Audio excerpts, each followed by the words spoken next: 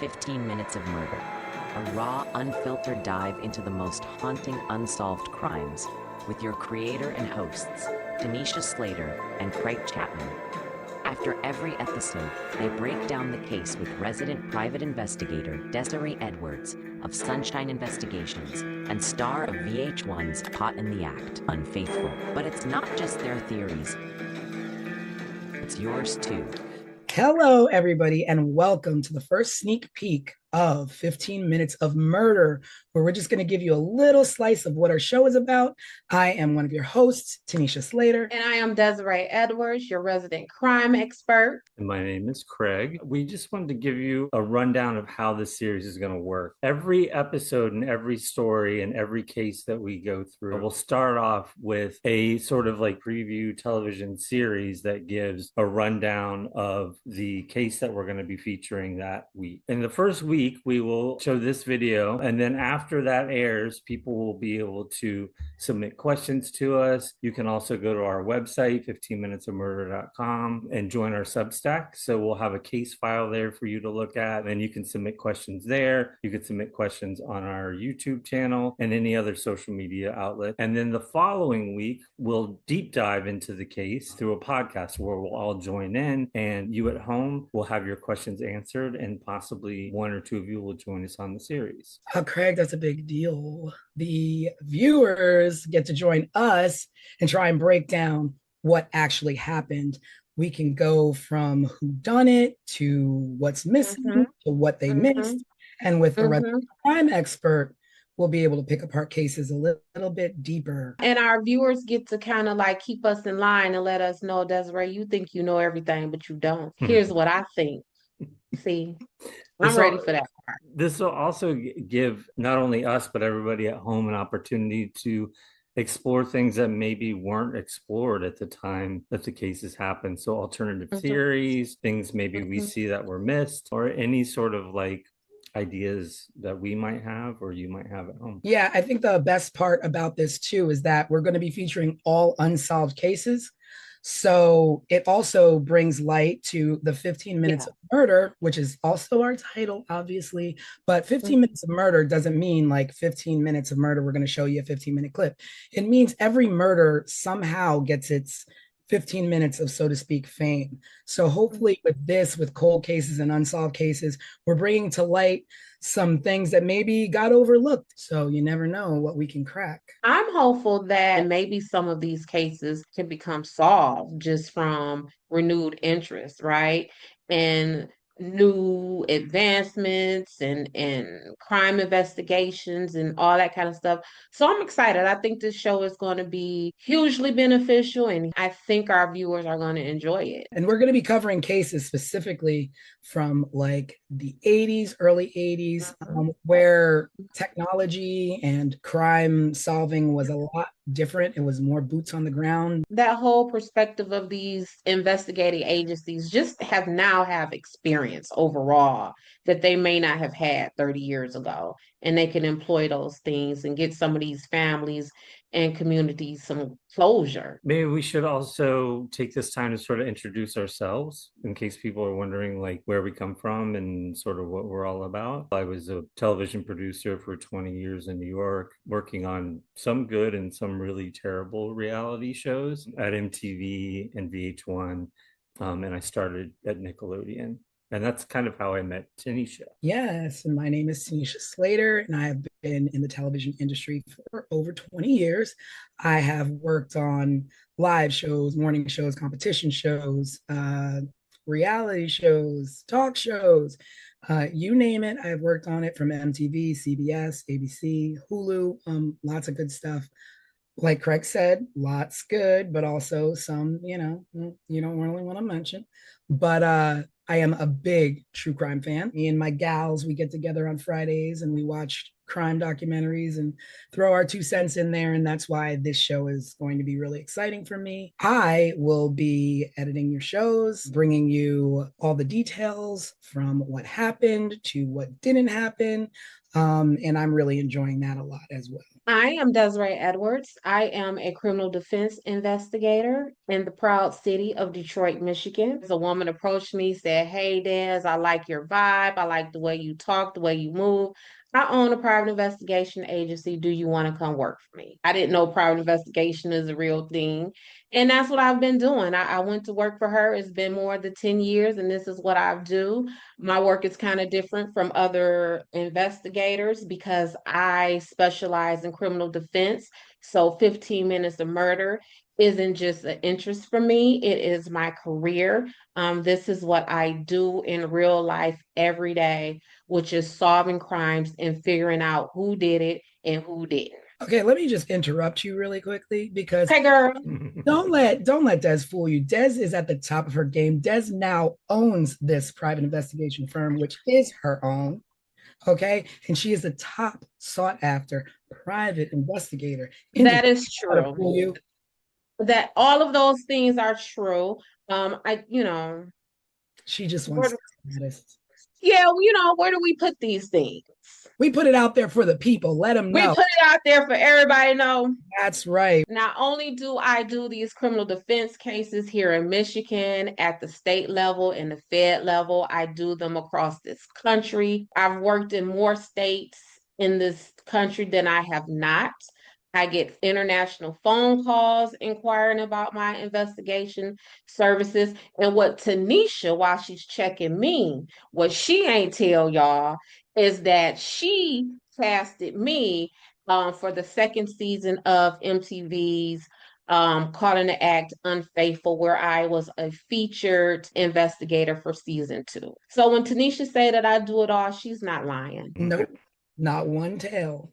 We're going to bring you some good programming and we're going to have lots of amazing, great conversation and hopefully, bring some things to light and hopefully you will enjoy our show. Yeah, lots of really good cases coming up. And again, just another quick rundown. Each week we'll feature a short sort of television style series that gives a background on the case that we're featuring. You can then go to our website, 15 Minutes of Murder, check out what we have going on there, and to also link to our Substack where you can download a case file just to get more information. You can submit questions there, and you can submit questions through our YouTube channel as well. You can just comment below our videos. The following week, we'll dive a little deeper here on the podcast for the series. We'll answer your questions, give our own opinions, and also, at some point, maybe bring a guest or two on the series to join us as well. Thanks for tuning into the preview. Let us know what you think, if you have any thoughts or ideas, and we will see you in a couple weeks.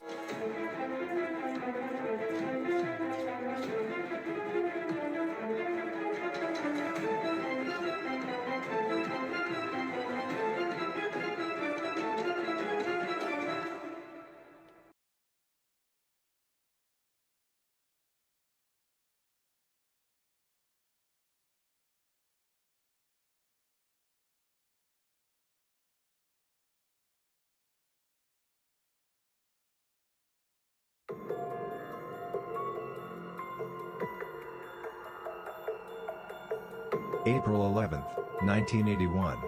A quiet mountain town in Plumas County, California. A cabin in the woods, and one of the most brutal, unsolved mass murders in American history. This is 15 Minutes of Murder.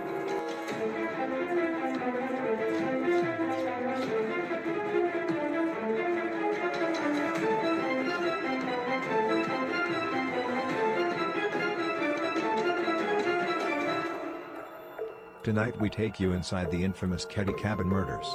A case so disturbing it's haunted investigators for more than 40 years.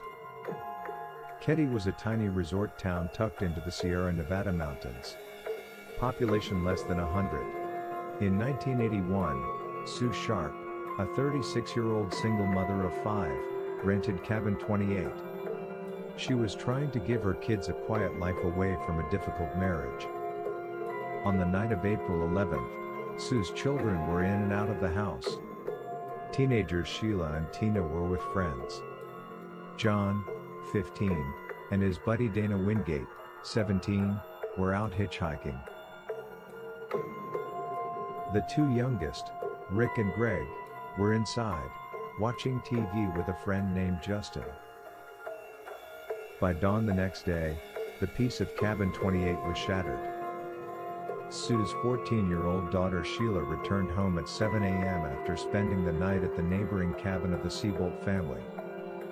What she found would scar her forever. Inside the living room, her mother Sue, her brother John and his friend Dana were dead, bound with medical tape and electrical cords.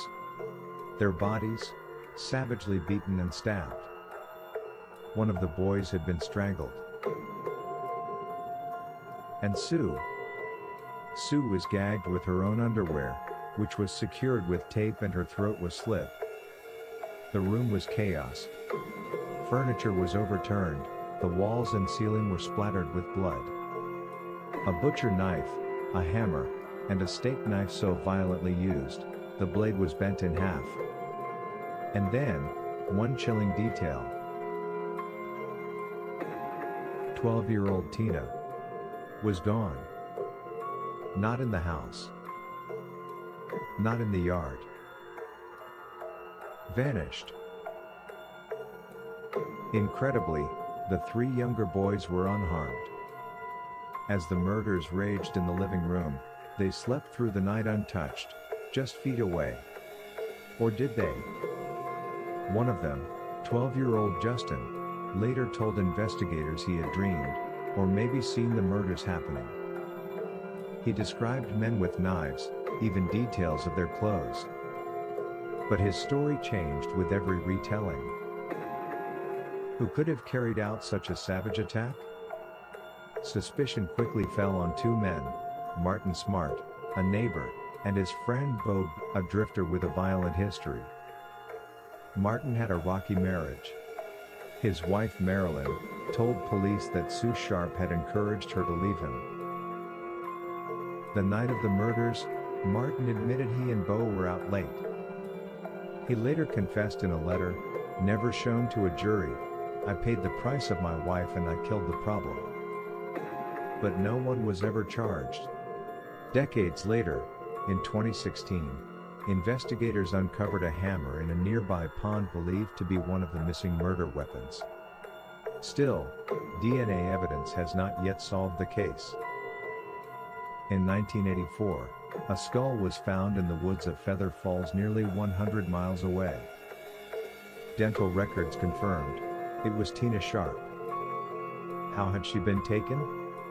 Why was she separated from the others? And why, after 4 decades, does this case still remain unsolved? The Ketty Cabin murders are among the most haunting mysteries in American crime history. A family slaughtered. A child abducted. Multiple suspects. And a trail of evidence that always seemed to go cold.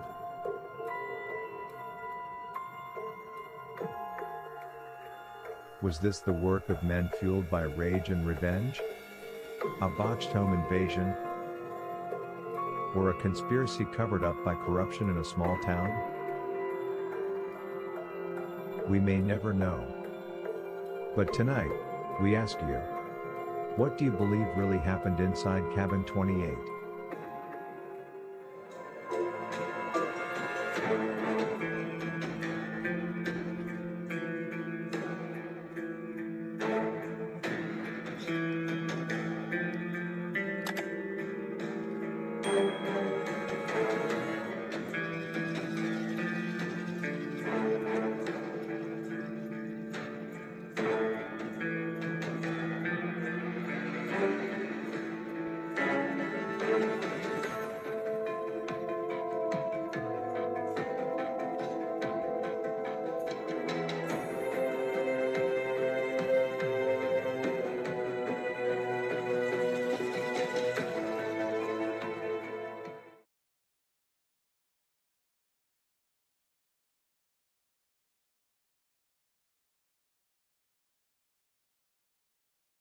When officers stepped into Cabin 28, they walked straight into a nightmare Blood smeared across the walls, bodies brutally attacked, 3 victims murdered, a child missing, and a crime scene so chaotic even seasoned investigators froze in place. And the horror that unfolded inside that cabin still leaves more questions than answers. Welcome to 15 Minutes of Murder, case file The Ketty Cabin Murders.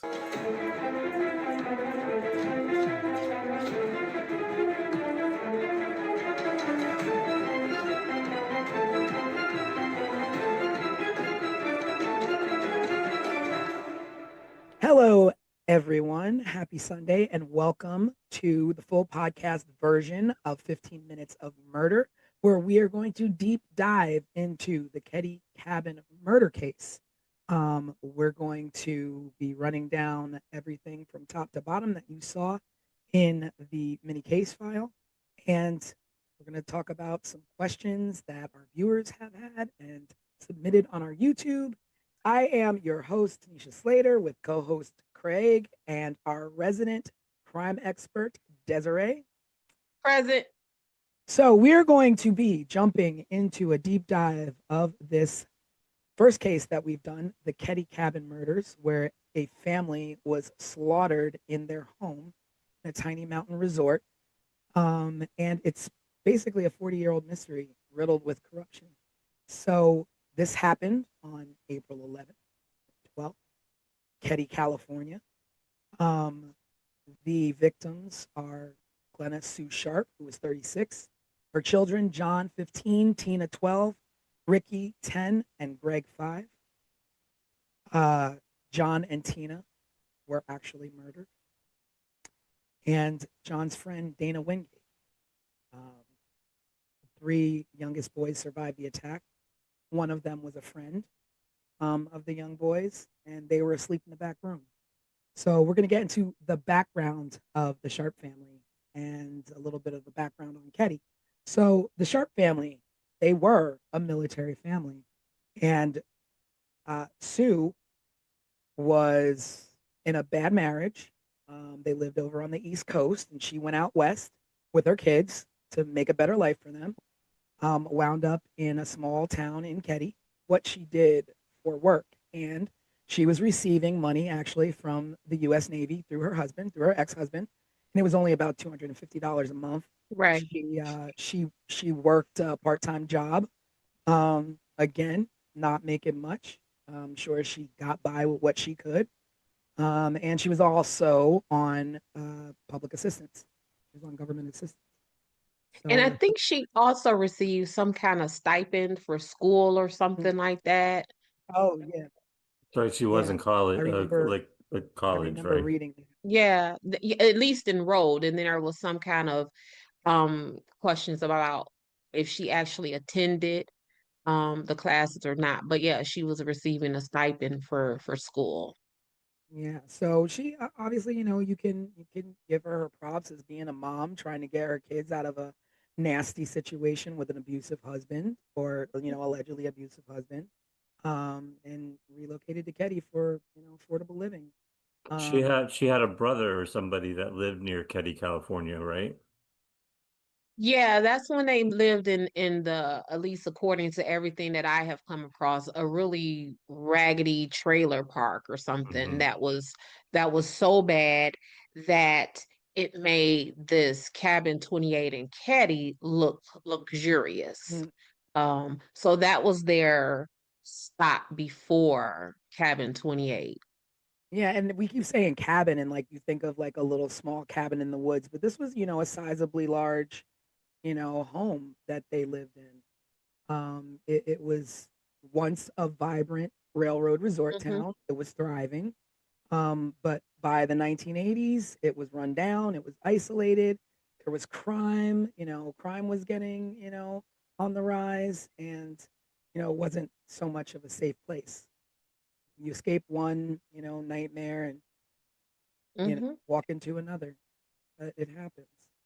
But a small population. Small population. I think, Des, you said, when you say small, we're talking Small. small. We're talking if the 3 of us, along with maybe 2 other people, we could count the amount of residents on our collective hands and feet, right?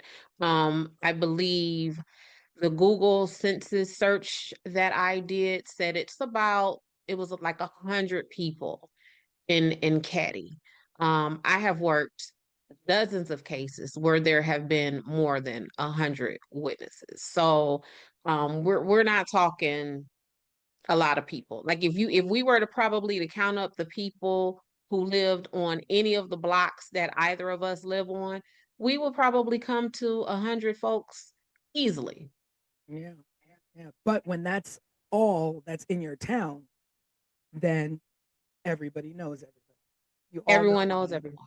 Or if you don't know everyone, you're related to half of the town.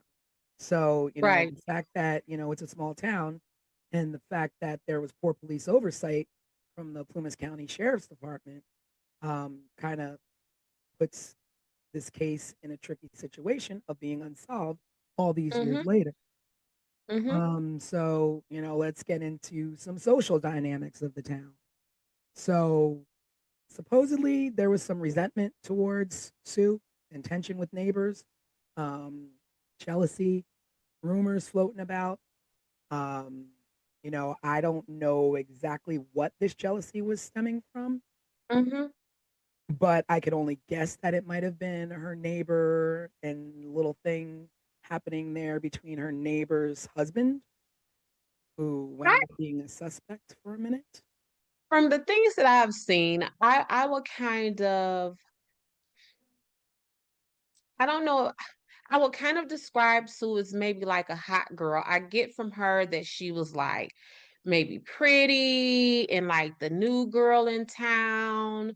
Um, that's the vibe that I get from her. And you know how it is when it's the even like think about when we were in high school or elementary school, when the new person comes, everyone is like, ooh, a new person. Let me look at that person. But I get that vibe from Sue that she was just like that girl.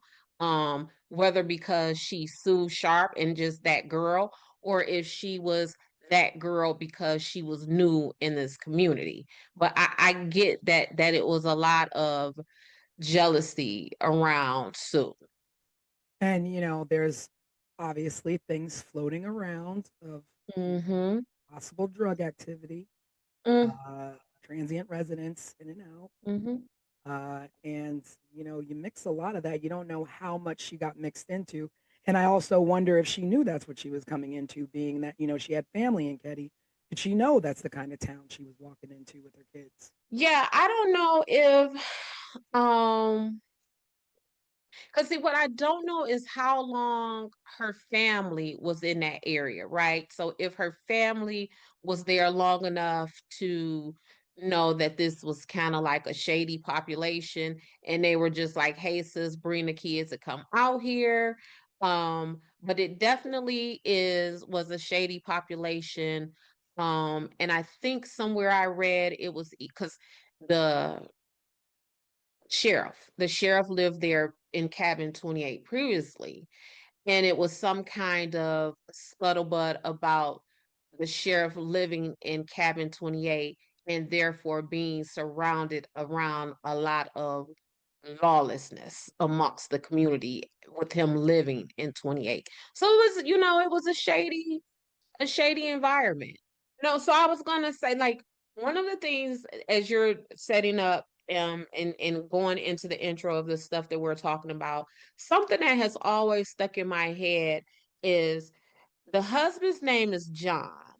I'm Mhm. sorry, James. James Sharp is Sue's ex-husband and this military person. What do we know about his discharge or whatever from the military? You know, Like, I don't know much about what yeah. going on. Like I'm wondering what was because it was the allegations that he was abusive to Mhm. Sue and the children. And the military, they have a whole nother set of rules. Like you can't be Oh, over yeah. here with this mess, right? So Not I'm at all. wondering if like he was discharged from the military in what that looked like Yeah, in his that is definitely interesting. And you also wonder like what uh did he have any role in or a say with her taking the kids, or was it, she Yeah. just got up and left? Because even like how much contact would he have had with those kids? Because what we know about children, they gonna run their mouth Yeah. and they gonna tell everything. And if he was on the phone with any of those kids at any time and Sue had some mess going on in and out that house, Dad, mommy was hanging out with so and so and so and Mhm. so, and mommy was, you know what I'm Well, saying? but we have to remember too, it's 1981 or It in the early is. 80s, and we didn't Yep. have like quick, call up dad on FaceTime and tell him all Yeah, about what but mom did but on the even if weekend. even if it was a pay phone call once or twice a month, kids are always kids. Kids are always going to tell. So even if it was that monthly call, it would have been daddy, mommy has been hanging out with these people. And as Yeah. far as the investigation goes, um, was James ever part of that? And did he ever report back to the investigators any information that the kids will have given him about the company Sue was keeping? True. Like, just where is James? I think that's a good question. Like all the research I did and all of the background I read about this case, they mentioned him and they mentioned that she moved a pretty long distance from the east coast of Mm-hmm. the US all the way out to Keddie, California, which I believe is like northern mid California somewhere up Yes. in the mountains. But that was the extent of it, just that he was abusive and that she bounced and took the kids with her. Yeah. Because I'm gonna tell y'all, when I'm working cases and I really want to find out some good stuff about someone, I will go into the family court side because typically courts have two sides, the criminal side, well, maybe three, criminal, civil, and then family. So I would then go into the family court side and run a person's name to see if there were any divorce filings, any paternity filings, any child support filings. And I will go and talk to that person and get tons of information from those people. So essentially, I'm going to find your baby mama or your baby daddy to give me all of the tea on you as an investigative tool. And I think that Mhm. if they didn't do that with James, they may have missed Mhm. a lot of information. But also the fact that, you know, a lot of people and a lot of things that I've read in the specific site where I read that, she wasn't exactly the ideal mom who everybody painted her out to be, and that she was actually renowned for leaving her kids and abandoning her kids and leaving them at home to fend for themselves, and that she spent most of her time with her best friend named Nina.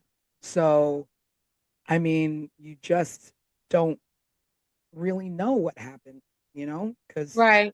but when I, people are saying, I mean, people are quick to say when you leave your kids, when you're not a good mom, people are quick to, point that out and just, spread that.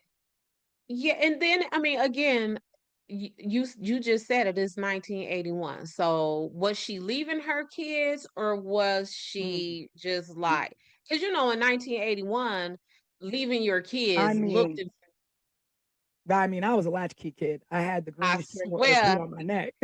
in 1981, it was you leave the house in the morning when you wake up, and then you come back at maybe street light time or something like that. So to say that she left the kids, right?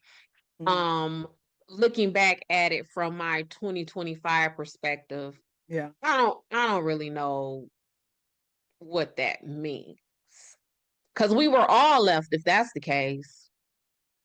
Yeah, certainly. I had an older brother, and the second my parents were gone, and he was supposed to be watching me, he was gone and down the street with his friends. So I was home alone all the time until like the neighbor teenage girl would come over and sort of like babysit me until my parents would come home. Right. Yeah. So So I kind of want to give Sue some credit on that. I don't want to necessarily say, oh, she was a neglectful mama and she was ripping and running the streets. Yeah. I Yeah. don't want to go there with Sue just yet. Yeah. I mean, I was looking for a little more information on the husband, and yeah, no, the only thing I could find is what we already talked about. yeah, Mm-hmm.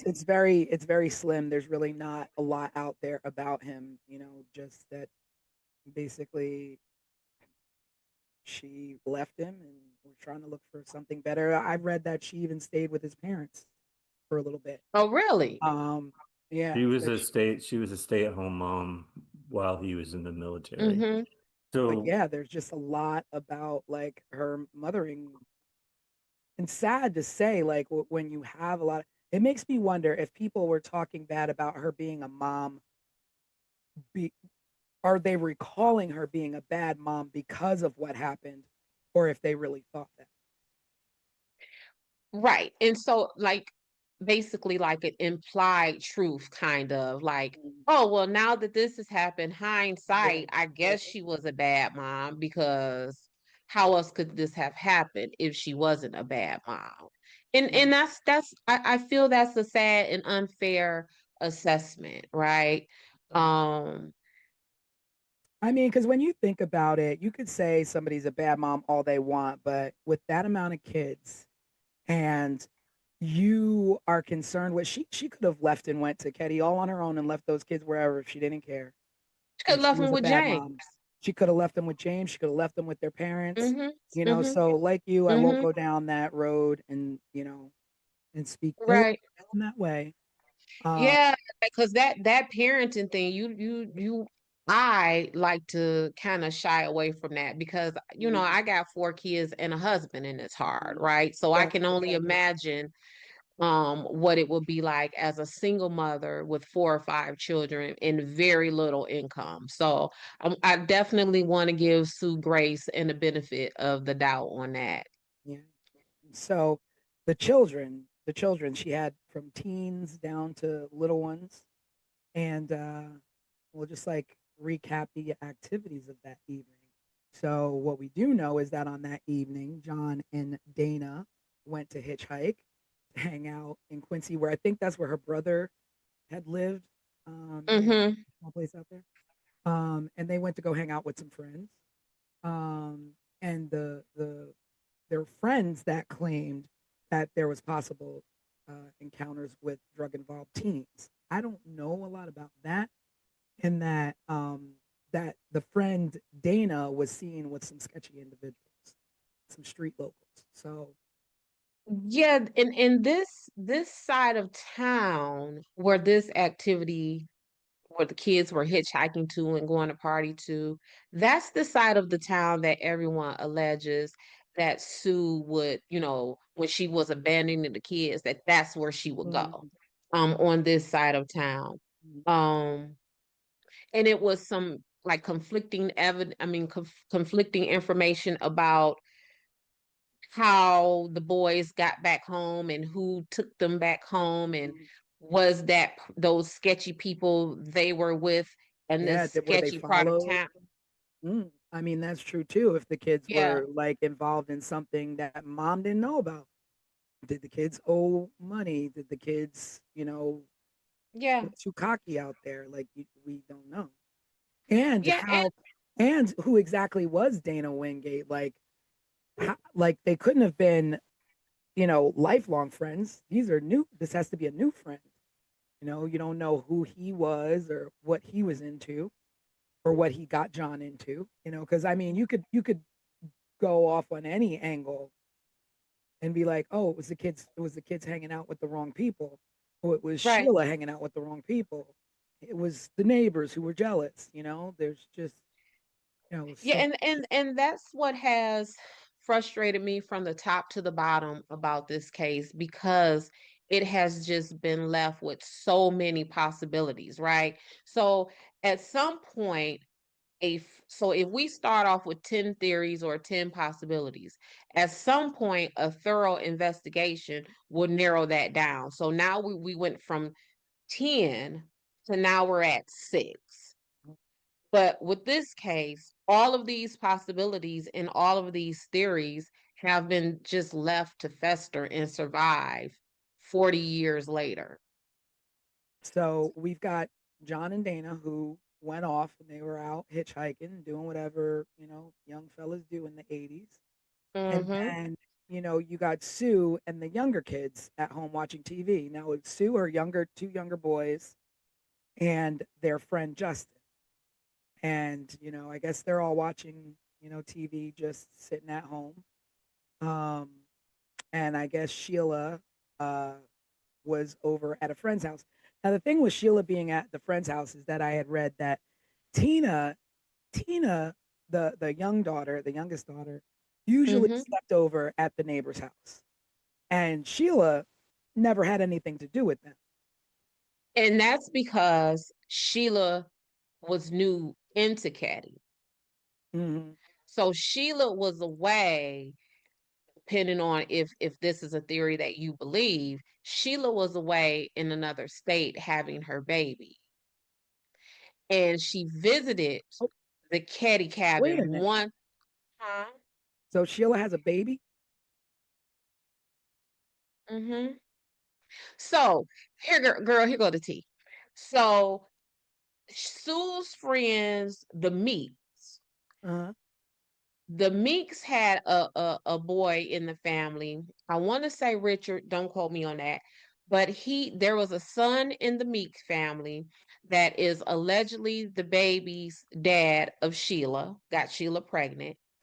Sue sent Sheila to Oregon to stay with relatives there and had the baby. So by the Oh, time, so by the time Sue and the rest of the family moved into Caddy, Sheila was away in Oregon. So she came to visit them like December, maybe the Christmas, because the murders happened in April. mhm. So then Sheila would have went to visit them around Christmas. So that would have been Christmas of 1980. Then April of 1981 is when the murders happened. And a few weeks before the murders happened, so now we're in late March of 1981, is when Sheila moved in to Caddy with the rest of the family. So then that makes it even Mm. stranger that she Even would be at the stranger. neighbors and no baby. And no baby. So that's a whole nother theory, right? Where supposedly the Meek family was pissed off at Sue for putting this baby up for adoption because the Meek family wanted the baby. And the Meek family saw this baby as the first grandbaby of the family. Oh, wow. And So where did the Meek family live?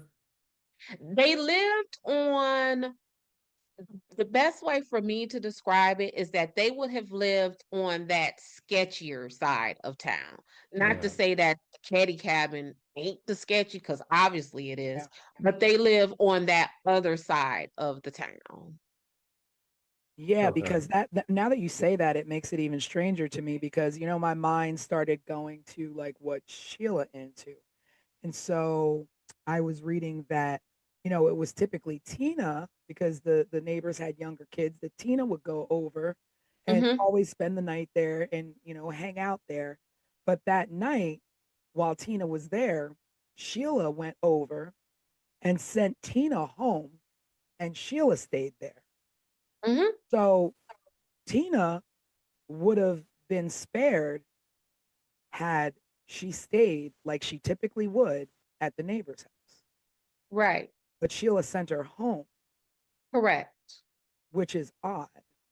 Which is odd. Um, Sheila sent Tina home from the cabin that was right next directly door next door. to them. And no one in that home allegedly heard any noise, any bumping up against the wall, anything coming out of that house. And what was also something to me about the Seabolts is that because that's the family who Yeah, lived the in that neighbors, cabin the next door. Seabolts. They said, I got it in my notes because it stuck out to me crazy. Y'all give me 1 second.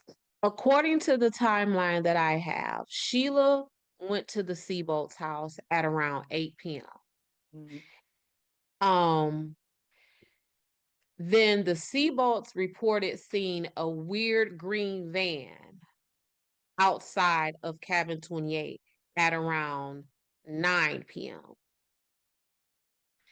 Then Tina is sent home at 9:30. Which is late for a 12-year-old, right? I think she was 10. No, she was Yeah, 12. and that's 10. But not only that, this is what struck me. This is a town of 100 people.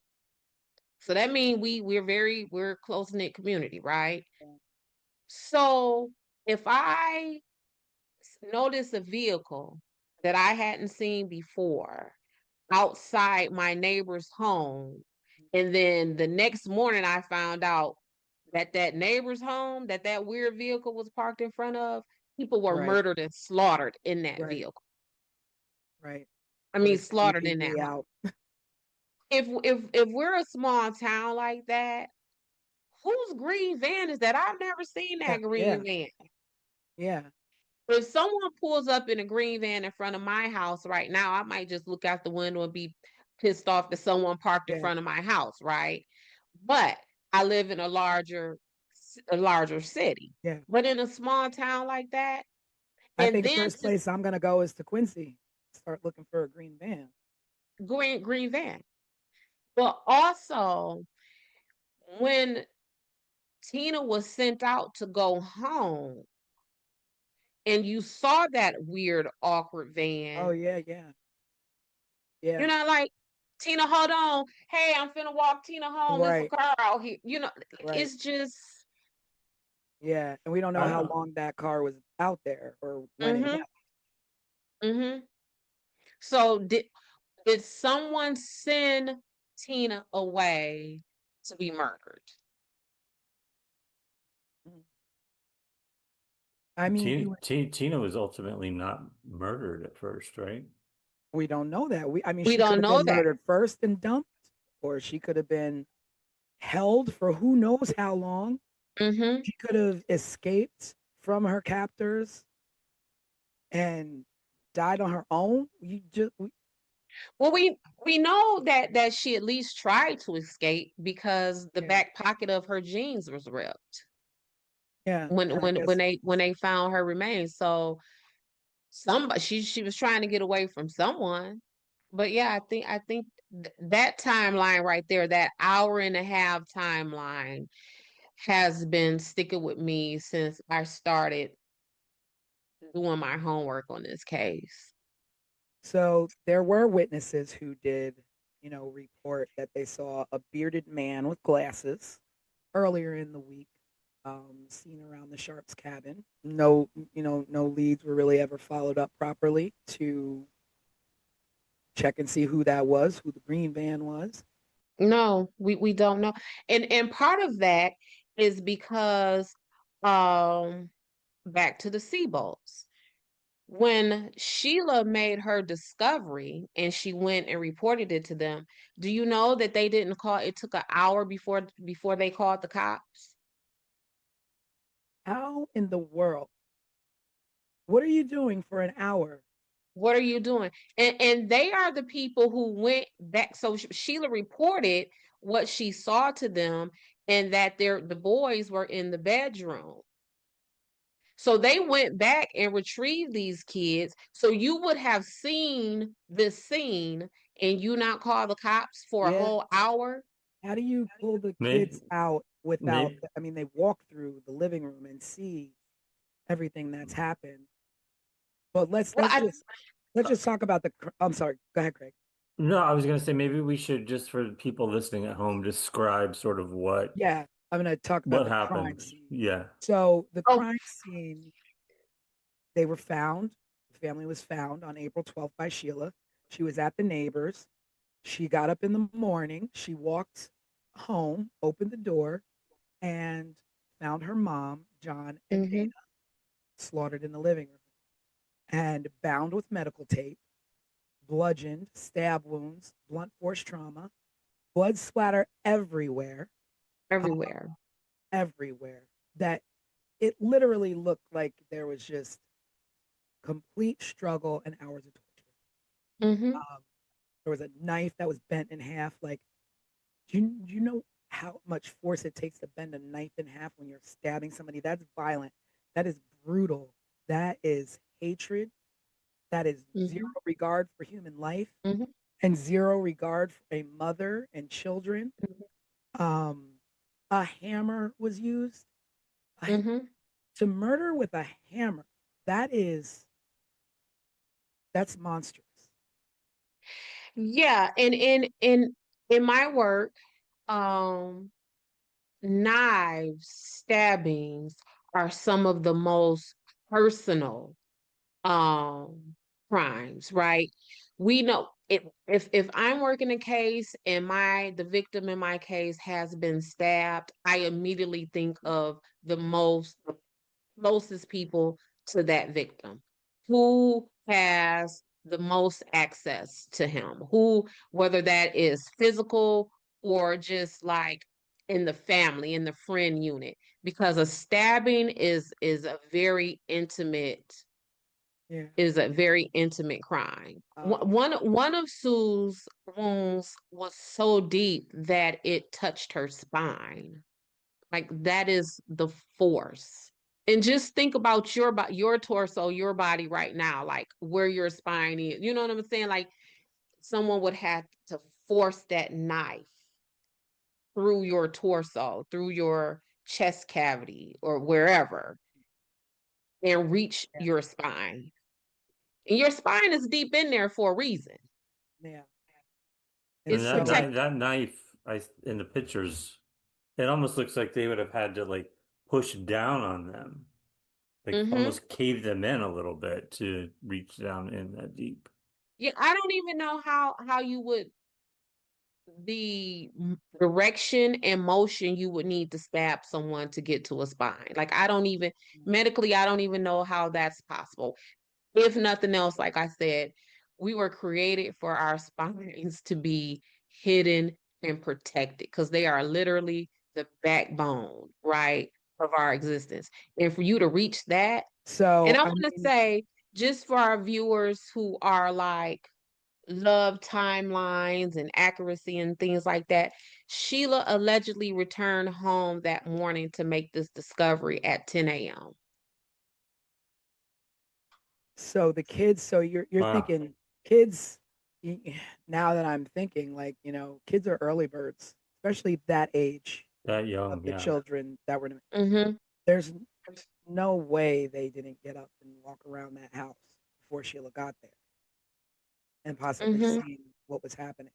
The neighbor, was it the Siebel father was the one that went to the back door to get the boys out? The boys that survived came out the back door. They didn't want to take them through Mhm. the house to see the murder scene, essentially, is what I read. Yeah, and so I get that, but what also I don't get about that is if you walk into the home and you see all of that carnage and you see in this other room over there that there are alive people, you just leave them there. You don't say, "Come on, y'all, let's go, let's get out of here." What do Yes, you she left and went to get she went back next door, right? right? She went back next door, but if she would have saw them, why wouldn't it have been, "Come on, y'all, let's get out of here"? Or if they saw her seeing them, then why didn't they say, "Don't leave, Sheila, don't leave, take us with," you know what I'm like it I don't know. It's just so hard because it's just like, you want to put yourself in that situation, like just visually to try and think of what you would do or what happened. mm-hmm, But if I walk in the door and I've just gone through having my own child, let alone these are my baby brothers, like I'm storming through there, I'm going out the back door with them. Is someone still in the house? Are they still right, there? right. Like, how do you? Where's the sister? Where's my little sister? Yeah, where's my little sister? Like what? Yeah, what are they? Ricky, Greg, Justin, where is Tina? Yeah, Hmm. Yeah. I mean, Where's Tina? So it's again, it's we could do this. This caddy stuff is enough to but carry. it's like the theory or whatever is that either one, the killers weren't threatened by young kids or even worried about these kids being able to identify them, or be able to pick them out of a lineup, or they knew them and were like, let the kids, that's not what we came to do. But what did you Hmm. come to do? Like, what is the Right. point? Like, why? And there goes the motive again. Why? Why? Like, Yeah. why do you slaughter a mom and her two sons? Were you there to murder Sue and the younger boys intervened and you had no choice there? Hmm. Or were they all sleeping? Like when the boys came home, like what were they doing when they were approached? Or when someone broke in? Did they break in? Did they sneak in? There was no signs of breaking in. So they Right. obviously just came in. Right. Yeah. Well, no one needed to break in, because the way the house was laid out, like you see how the in the pictures, the front of the cabin looks very cabinish. Mm, And the back of the house looks very houseish, yeah. right? And that's because it's a addition back there. And the older son, I want to say is John, he lived back there. And there was only one bathroom. And so they kept the house open so that John could come in and out to access the bathroom and, the kitchen and, sit around with the family. So the door would have always been open. No one would have needed to break in. No, there wouldn't have needed to be a sign of forced entry. So like thinking and knowing and knowing about the case, three basically grown-ups, because when you're a teenager, you're big enough. Hmm. I mean, you see the boys, they're not little, you know. They were So 17 at the time, right? yeah, so I mean, Hmm. they're nearly on their way to being young men. So there were multiple weapons. I mean, I don't know from experience, but I do know that murdering someone is a physical, exerted activity, Hmm. um, because you're fighting someone to overtake them. And Yes. so, can one person overtake two boys and a young mom trying to protect her kids? So, is there more than one? Yeah. I was for that scene, the way that scene looked and the damage that was done to Sue and the children, I would dare say that it was maybe two or three people in that house, because we would have needed someone to not just cause the harm, but we would have needed someone to control that scene. Because otherwise, you know, someone coming out the window, Yeah, someone's running out the back door. And yeah. in fact, while we're talking about the back door, there was a weird fingerprint or thumbprint on the railing of the back stairs, And linked to who? unidentified. Yeah, that's what. So, Ketty, this is what we're talking about. And but that jives with, maybe that's the reason why there is no forced entry, because if you are Sue's friend and you visited the family regularly, you would probably know that they kept that back door open. So if you're coming in to murder them, Yeah, where are you coming from? You're coming from the back door, and you may have planted that thumbprint on the rail as you're coming up and down the stairs. But yeah, that's the cabin.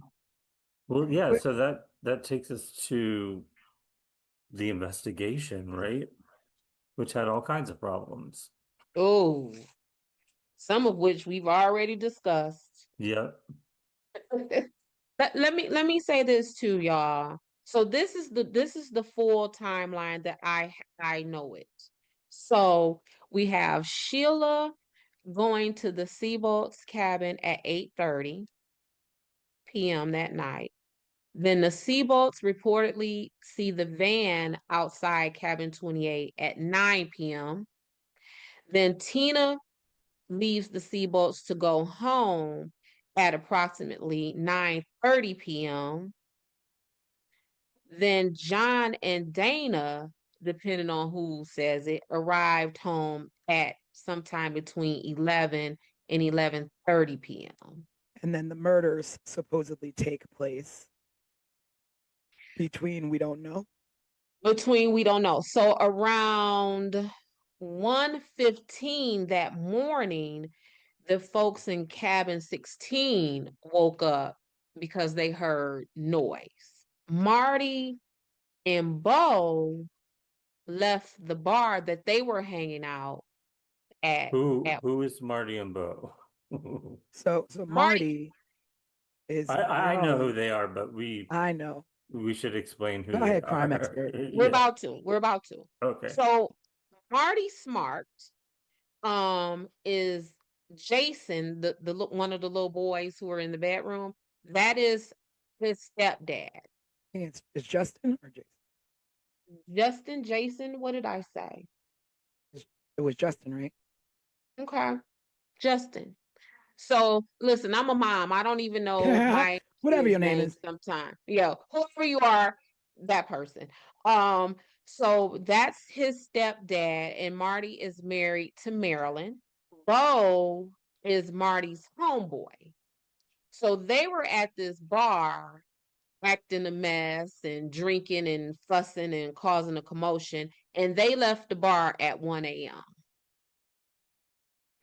Now, And the two of them were actual suspects.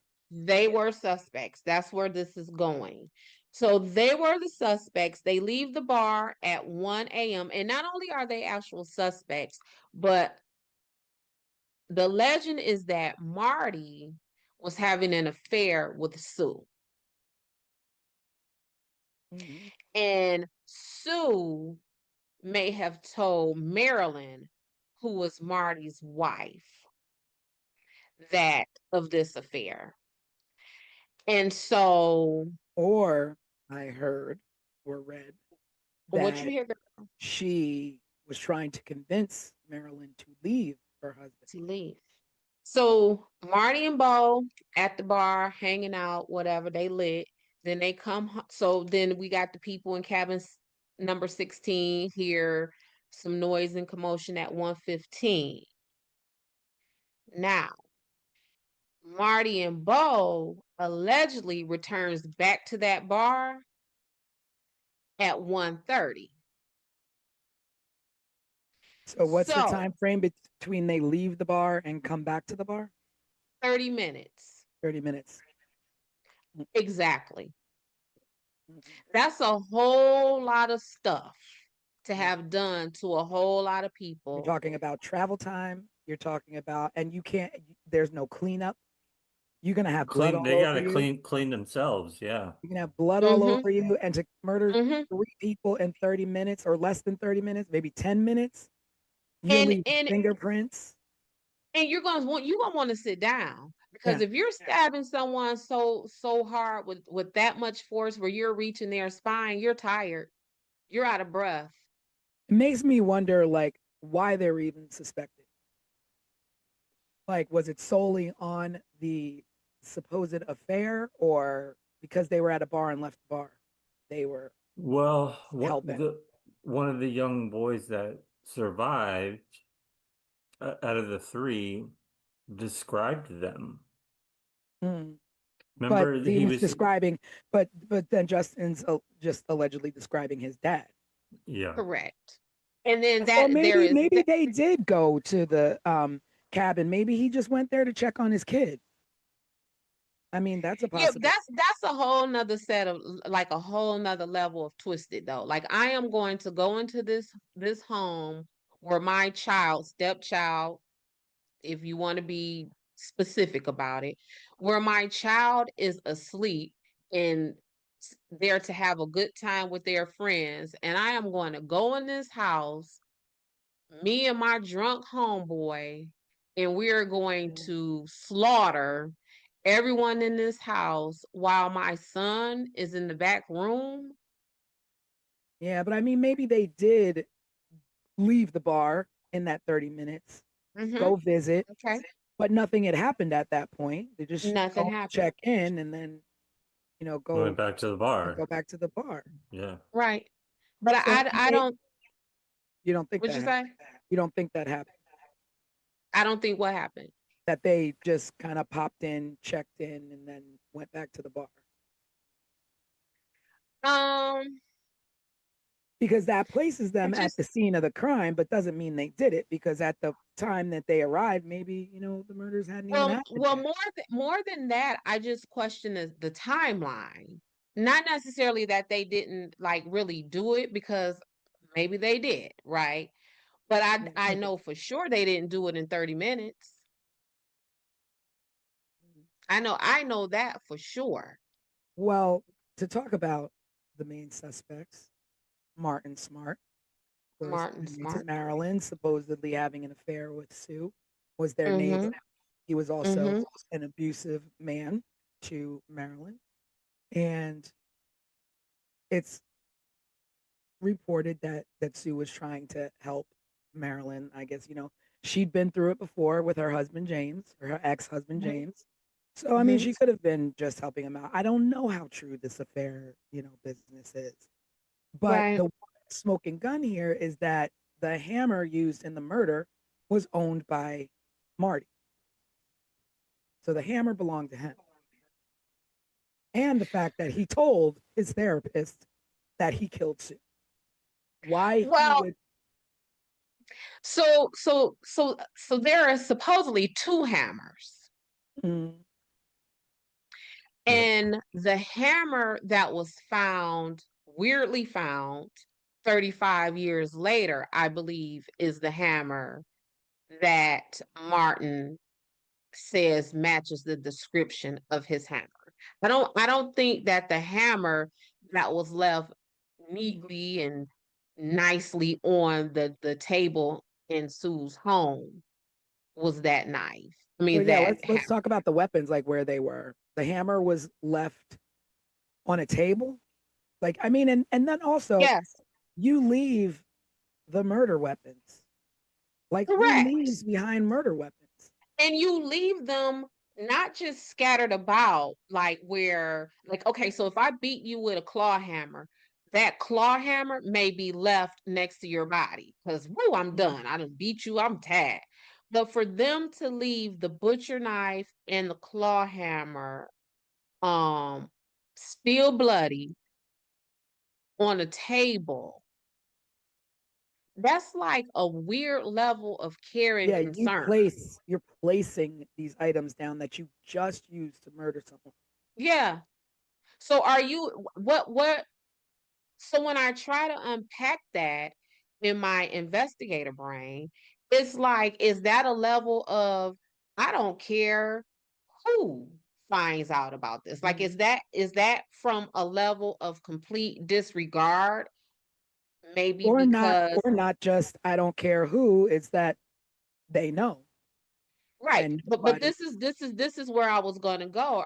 Do you, because if we're going to run with the theory that Martin Smart and his homeboy did this, did Martin Smart and his homeboy leave those weapons at that table because they disregarded being caught, because they are close friends with Mhm, Sheriff Doug Thomas? And if mhm. I just killed these people, I don't care where I leave this nice. My homeboy is the sheriff. He got my back.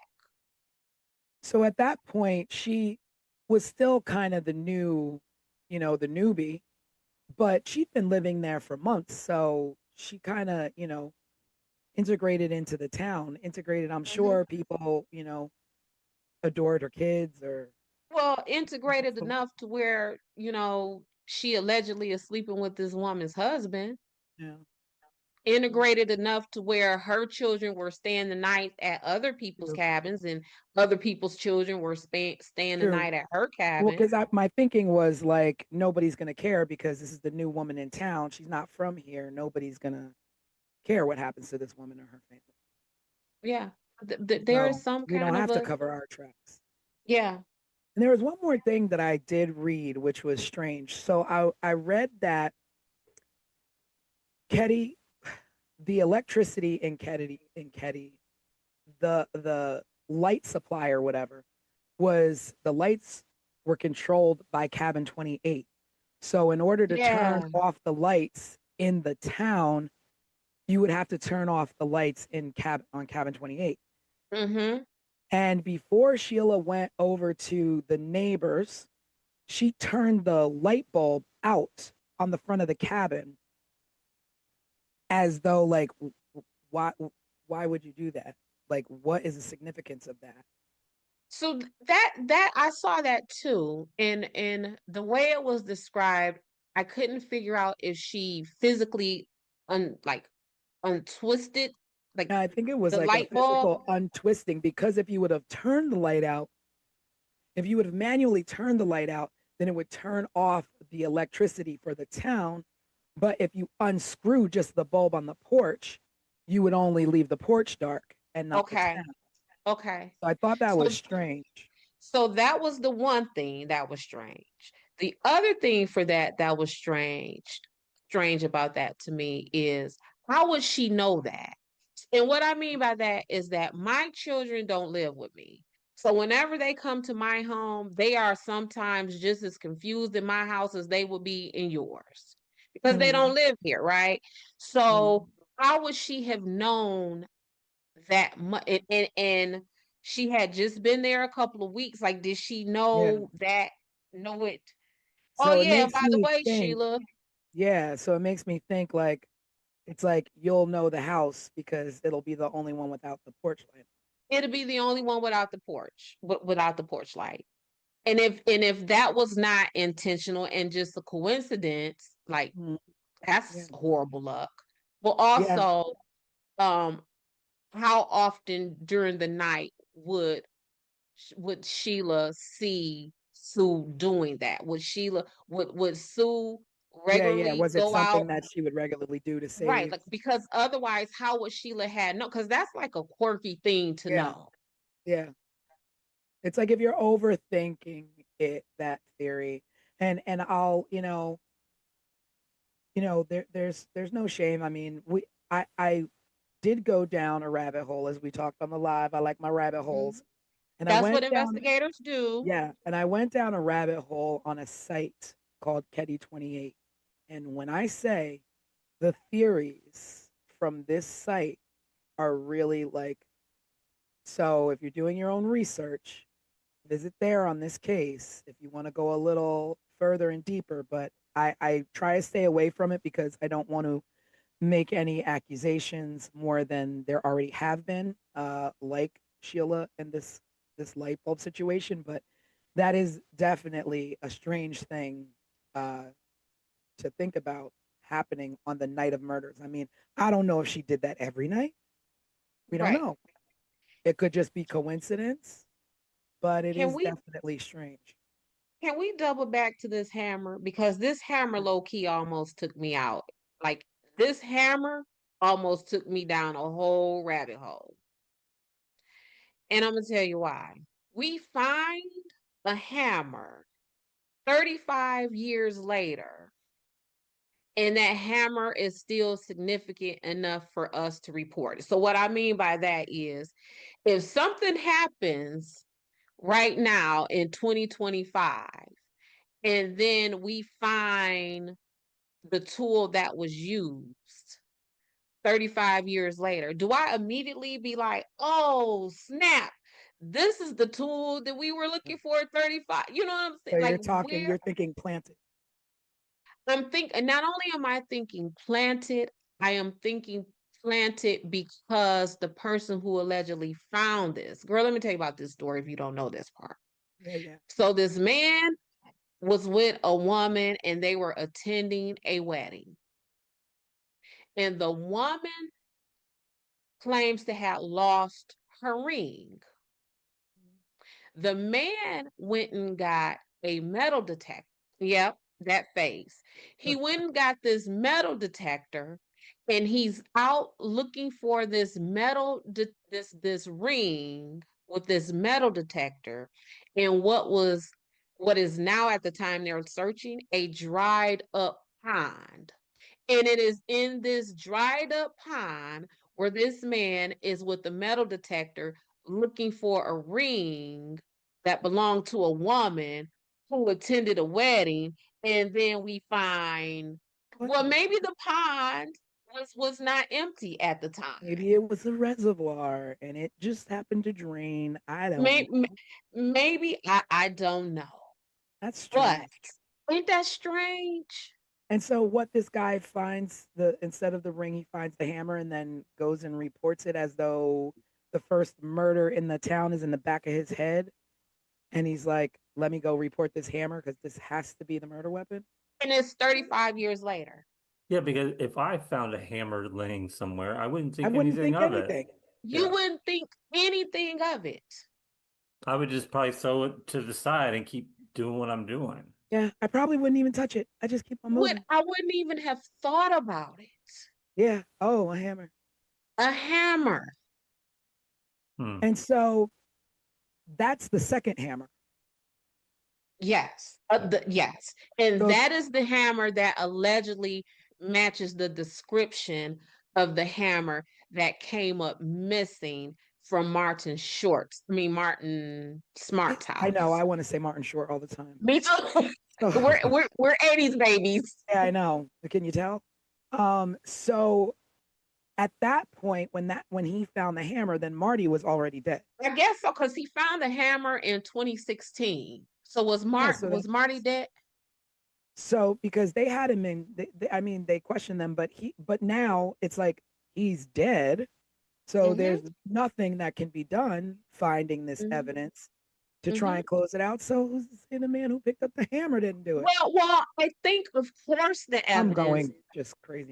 was not going to close this out because it was reported to the detective from the Sacramento Department of Justice, because that's who they called in to work this case, to take it out of the jurisdiction or whatever for the Plumas County Sheriff. But those Department of Justice people were not homicide detectives. They were organized crime agents. So, not to say that they don't know how to conduct a homicide investigation, but that. Yeah. So to recap about botched evidence, now we're talking about a hammer found 35 years later in a dry pond. So there was contaminated crime scene evidence. There was no neighborhood sweep done. There was no forensic preservation whatsoever. There was interviews were delayed, and in delaying interviews, you give people enough time to get their story straight. And tips were ignored. So people giving tips of saying, hey, I saw a green van the night of the murders. Hey, I saw a strange man. These things were ignored or weren't followed up on. And I don't know whether that's from a small town and not having the experience, but I mean, you have the common sense. I mean, there's common sense. Literally our country is steeped in crime. I mean, you watching old episodes of FBI and all this, and you're the police chief of a small town. I mean, I'm pretty sure you know what to do first. I mean, everybody pretty much knows what to do in the first 48 hours, in the first 24 hours. Question everyone. I was about to say, you just talk everywhere. To people. Comb the neighborhood. And as far as like stepping in and contaminating crime scenes, I get that. Like, you don't know what the hell to do when you walk into something like that. But I think even back then, what you're saying is contaminating a crime scene. It may not have had the same importance that it may have today. And the reason why I say that is because contaminating a crime scene in 1981 means what?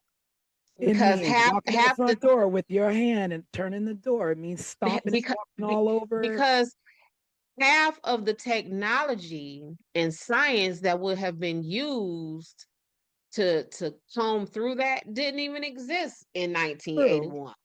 So true. what But again, you don't want to walk into a crime scene stepping on blood spatter or touching anything. Touch nothing.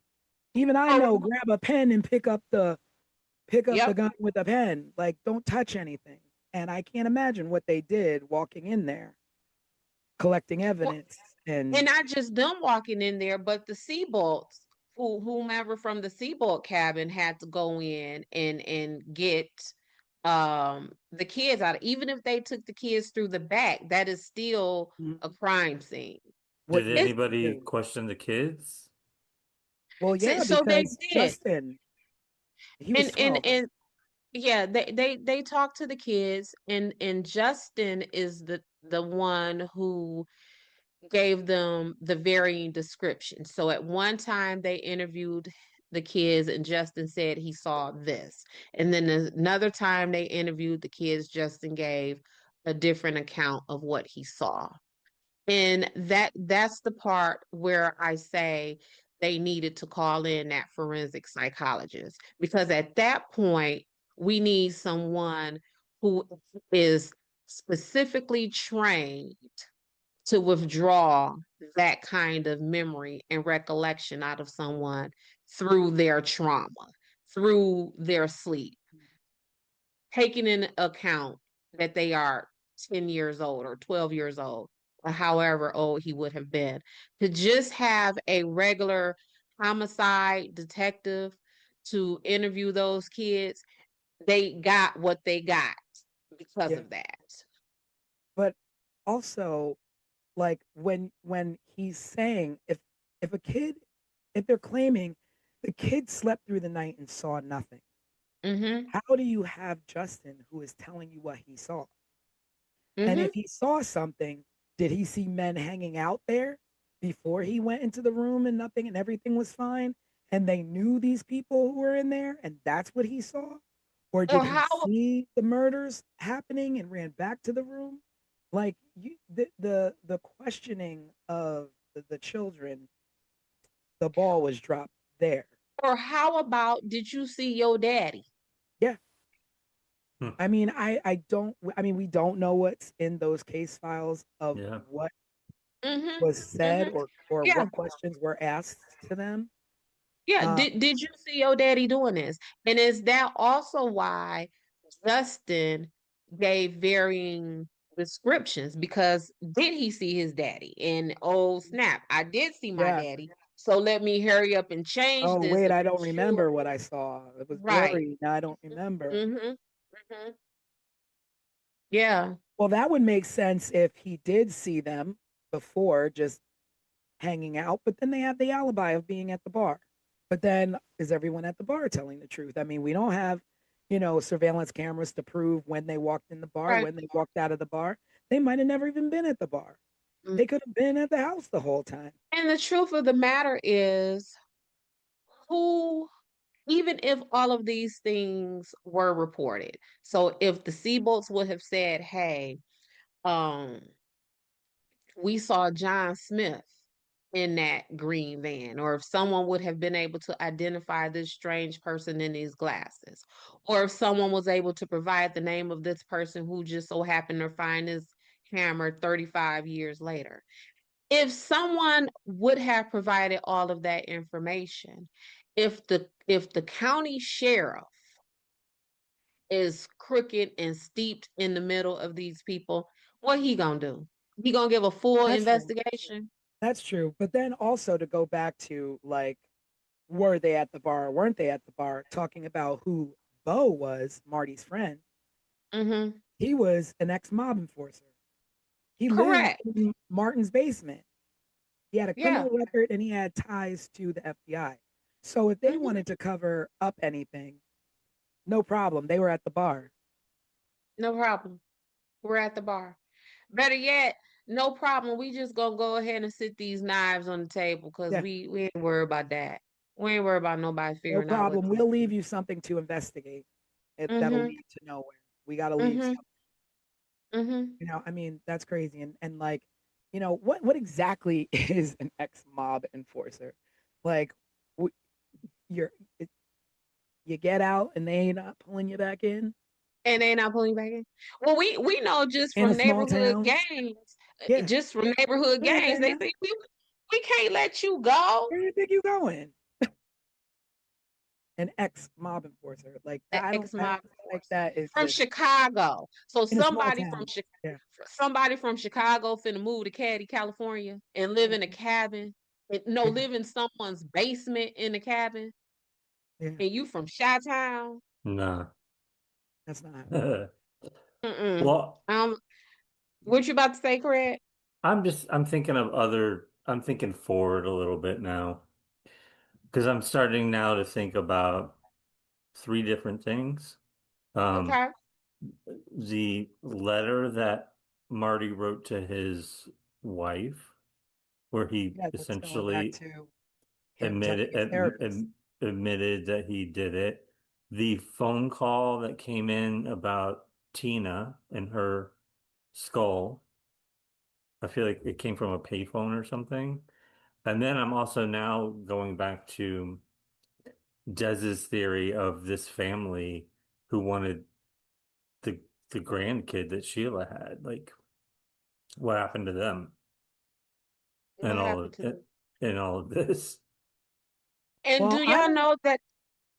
do y'all know that that call to report Tina came in almost 3 years to the day that the And do we Katie know murders who the happened? call came in from, or it was anonymous? It was allegedly anonymous. Because I feel like Yeah. that's a whole nother element to Mm-hmm. this is where did Mm-hmm. Tina go? Where's she been for 3 years? The skull was found 100 miles away from Ketty somewhere. Yeah. So And Tina was how old when the murders happened? Who, Tina? 12, Yeah. She was And 12. so and so at the time they found her skull, she would have been how old? 15, 15. going on 15. But she could have been dead the whole time, you know? She could have been dead for Maybe. three So years. so Craig, you're thinking like she I was see your wheels turning, Tanisha. so you're thinking that the people possibly who no, that's not.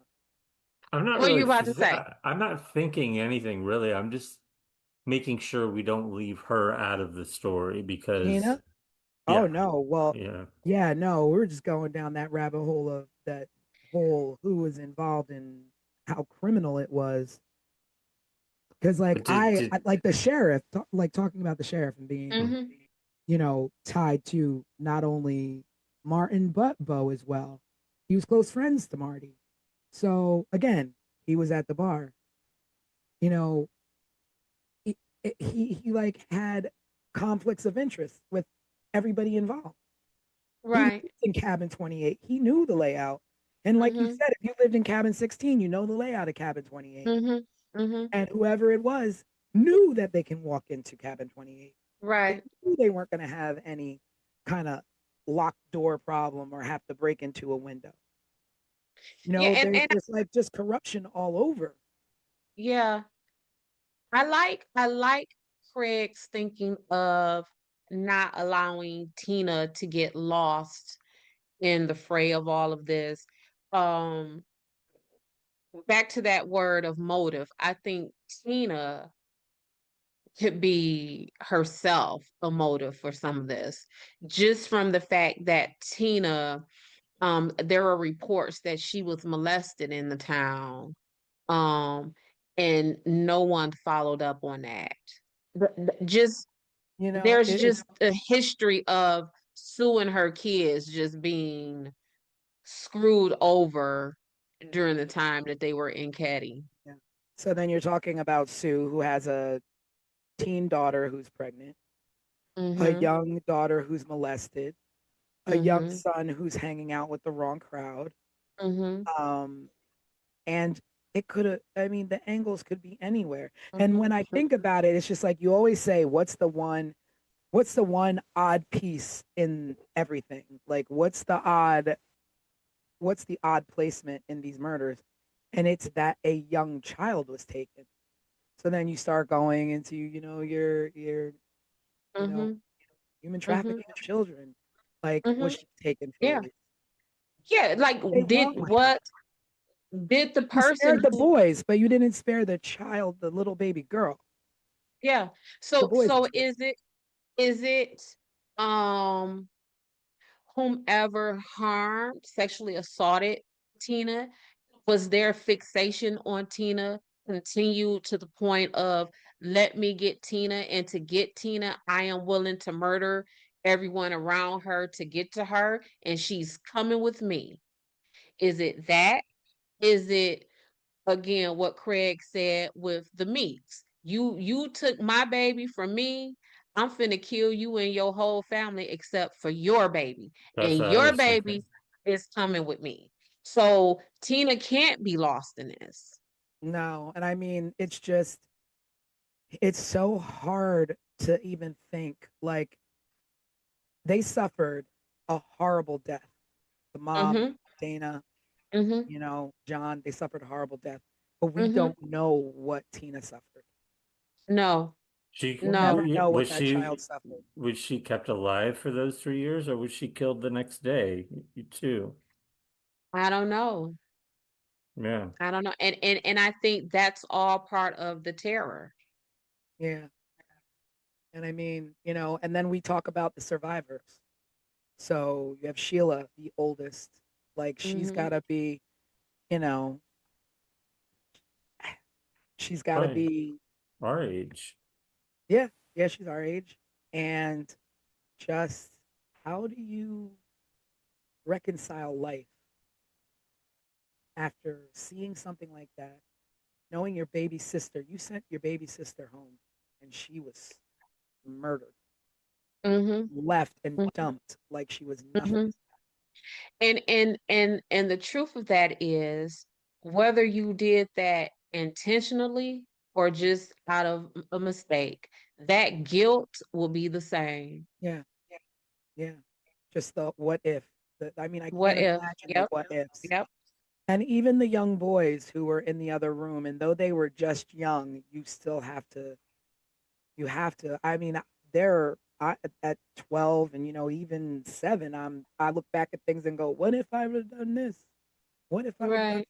let alone, my big brother, my mom, you know, done the way they were done.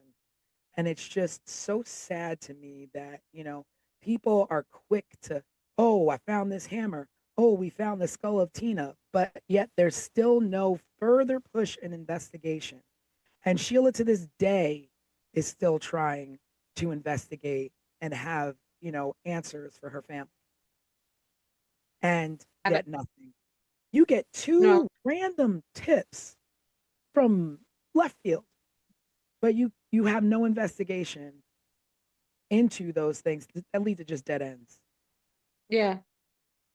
And Sheila Yeah. Sheila did do an interview, I think, with People in 2016, Mm-hmm. talking about her experiences. You can also find a lot of videos on YouTube of with her and her brother revisiting Ketty, actually, and it's very hard to watch them revisiting and recalling memories from that time.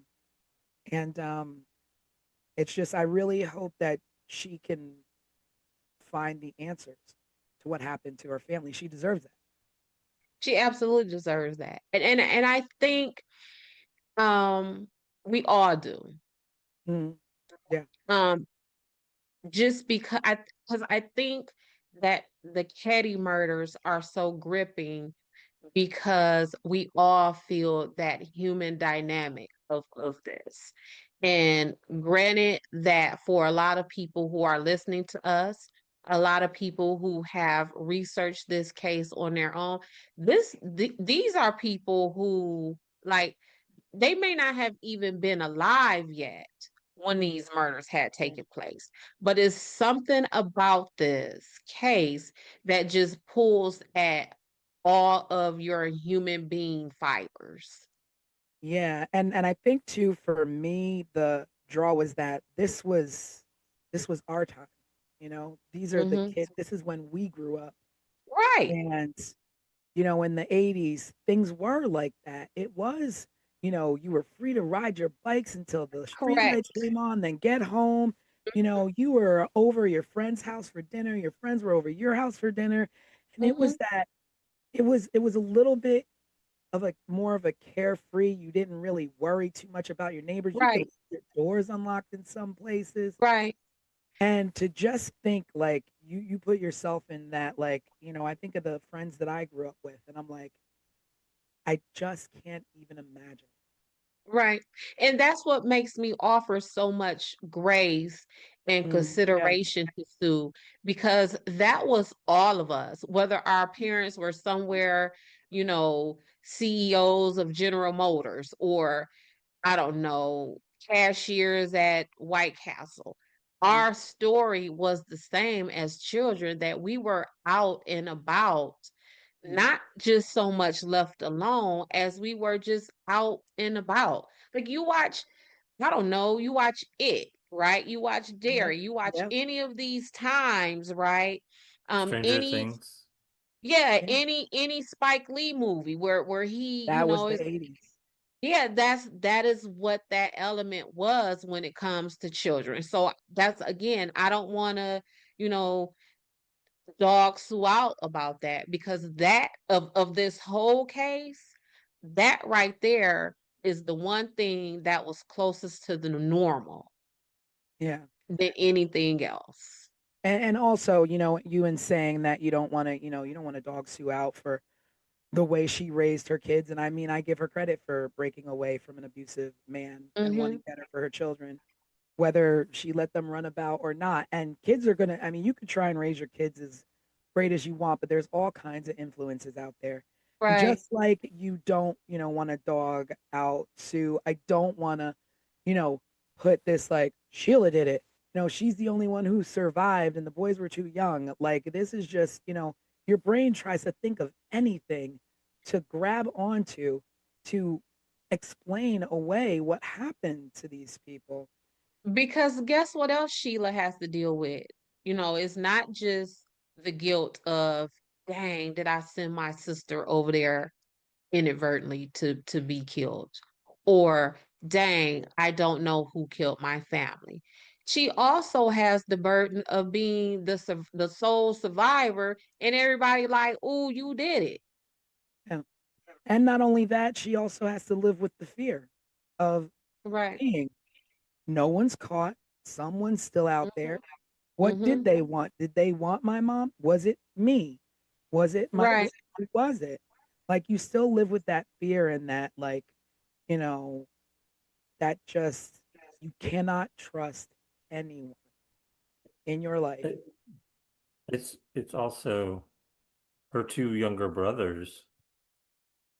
They were ones that I could never find any information on during this Yeah. whole research Yeah. process. And I But they're mean they're that's still alive and they're still out there. yeah. But I mean, you know, at that point I'm like, you know, they have to be protected.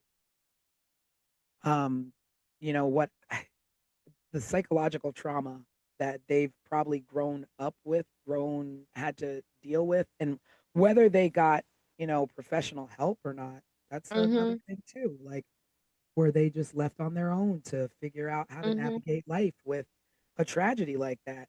Did they grow up with anger? Did they grow up with hatred? Did, you know, they grow up to be kind young men? Did they grow up to be family men? I mean, I don't know. Hmm. Yeah. I don't know. Yeah, I no matter who actually committed these atrocities to this family, right? Um, I blame law enforcement.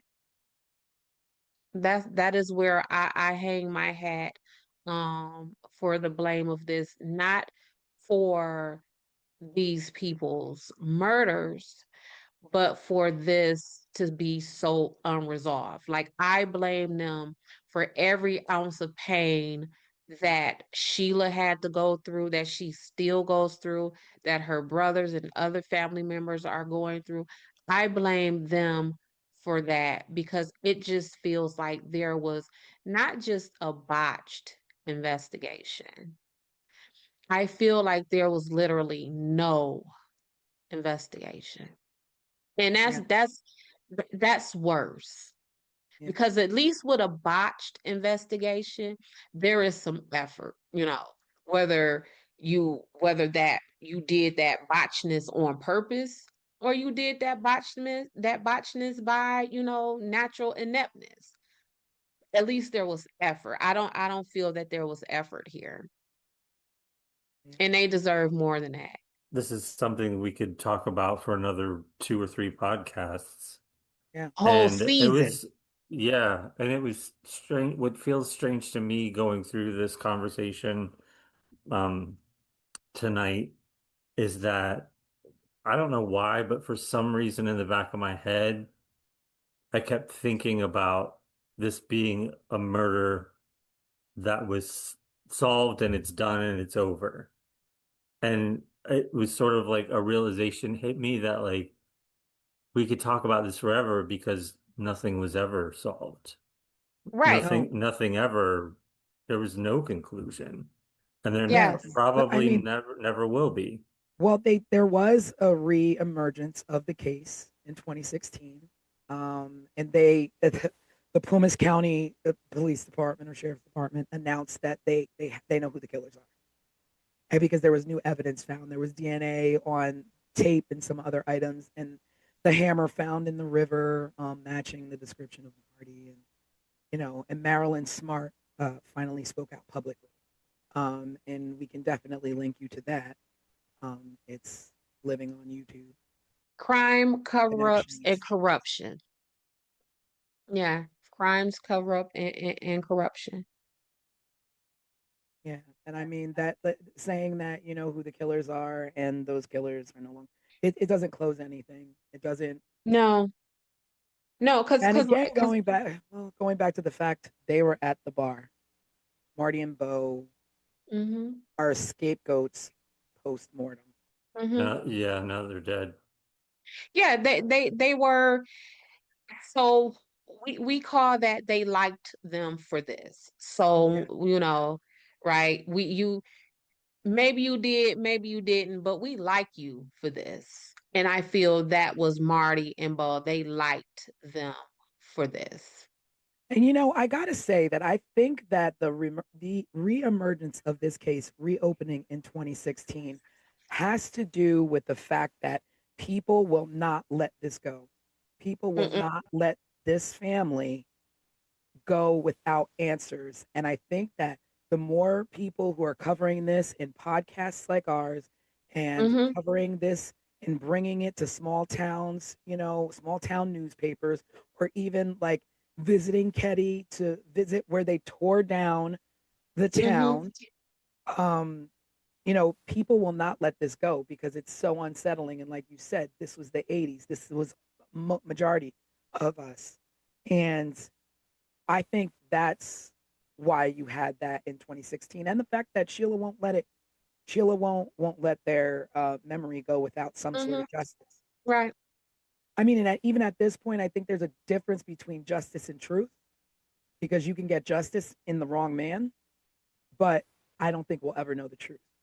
No, no. And they're still playing around. So, oh, we have some DNA that matched a living suspect. Well, who is that? Mhm. Or, oh yeah, the new detectives from the Sacramento Department of Justice. Oh, and I think I saw this in an article from like 5 years ago. Oh, we're close to closing the case, or we're close to arrest. That was 5 years ago. Mhm. What's Still happening? nothing. Yeah, still nothing. So, Craig, I think you said there were some questions that were there questions that we could just circle back. I think that we kind of hit them all through tonight. I also through this conversation, I'm like, well, where do we wrap up with this? It's like There is no correct place to wrap up this No. story tonight. Um, There's not. I'll I look mean, at I think technically we can wrap up in our own take and theory.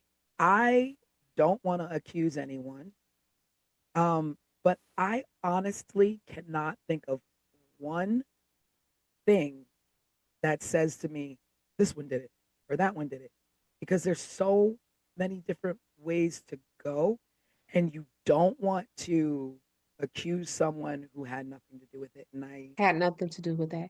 And prisons are full of that. I know. yeah, I get the phone calls, right? But again, that's what I mean by the brunt of the blame, at least for me, lies with law enforcement. Because again, if there were 10 running theories at the time, if y'all would have done even a piece of investigation, maybe now we're only down to 6 theories. yeah, yeah. They do a little bit more, maybe we're down to 4. Like you chip away at it, right? And there was no chipping. No one had a wood chipper in Ketty regarding Sue Sharp and her family. Yeah. I So, think I think if we wanted to take a question that we got from one of the viewers at home this past week when we released the overview of this case, and of course everyone listening or watching this should check that episode out. We also have a case file that gives a little bit more of an outline of who was involved and how things sort of went down as well. But Kirsten chimed in, and we're encouraging everyone at home to be involved. So please send in your questions for any future cases that we're gonna be covering. Um, Kirsten said, when the case was reopened and DNA was found to belong to a living suspect, why did the case stall? And I think we kind of just covered that question. Mhm. Yeah, I again, always, because that is their role. That the police, this is their role to investigate and get to the bottom of this. Um, why did it stall? Well, we kind of just like Craig said, we kind of went through some of those theories yeah, of I what mean, it might short have. of short of doing what Desiree does in the real world is hopping a plane to Ketty and knocking on some doors.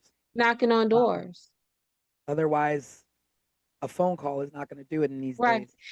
days. Because it doesn't matter how much DNA you have, how many fingerprints you have, how much surveillance footage you have. Um, if people aren't giving you stories,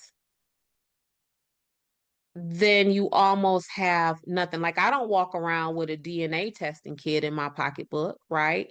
You know, just talk to me and tell me what I need to know, and then I could branch off from there. Just it is only 100 people. Yeah, but again, it was 1981, and we're now in 2025, and the likeliness that you will get a recollection that is accurate to what actually happened, if there are any people Mm-hmm. who are surviving and willing to talk. Um, Mm-hmm. I don't know. But at the end of this, our first case, the Ketty Cabin murders, it all comes down to botched police investigation. Botch police. And Yeah. that's who we would have to put it on, because it's still open to this day, even though Mm-hmm. they claim they know who the killers are. Mm-hmm. It's still an open case, and we Yeah. don't have answers. And maybe you all out there can keep researching and going down the rabbit hole to, you know, find some other leads or other theories. And of course, keep up with us on 15minutesofmurder.com, where if there's any new breaks in the case, we will update as well. Um, but until then, like Desiree said, this falls on the police, on this county police. Yeah. Great. So tune in. On Wednesdays, we go live for a little while. If you want to check in with us on Wednesdays at 7:30 p.m. Eastern Time, we'll be on our YouTube channel live, so you can chat with us in the reel. And then next Sunday, we'll be starting with a new case. So you won't get this podcast version. You'll get the produced episode that gives an overview of the case that we're focusing on next. And then, of course, keep following that channel, that timeline.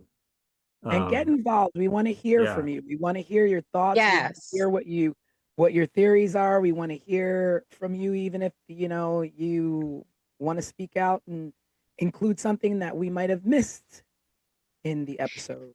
And I love me some Tanisha and Craig, but I would love to talk to some different folks. You know, I keep it spicy.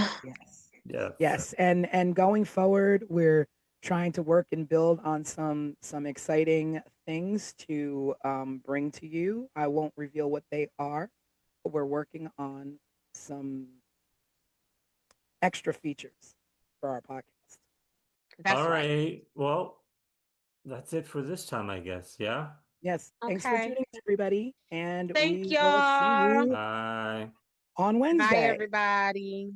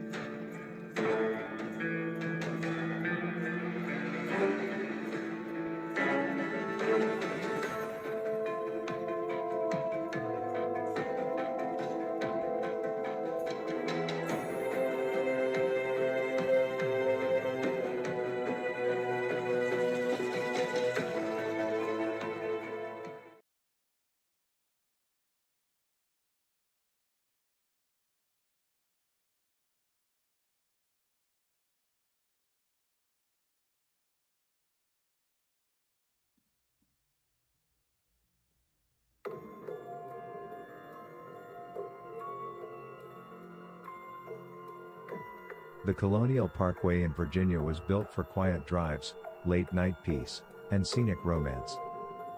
Between Jamestown, Yorktown, and Williamsburg, it's the kind of place that feels like America telling you to slow down and breathe.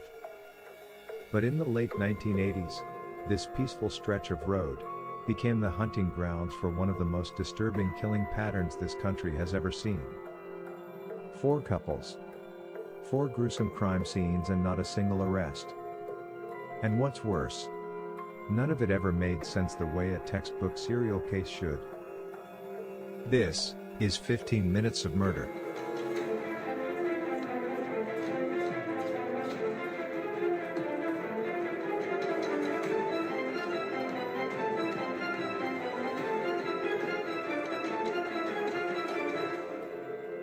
It begins in 1986 with 27-year-old Kathy Thomas, a U.S. Naval Academy graduate. She was smart, driven, and extremely respected. Her girlfriend, Rebecca Dowski, a 21-year-old college student at William and Mary. Rebecca was kind, academic, the type of girl obsessed with making her future matter. Kathy and Rebecca were in love. They drove the parkway that night, simply to be together and to talk privately, away from the world judging them. They were last seen by witnesses on October 9th leaving a computer lab on the William and Mary campus. What was supposed to be a serene night wound up being the most brutal scene in the string of murders on the Colonial Parkway. On October 12th, their bodies were found inside Kathy's Honda Civic near the riverbank. They were bound with rope and medical tape. Their throats were violently cut so deep, they were nearly decapitated. There were also signs of strangulation. Kathy was stuffed in the hatchback while Rebecca was found in the back seat of the car. She had a clump of hair between her fingers, which suggested she tried to fight for her life. The killer covered their bodies and the car with fuel, but didn't commit to setting it on fire. The car itself was pushed slightly over the embankment. Like the killer wanted to hide them, but not too well. This didn't feel random. This feel was more like a rage that knew exactly what it wanted. an extremely violent overkill compared to the later victims found.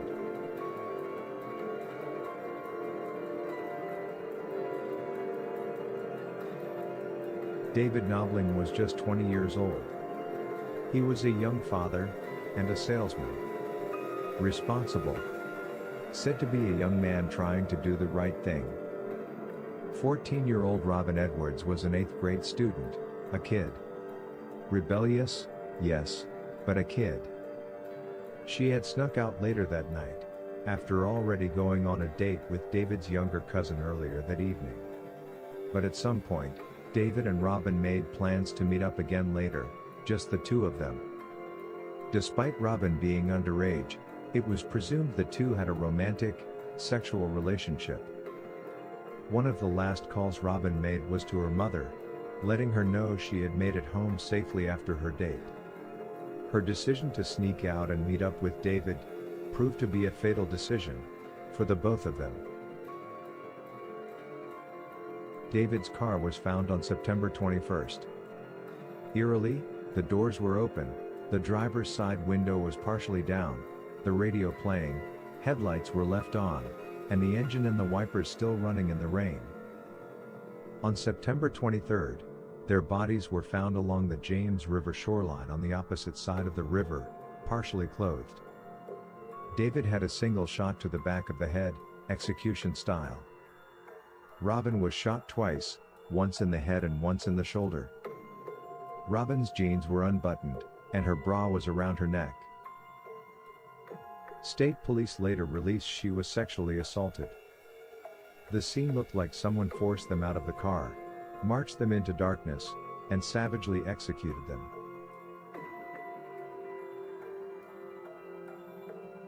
Richard Keith Call was 20, from Newport News, Virginia. He was close with his family, worked locally, and was known as responsible and protective. On April 9, 1988, Keith picked up Cassandra Sandy Haley, an 18-year-old college freshman he had recently begun casually dating. Sandy was well-liked, social, and excited about young adulthood finally beginning. That night, they went to a friend's party. The plan was simple: leave the party, drop Sandy home, then Keith would return home himself. They never made it. Keith's car, a Toyota Celica, was later found abandoned along the Colonial Parkway.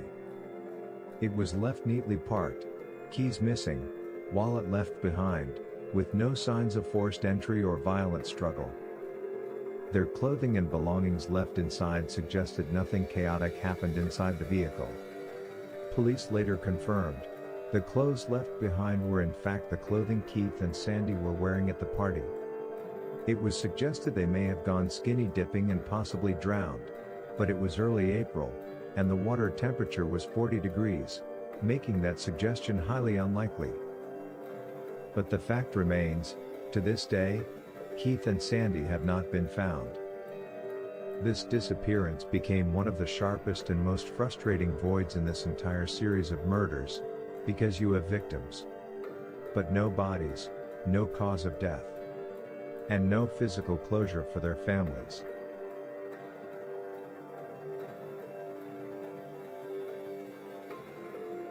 Daniel Lauer was 21, from Virginia, a dependable young man known for his easygoing nature and strong work ethic. In the summer of 1989, he had been spending Labor Day weekend having fun in Virginia Beach while staying with his younger brother Clint and Clint's live-in girlfriend, Anna. Anna Maria Phelps was 18. She came from a hard-working family from Amelia County, Virginia. Life with Clint was a financial struggle, but despite that, was independent freedom.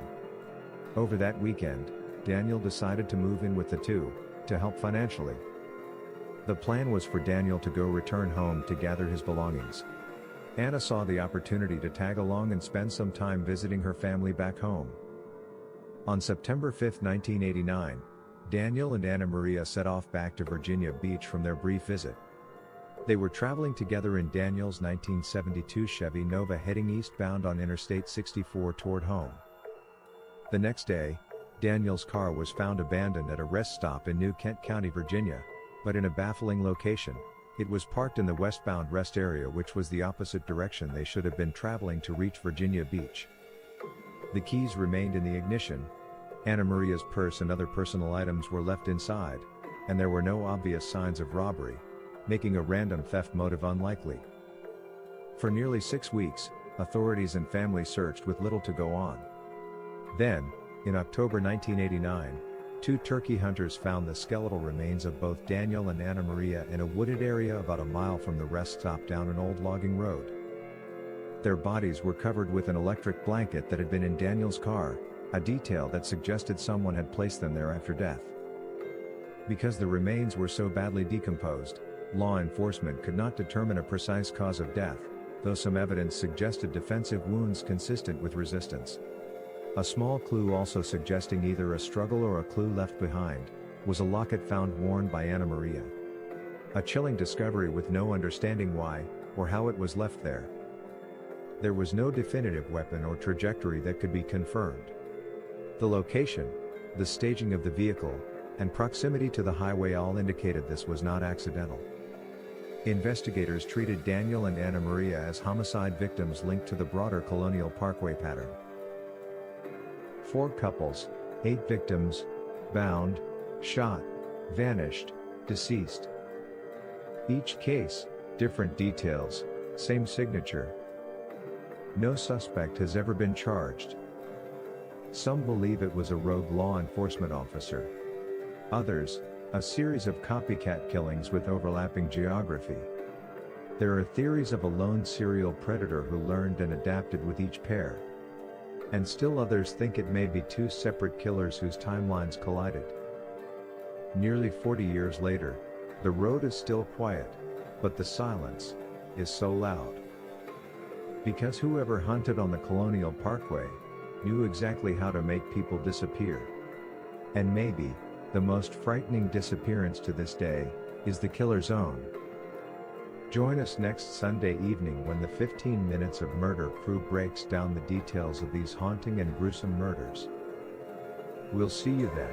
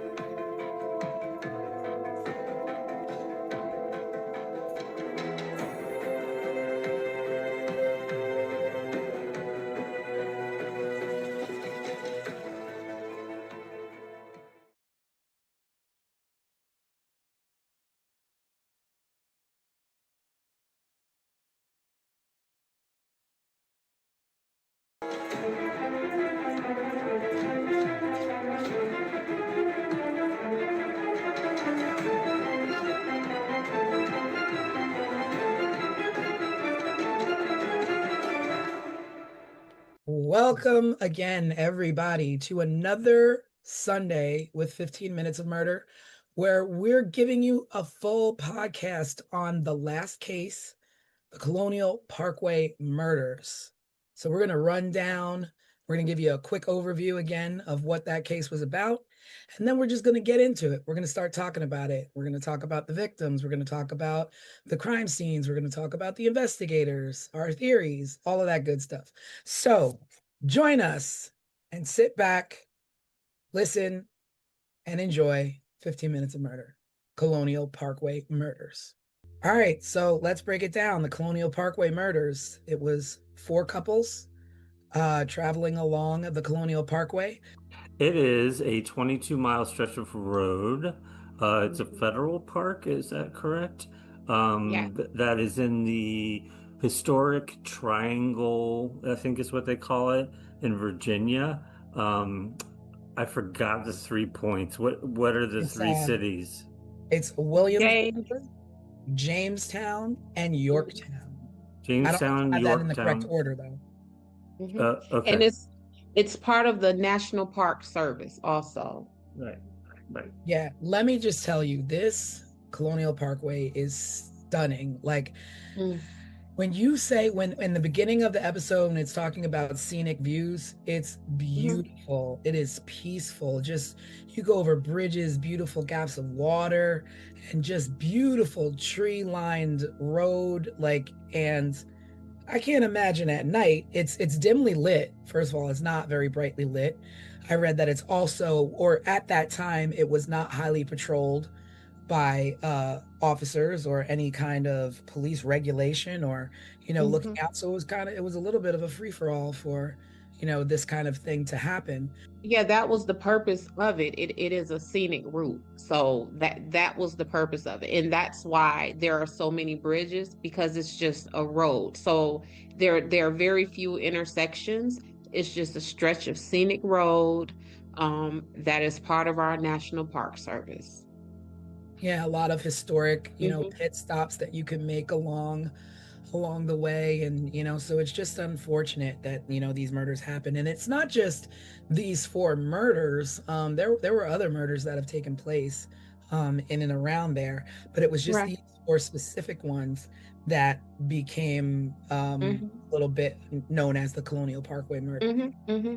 And I um think and I think we definitely can't get lost on this scene because it's very much part of the story, right? And so some of this area, what I was reading about it is many people even consider it as an open air museum. Like that's how historic and pristine and gorgeous this area is, to that triangle of of towns. and I mean, people, and it just goes to show, like, you don't that's why people took to it. Like these four couples felt safe enough to be like, we're just gonna go, we're gonna travel, we're gonna go about our business.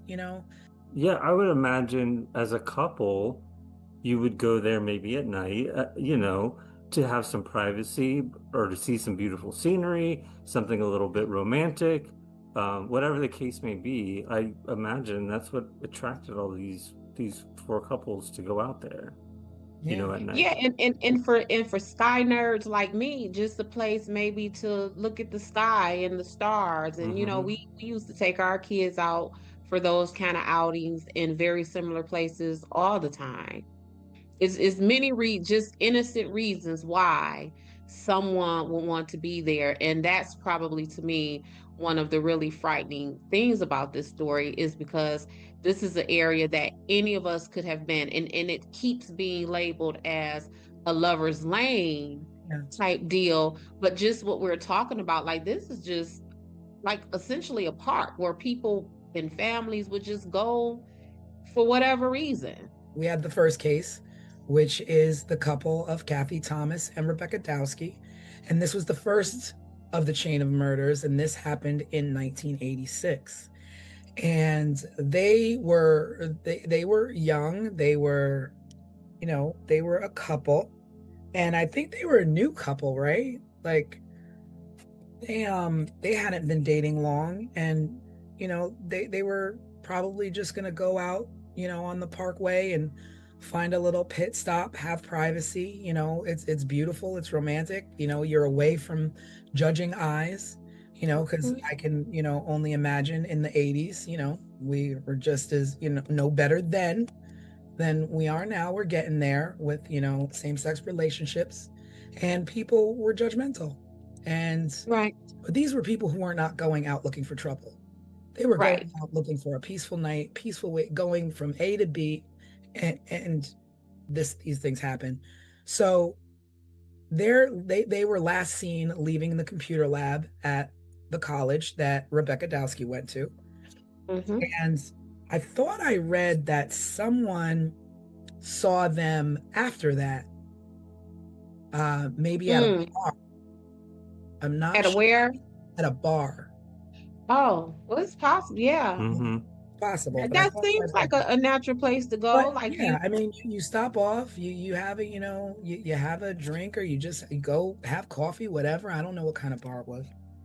Um, but that was the last time that they were seen, was pretty much leaving that computer lab. And the car was found Kathy was driving a Honda Civic, and it was found near the York River. Both of the women were bound with rope and medical tape. Their throats were cut. And there was evidence that strangulation was involved. The vehicle was hidden. The murderer pushed the vehicle like close to the embankment. So it was like said that it was pushed just enough to be hidden, but visually enough to be like, oh, what's that? Something's going on over there. So it's not like he was hiding the car so that they'd never be found. So the way he placed this vehicle was intentional. And it was extreme. I mean, as you see in the episode, you know, what was done to them was extreme.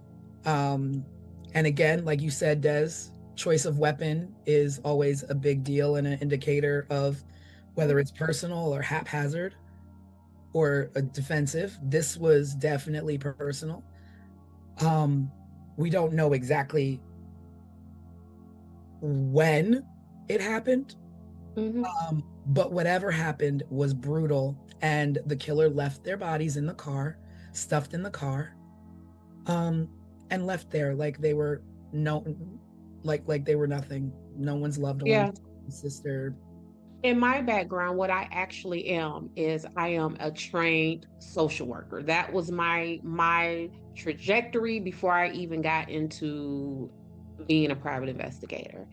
And so with that, I approached all of these things from that socio-economic perspective. And Kathy and Rebecca struck me immediately, because one of the things that I first thought of was why, you know, for me, whenever I hear about unalive people who identify as LGBTQI plus all of that stuff, like why are we in a society where whenever any of these people who identify with these groups are found unalive, like immediately we think of like the most heinous things? Because when I thought of this, I thought, oh, hate crime immediately, right? And we're not, like, these people are targeted so viciously that anytime they're found unalive, it goes into that, oh my God, someone sought them out and sought them out specifically for that reason. Yeah, so that was the first thing. It felt, I immediately thought of like, okay, is this someone who is wanting to attack sin, was what I thought immediately with Kathy and Rebecca. It's strange. I believe this was the only case where they were still in the car. They were found in the car. Other murders, they were outside of the vehicles and a ways off. But or not found at all. Yeah, or not. Yeah, yeah. But I think from what I saw, theirs was the most vicious. Attack. Yeah. Yeah, like one of them was nearly decapitated or something like that. Yeah. And it's like, and you know, investigators have been debating like whether it was a targeted attack, whether it was a sexually motivated crime, or hate motivated, like, you know, like you're right. And, you know, and just to be official, the law enforcement, the officials, they never ruled this as a hate crime. Now the thing is that had they labeled it as a hate crime, it may have attached to some other murders. But because it's not labeled a hate crime, it's more like a one-off. It's coupled with these other murders because it happens to be on the same roadway. Like Des is like is your expertise. Like, do you think that mislabeling a crime can like offset who the murderers are or group? Yeah, because what it does is it now puts you in a position to where now you're chasing false leads. Now you're looking up this road when when you really should be up this road. Now you're looking for this type of person, because what law enforcement does in their investigations, they create a suspect profile. So kind of like what I was just saying about this possibly being a hate crime, right? So why aren't we looking for someone who is anti-gay or maybe even racist? Because what we know is hate is hate. So if you hate these people, you're going to hate these people too, right?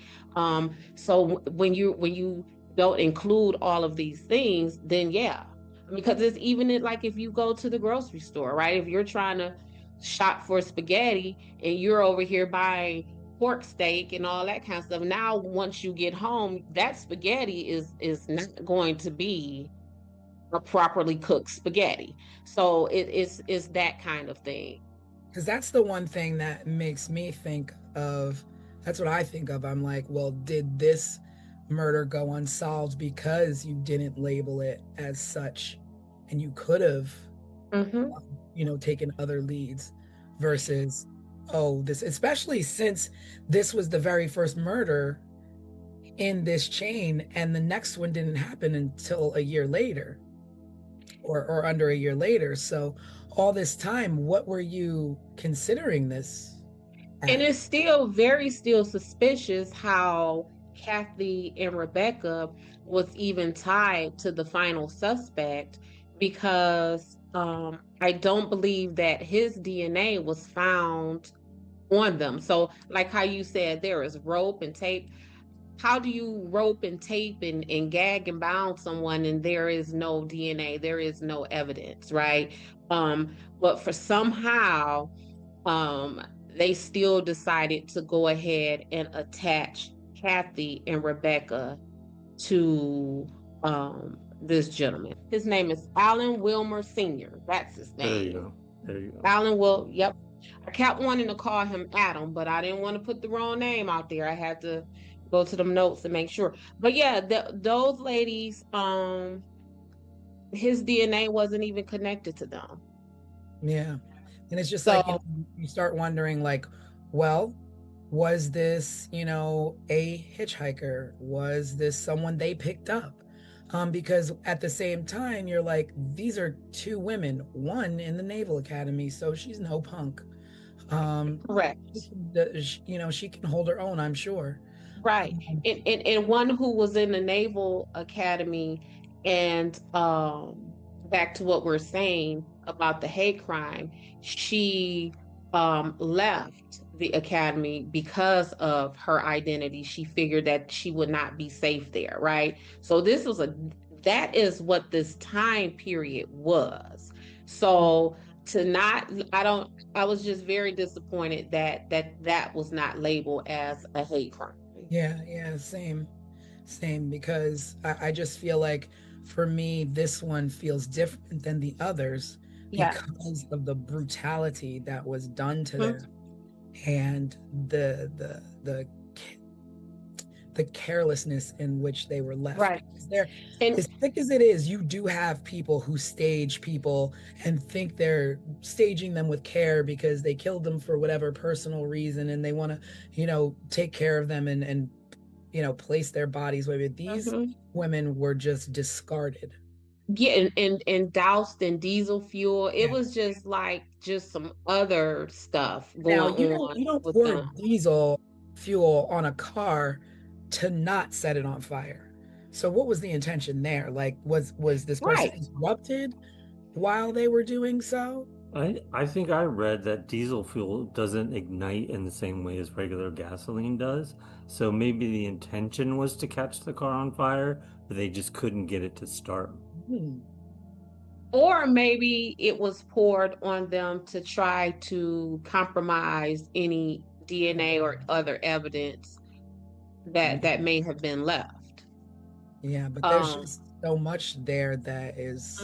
So yeah, so my continued suspicions behind Rebecca and Kathy is that her brother, Bill Thomas, says that they were told by investigators that they suspected that a police officer was involved, in Kathy and Rebecca's murders. And so kind of like what we talked about in on this week's live is like you got to have a whole lot of evidence and suspicion and circumstances for investigating law enforcement agents to believe that another enforcement person committed stuff like this. And And for then investigators to be the ones to say that, not even like word on the street is. nope. And then for them to say that to the victims' families, like that, they don't take that lightly. You know what I'm saying? Like we see in the news all the time when police are beating people on the side of the road, and oh, we're not going to say anything. That what do they call it? The blue wall of silence. So for them to tell her family, we think we have something, and it's a police officer. That stuck out. Yeah. That wasn't something that I was able to easily overlook.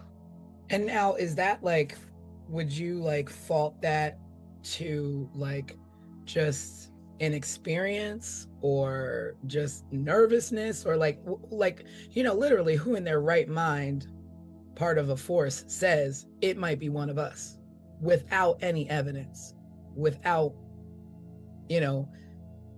without anything to back it up and say, okay, well, we have this suspect that's one of our own, and we're going to go forth and we're going to question these people. Like, I don't understand who does that. Like a rookie? Well, for me, it compromises a lot of the investigation. I won't say all of the investigation, because immediately I then begin to think, well, if you all are suspecting that your suspect is one of your own, then how do I, as a criminal defense investigator, take much stock in the rest of the suspects that you have lined up?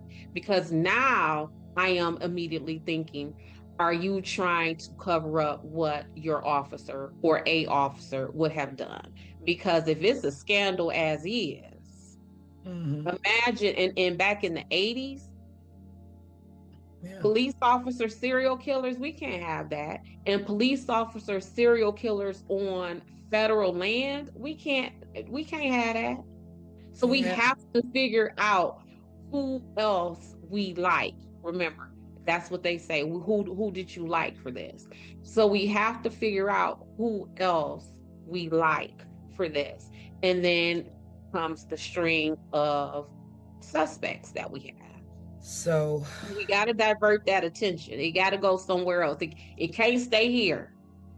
And which one of you idiots told this family that? Because now we got to fix this. Yeah. Well, I think it comes up in some of the later cases too that they suspect either somebody impersonating law enforcement or a law enforcement person because wallets were left out. Glove compartments were left open, windows were rolled down part way. Everything you would do when you get pulled over by a cop, you're gonna reach for your glove box. You're gonna reach for your glove box first to pull out your insurance paperwork, your registration. You're gonna reach for your wallet next because you got to show them your ID, and you're gonna crack the window to be able to talk to the cop. Right, and so that's that walking down. So Rebecca and Kathy were first on the timeline. So they were told Kathy's family was told that it was a police officer. The next couple, they were told that we feel it is someone impersonating police officer. So it appears like that is them trying to walk back that initial statement to the Thomas family and well, maybe not a cop, maybe it's impersonating a cop. And then now that it's just impersonation. What you say?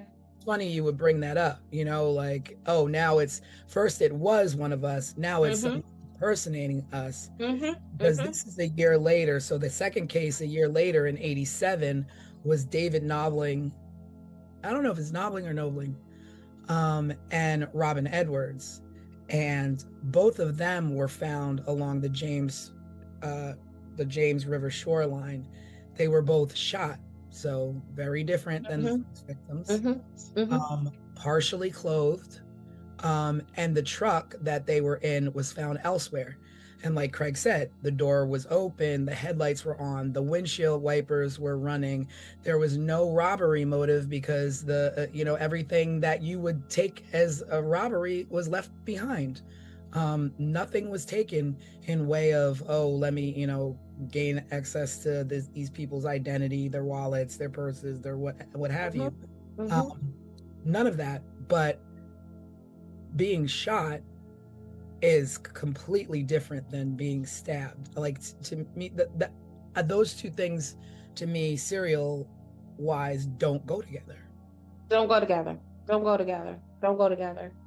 But their case, kind of similar to Rebecca and Kathy, ignited not just my investigator, insight, but that social worker insight. So again, this was a man who was 20 years old and a father. Mm-hmm. And Robin was a 14-year-old child. Mm-hmm. Yeah. Now that I don't know where to go with that. So right. So for me, it was like I said with Kathy and Rebecca, is this, like this person's attack on sin type deal. Mm-hmm. Yeah. And so back then, the 20-year-old guy with the 14-year-old girl, it wasn't as gross and creepy as it is today. Yeah. But it was still gross and creepy. Yeah. And what you say, Craig? I said, yeah, it still was. Yeah. It still was. And so again, that was my. But I want to interrupt you with that, because you're saying it's gross and creepy, but the only way that if there's a murderer who is murdering people based on sins, you have to know the established relationship between the two, because they could be brother and sister. So what is it that you saw of these two that would make you think otherwise? Because it's not exactly confirmed or denied, more like implied from the things that I've read about the dynamic of their relationship. So what I found out of the dynamic of their relationship is that Robin was originally dating David's younger brother or cousin. And so after hanging out with his brother or cousin, whoever that may be, then the two of them kind of secretly linked up. And that's how they ended up on the parkway. And so if the running theory is that whoever this suspect is targeting these people because they are on Lover's Lane, what would this 20-year-old and this 14-year-old girl had been doing? And I believe there was something about her underwear and her pants being down, like things like that. And so sometimes we can look at, again, when I have all of these CSC cases, which are criminal sexual conduct cases, and men are like, or women, because sometimes women are the perpetrators of those things also, it is I didn't know how old she was. She didn't tell me how old she was. Well, you can look at, let's be for real. Yeah. Like let's really be for real. You have a child of your own, good and well. Yeah, and I don't care how big and how developed your body is. I can look at you, baby, and tell you are 14, and that's because I'm not looking at you in that kind of sexual way, right? So it's all of those things that make me believe, like, tied my thoughts of the attack on sin, or what I'm saying, with David and Robin that I had with Rebecca and Kathy. Then my ideas began to change as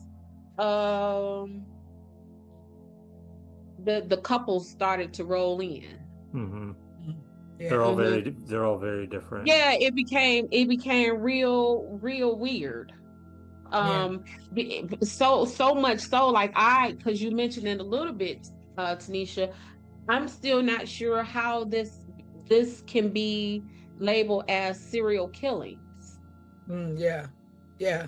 I mean, I I'm not even sure at what point it was labeled serial, as Mhm. you have the first one a year later, and you're just saying, okay, well, it's two people on the same road Mhm. murdered, um, different ways, but because it's the same road, we're gonna label it as that.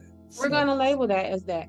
And with David and Robin, a guy by the name of Sam Ryder came forward and put himself at the scene of their murder. really interesting. He went to law enforcement and told them that he was an eyewitness, that he was on Ragged Island, which is where they were found.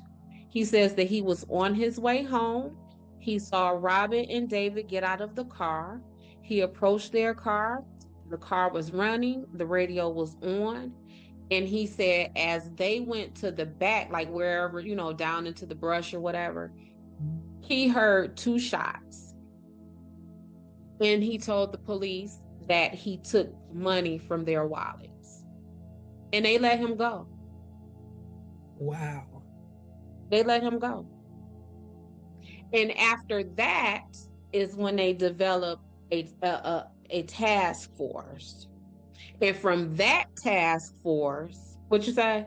After the fact, after they After the had fact. a person, whether he did it or not, but was the only And, eyewitness. and he places himself at the scene. He says, and at that time, I don't even know if the police had even put in the media yet that they were shot and all of that stuff. So he's giving the police information, That's not even. viable information. And so But from wait a there, from minute. that, So he reported that at the scene, or that was post? no, he says that he saw them. So he places himself as an eyewitness on the scene of their murder. But I mean, was like he went to the police, or they were on. He went to the police himself. Oh, wow. He went to the police himself. What was his name again? Sam Ryder. At the same time, I was curious if it was like how long it was between him reporting that, or if it was he was at the scene, the police were at the scene, and he just kind of strolled up. No, so he didn't. The way that I understood the story is that he went into a precinct or whatever they may have had then and reported to the officers, everything that I just said. And like I said, I don't know if at that point investigators had released any of the details on what happened to them in the media yet. But it turned out that their demise was described as them being shot execution style, and that that was an up close killing. Now, mind you, this man just put himself on the scene. This man just came to you and said he heard shots. Did he hear the shots because he legitimately heard the shots when they were down at the brush or wherever they were? Or did he hear the shots because he fired the shots? Well, they were both shot once, execution style, in the head.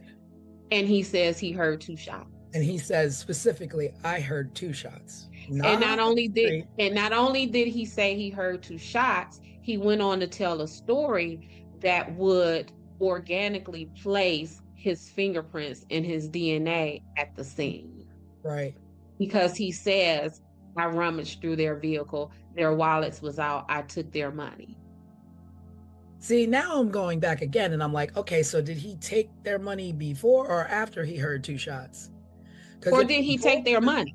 Or is any of that true in the sense of, did he really take their money, or did he come to law enforcement to tell them these things, place himself at the scene so just in case they find his fingerprints, that's why my fingerprints are on the scene, because I didn't do nothing, I just went through their wallets, I just stole their money. Because Yeah, that's all that what I'm saying is that if I'm police, if I'm like detectives, police officers, what have you, and a guy comes to me and says, I took these people's money out of their wallet and I rummaged through their things, to me it would be, okay, well, did you do that before you heard the shots or did you do that after you heard the shots? Because if you did it before you heard the shots and you saw them walking down there, okay, you're a thief, you saw an opportunity. But if you took that stuff after you heard the shots, you're a cold-hearted son of a gun, because you know what just happens following two Right. shots. Right. You're gonna do that. I'm gonna hold you. I'm not letting you go. I'm not letting you go. And like I said, these shots that he heard, did he hear them because they were out in the distance, or did he hear them because he's the one who fired them? But whichever way you decide to turn, the point is this man is a viable suspect, and why did you let him go? Yeah. I feel like this every case, every case we talk about, there's some failure like this. Mm-hmm. Yeah. I mean, it Yeah. just with, we talked on the live a lot about the news this week, and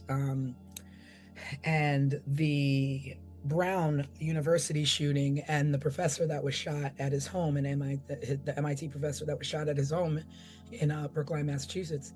And it's like, when you talk about just a perfect 1-2 of police work and media working together, Mm-hmm. I mean, this was one for the record books. But it's just like, back then we didn't have that at all. So it's just like, nobody's knowing who the cops are letting go. Nobody, because if media was all over things then as they are now, and you had a man walk in and say, this is what I saw, media would have been all over that dude as soon as he walked out of the police station reporting that kind of information. Mm-hmm. Yeah. Well, there was another woman. So David and Robin, they were found September 23rd, 1987. There was another woman who was found unalived. Her name is Lori Powell. Yeah. Was found March 8th of 1988. So although Lori is not one of the official 4 of the Colonial Parkway murders, they essentially went on to link her murder with the rest of them. Why was that? I don't know why, because it shouldn't have been, and I'm gonna tell you why I think it shouldn't have been. Because Lori, the story with Lori is that she was hanging out with her boyfriend, a gentleman named Chris Cutler. Chris Cutler and Lori got into an argument, and Lori got out of Chris Cutler's car and decided to walk. The argument was about him speeding. Lori was never found again. So why wouldn't the last person who was seen alive with her not a suspect? Not only was she last seen alive with him, but through his own admission, they had an argument. And through her family's known knowledge is that the two of them had a tumultuous, toxic, and violent relationship. But yet, so there's this on a suspect they don't even have yet, based on and how was she? Oh, she was just never seen again. She was never seen again. So at this point, she's not seen again, but you're going to connect her to the Colonial Parkway murders, where both couples of victims were found murdered together. And this is a one-off. This is one person who's missing. You didn't find this person murdered, but you're going to tie it into. Right. It's more like, oh, this person happened to be missing on this parkway, and treat it individually rather than group it with something, because then you could be going astray yet again. Yeah, it's just too, it's so much, it's so many possible suspects that, again, in all of these missing peoples and unalive bodies, it just does not seem cohesive enough for this to be called um a serial killing. Like I don't get that from this. So then in 88, we did have our third case that was Mm-hmm. directly related as a couple, which was Keith Call and Cassandra Sandy Haley. Mm-hmm. And they were, in fact, on a date. They went to a party, and they were leaving the party, and Keith was going to bring her home. And I had read somewhere he was going to go out and go to another party and spend the night at a friend's house Yeah. the next day. So the parents, they weren't expecting him home. So it wasn't odd, that he didn't come home because after that party, because they weren't expecting him till the next day. Mm-hmm. But Sandy didn't return home, and then and then he goes missing, and they find their car neatly parked on the highway, on the parkway. Keys were missing this time. All the personal items left inside. There were no signs of struggle, but both of them vanished. Mm-hmm. No remains have ever been found of the two of them. And it's the first case that has no bodies found. So now it's the first case with no bodies found that are couples, because Lori was not found, but she was singular. So you don't put, this is like a difference between missing persons versus murdered victims. Mm-hmm. Mm-hmm. So if Well, it's single, then it's going to be a pattern. There's no pattern here. no, there is no pattern here. The only pattern here that I found is the way the investigators seem to have gone out of their way to make Wilmer the suspect in this. So Cassandra and Keith, like you said, their bodies weren't found. But the investigators went down to the water area where their car was found. And they used cadaver dogs. And the dogs went down to the water and attempted to try to get into the water. So investigators believed that meant that maybe they went swimming or something like that. But they're saying they were found in like April. So, I mean, this would have happened. When did they happen? Yep, they went missing in April, so the water would have been too cold for that kind of stuff. But that the dogs went down there, wanted to get into the water. I mean, what's your hope? Like it's April. Yeah, so I mean, you got people who, you got the Polar Bear Club. You got people who aren't bothered by that. Correct. And this with that in this day and age, right? And this is an outdoorsy type environment, right? So what's cold to me, a regular person who not outdoorsy might not be for these folks. Right. So this is where Wilmer comes in. He was then questioned by the FBI as a suspect for them. Why? Where did they find him? So they received a tip of someone who saw a truck with a license plate in the area, and the truck had a vanity plate. I don't know how it is in any other state, but a vanity plate is a unique plate. Once you get a vanity, there are no other plates of that. So his vanity plate was E.M. Raw. So Edom Raw. Not that. He was what they referred to as a waterman, and we can go into that in a minute. So he was a fisherman essentially. So he fished for fish and clams and oysters or whatever else is there. So they saw his vehicle there, and they went to question him. But this is what ties there was in between, right after Richard and Cassandra, there was Teresa Howell, who came up missing. So what the cops did was they tied Wilmer to Teresa. And so what they did was they matched the DNA that was found on Teresa with the DNA that was allegedly found from David and Robin. So now you see them trying to build up this suspect after we have walked it down from this was a police officer. Because my first question of that will be, and this is why I wanted to be very clear about this vanity plate, because I don't know an idiot, a drug addict, or anybody who will drive their vehicle that is registered to them with a vanity plate to a murder scene.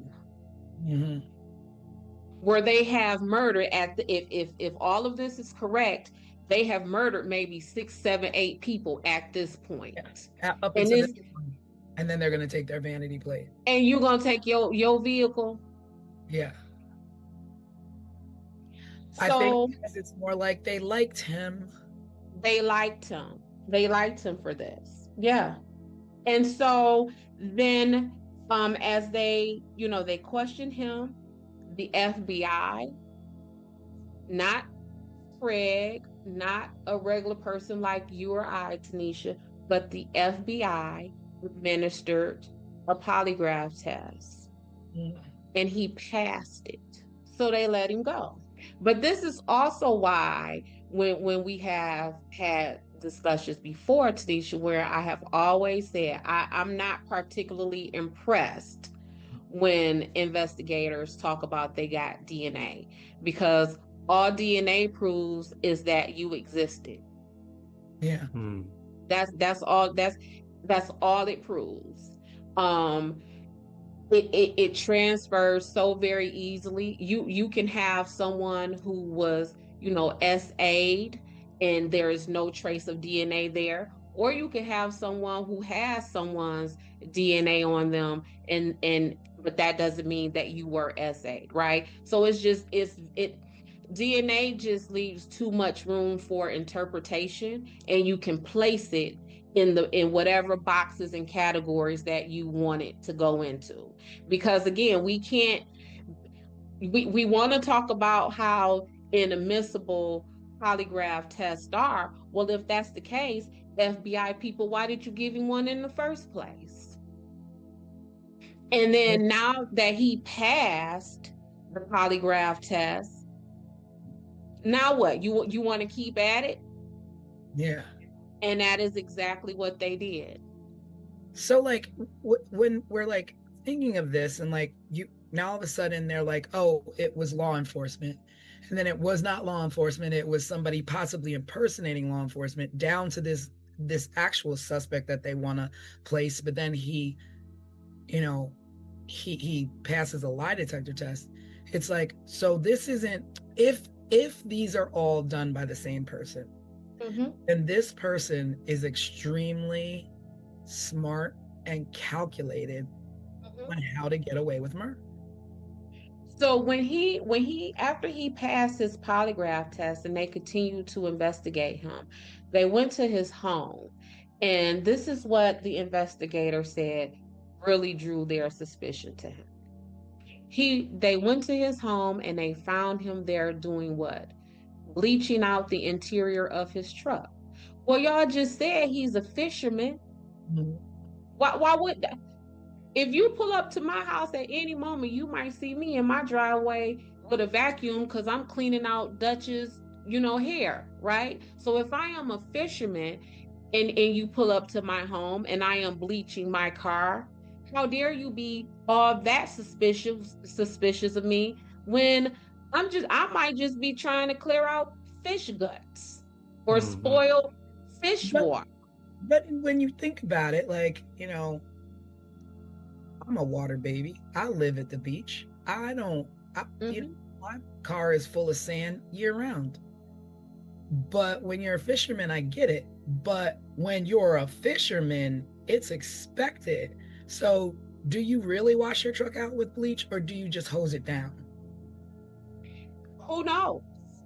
I don't know, because I'm not a fisherman. Because This that's is this right, and that is the profile that they created of him. So when they went down to the edge of the water where Cassandra and Keith with these dogs, it is at that point where investigators flipped their investigation to possibly this person may have been someone who uses boats and is off the water. Mm. So if in your own profile is that this man is a fisherman, then how is it suspicious to you that when you get to his home, he's cleaning out his vehicle from what would be the smells or the contents of him doing the very things that you have profiled him to be? I mean, is this even a popular fishing area? Well, so according to them, it is, and that was another thing that made me very suspicious about them singling out Wilmer. So what they decided is that whomever committed these crimes is what is known in that area as a waterman. And the watermen, as described in all of the information that I read, they're really described as kind of like degenerate type way. Um, One of the investigators even referred to them as an unusual lot. So again, with them liking building a suspect, right? They are suspicious people. We don't, we kind of, they're on the outside. They're outliers of the primary society. And that is the pile of suspects they picked Wilmer out of. This person who they felt would have driven his own vehicle with a vanity plate to the scene of a murder. So am I. Yeah. A bit, and then when we fast forward, this is the man who, after he has been dead, you say is the suspect. So, But so you backtrack, he passes the polygraph, and then you get using bleach, what have you. But then umpteen years pass, and now all of a sudden he's back to being a suspect. so remember Lori Powell, who Mhm. I said was last seen arguing with her boyfriend, who they did not label as a suspect? Well, he died a year before Wilmer died. So Chris Cutler, Lori Powell's boyfriend, died October 20th, 2016. Well, there goes that suspect. So now Yeah, we got to keep building another suspect. yeah. No sense in chasing that lead that we didn't chase. Yep. No, we don't no longer need to chase the lead of the man who was last known to be with and arguing with this suspect. So then they keep at Wilmer. And so how they find out about Wilmer is that they got a random notice of someone being dead in the home. Someone is unalive in a home. Just a random anonymous call. And they go to the home, and guess who's there? Guess who's deceased in this home? Alan Wilmer. Wow. And it is from that deceased body that they pull his DNA. And now they start, because you can't, because when he was alive, what'd he do? He passed your lie box. You're right. He beat the box. The box that y'all administer. So again, if the box ain't no good and we don't want to use it in court, then why do it anyway? Because y'all said, nah, never mind that, get him. And then he passed it. So you got to leave him alone. And meanwhile, it's 1988, and Kathy and Rebecca and David and Rob Mm-hmm. murders. have gone unsolved while you focus on a man and literally wait for him to die to collect some DNA. Let me go back a little bit.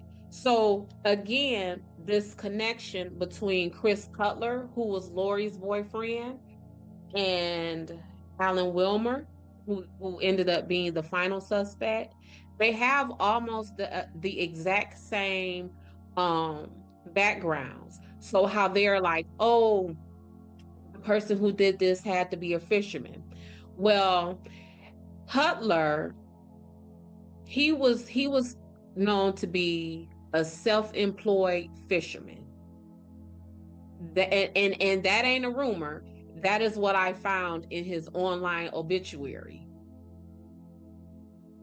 So here's another possible suspect, but he died before Wilmer died. You go from, like you said, when you, what do you call them? What did you call the fishermen? The watermen. They call it the watermen. Watermen, but basically not the upper echelon of the community. Mm-hmm. So you went from a high-ranking, controlled police officer, aware of surroundings and knowing the road and the terrain. You went from that possibility telling the families to a waterman. To a waterman. To a waterman that the lead detective on the case referred to as an unusual lot. So you think that the unusual lot is capable of murdering two women in 86? Mm-hmm. Male and a female, separate ages, hate. What did you call it? The Dexter, being the Dexter out there, trying to right the wrongs of the world. Yeah. To me, that fits the motive of a police officer. You the police officer, your job is to uphold the law and make sure everybody is on the straight and narrow and living life according to somebody's rules. So you as a law enforcement agent, to me, just based upon your own profile, y'all fit the category of who possibly did this than these watermen did. These watermen, from your own description of them, are a group of people who want to be left alone, who are kind of living off the grid. And when you're living left alone off the grid, you don't care about what nobody else is doing. Yeah. You're not doing anything to draw attention to yourself. Yeah, and the other thing is that this began, I mean, I don't know what was before 86, but this Colonial Parkway murders started in 86. So in 86, 87, 88. By 88, you have 6, 7, 8 murders along this stretch. And so what are you all doing to protect the people? What are you all doing? I was going to say, and then there's one more murder we still have to talk about. Yeah. And we still have to talk about it. But before we get into that, let me just say this. How does someone's body, deceased body in a house, goes anonymously reported to the police? Yeah. Like, what would make someone do that? And why is it always with these cases an anonymous source? Why? Sources. Well, I mean, I guess one is anonymous because you don't want to be tangled up in whatever mess. Oh, that's cute. In a sense. That's nice. That's a really cute explanation. I like that explanation, and I'm gonna tell you why I like that explanation. I like that explanation because that's what they want us to believe. Yes, exactly.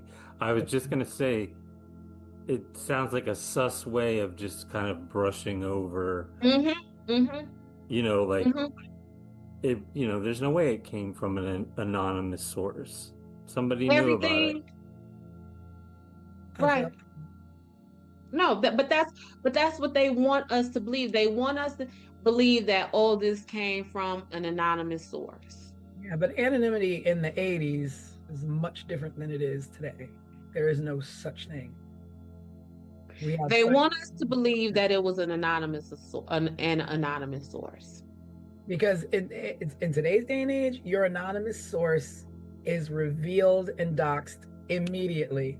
There's no such thing. Back in There's the no 80s, such, anonymous you, sources were just that. They were ghosts.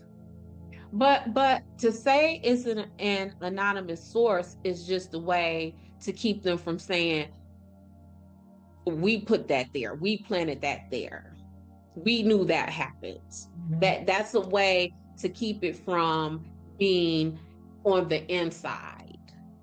We could just say, Yeah. and it came from an anonymous source, especially when we're talking about a group of what appears to be unrelated murders that originally had a suspect who was a member of law enforcement. Yeah, and then this is the case. The third case is the one that pretty much fueled the fact that maybe law enforcement is involved, or military, or what have you.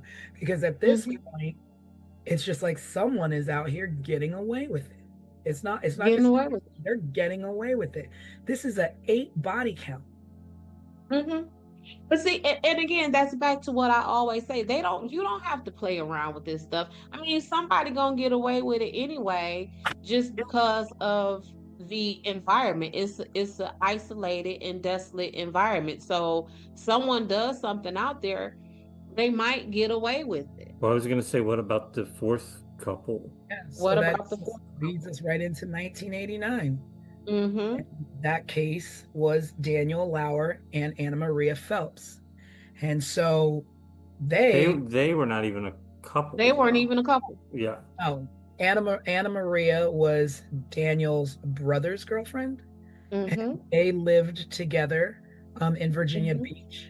And so Daniel was visiting his brother and Anna Maria, and, kind of saw, they were having a little bit of financial difficulties and struggling. And Daniel was like, you know what, I'm going to move in with you guys. And, probably was a relief to help financially. And so he's like, okay, after this, let me go down and go home and get my belongings. And Anna Maria was like, oh, I'll tag along with you. I can go visit my family while you're, packing your things. And then we'll all come back and, we'll start this new chapter together where, you come and live with us. And I'm sure they were all very excited and, to all be together. And that didn't happen. Because on the way, they went home, they packed their belongings, and actually there was a married couple that went back with them as well. They hitched a ride with Daniel and Anna Maria. So, they dropped them off, and then Daniel dropped off Anna Maria. He went to his home, packing some things, went back, picked her up, and then they were off to go back to Virginia Beach. And when they were found, their car was found. Their car was found going in the wrong direction of the way they were supposed to be going. Their car was found on the westbound side of the parkway when they should have been going east. They are dated, missing, or found on September 5th, 1989. In 2010, that's how many years later? Allegedly, there was a letter found in Anna Marie's belongings where she was supposed to have met someone in a blue van at a rest stop. The note did not state that person's name. Now, so she's supposed to meet someone at a wait, this was found on her person? It was found in 2010. This letter was found in her belongings. So pull out your calculator and tell me how many years from 1989 to 2010. So none of you searched these belongings to look for any evidence or clues whatsoever. And she's supposed to be meeting somebody at a rest stop. Conveniently, you tell that all these years later to justify why they were on the west side. Pay attention to this part. The person's van that she was supposed to meet at the rest stop was a blue van. Wilmer's vehicle with that vanity plate, it was a blue pickup. And if you look at, depending on if the angle that you looked at his van, it may have looked at his truck. It may have looked like a van because it was a Dodge Fargo pickup truck. And for those of us who know nothing about vehicles but watch television, think about Fred Sanford's pickup truck. It looked like that. Whereas the big fat bold front. So if you saw it from the front or the side, it may look like a van. But how is it that all those years later, we find a letter in her belongings? Well, I don't know where her belongings were. It did not say that. But here's where my thinking was.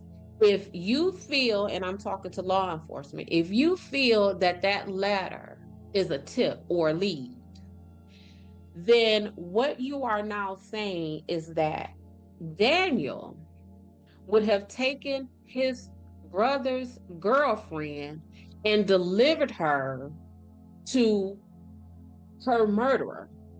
Yeah.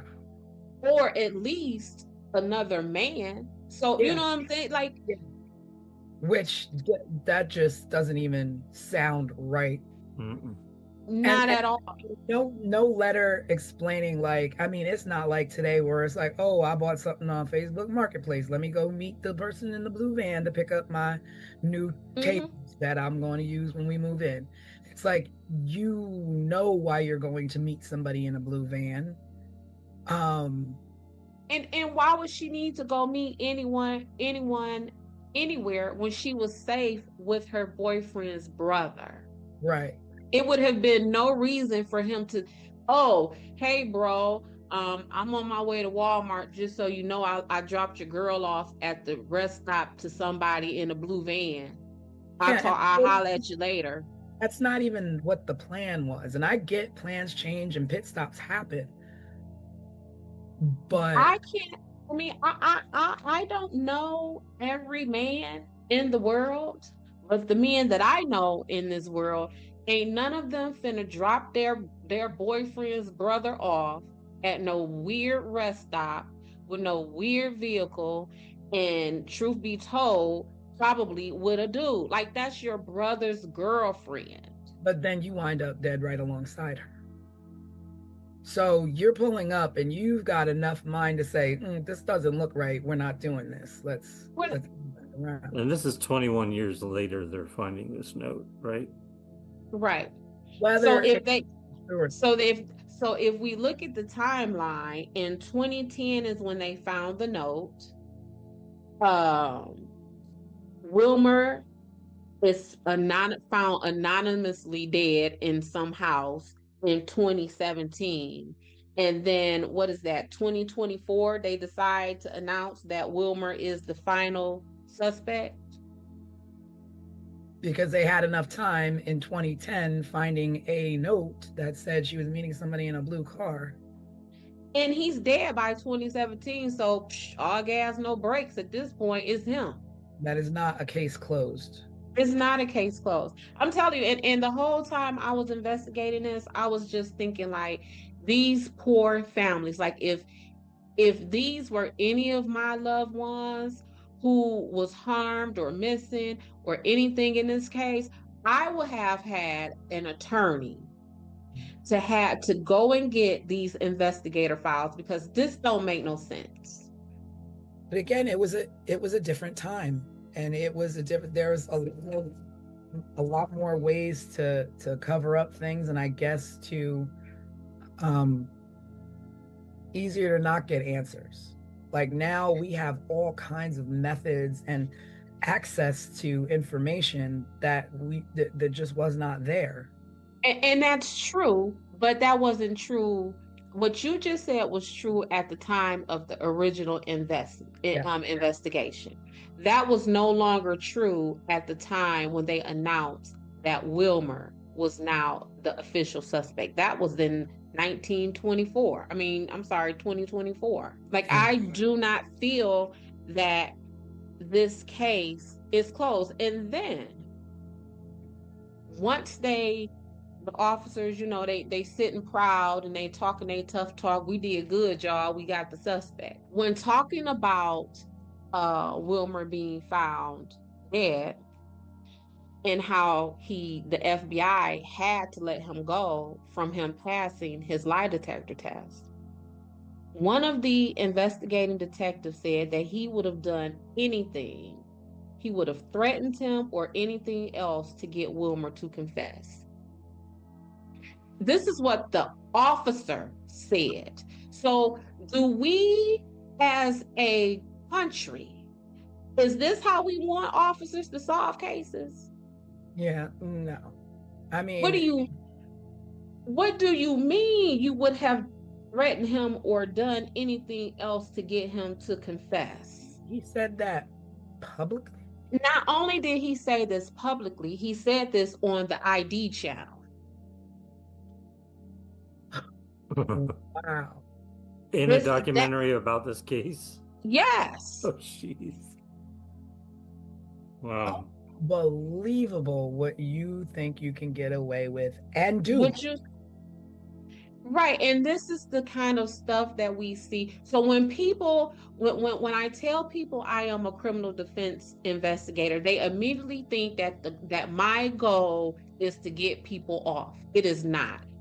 My goal is to make sure that whatever my client has been charged with, that he has not been investigated by an officer who says and believes that it is okay to threaten and do anything that you need to do to get someone to confess. This is why these prisons are packed the way that they are.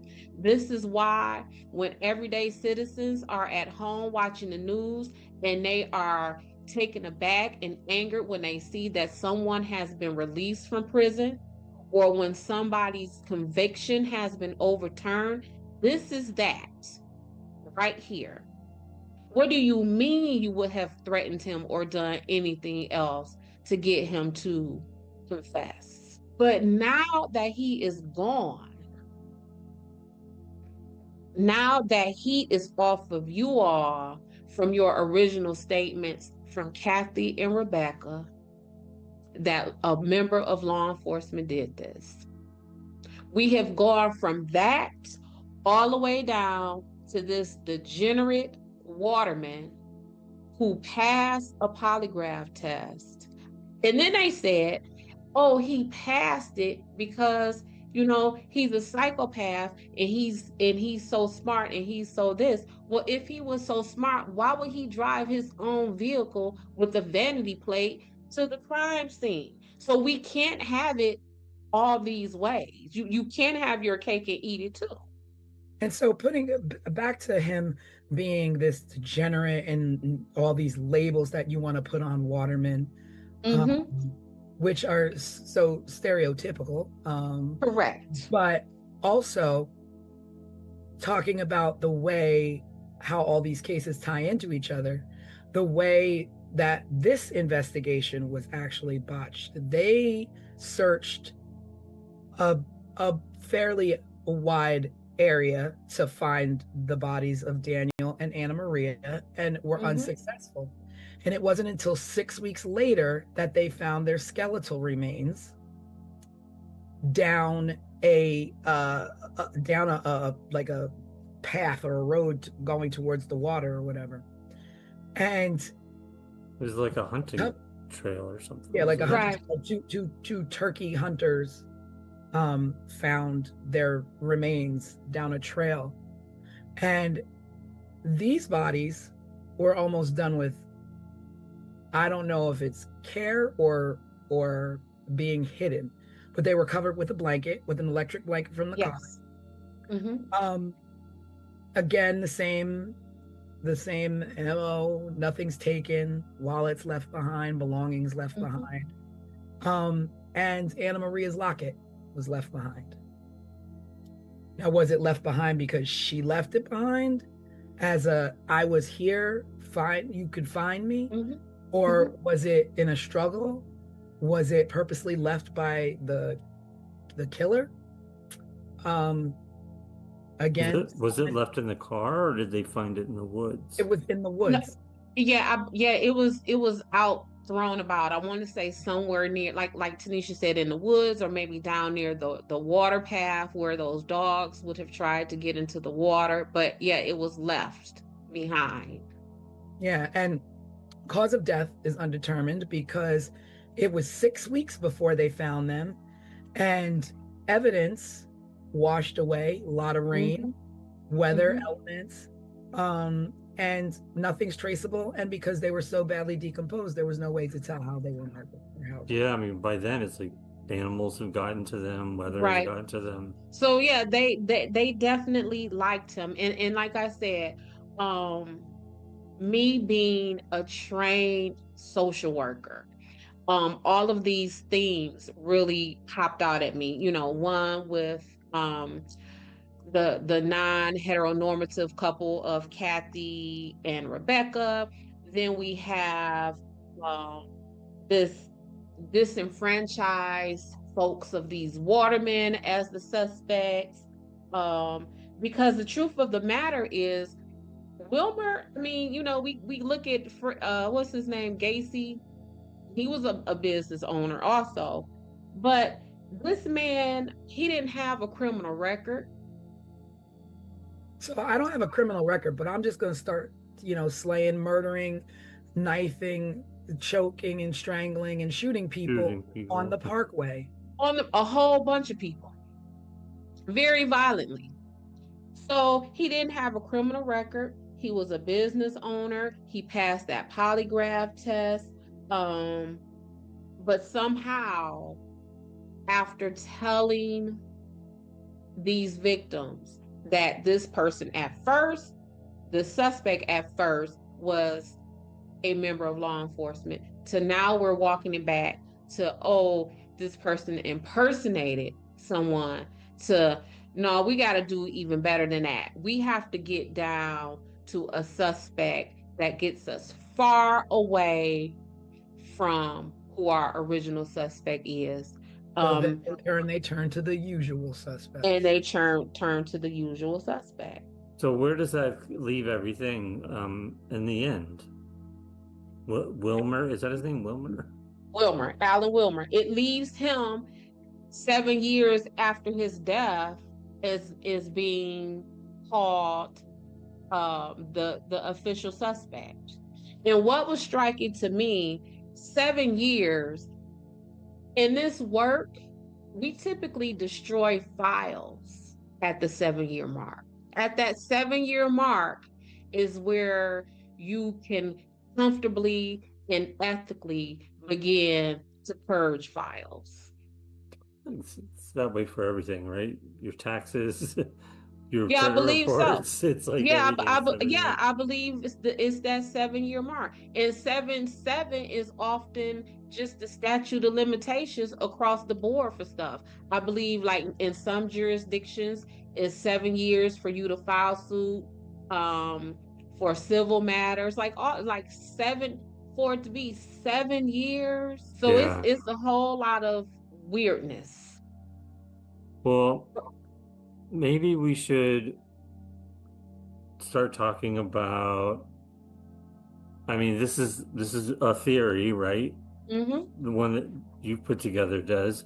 Well, were there any other theories that we haven't talked about that may have come up during this whole time since these murders started to now? Like you said, I feel like I don't feel like they're serial.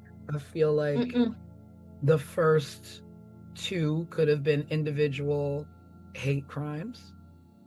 And the other ones, I mean, the fact that they have singular murders in between them that don't fit any kind of pattern. And then our last victims weren't, Daniel and Anna Maria weren't necessarily on the highway, but adjacent to the highway, but was roped into it. I don't really know how this is. The only thing that makes these the Colonial Parkway murders is the fact that they were murdered on the Colonial Parkway. And if law enforcement use these outlying cases of Lori and Teresa as a way to tie Wilmer in as being the suspect. Then why, when we look up Colonial Parkway murders, why isn't their faces there? It's crazy What's because you like to think that people and law enforcement are a lot like that, and I don't want this to always be like we're always coming down on law enforcement or what have you. This is like a case by case individual Mhm. and they themselves listed and labeled it to families, to a victim's family, as possibly being their own, and not only that, possibly a person impersonating them. But when you think of what people are capable of, the kind of clubs that are out here in this world, we're talking about nowadays, we're talking about sex trafficking children, you're talking about Epstein, and you're talking about Diddy. Who can put it past the blue wall of what they do inside their, like, I don't put anything past anybody. No, and that is where they can get away with this. And again, that trained social worker, that part of me that sees everything based upon social economic status, based upon power and privilege and all of these things. Um, who who else could do these things? Like I remember one time I had a case, this man was a medical doctor. He took his computer to Best Buy to get fixed. You want to know what the Geek Squad found on that computer? Yeah. Child pornography. Yeah. So as a doctor, Mm. you smart, right? You take your laptop to the Geek Squad and you to be fixed, and you don't think that these people gonna find this mess on your computer? So that's that level of power and privilege. Going back to Diddy, all the Epstein's, all of this. That is that. It is. Studies need to be conducted on how power and privilege corrupts a person's mind, And because there's obviously, yes. Because how would you think my little bitty self, my everyday regular self, I wouldn't have took that there. yeah. But if you have that level of power and privilege, I'm gonna take it there because you know it's there because you put it there, or someone put it. You know what I'm saying? Like, And we glanced over this other guy that I was talking about earlier, Edward Lee Bell, who's mm-hmm, also deceased. As they always are. he was the most publicly discussed person of interest. And the reason why he drew attention was because he was a serial rapist in Virginia at those times. He operated in the same region. He attacked young couples, and he used control and manipulation. And in 1989, while he was incarcerated, he wrote a letter to the FBI claiming that he was responsible for the Colonial Parkway murders. And then later he recanted that information. So he wasn't charged because nothing matched up.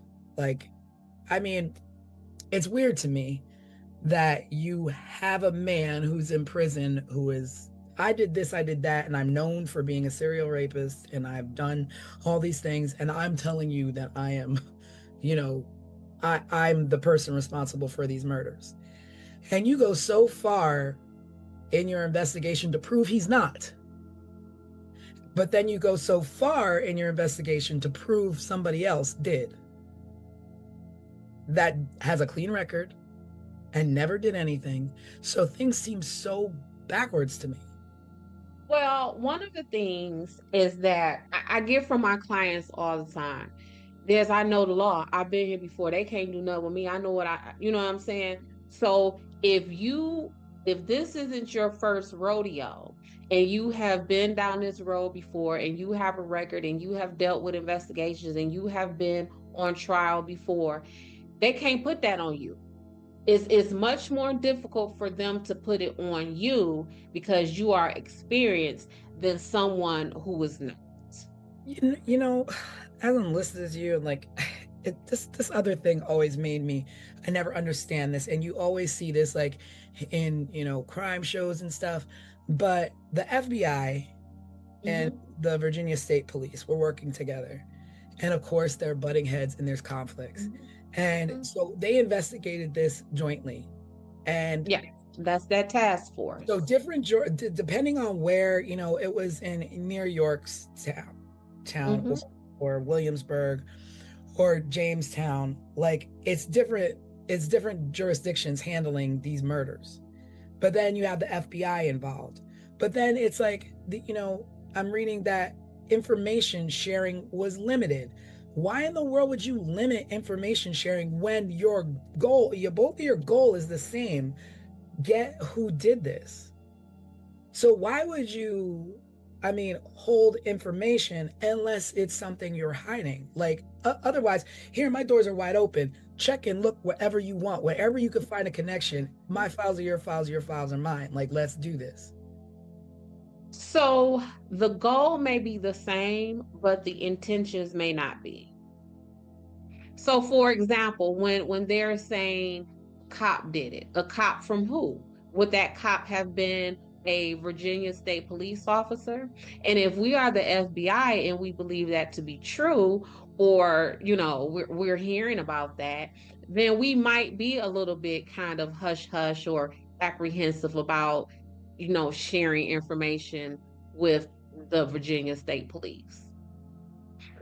What else was going on at that time? Did the FBI need did they just take a hit that messed with their reputation, and now do they need the glory from solving this to help bolster the knock that they just got to their reputation? So although our goals are the same, we will have individual intentions.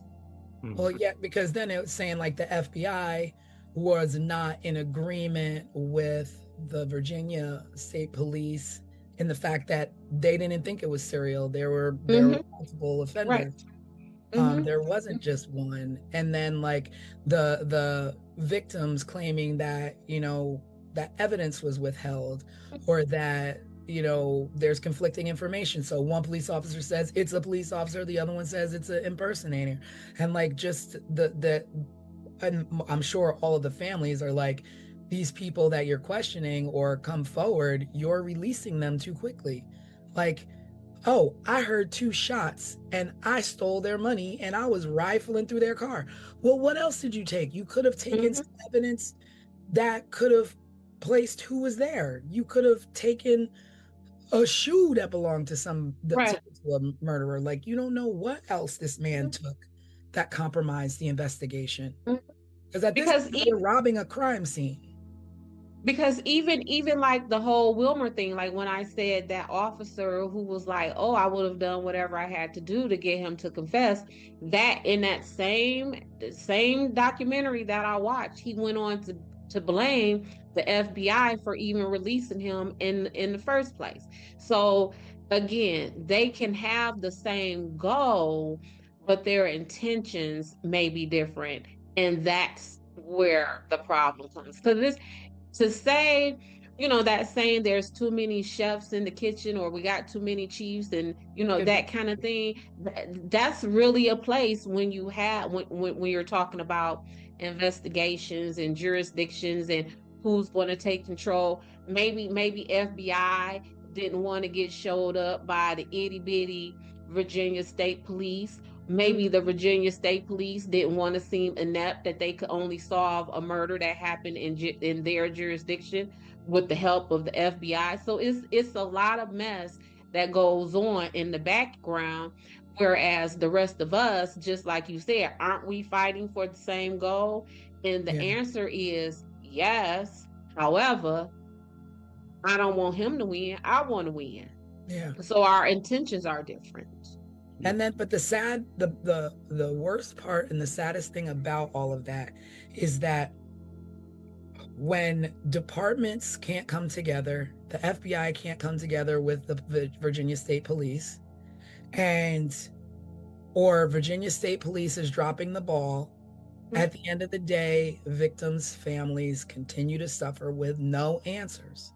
And that is why I said, knowing what I know, right, as a criminal defense investigator, I would have definitely hired an attorney as the families of these victims, and requested a thorough overview of this investigation, because that it does not feel complete.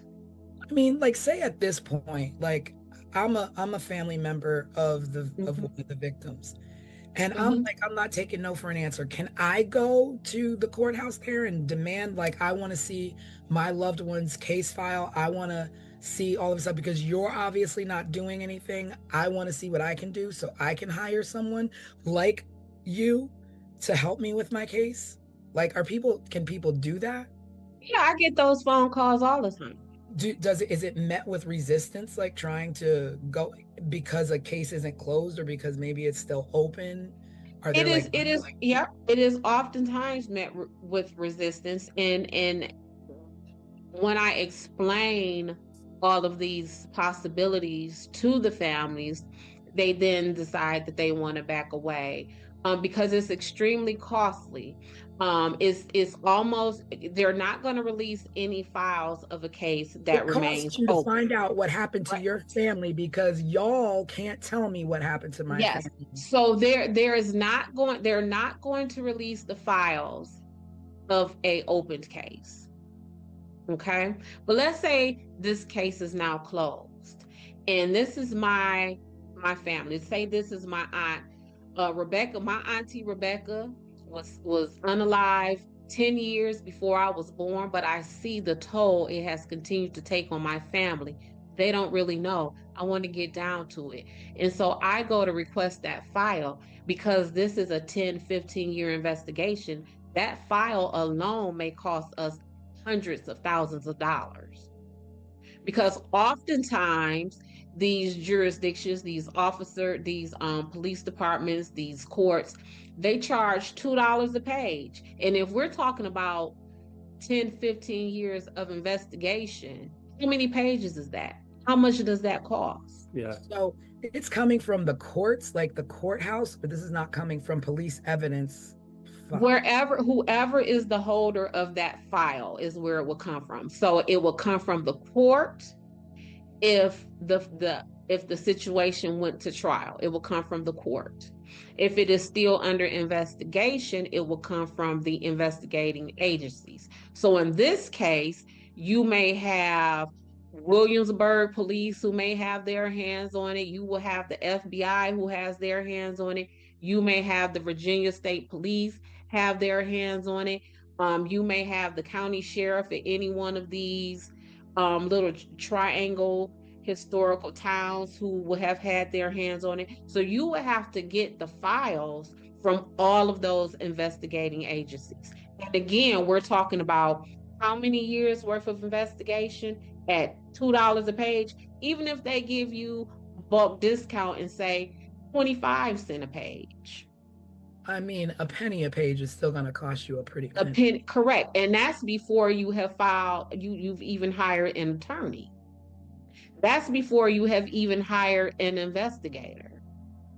It's like just nothing but punishment after punishment for families. Like they Mm-hmm. should be like, Mm-hmm.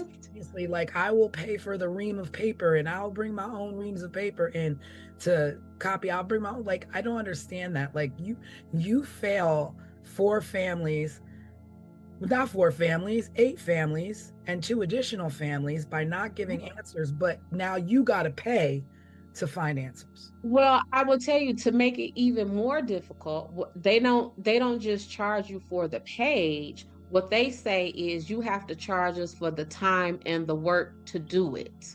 Somebody's got So to sit there. so what they do is they charge you by who is the lowest paid person at that police station, that police precinct. So if we're talking about the police precinct of Timbuktu, right? And the lowest paid person there makes $15 an hour. So what they're going to do is not only charge you the penny per page, but they're going to charge you $15 an hour to even gather those pages. And then you will be charged the penny a page. Okay, that was in the 80s.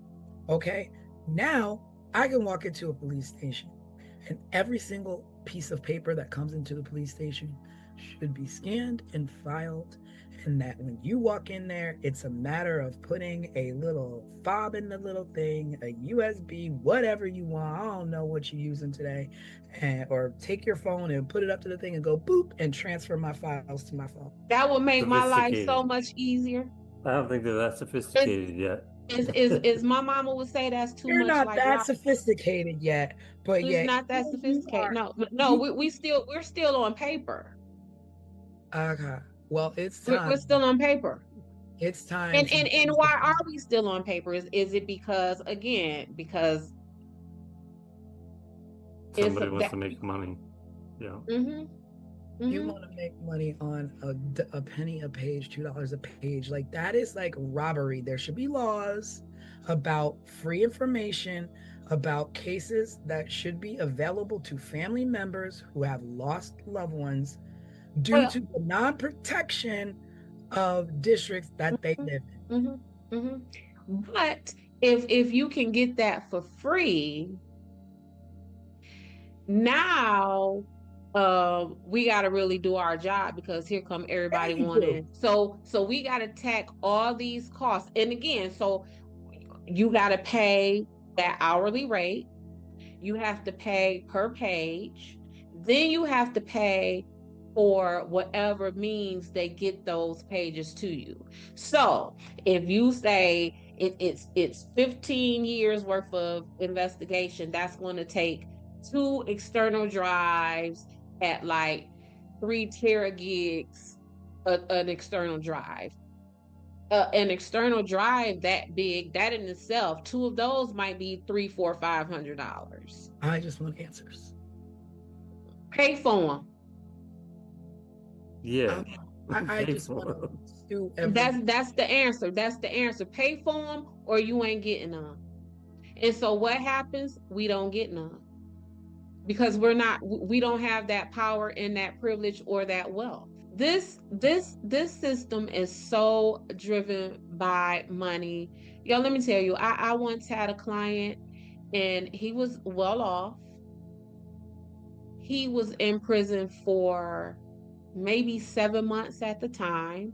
His family was able to hire a full staff of defense folks, including myself.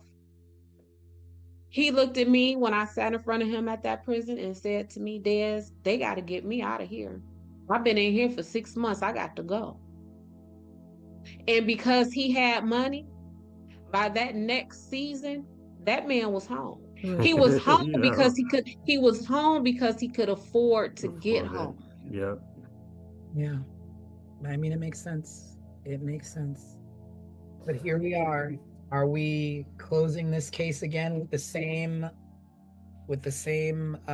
verdict as we did Ketty? I say we need to close this case with under the file. We got to create a separate category of dear families, hire an attorney. Because the person who you have been told who has caused your family the largest amount of harm that anyone can imagine is not the person who did that to you all. Well, with that all being said, this is our second case and officially our longest case that we have discussed. It deserves it. We're investigators. Yeah, I mean, it's a big one. We knew that going into it. Yes. And there is so much that I'm sure we could still spend next week talking about. I got a whole lot of notes in front of me that we have not even discussed. Yeah, I mean, that's just me. Think about the family members that are still active. So, Kathy Thomas's brother is out there, runs a Facebook group and a podcast as well. So it's a case or cases that people haven't forgotten about and are still actively talking about and trying to get answers for.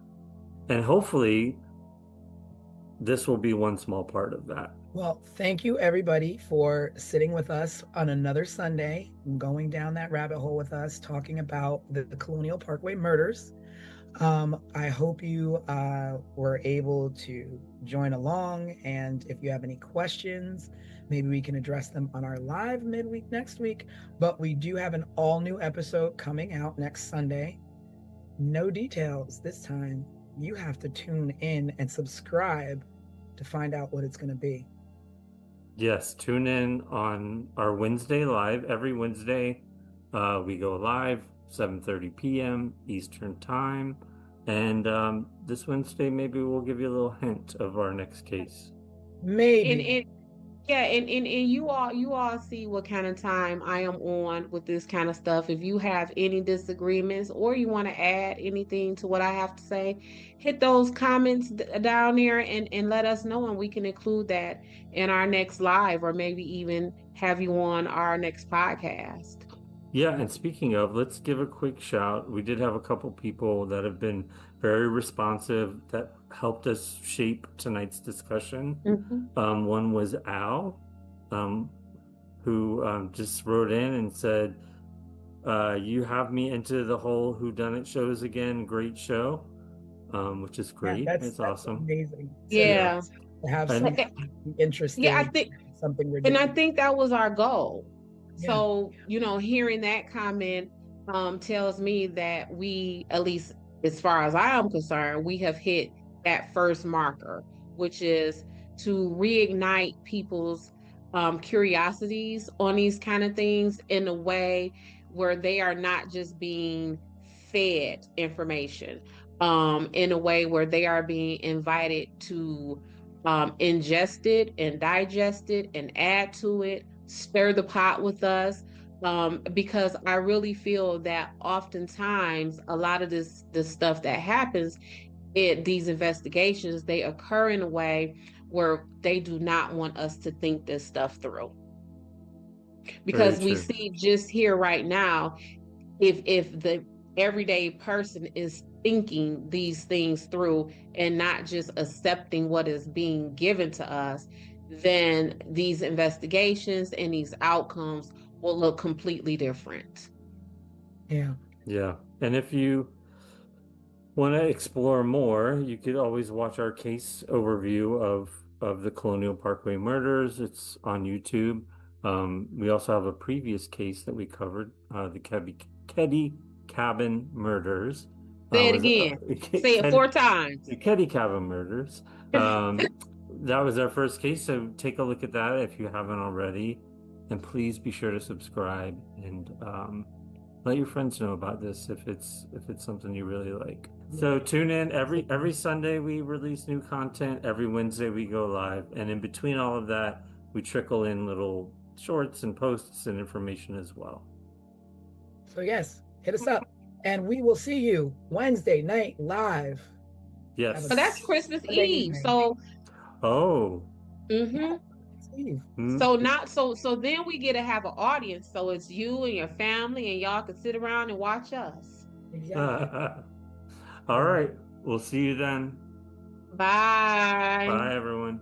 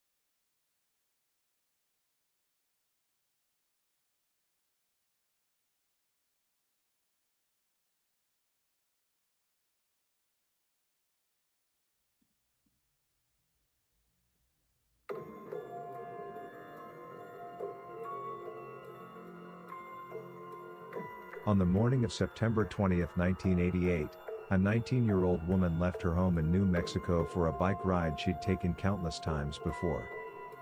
She never came back. No body. No bike.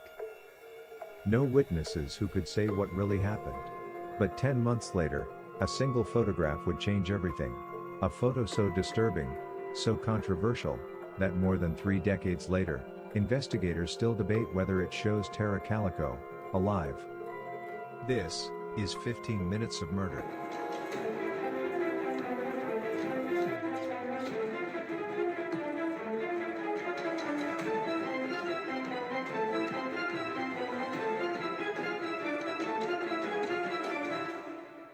Tara Lee Calico was 19 years old. She lived in Bella, New Mexico, a small town where people noticed when something was off. Tara was athletic, outgoing, and driven. She was attending the University of New Mexico, studying business. She had a job. She had plans. This was not a case of a girl running away. On the morning of September 20th, Tara told her mother she was going for a long bike ride, a routine she followed often. She planned to be home by noon because she had a tennis date later that day. She never made it. By early afternoon, Tara's mother Patty Dole knew something was wrong. Tara didn't always ride alone. Her mother Patty enjoyed the ride as well, mother and daughter, side by side, talking as they went. But at some point, Patty stopped. Not because she didn't enjoy it but because she had been stalked by a motorist while riding. A man in a vehicle had followed her closely, watching her and making her feel unsafe. And because of that experience, Patty worried.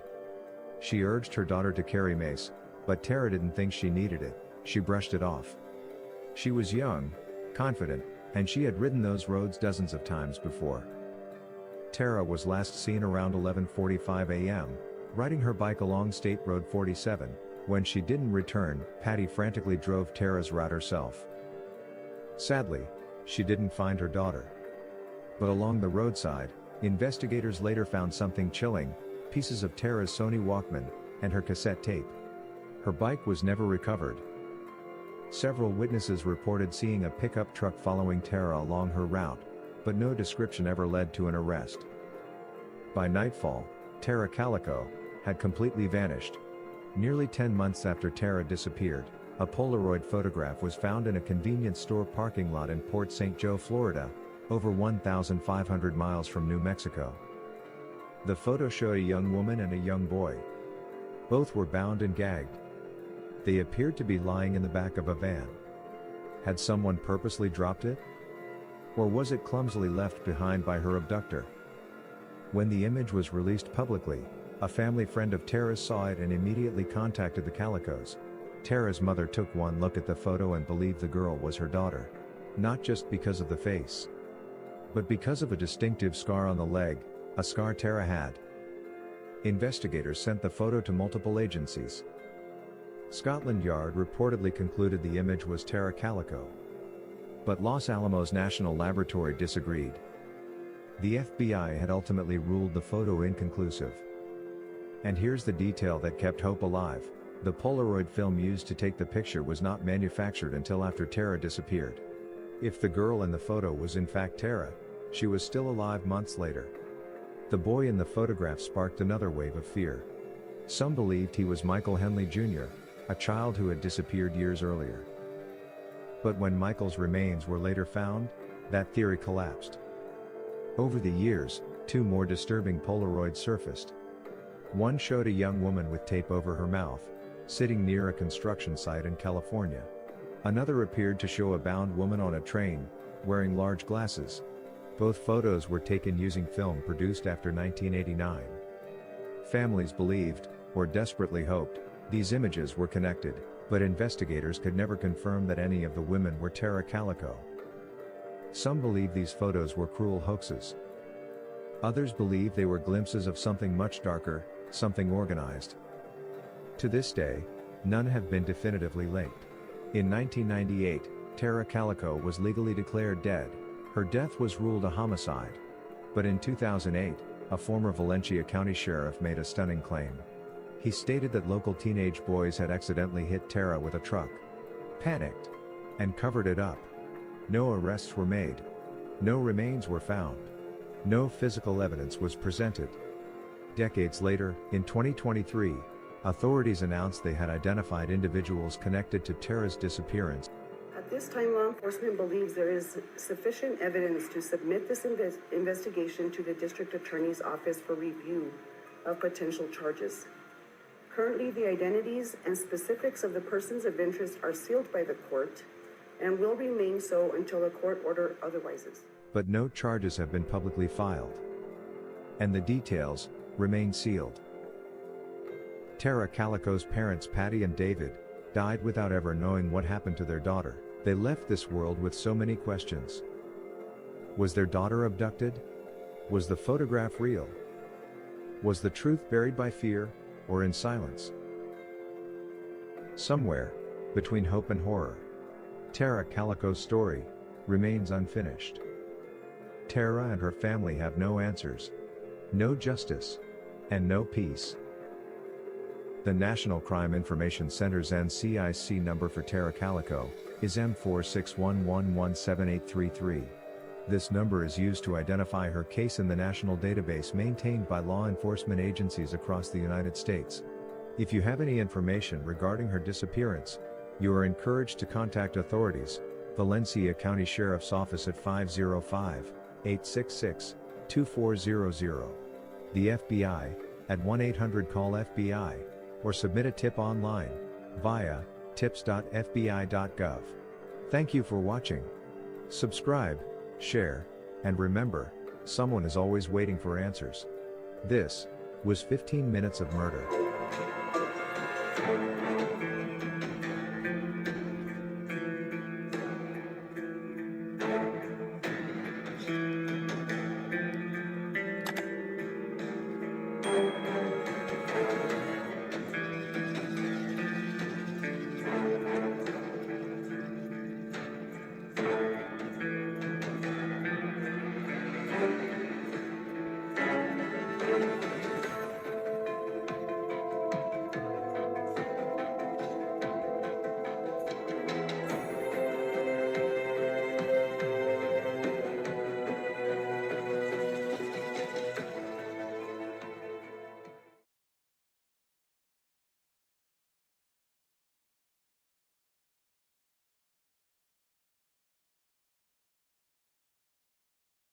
Hello and welcome everybody to 15 Minutes of Murder. Happy Sunday. We are going to be doing the podcast long length version of breaking down this case.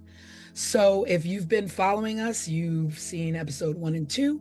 Our third episode is Tara Calico. And this was a 19-year-old girl who went for a bike ride the morning of September 20th, and she never returned. We don't know if she's missing. We don't know if she was murdered. We have our theories. We have our suspects. But this one is a whodunit and where is she? And the case is still technically open. So there's still room to have hope. But basically, this is a young girl who went for a bike ride and never came home. There were some sketchy circumstances around her disappearance. Des kind of thinks a little different than I do. I don't know what Craig thinks, but we're going to get into it. So, welcome to 15 Minutes of Murder. We are your hosts, Tanisha Slater, Craig Chapman, and our resident crime expert, Desiree Edwards. And let's break it down.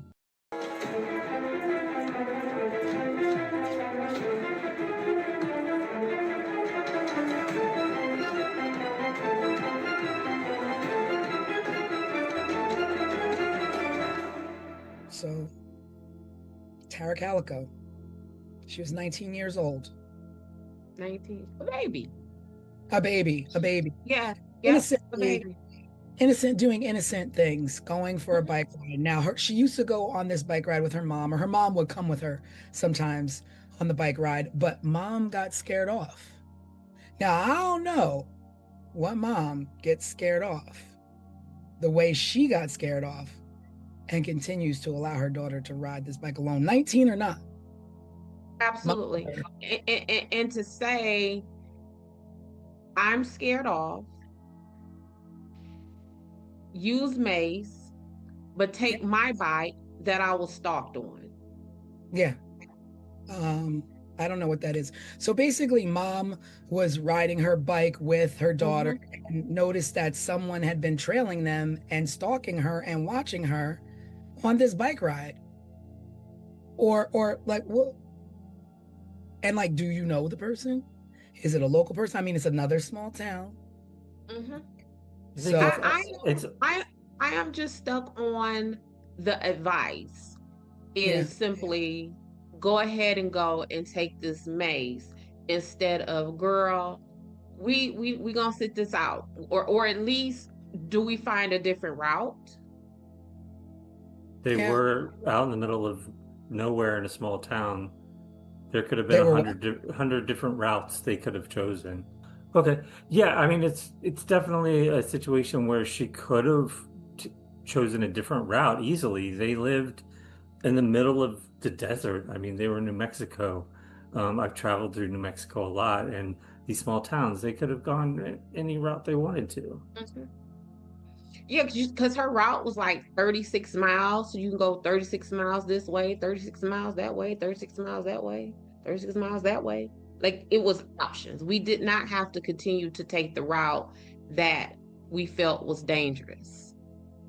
Yeah, Yeah, definitely. I think it's also maybe worth just getting to know Tara a little bit more. She was really athletic, really Mhm. outgoing. So this bike ride was a normal thing for her. A I normal think thing she now. had plans to go play tennis right afterwards. It sounds like me when I was her age. I was running, I was playing tennis, I was surfing at the beach, like she was an outdoorsy type of girl.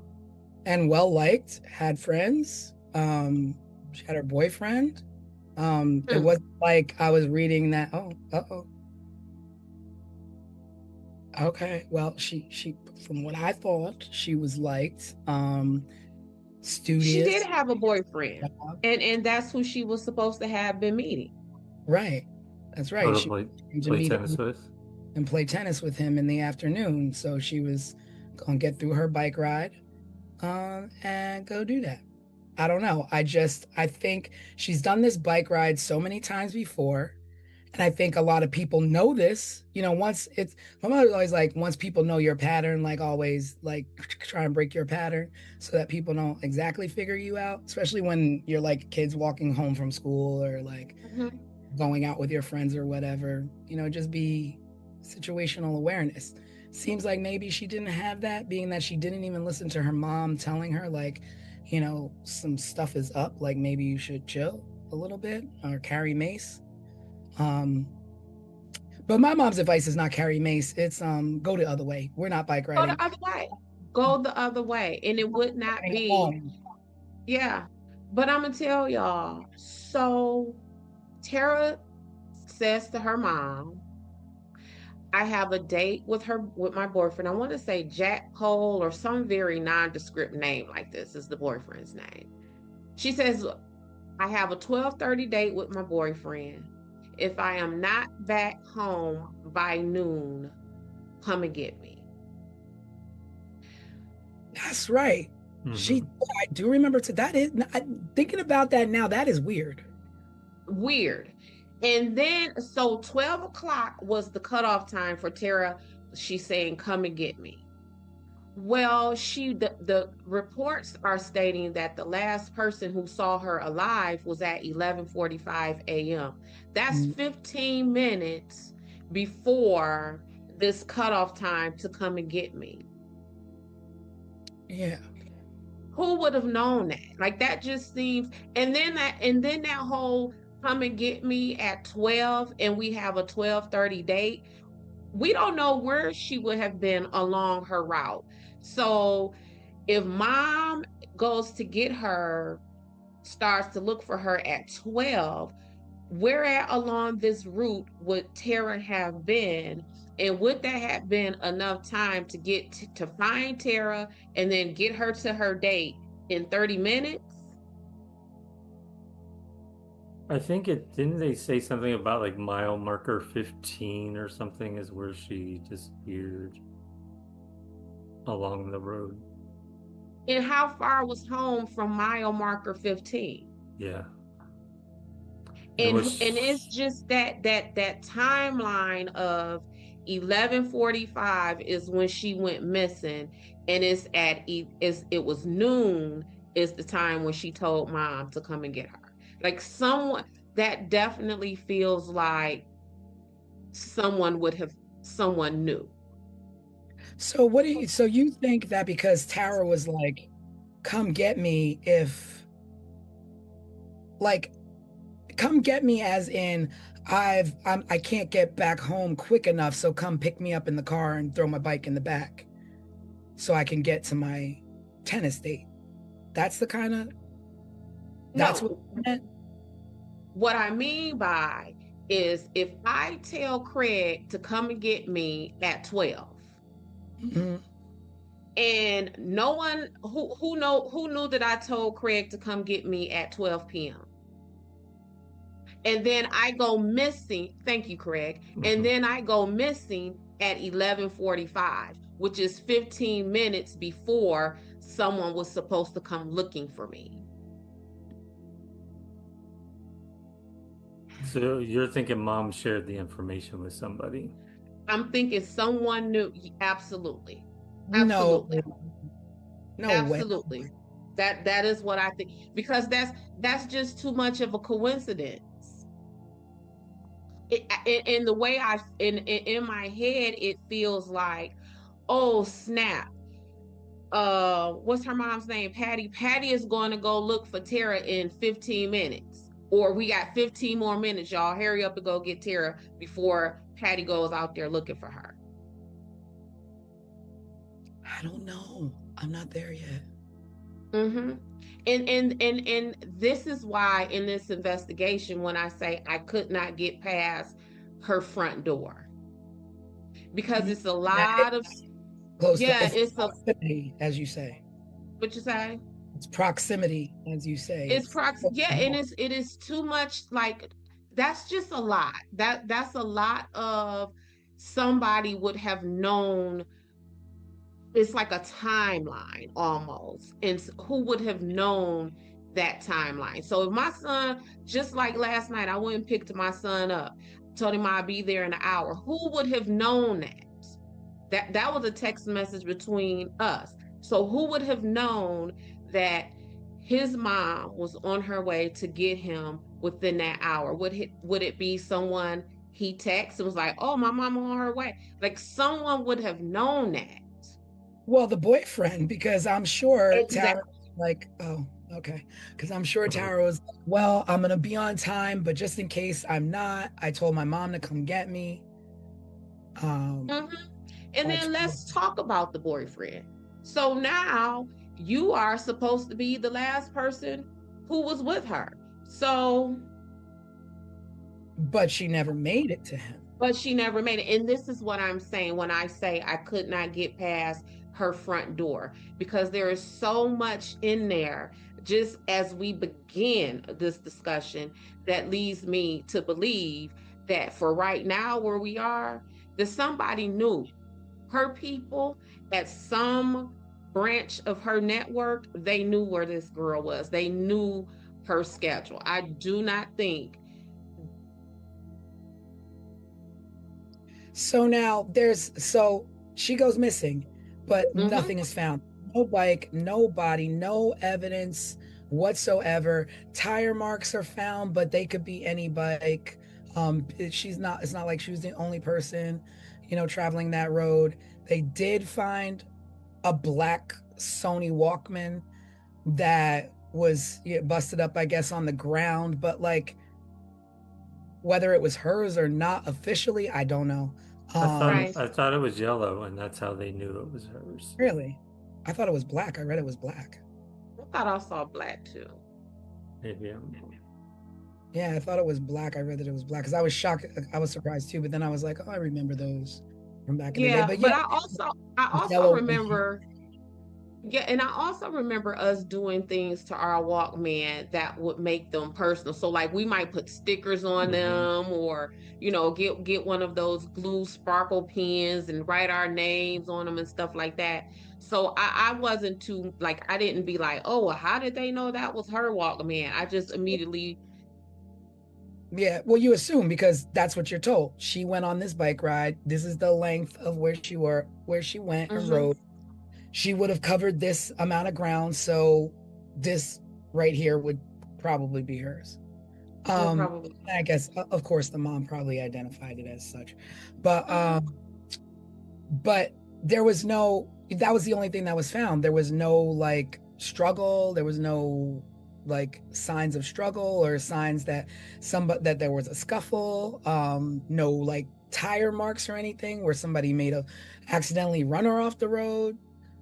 So I'm like just I'm reading. It says Tara Calico's Walkman was bright yellow and distinctive.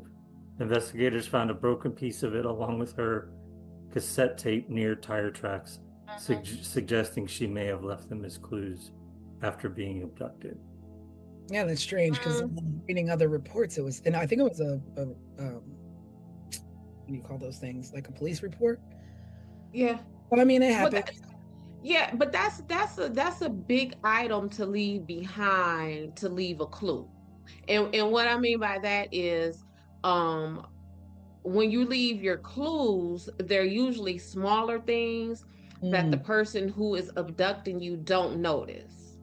So if this person would have thought to let me grab Tara and her bike because I don't want anything left behind, I would think that they would see her Walkman that would have been left there, even if they caught it out the peripheral view. Like these I are don't. people who didn't care. Like you dropped something, who cares? That we're not here for that. We're here for you. Yeah, but her Walkman, if what Craig just read is correct, and how they're saying is distinguishable, they wouldn't want to leave that Right. because it would have been able to lead them back to Tara. Hmm. So that would have been leaving a distinguishable Walkman behind would have been the same thing as them leaving her bicycle behind because it could have been traced back to Tara. I don't know. So I, what are you thinking then, Des, in this 15-minute window? Well, what I really think, Mhm. what I really think, and it may be a very unpopular opinion, but for right now, what I think is I think that that Tara's stepdad had a thing for Tara, and that yes, and that Tara, yep, and that Tara rebuked him, and that he harmed Tara, and yep, and that is why, because there was I read something about that the mom just latched on to this picture, right? yes. So the picture. Right. So Tara Yep. went missing. She'd been missing, and nobody seen. I mean, they were looking for her, and all, Mm-hmm. and And a picture surfaced in Florida, in St. Joe, mm-hmm. Florida, which is Mm-hmm. 1,500 miles, right? It's far. So Other side of the country. it's 1,500 miles from Belen, New Mexico. And there's a picture found in a like a rest stop or a convenience store area on the ground of a female that looks to be about around Tara's age, and a young boy with tape over their mouths and tied up in the back of what they're saying is a van. And there's something about this photo that made me be like, that is very weird that the mom kept insisting. Right. And so first of all, let's quit playing. That is not Tara in that picture. You don't think so? I look I at it over and over, and there's parts of me that think that it resembles Tara's 16-year-old picture photo, but not Tara at her 19 years no, age. no, I don't think that's Tara. And here is where I go with this. I don't think it's Tara, and the authorities don't believe it was Tara either, because it was the analysis of the photos remained inconclusive. This Oh agency yeah, but said it's her, and this Scotland agency Yard said it is not her. said yes. FBI said no, and Yep. then the national what is that, the my gosh, I can't think of the name of it, but it was a third agency that wound up being inconclusive. So it's like yes, no, maybe. Yep. And I feel that dad, although he was stepdad, I think him allowing Tara's mom to clutch to this picture is him allowing Tara's mom to not focus on him.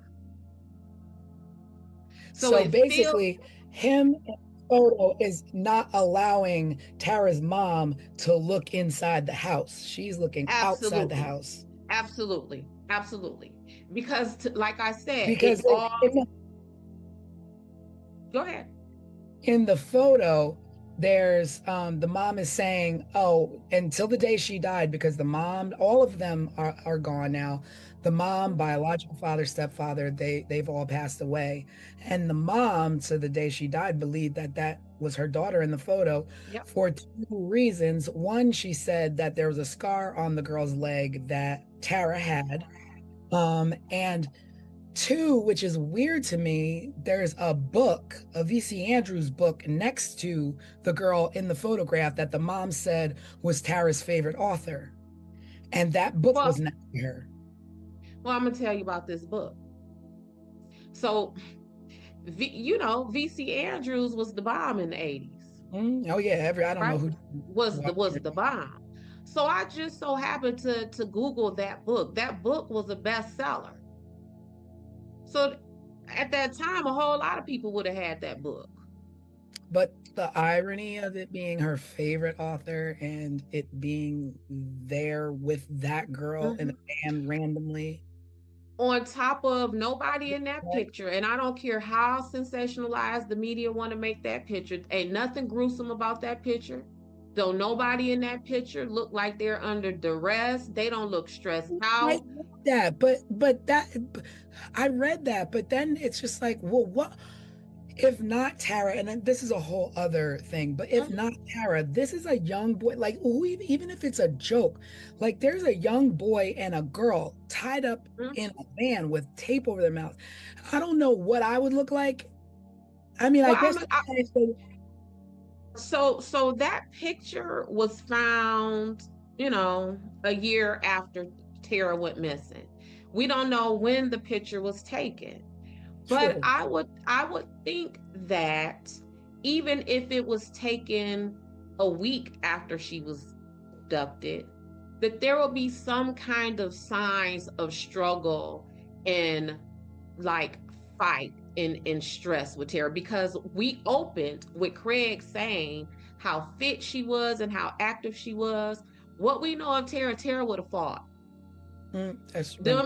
Whoever abducted Tara, I would imagine they would have almost had to beat that baby to death to get her in that van. I think that if with Tara, what we know of Tara, again, that there would have been some kind of defensive wounds.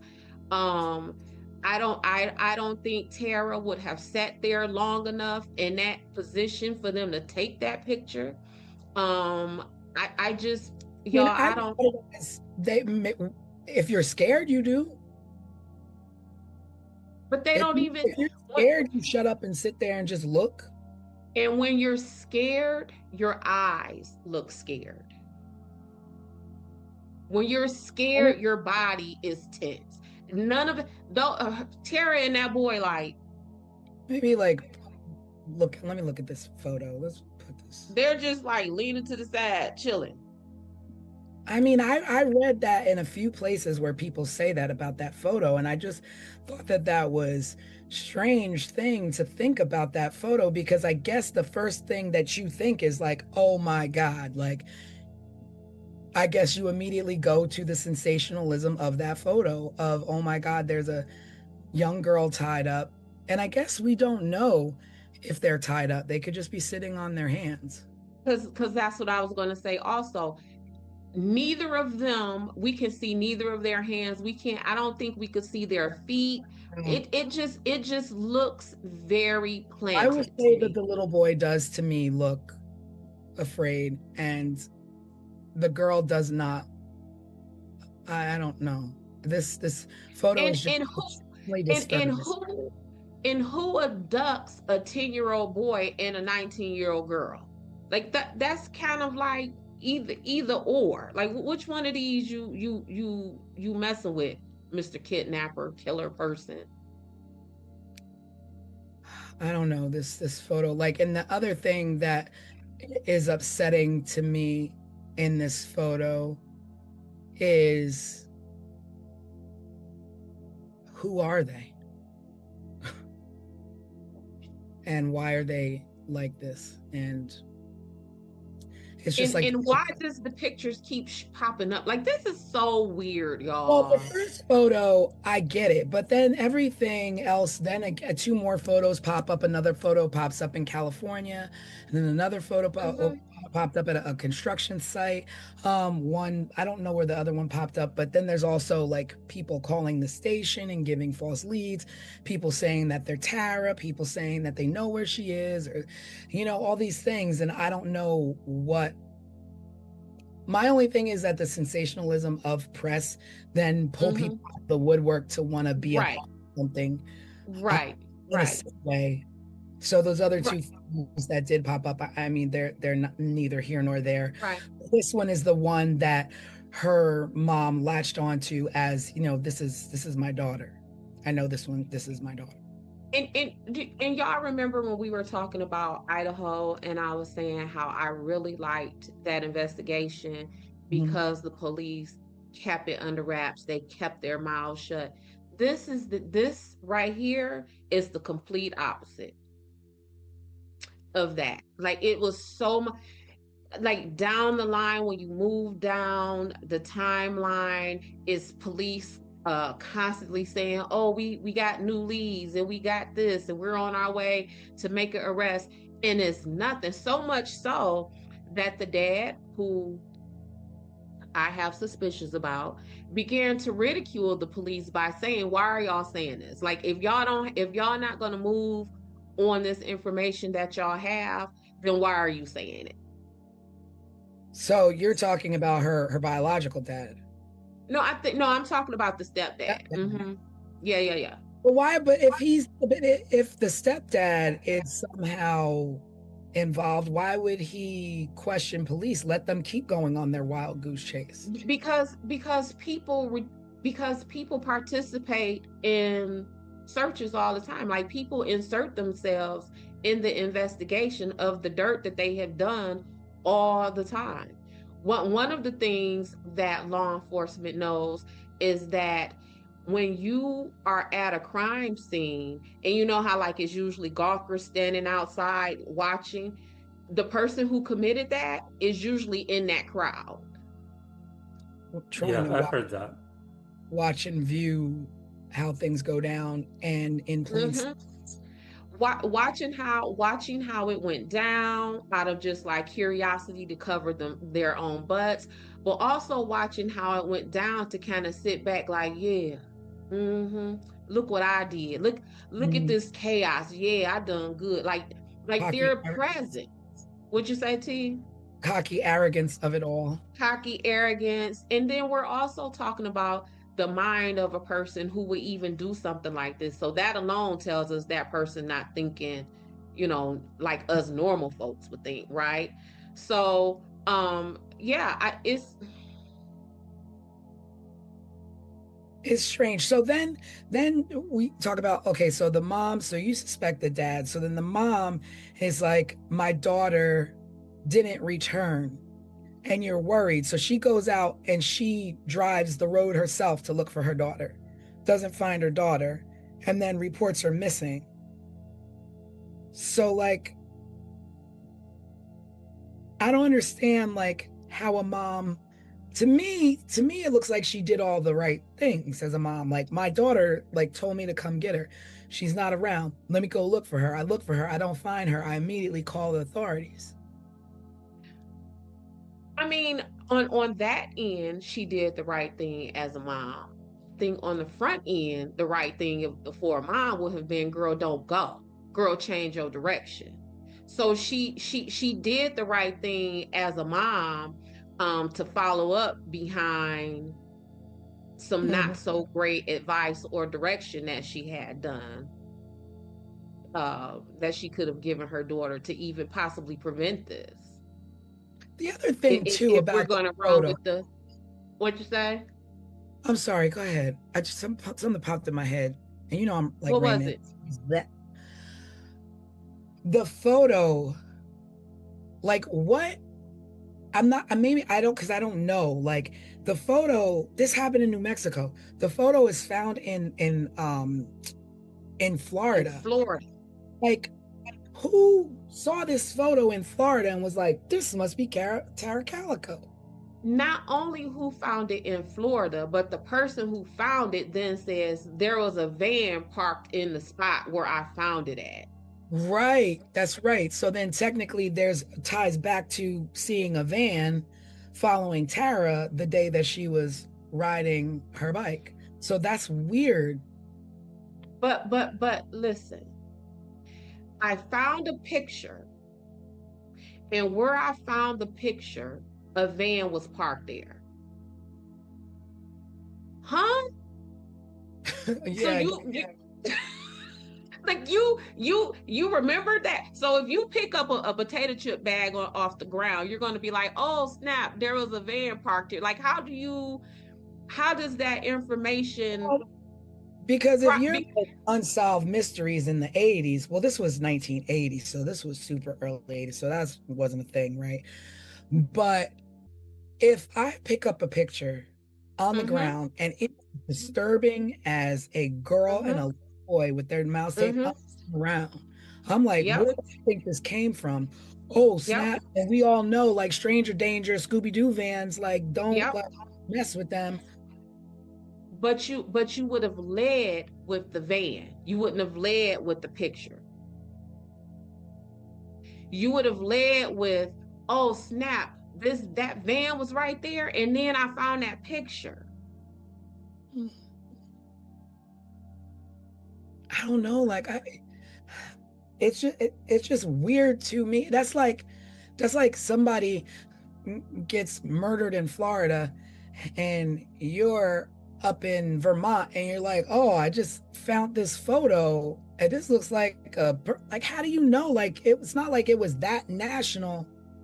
And this right here is why I say I couldn't get past the front door, because all of this other stuff that we're talking about, none of this kind of makes sense, and none of it really has a place. So every time we talk about something, it's like, just back to this picture, like, but how do they get there? And this from here, and this from there. So one of the things in my investigations, I always say, no matter what was done, no matter how it was done, no matter who it was done to, that chain of action, that chain of events has to make sense in my head. So what I mean by that, like, oh, okay, I can see why they would do that, or oh, okay, I can see why they would do that. I don't have any of that here. And in this investigation with Tara, where my brain stops with clarity is who knew where she was at during this day, during her track. That, because nothing else makes sense. So you are definitely not on the wavelength of this was a random, or this was a serial killer, or this was no, like a stranger abduction. This is one of the situations where when people call my phone and say, Des, I've heard about Sunshine Investigations. My family member is missing or has been killed. And then when I listen to them, I say to them, you don't need an investigator. Y'all already know who did this. Y'all already know who did this. because nothing past the Walkman makes sense. Not that picture, not the picture being across the country. None of that makes sense. Well, let me correct myself. So it was Scotland Yard who looked at the picture and believed Yeah. it to be Tara. And I'm Uh-huh. like, Scotland Yard, like they went that far to analyze this photo, and then so the Los Alamos lab is the one who said no, this is not Tara, and the FBI's findings were inconclusive. So it's still the yes, no, maybe.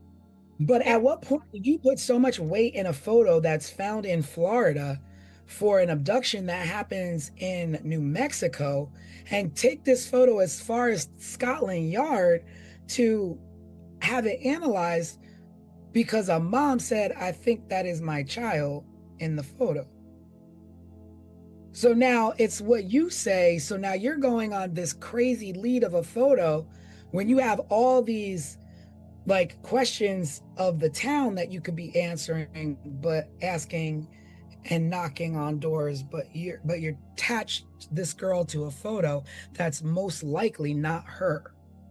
That's most likely not her.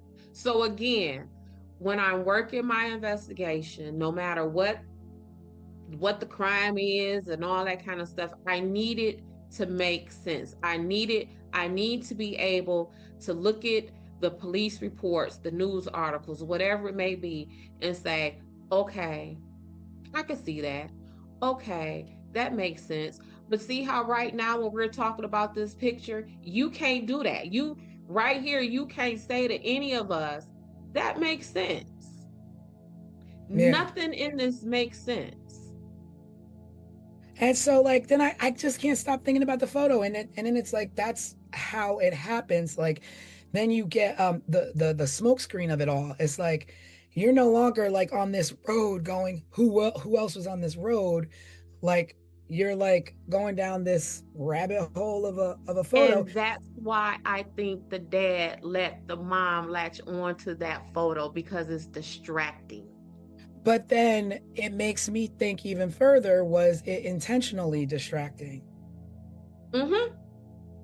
Like was it a plant type distraction? Like something Mm-hmm. planted, somebody knows somebody well enough to say, let's feed this back to, like I don't know how it got back. I don't know how it got from Florida to the It because what we even know is that the little boy who they suspected in that photo turns out to not even be him. but who also was a little boy who went missing on a camping trip in New Mexico. So how did Right. these two separate incidences in New Mexico, two kids who have nothing to do with each other, wind up in the same photo in Florida? Were you going to say Correct. something? It makes no sense. I was only going to say the way it got to Tara's mother, as far as what I'm researching, is that it was broadcast on a national television program, and then her family and friends saw it and said, "Hey, Tara's mom, this sort of looks like Tara. Maybe you should take a look at it." Right. Yep. Wow. Okay. Mm-hmm. Yep, that all that look that you're doing, how I can see your wheels turning. Yeah, like it's just so weird. And as I was preparing for this episode, I was like, okay, I think this is going to be the first episode that we do that closely resembles what an investigation meeting looks like when me and an attorney get together and we're talking over our police reports and we're talking over our discovery and evidence, and it is breaking down all of the information that we have to try to figure out again what makes the most sense, like just pick all this apart and try to string it together. And Tara's case is not being strung together. It's not. Mm-hmm. It So I don't. seems a bit all over the place. Yeah, it's too much. It is. It What is. at what point do we fast forward to more recent stuff, like Sheriff Renee Rivera saying he knew the story of what happened, but the people were too well connected for him to say anything more. Well, It possibly being the sheriff's at the time the sheriff's son that maybe had done this, and that's why it was covered up. yes, and then, but here's the thing. So that story is at the time of the initial investigation, 88, 89-ish, when Tara went missing. The story was that some people had saw the kids, and it was reported to the sheriff that the kids had maybe hit her with their bike or something. I mean, hit her bike with their vehicle, killed her, covered it up.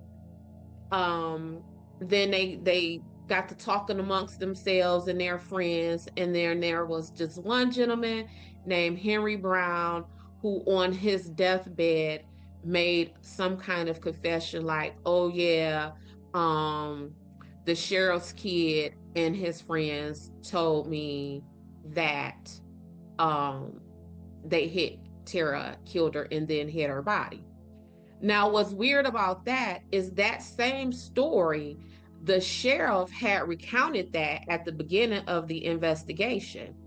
So then the question would have been, if these people have told you that they hit Tara and caused Tara some harm, why wouldn't you had moved on that then? Why weren't they arrested then? And at the time, it was labeled as circumstantial evidence.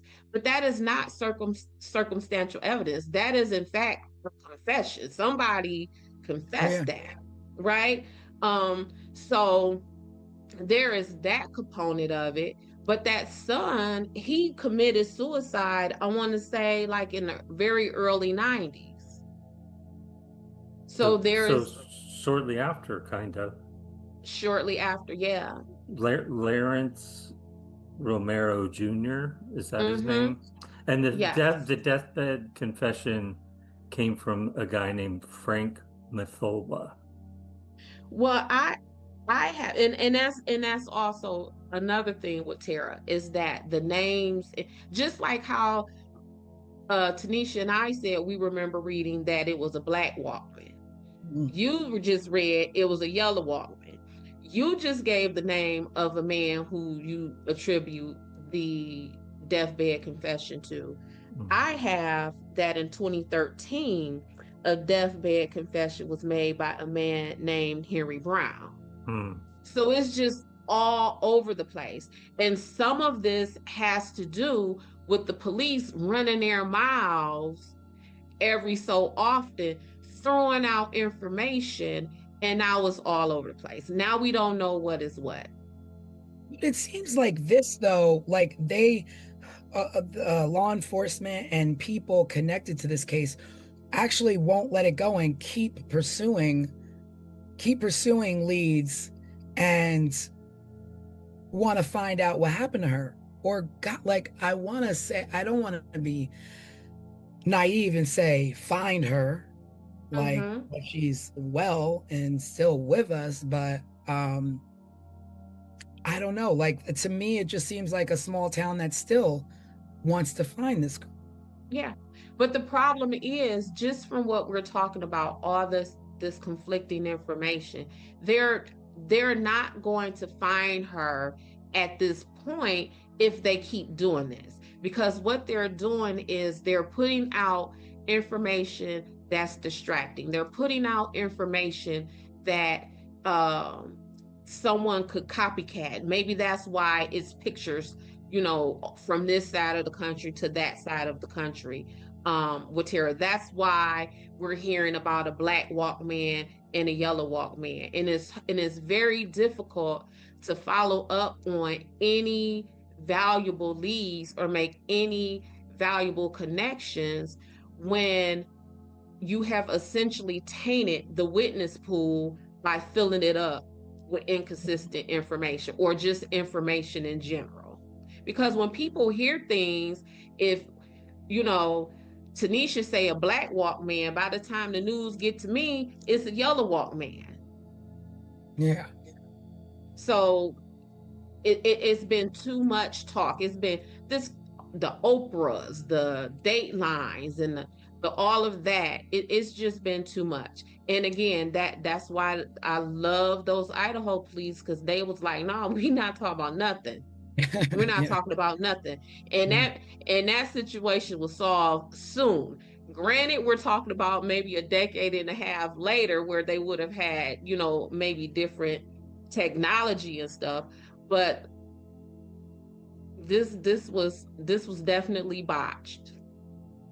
So I was reading, because that's why the reason why I say that is because I was reading, I don't know if either of you saw this, but in 2023 there was a break in the case, and it led to an entire case file being sent to prosecution to be reevaluated, and they're not ready to disclose this information. They said that they're still reviewing it, but it was enough to conduct a search of a home and suspects on a lead that went dead when it should have been investigated at the time.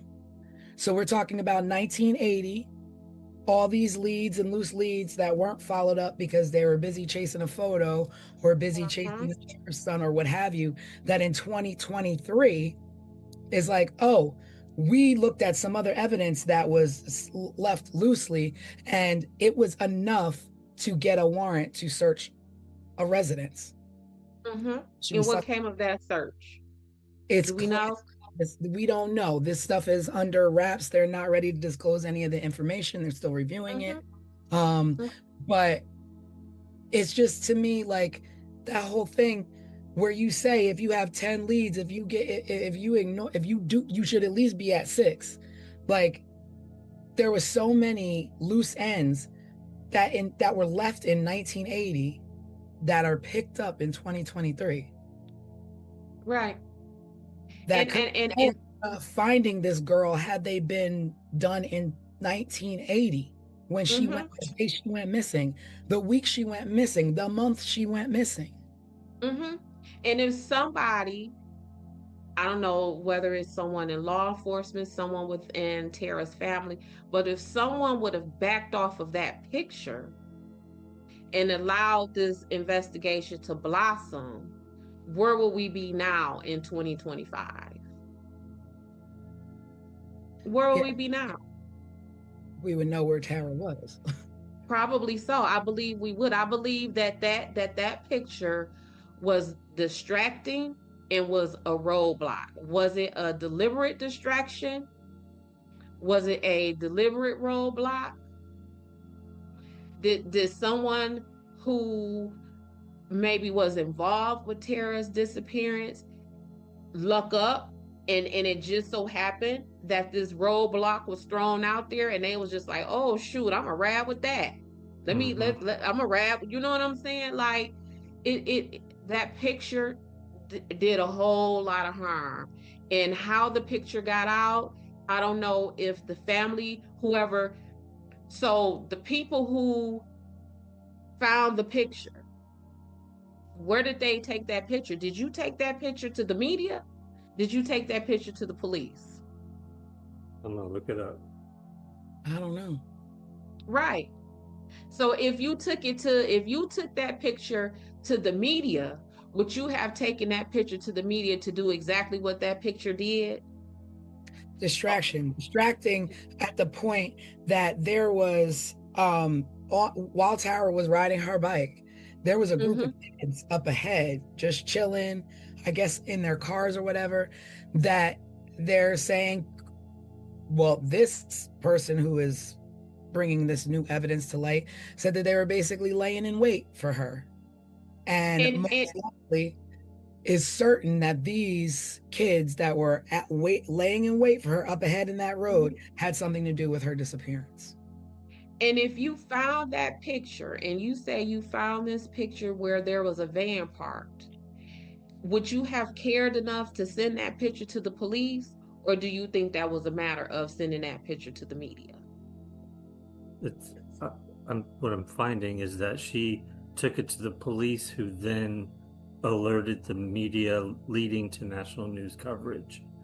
But they're also saying that the lady who turned in the photo is anonymous, so nobody knows who she is, where she was from. Like, they don't know anything about her. The tea is piping hot, baby.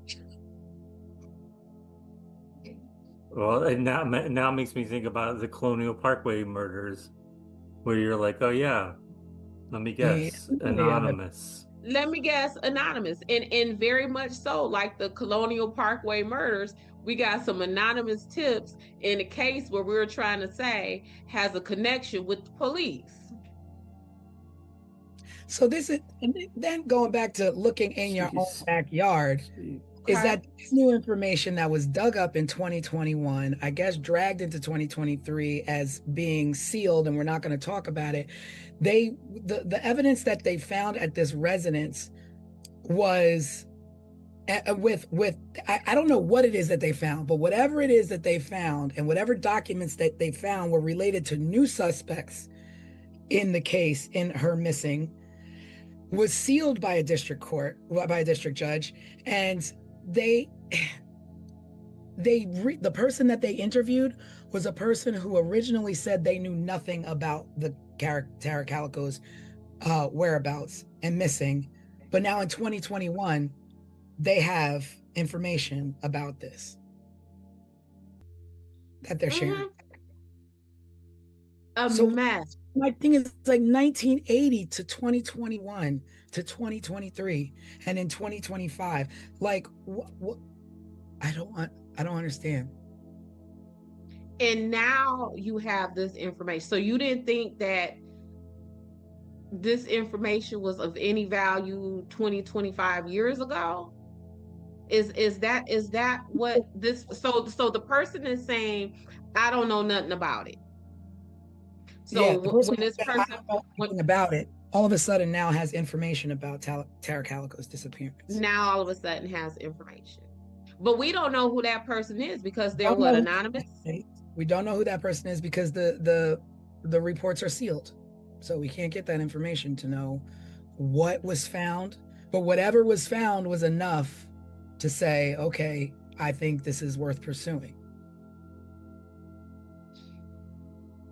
You know, I often say the call comes from inside the house sometimes. And I tell you, I'm stuck at that 15-minute window of who would have thought, oh snap, we got 15 minutes to grab her before somebody goes looking for her. If her mom said, if Tara told her mama, come get me at noon, and she went missing at like 10:20, that wouldn't feel so suspicious to me. But it feels like our window of opportunity is running out and we got to get this done, and we have to get it done right now. That is what that 15, because it's just, yeah. It's a short window from when she was last seen to when mom went looking. Yeah. So who would have had that opportunity? Would that have been this boyfriend who she was allegedly supposed to have met with? Would that have been stepdad? Like who would it would have been? Someone who knows, because how else would they have known it? I don't know. I mean, I don't know either, Tanisha. I guess near 20 years later, Tara was legally declared dead, and cause of death was ruled homicide. And I guess as of 2008, the theories are accidental hit and run by local teens, and allegedly covered it up. And there were no arrests. So if it's an accidental hit and run by local teens, Is it local anonymous teens? And there were no arrests, no remains found? Like you did, like, how do you say this is what we believe it is, but there's no arrests, there's no questions? Like, you can't just rest on that. Well, the teens weren't anonymous. I think the teens in question are the sheriff's son and his friends. My God, the 80s is just full of my sheriff's kids. The sheriff's son. Like, what? Twisted sheriffs, right? And family. Yeah. What? Don't grow up and be a sheriff. Yeah. You're going to be suspicious. Yeah, the word. But yeah. Think about it. Like, I mean, we grew up in the 80s, like, in small towns, it's the sheriff. But, like, the word sheriff has such a dark cloud over it that whenever you say sheriff, you're like, something sneaky. I don't know about that sheriff. Mm-hmm. Never really say, I don't know about that detective, or I don't know about that private investigator. I don't know about that police officer. But you do say, I don't know about that private investigator. Yeah, private. Like, I have to always make very clear with people when I tell them I'm a private investigator. No, not that kind of private. Not the sleazy private investigator you see on TV and in the movies. No, I'm not that kind of private investigator. No, see, I'm all about, when I think private investigator, I'm on my Magnum PI. I'm on my equalizer business. I don't You want think your Desiree Sunshine I'm on my investigation. Desiree Sunshine. Like, that's what I'm talking about. I don't have no doubts. I don't have no doubts about this type of private investigation, getting to the bottom and looking for truth. Like, that's the only thing of private investigating I know about. Thank you. But it's just, and so the sheriff also says that they believe that Tara was taken by someone she knew. In a small town. Small town. And that just, even in that, okay, someone she knew. Well, she would have knew your son and his friends, Mr. Sheriff. She would have known her boyfriend, Mr. Sheriff. She would have known her stepdad, Mr. Sheriff. Like, because this is a small town, when you say Tara was taken by someone she knew, Sheriff, you would have known those people too. Yep. I mean, there's a lot of paperwork out there. There's a lot of police reports that you can go read. Like, there's so much out there with some things, and I found some stuff today, but we'll talk about that on the live. So join us on our Wednesday night live. I was just about to say, I think what I can't wait for the most is when we get off of this podcast today and Tanisha and myself and Des all go back and read through more information to see if any of this gets any more clear than it is right now, because it's a hot mess right now. It's a hot mess. And then now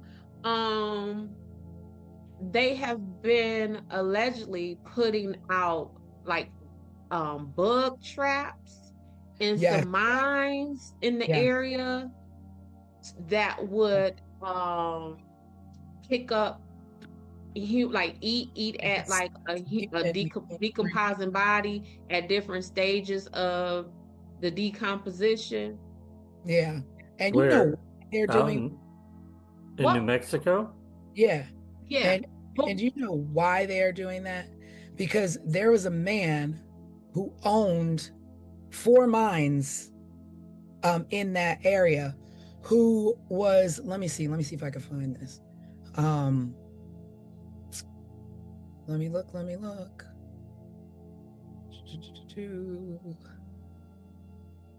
You're talking about mines like in the side of a mountain. Like going down into a mine shaft. Mines, yes, mines. Mine shafts, yes, real mines.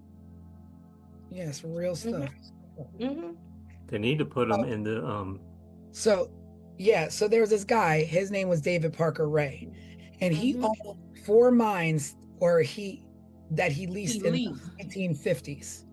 And they were about 25 miles away, or 25 miles south from where Tara Calico was last seen. He died in a state prison in 2002 while serving a sentence for more than 223 years in connection with kidnapping and other charges involving two women who he sexually tortured at his residence. Okay. So he claimed to have abducted like 40 victims from several different states, according to the FBI, but nobody's were ever found. But the reason why they didn't really go off on him is because at the time of at the time that Tara was abducted, he wasn't living in New Mexico. So they were like, oh, he wasn't living there, so he couldn't have, like, you can't visit other places. But this man has already claims he's abducted all these women, has been charged with sexually assaulting other women, but you don't go down his lead for these mines that were in the area. I mean, 25 miles really isn't that far from anywhere when you're talking about wanting to get rid of a body or wanting to have some little murder spot, right? So there are these mines, and so one of the four mines, maybe like 60 feet down, I don't know, 30, 60 feet down, something like that, looked like it was interrupted or has rubble, or looked like somebody tried to fill it in. So they want, so this sheriff or this lieutenant went and bought these little fly traps, these certain fly traps that will attract mosquitoes or flies or what have you from the remains of decomposed bodies to see what's possibly down there. And then if there is something, then they've got to go through the right channels to be able to excavate. And of course, the bottom line, money, to be able to have the money to do these certain things. But there's also these other things that have come to light that other people are like, oh, we know the suspects. So it's just like an open, like, I want to go back to this man in these mines. I'm not a miner, so I don't really know about mines and all that kind of stuff. However, his family leased these mines about 25 to 30 years before Tara was missing. So would he and his family still had access to those mines? Like, would, and again, I'm no miner. So when when your lease is up for the mine, is the mine now leased to the next group of people or the next company? Like, would he still have access? Whether he had access or not, he probably had mental access. Like, I own this for all this time. I know the ins and outs of it. I can go around and do whatever I want and get in and out of property without being noticed if I wanted. Are mines blocked off? Like, is the entrance to a mine secure? I would think that, and I don't know because I'm not a miner. Absolutely. But I would think you gate off with a fence, trespassing, what have you. Or if it's just in the middle of nowhere, maybe nobody does anything and it's just left abandoned with a couple of boards across. I don't know. Okay. And so if it's a couple of boards across it, if it has been fenced off, he would have had to breach that to get to the mine. So while they're saying this man had access to the mines, was whatever that blocking off of that mine, was that breached? Or if it was, would y'all have told us that? You know what I'm saying? Like, to just say that this man whose family leased the mine 30 years ago. Well, what about the other folks? So are y'all simply saying that we want to stick to this man who leased this mine 30 years ago because he has some of these similar crimes in his past? Yeah, well, which would be likened to the Waterman, because this guy is dead and he did these things. So it's just like, okay, in post, you kind of, we're going to fit you into this mold because you're in the area and we like you for this. Right. And kind of the same point that I made with the picture being filed. Like, when you find something or something that's important, what you lead with varies. What is of value or what is of importance is what you lead with. So, oh, well, the mines boards, they broken? Did they look meddled with? You know what I'm saying? Like, y'all can't just throw out like these people had access to this mine 30 years ago, and so now you the suspect. True, but you know what? It also leads to the fact that if in 1980 these were Mhm. around, it was a loose end that should have been tied then. Correct. So now they're Correct. chasing every loose end, trying to find this girl. And it's Trying like, to oh, find this girl this 30, guy 40. this guy claims to have murdered 40 women. This guy, assaulted 2 women. He was in jail for this. He confessed to this. I think the natural progression is to look into it, because what if she is down there? Right. And do we look into it like in 2025 or 2023, whenever this connection was made with this mine? Why? Because y'all knew about that mine. And if you didn't know about it in 88 and 89, did you know about it in 95 when that man was still alive? Because as what happens is when we're investigating things, one of the first things that law enforcement uses is they gonna use a database, whether it is a registered sex offender database, it's gonna be a database of so if my car gets stolen, we gonna run this, we gonna go to the auto theft unit and find out who's been stealing, Monte Carlos in the Detroit area, right? So they would have had access to that. They would have known that. Like, this ain't something new, Well, yeah. I mean, it was right? in 1998 that the guy that expert was like, one of these mines doesn't look right.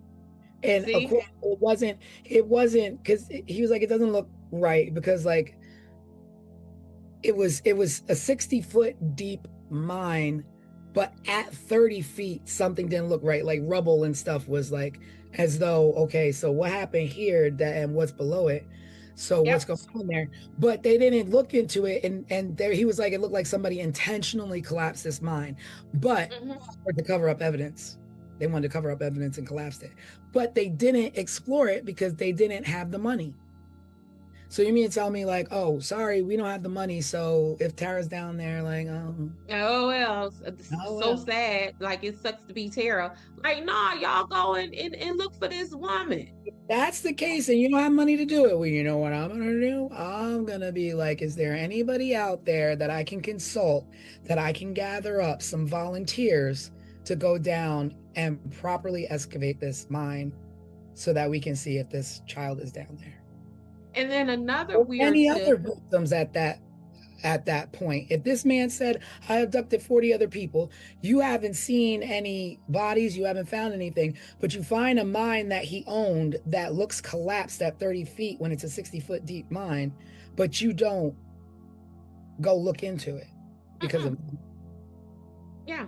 And y'all got money to consult with the Scotland Yard. yeah, right. That is Y'all the one that just trips me out. I was like, when I was reading, I was like, what's Scotland Yard got to do with this? right? But this was another something that tripped me up. So they I don't know. said, Sorry, I don't know. I'm not a police officer. I'm not an investigator. So I don't know if it's normal to be like, Scotland Yard, look at this photo that we have over here in New Mexico for an abduction case. well, I am. Florida. And we ain't never had Scotland Yard involved in none of our cases. Not even my federal cases has Scotland Yard been in. But another weird thing, a part of the what don't make sense, is witnesses said that they saw an older gentleman driving a 1953, maybe 1955 Ford truck slowly behind Tara.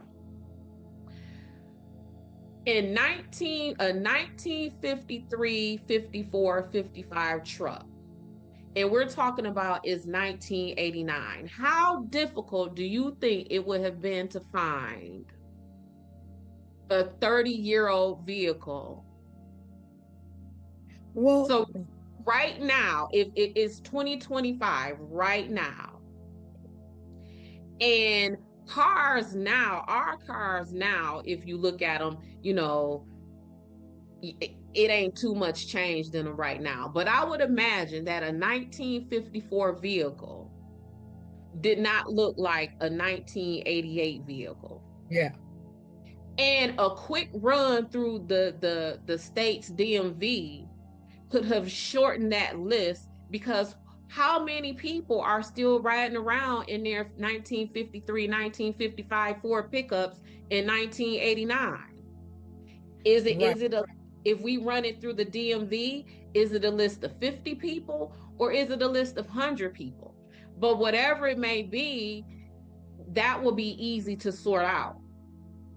But now that I'm thinking, I'm like, the mom also said there was a man in the truck following her. Is that coincidence that that same truck might have been following your daughter? Like, he's following you? Was he following her as well? Like, At the same time, is the person who was following you the person who took your daughter? Mhm. Who was the person following you? Did you know the person following you? what kind of car did they drive? And which is why her mama's advice should not have been go ahead and go, but just take Mace. It should have been, baby, something is going on. Stay home or go in another direction. Or it's, since I'm not going with you, where is one of your homegirls? Do she want to go with you? Tara had siblings. Some of them were her step siblings. I don't know if any of them were her bio siblings. Take your brother, take your sister, take something. But I think her advice should have been more than just take some Mace when I think we're being stalked. And I mean, Especially if she was so scared of it that she didn't go herself. she was so Right. scared. That's the thing. She was so scared herself that she was like, I fear for my life, but daughter, you go ahead and take your chances. And I don't want to lose the fact that Tara rode her mother's bike. So that pink bike was her mom's bike? That pink bike was her mom's bike. So if somebody is stalking me, they probably know my bike very, like, more than a normal person would, because you're a crazy stalker. And then you let her drive that bike. You let her ride that bike. But Tara supposedly rode her mom's bike because Tara's bike was damaged in some way. So who damaged Tara's bike to make her have to take her mama's bike that maybe a stalker would have had identified? Like, girl, this is a mess. Yeah.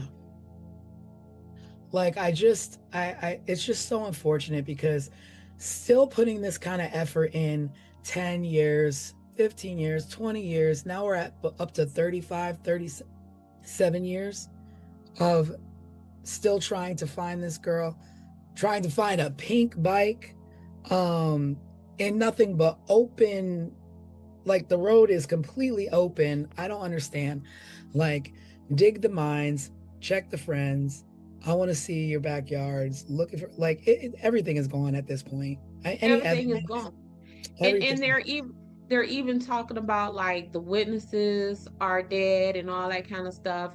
Like, that's one of the things, especially something like this, where you want to lock your witnesses into their statements. Like, just for example, last weekend, Saturday, some folks called me, Des, we got this case going on. 3 days ago, someone made a post on Facebook. That person is a witness. Can you go talk to them? Told them, yeah, I can, but I'm not working this weekend. Let's talk Monday. And I'm talking like Monday, this week, Monday. Mhm. Made a phone call, interviewed that person Tuesday, had their affidavit created Tuesday. So now if this person becomes incapacitated in any way, now Right. if this person decides to change their mind and, For a long now I don't want to participate, he's already locked into this affidavit. We have them now. And if Des the private investigator from Sunshine Investigations can do that, what do you think the police can do? Much more. What do you think the police could do? At the very least, you can be thorough. You could be thorough. And if I want to, give you the benefit of the doubt, okay, maybe you don't have the funds to excavate this mine, but you definitely have the funds to lock these people in with their statements. You definitely can go knock on the doors of this small town and talk to residents. You definitely can go and say, hey, mom, dad, I know your child is a minor. Can I have permission to talk to you? You can do those things. No And like cost I said, anything. and if I could lock you into an affidavit to preserve your statement, guess who else can? Mhm. It is not it ain't rocket science. That's key though, not waiting 15, 20 years to do it when you've been tainted by media, talk of the town, conspiracy theories, the wrong rabbit holes, terrible leads. Now you know how to adjust your statement. Yeah. You Now either you know what to say. clear somebody you know or throw somebody off, be like, hey, I found a photograph. Right.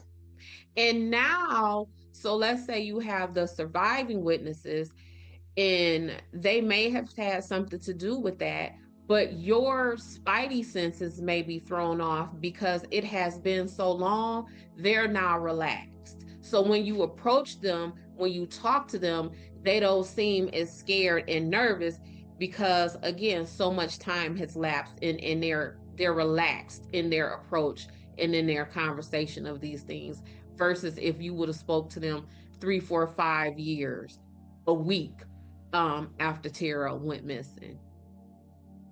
I mean, this is definitely one that, you just, I mean, at this point, I think it's pretty much that Tara is no longer with us. And it's just sad because it could, you know what? I won't say that. I won't say that because I don't know, because there's no evidence to point to this is what happened to her. But she could have been abducted. I don't know.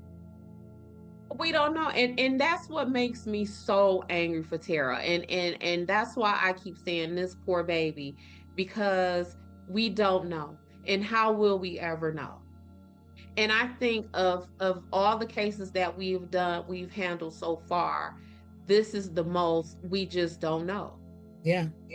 I mean, this is the one where it's not ended. Her story has not ended. She does not have the truth out there. There's no justice. There's just a million different directions and too many loose ends. Too much time has gone by. People are still looking. Well, thankfully people are still looking. And there's a website out there. And we'll talk about that on Wednesday. Because like I said, there's always just too much to talk about in 1 hour or an hour and a half or whatever. Right. But we'll pick it back up on our Wednesday live. So that means join us. You gotta watch. You gotta come back. You can't get rid of us just yet. Not yet. Keep pulling you back in. Mm-hmm. But yeah, there are people out there that do care tremendously about Tara and do want to see her found and her given a proper end to an unfortunate way that she had to leave this world. Yeah, because this young lady was literally minding her business. Like that was the most innocent activity that she could have partaken in. Like she's riding her bike. Yeah, we're not talking about riding her bike to go do some crazy crap.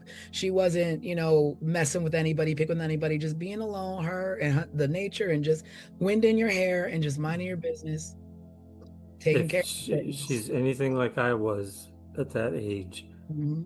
When I would go running, it was my time to be alone, to clear my head, and just to enjoy the world, the outside, Right.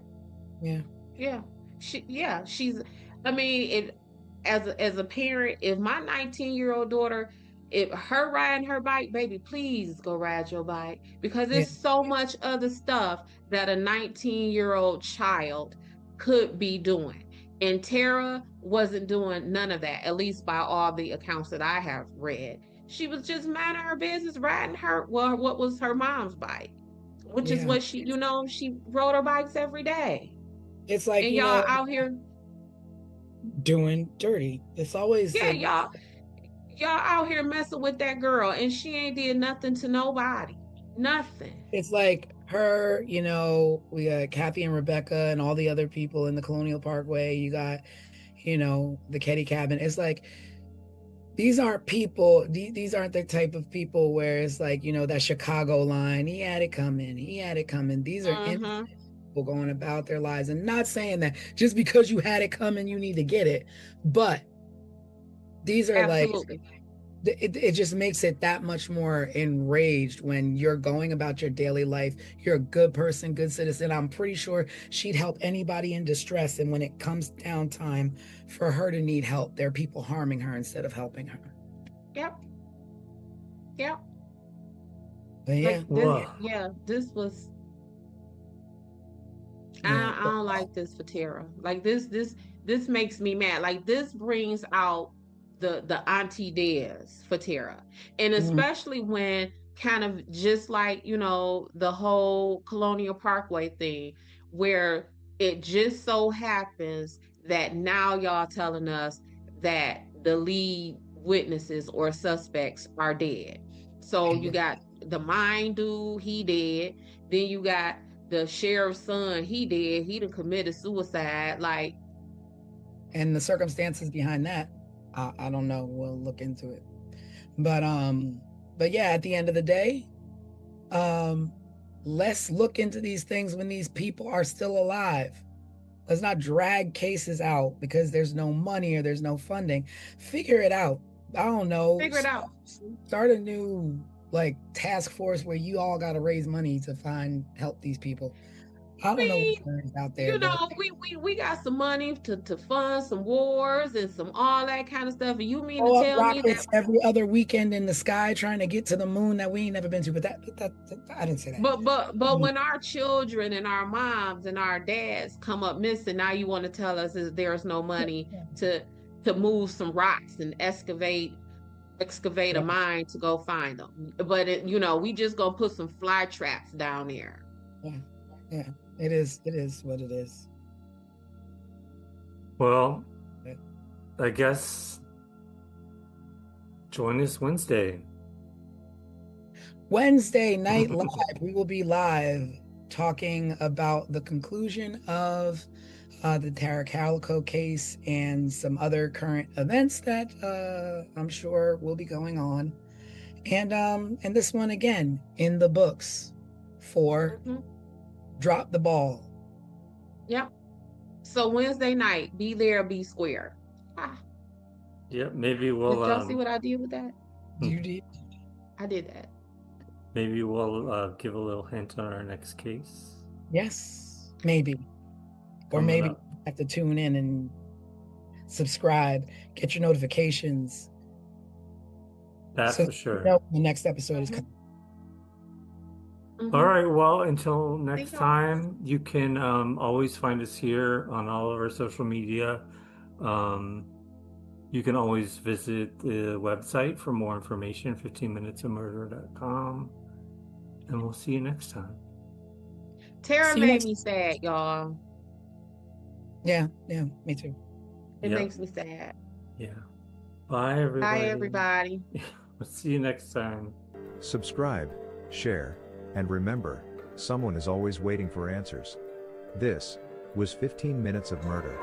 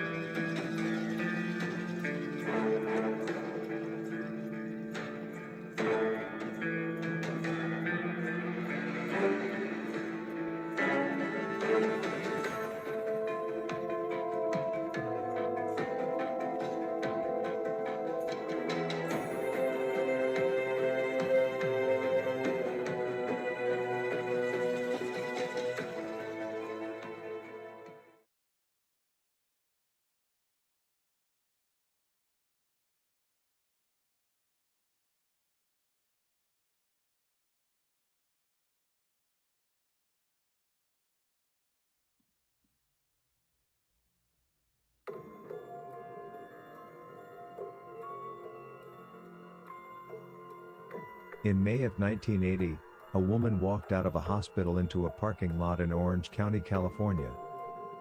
She never came back. There were no witnesses to her abduction. No struggle.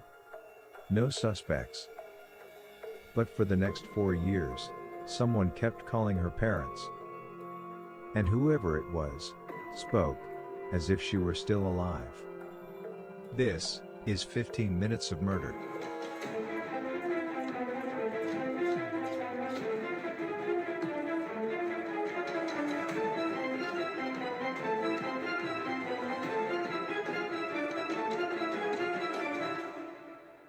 Dorothy Jane Scott was 32 years old.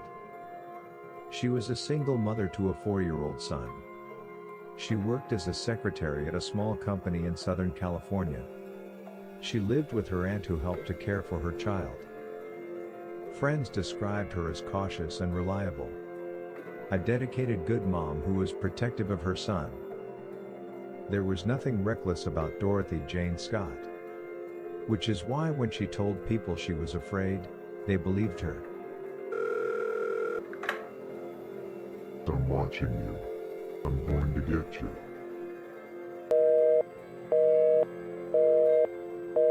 Months before Dorothy disappeared, the phone call started. They came to her home. And to her workplace. He never gave his name. He never raised his voice.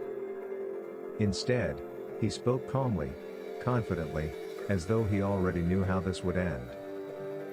He told Dorothy he had been watching her.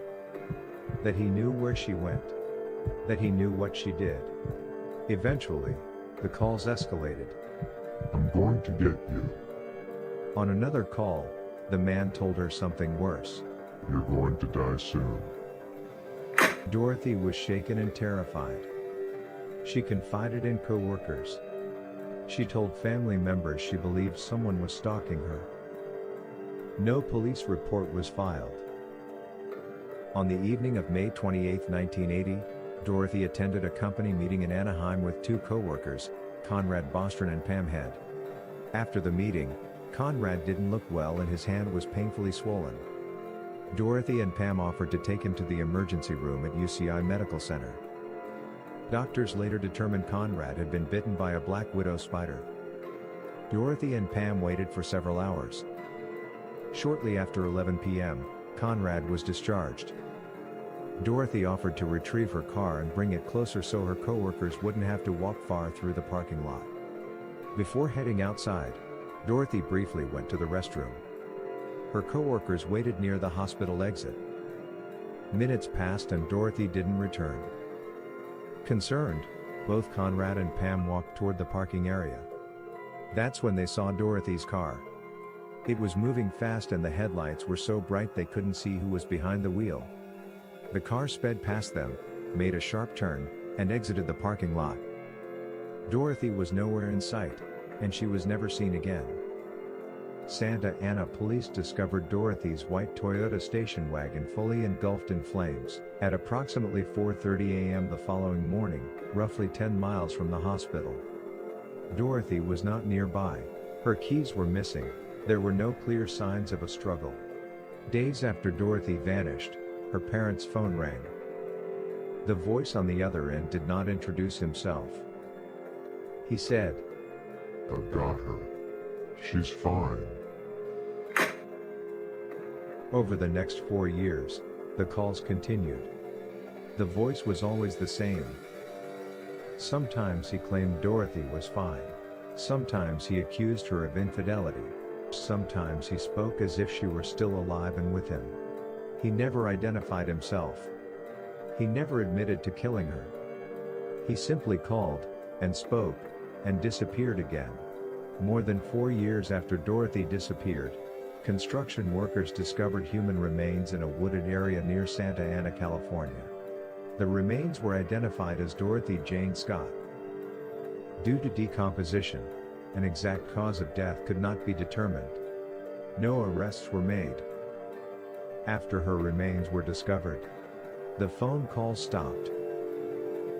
Investigators believe Dorothy was abducted quickly and deliberately. She vanished from a public hospital in the middle of the night without witnesses. The man who called her months before she vanished, and her parents years afterward, was never identified. Whether he acted alone, or had help, remains unknown. Whether Dorothy was killed shortly after she disappeared, or was held alive for some time, is an act that only Dorothy's killer would know. If you have information about Dorothy Jane Scott, you should email coldcase@ocsheriff.gov. Or anonymous tips, call Crime Stoppers at 714-628-7675. Any new details could help solve this decades-old mystery of her disappearance and murder. Thank you for watching. Subscribe, share, and remember, someone is always waiting for answers. This was 15 Minutes of Murder.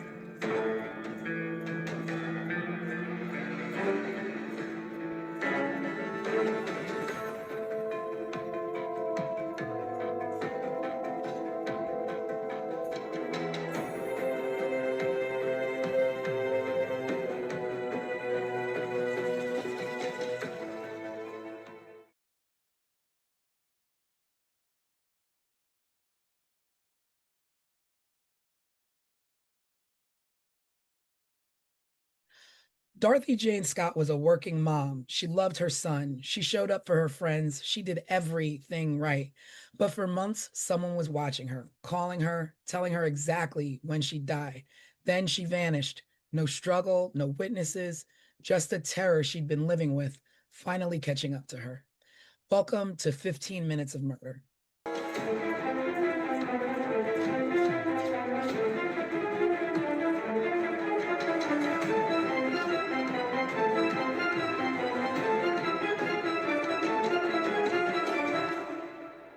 Hello, everybody, and welcome to another edition of 15 Minutes of Murder, full podcast edition, where we break down last week's case file, which was the Dorothy Scott murder. It was all about a caller calling her, as you heard in the recap before we started. We're just going to get right into it. We're going to get right into it. So, who thinks what? I'm going to tell you what I think real quick. I think this is an open close with an anonymous suspect. I feel like the person is the caller. I don't feel like it's anybody outside of that. But I don't know who the caller is. Well, maybe we should start with a quick overview of the case. All right. Well, we've got Dorothy Jane Scott, who was a mom. She had a young 4-year-old. She was not a troublemaker, didn't cause any problems. She began receiving phone calls from a stalker, and this went on for quite some time. And, I guess just like, I don't know what she did about it. I don't know what she did about these calls, but I guess she just dealt with it and just kind of like watched her back or what have you.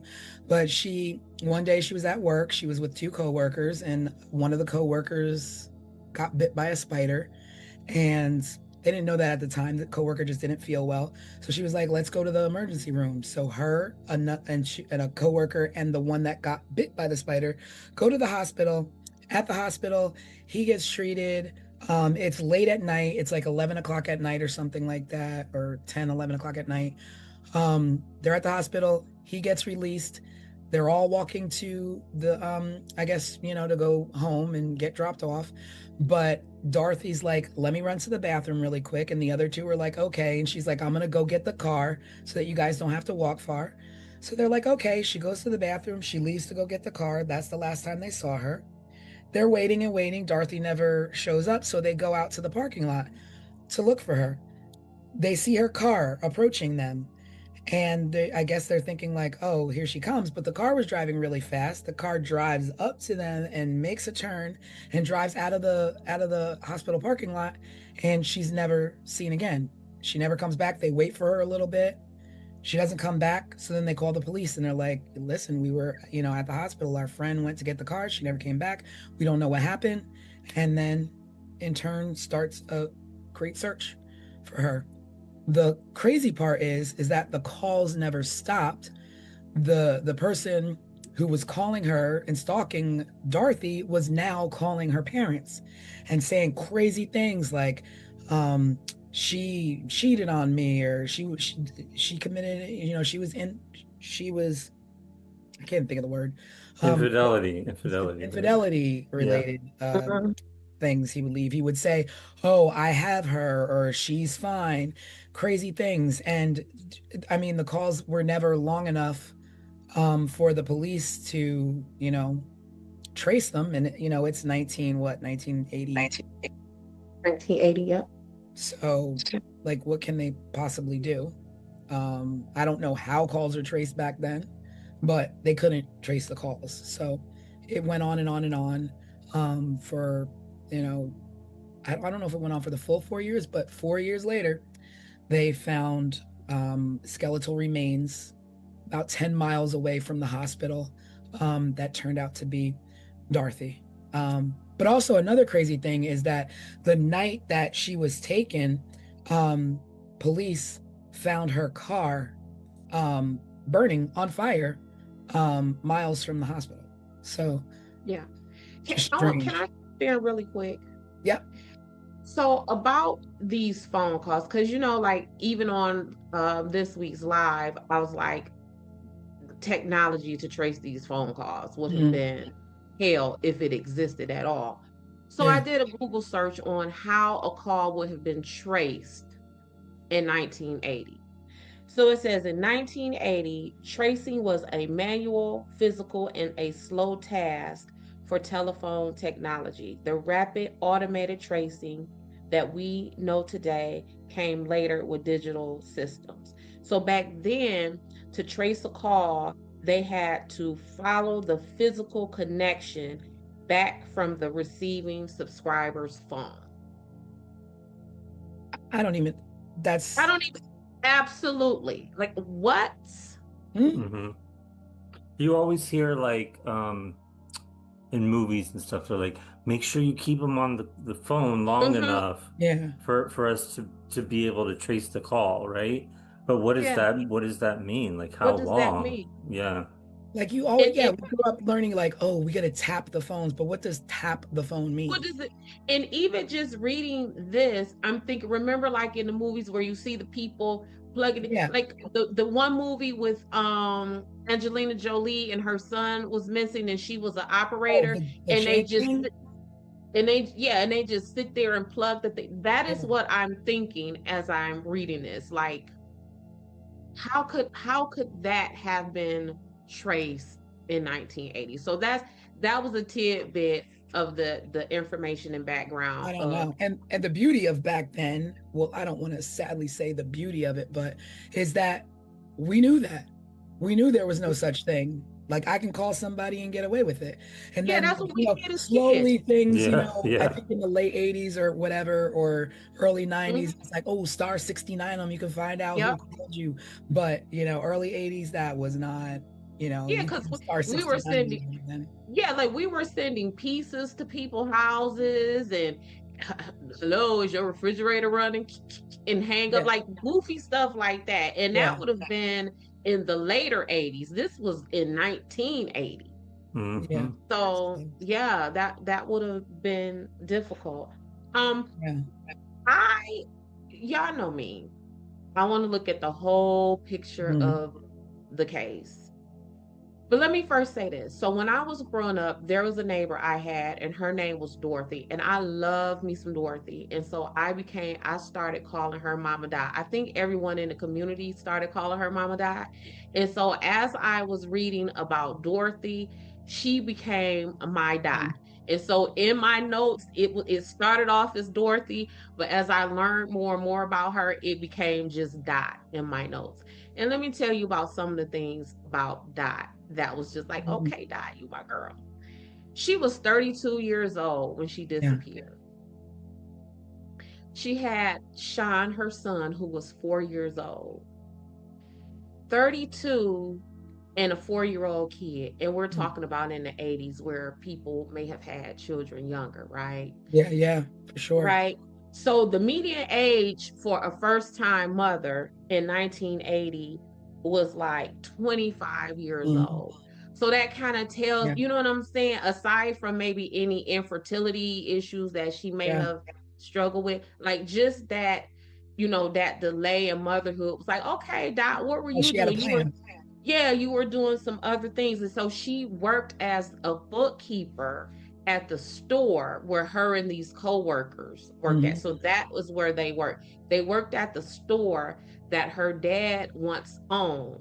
And her dad sold the stores to John Casello. We'll get more into him later, trust me. Oh, oh. And that's where what T? I'm thinking of the storefront, the John's storefront. Yeah. So the name of the it's like a joint store is Swingers, Psych Shop, and Custom John's Head Shop. I don't know what they sold, what they did. Yeah, I I was don't know. confused by that. I was like, I don't know what any of I that don't is. know what that Well, mess is. a head shop is typically where you buy like bongs and any sort of like alternative cultural lifestyle stuff. Okay, Dot. See what I'm talking about? That's where you get that's where you buy like incense, like things to like smoke with. Oh, Like pipes, I glass didn't pipes. I didn't know And this those is legally existed California. though. Yeah. Oh, it's California. Mhm. It is Love and peace, California. man. So also Dot toured with the all girls band. Really? Yep. Oh Yep. wow, Which that band was opens. it? Huh, I, that I, I just kicks the door open. that kicks the door. Any I don't. call. Yep, I don't know the name of the band. I don't even know if she was like a band member, like where she played instruments or whatever. I couldn't find that, but I found that she toured with the band, an all girls band. Oh Um, man. yep, yep, and then That's cool. also. Yep, and that's going to tie in when we get to talking about these suspects too. So remember that she toured with the all girls band. Remember that. Another thing that I think may have played into this is by some accounts, Dorothy was possibly bisexual. And we know that oftentimes men react harshly to rejection from women. Mm. And in 1980, if you are a man and not only are you being rejected by a woman who may be interested in another man, are you now being rejected by a woman who have interests in other women? So this her touring with this girl band and her possible identity is bisexual. Hang on to all of that. Yep, T. Hang on to it. Hang on to it. So let's go. Well, I think I have a couple of like minor dum-dum questions. Was she receiving calls at home or was she also receiving these calls at work? Both. Oh, They Home were and work. both. Okay, okay. yeah. So Now, this person, that already tells me that that is not a random rando, mm, because mm, it's not like you can just Google somebody. We had yellow pages, and in those yellow pages was 4,000 Tammy Smiths. So your shot of getting the right Tammy Smith, you knew this person personally. no, for me, that's one of the reasons to this day why The Terminator is one of the most frightening movies I have ever seen. That man started going through those white pages. That's how he found Sarah Connor. Like he went through the phone. Y'all don't remember that? I I wasn't haven't seen him in a long time. Oh, when I tell you trauma, that is the most terrifying movie ever. The fact that he sat with that white pages and looked at the long list of Sarah Connors, and that is how he found Sarah Connor. Yeah, I mean, that was our method, though. That was our method. That was our only way to finding phone numbers, not even addresses. Mm-hmm. And it was just right there. So yeah, that she was getting, and Craig, again, y'all know me. If this woman is getting these calls at home and at work, what am I always talking about? Proximity.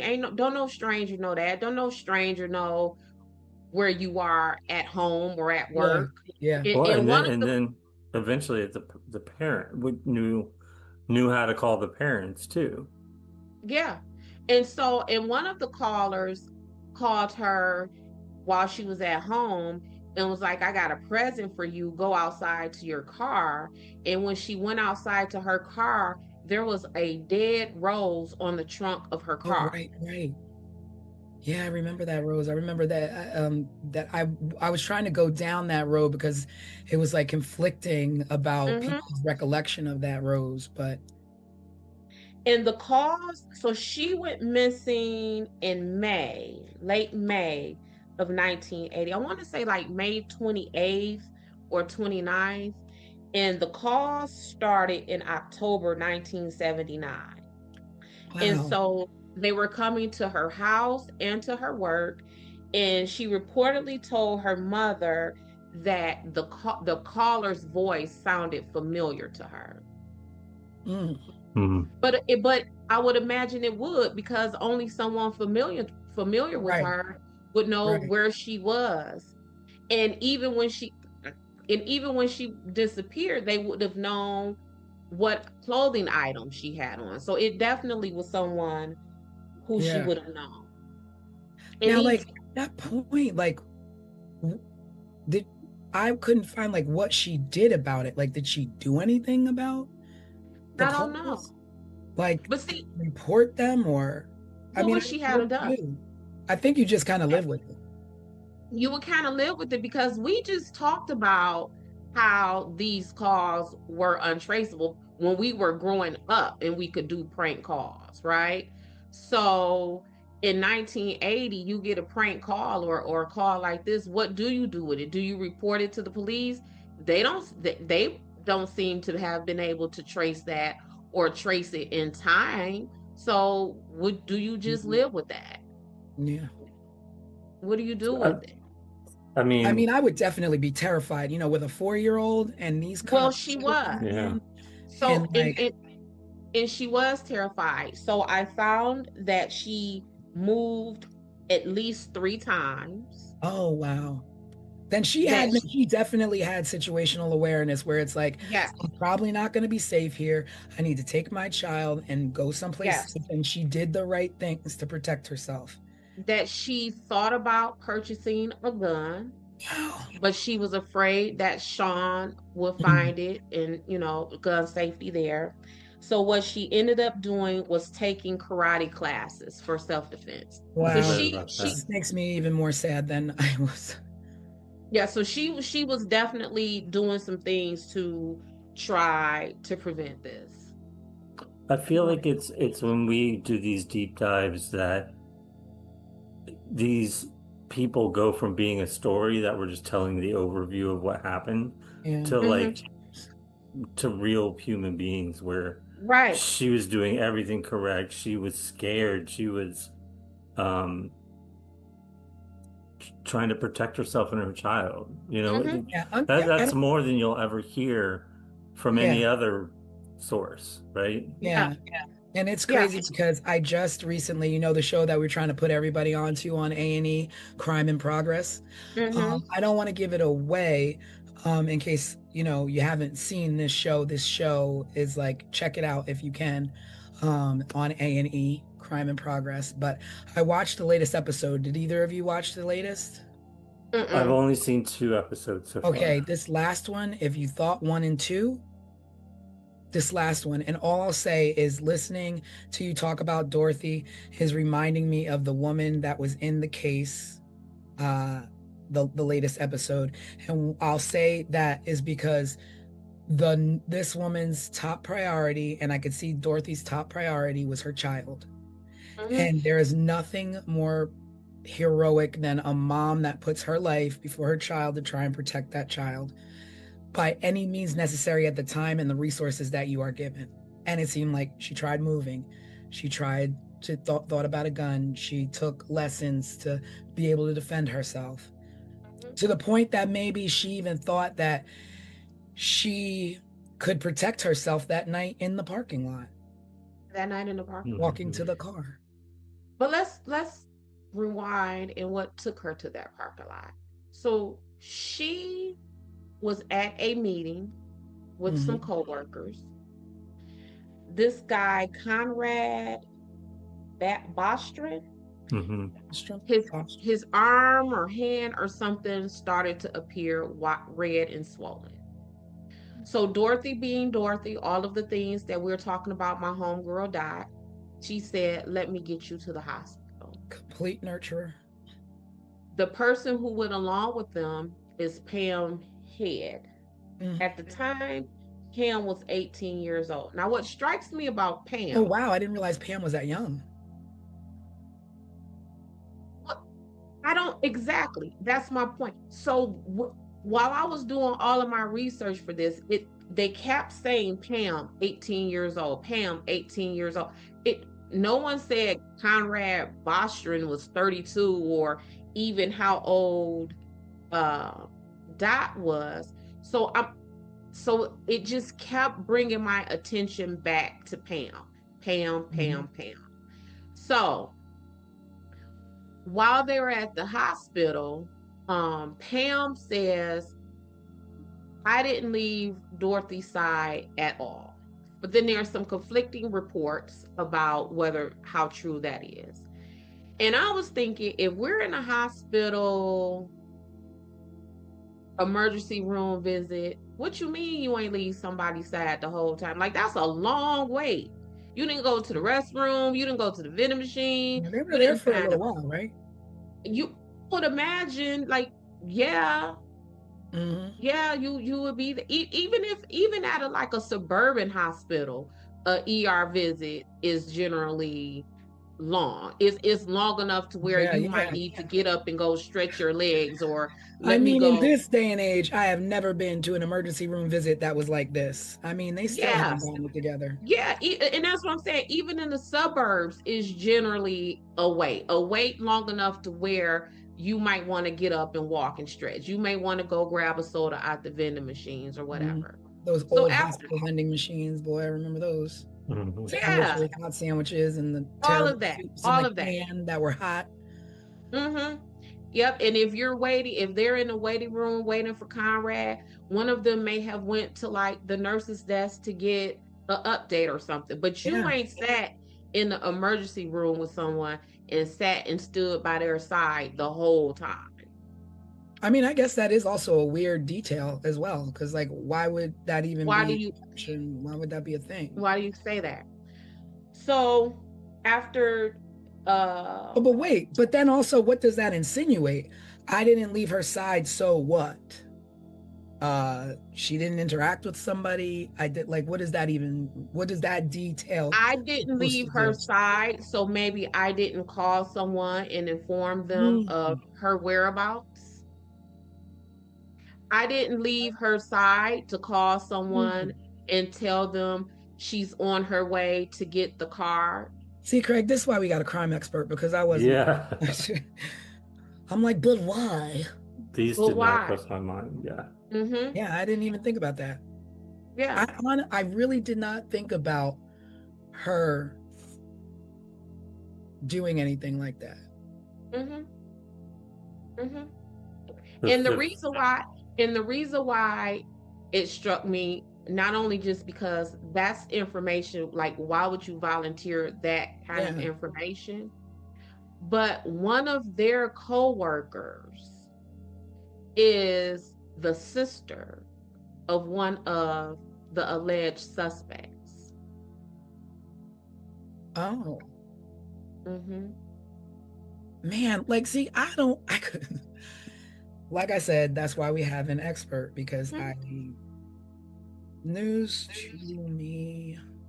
Yes. So then we have so then they separate because again, Dorothy being, the nurturer, the caregiver, sounds like she's very considerate and conscientious and all of those things. She says, "You guys go get the prescription That filled." too. That just says something about her right there. Like, you've had an ordeal.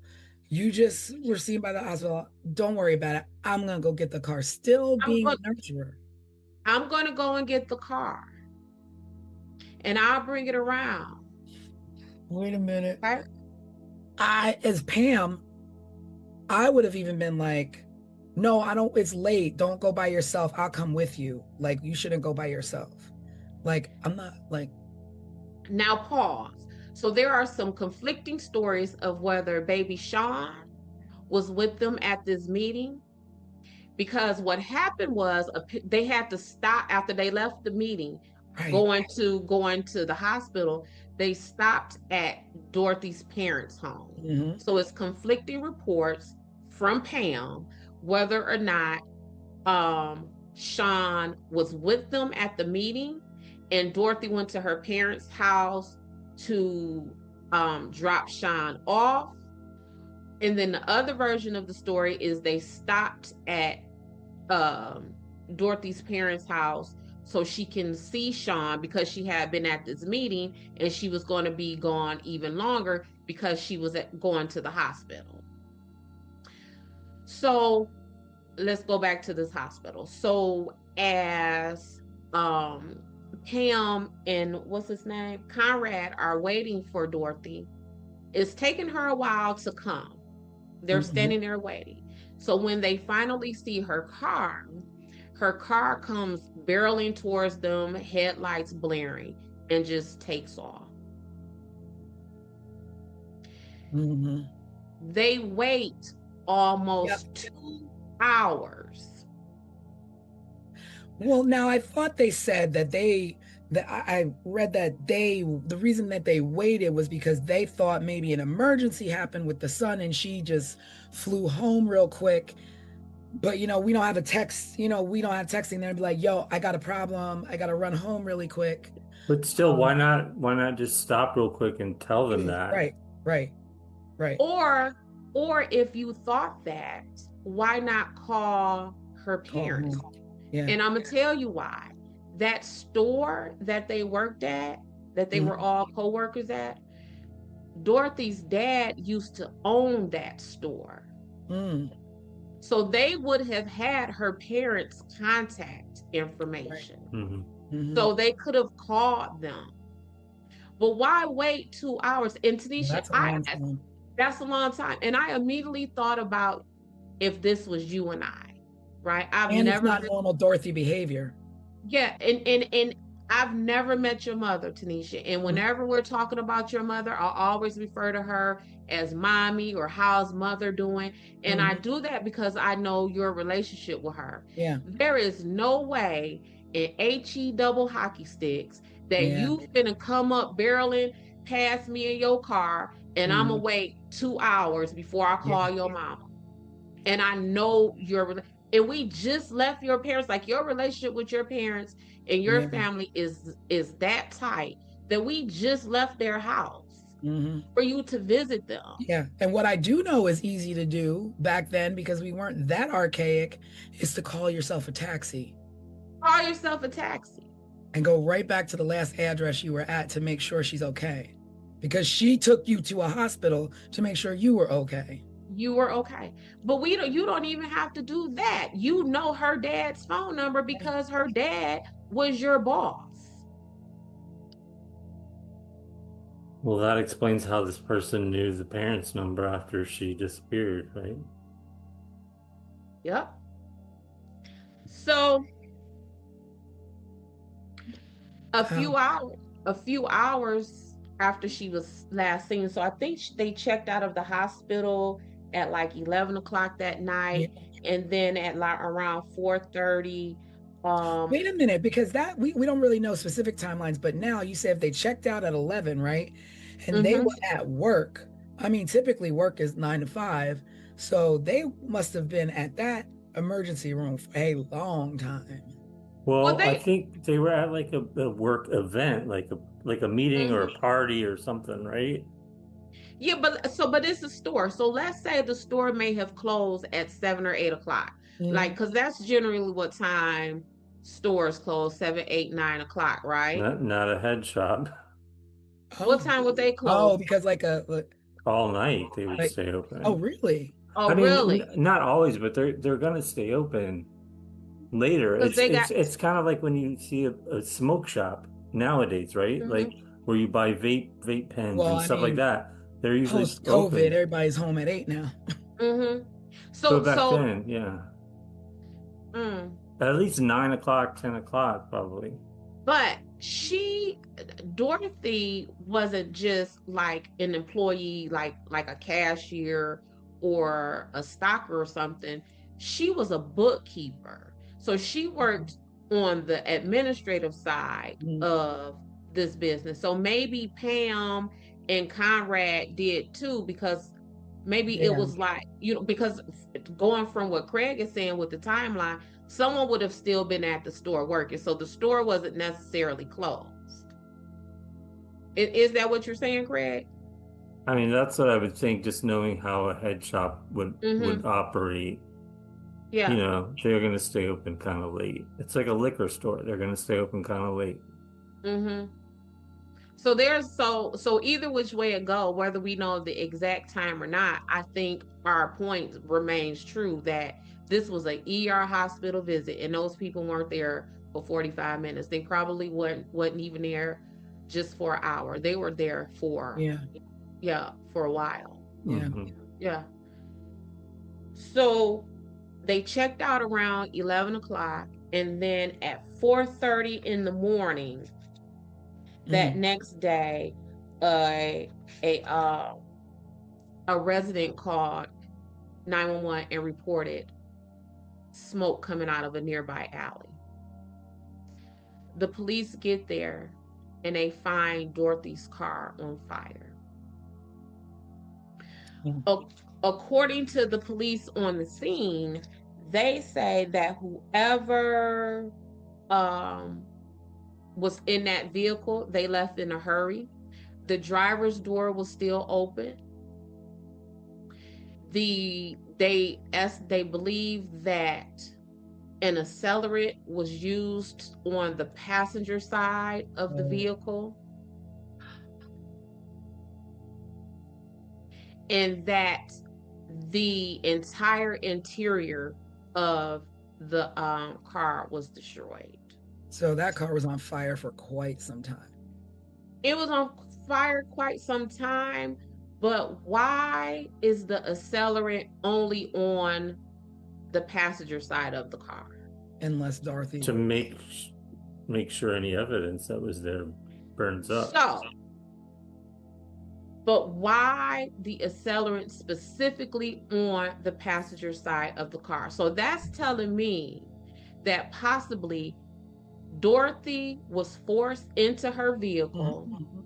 drive away, and the accelerant is poured on the passenger side of the car to get rid of anything, fingerprints, because back then it wasn't DNA like now. We Mhm. can't, you know what I'm Yeah. saying? But it's traces, it's your hair, it's all those things. Mhm. Only on, because what? So now, so then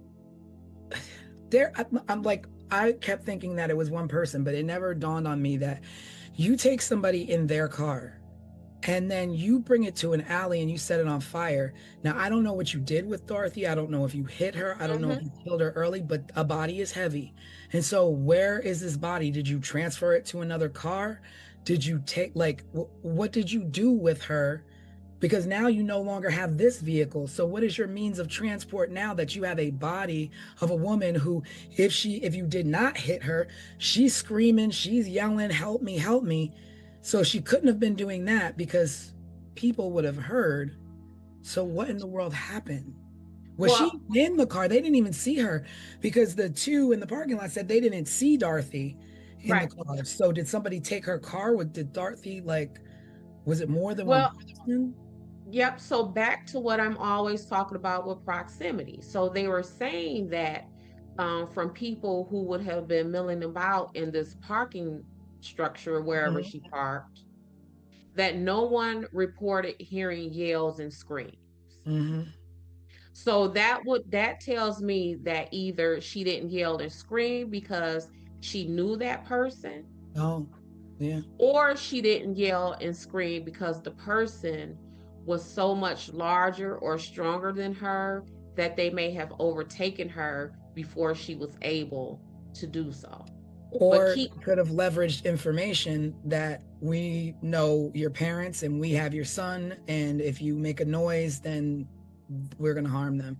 So she could have went which willingly. is Yep, and that's all of that about proximity, because how would you leverage anything with her if you don't know anything about her? Right. You wouldn't know about her son if you didn't know her. You wouldn't know about, where her parents are if you didn't know her. Mhm.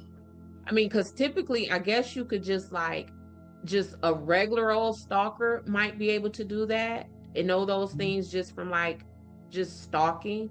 But this person was going further past that. Like this Yeah. person literally knew her schedule, knew when to call her at Yeah. home, knew when to Oh, call her at work, those kind of things.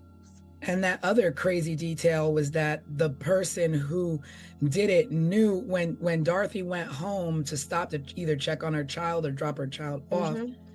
she changed her scarf when she was home, and the person who was calling knew the color of the scarf that she Yep. changed to. So it's And how would they have known Conrad that? and Conrad and Would Pam would have known that. Pam would have known that? That's a detail that no one would know unless you were physically in someone's Mm-hmm. presence. Mm-hmm. Pam would have known that.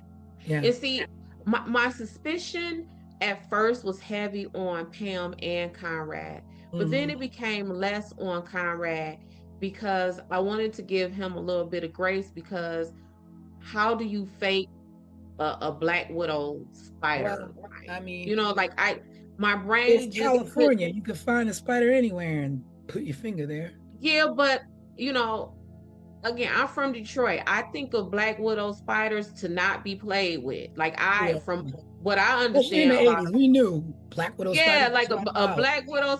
In our science books, we saw Yes. those spiders. We Yes. saw them with the red hourglass. We were Mhm. taught Yes. how to identify a Yeah. Black Widow spider. 70s and 80s babies knew.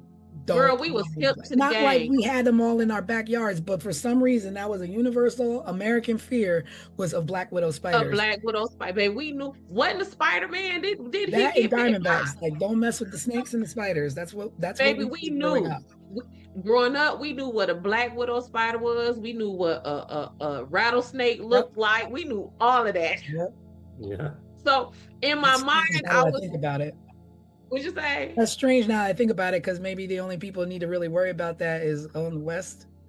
Absolutely. And that's what I'm Here saying. we are in Jersey, like, oh, if you come across a Black Yeah, Widow. like I don't recall from those fourth grade science books them telling me that Black Widow spiders are in Detroit, but I knew Black Widow spiders ain't to be played with, and you Yes. would why would you fake a Black Widow? Right. So That's you true. would put That's it on true. your arm and be like, "Ooh, bite me, spider," so I Yeah. can go get Dorothy. Like that just don't make sense. Yeah. Mhm. Yeah. So That's a reach. yeah, I think that's a reach, a far reach. But Pam, on the other hand, she knew what color that scarf was. Yep. She knew that. She knew when when Dorothy would have been leaving out. Mm-hmm. So Dorothy was eventually found August 6th, 1984. But let's go back some before we even get to where she was found. So her family decided to keep this quiet because y'all know I love that.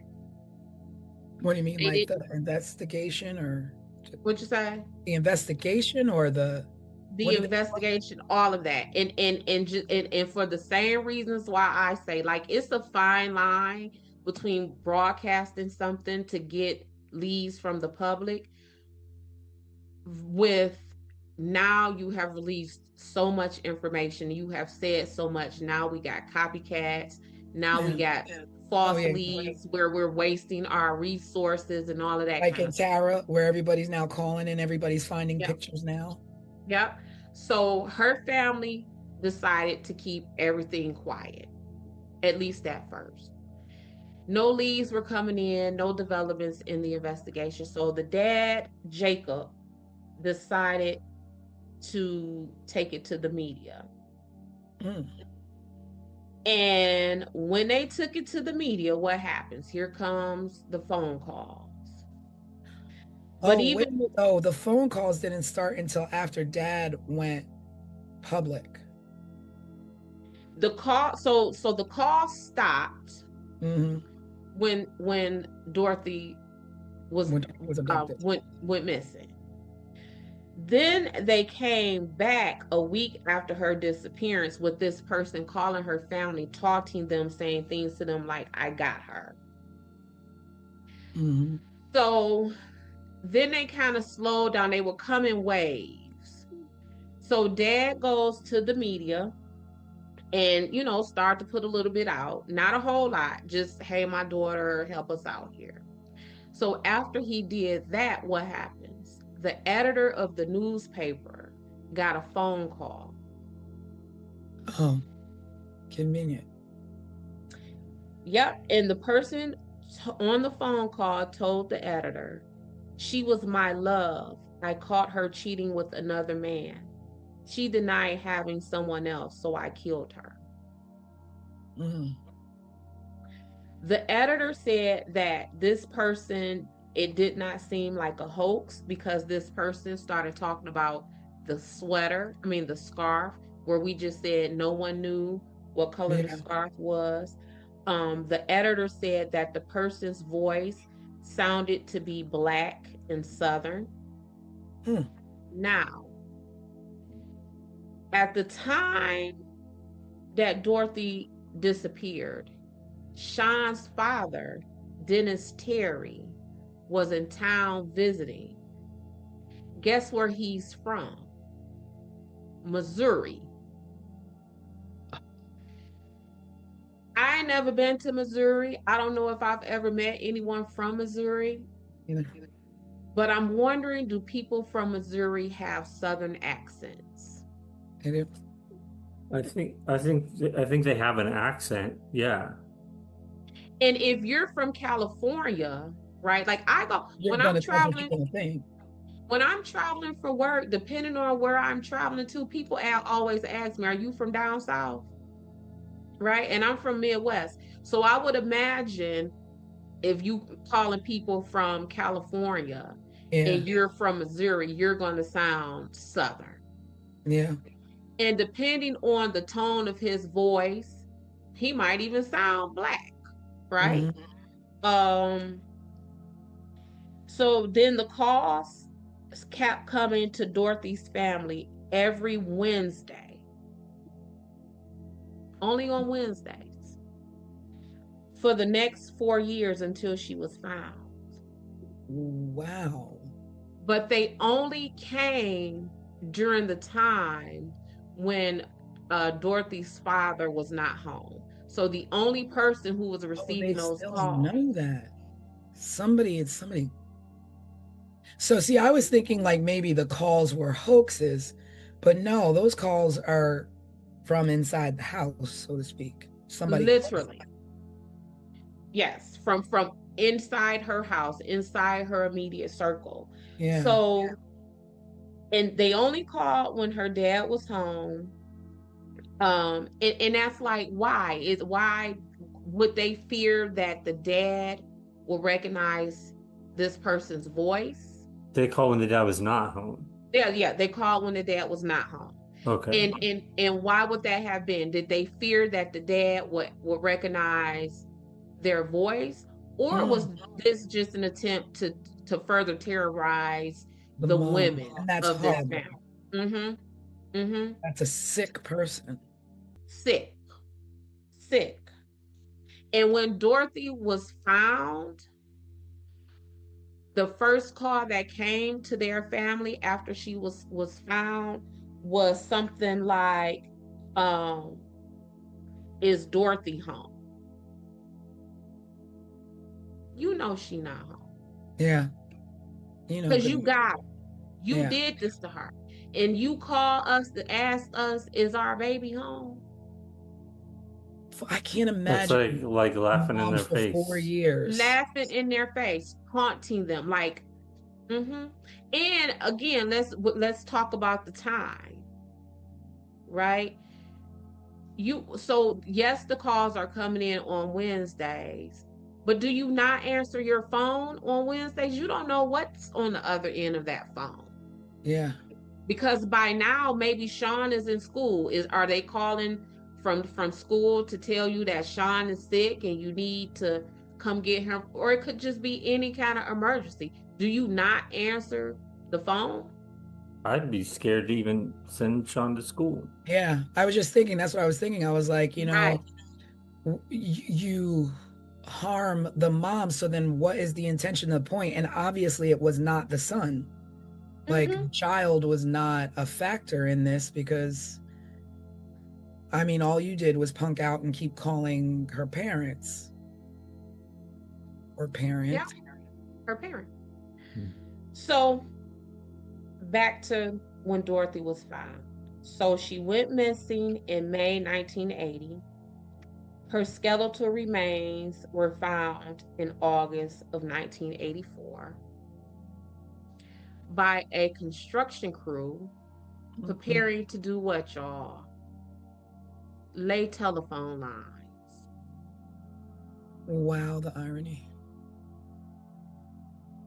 I didn't know that. I did not know. Yeah, I just assumed it was, Yeah. the strip mall. Clearing property to build something.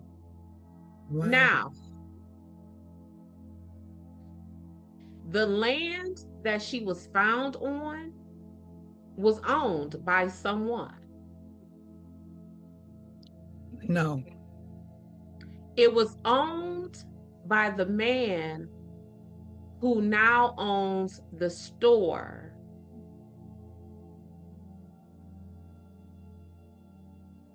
The odds of that. The store where she worked that her family used to own. That store, that man who her dad sold those stores to, owned the land where Dorothy was found. Wow. And it was only her head, right? Was her skull. It was her skull and maybe some other skeletal remains. They were spread out. Animals. And they said that those skeletal remains seemed to have been charred by a brush fire, which Brush again, fire. That's weird. Being that her car was on fire. So someone set her on fire. It wasn't a random brush fire. and then there was a dog. Yeah, I saw something about dog's bones. Yeah, like weirdness. No, Yeah. the craziest part is that the landlord of that property being connected to her. I wonder where. Which, please tell me those people were questioned. Well, if they were, none of them are in prison. No one faced charges. Yeah. So whether you question them or not, because this is still, this is unsolved. We don't That's know true. who did this to Dorothy. So let's go back to this man. His name is John Kycola, Kycola. Wow. In I'm sorry, my mind is just blown because you were telling me a lot of stuff that I didn't even read because I'm not a private investigator. Because you're not a private investigator. So you ain't a fisherman. I am. Yes. But I'm just like, So she was the bookkeeper, right? Uh-huh. In 1996, this John man was federally indicted for tax evasion. So my question is, the man who owned the store, owned the land that Dorothy's skeletal remains was found on, was eventually federally indicted for tax evasion, and Dorothy did his books. Oh. So although the indictment came 10, 15 years later, Right. was she back then aware of some of his mess? Because one thing I always say about me and my investigations, I ain't never wrong. I might be early, but I ain't wrong. So Wow. is this a situation where Dorothy found something ahead of time? So that's my suspicions on him as far as suspects go. Wow. It's even to the point like where I'm not even there with your method, because I didn't put two and two together with tax evasion and her being his bookkeeper to be like, okay, there's a little bit of motive there on his There's a whole lot of motive there. A whole lot of motive. Well, yeah, because if you think about it, like back then, it was just like tax evasion was like, right. You went to bed worried you were gonna get busted. And if this man, if she is his bookkeeper, and this man purchased the store from her dad, is she undercovering or finding out some things that may be in dispute? Maybe her dad got shorted. Maybe her dad got the wrong end of a deal with this man in the purchase and selling of this store. Is that why this person couldn't call the house, because the dad would have recognized the phone number? I mean, the voice. Yeah. They also had Dennis Terry, who is Sean's dad, as a suspect. Because, like I said, he was in town visiting the day that week. And by all accounts, he and Dorothy got into a heated exchange because he wanted custody of Sean. So he left, and you know, we true crime people. I'm an investigator. Yeah. We know that child custody mess is something. So much so, Sunshine Investigations, I try very hard not to insert myself in family court stuff, because that is a level of desperation, talking about taking people's kids from them, that you don't want no parts of that. Yeah. You don't want no parts of that. Put you in danger, I would imagine, right? Yeah, that's the day. And even it's a whole lot of attorneys who leave family court in family law for that reason right there. Like, put it like this: criminal defense world is a safer world than family law world.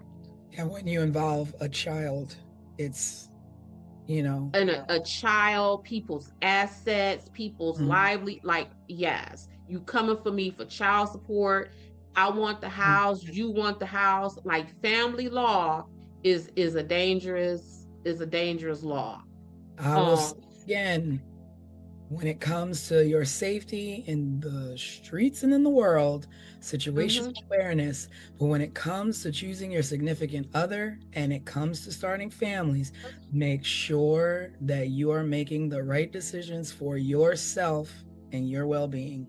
And your well-being. Always the well-being of the children. Because when things turn into this kind of stuff, this is not what we were intended to do. And this is not what a child should have to grow up living with, their mom gone at the hands of either you, a husband, an ex-husband. There's so much going on currently today in the news with an ex-husband who murdered his wife and or his ex-wife and her current husband. So it's just a sensitive spot for me at this Yeah. particular moment.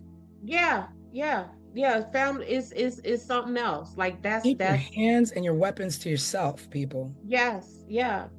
So Dennis Terry, Sean's dad, was eliminated as a suspect. And their reasons for eliminating him as a suspect are all the reasons that make me think he is a suspect. So what he was able to provide, listen, receipts for his bus ride back to Missouri. He said that Wait, he was going. can you go back and start Yeah, that over? I think you froze there for a Froze second. for a second. Start with the reasons they didn't see him as a suspect. Yep. Okay. So Dennis Terry, who was Sean's dad, was a suspect. And he was eventually eliminated as a suspect. And the reason that they eliminated him as a suspect is all of the reason why I think he is a suspect. So at the time of this, he would have been on a 2-day bus ride back to Missouri from the Anaheim, California area. 2-day bus ride. He was able to present all of the receipts for everywhere he went, the stops that he made, to say, this is where I was on my bus trip. The reason why that is suspicious to me is I travel for work a lot. And my receipts are billing. So when I bill out for work, my food, my car rental, all of those receipts are money to me. I submit those and I get paid, reimbursed. I lose my receipts. They're receipts. I lose them. So, and I am traveling in a much more comfortable setting. I am in a nice rental car. I am on a plane. I am in all of these comfortable conditions, and I still mess around and lose these receipts. And I know they are money for me, right? Yeah. So you mean to tell me you on an uncomfortable, messy 2-day bus ride and you got all your receipts? You got all them receipts from a bus ride. True, but then my brain goes to, it is the 80s and we didn't have the means of it being logged in your phone and you can check your bank statement. We just kind of, old people we learned from the old people where we kept all our receipts in Ziploc bags and you just never got rid of them. So you a man. Oh, that's true, right? And okay. You traveling on the Greyhound, and you like, let me open up my Ziploc bag and put my receipt in here. Let me organize my receipts. So for me, especially because it's not like you where you're getting money back for those receipts. Right. He's just a normal person traveling. He has no reason to keep those receipts. Yeah. I bought a pop and a bag of chips. Let me stick this receipt in my pocket. It will be crumble it up and throw it down. Most of the time you just say, no, I don't need it. I don't need it. So for me, that felt like alibi building. But what people also have to understand is that you don't have to be there to commit the murder. You plot, you plan, you hire, I don't like her either. Go get her. Yeah. So I don't think that I think that still places him at my top list of possible suspects. But they eliminated. I think that though, because if the motive was the child and the child is fine, like why would you leave your child motherless if you didn't intend on taking him too? That's the alibi though. So I am going to, do away with Dorothy, and I'm going to pretend like I'm going back to Missouri and my happy place, and something happens to her while I am gone. I am not a suspect. I got all my potato chips. Oh, and you get custody, right? Duh. And you get custody. Or awarded custody, rather. Over the parents. Over the parents. over the parents, which didn't happen. I believe he ended up staying with his parents. This is his The grandparents. next, yeah, with her parents, yes, yeah, which would have been her grandparents. The next suspect who they had listed is named Mike Butler. Mike Butler is the man who is, it is his sister who worked with Dorothy. Remember I told y'all that there was a co-worker who was the sister of a suspect? Yes. That suspect is Mike Butler. So not only did he have proximity to Dorothy because his sister was Dorothy's co-worker, he also had proximity to Dorothy because he worked at a collision and body shop across the street from their job. So he would have had access, like just putting eyes on her. He just would have been able to see her coming and going. What are you thinking, T?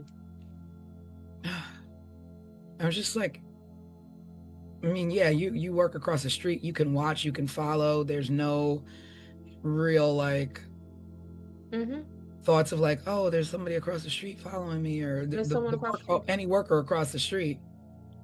No, because you work with his sister, so it's like, oh, it's Yeah, and it's normal. Susie's brother across the street. Across the street. And if it is a head shop, what we know it is now, thanks to Craig, I had no idea. And he works at a collision shop. He's probably in that store a lot to purchase whatever it is they, because you know, back then you a mechanic, you got your cigarettes in your, you know what I'm saying? Yeah. So I think he would have been in and out of that store to make purchases. Yo, I'm gonna look up the definition of a head shop while y'all talk. But here's what blew me out of the water about him. So he was known to have a crush on Dorothy. That would make sense. This crush on Dorothy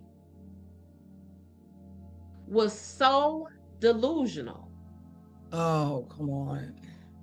That he told the investigators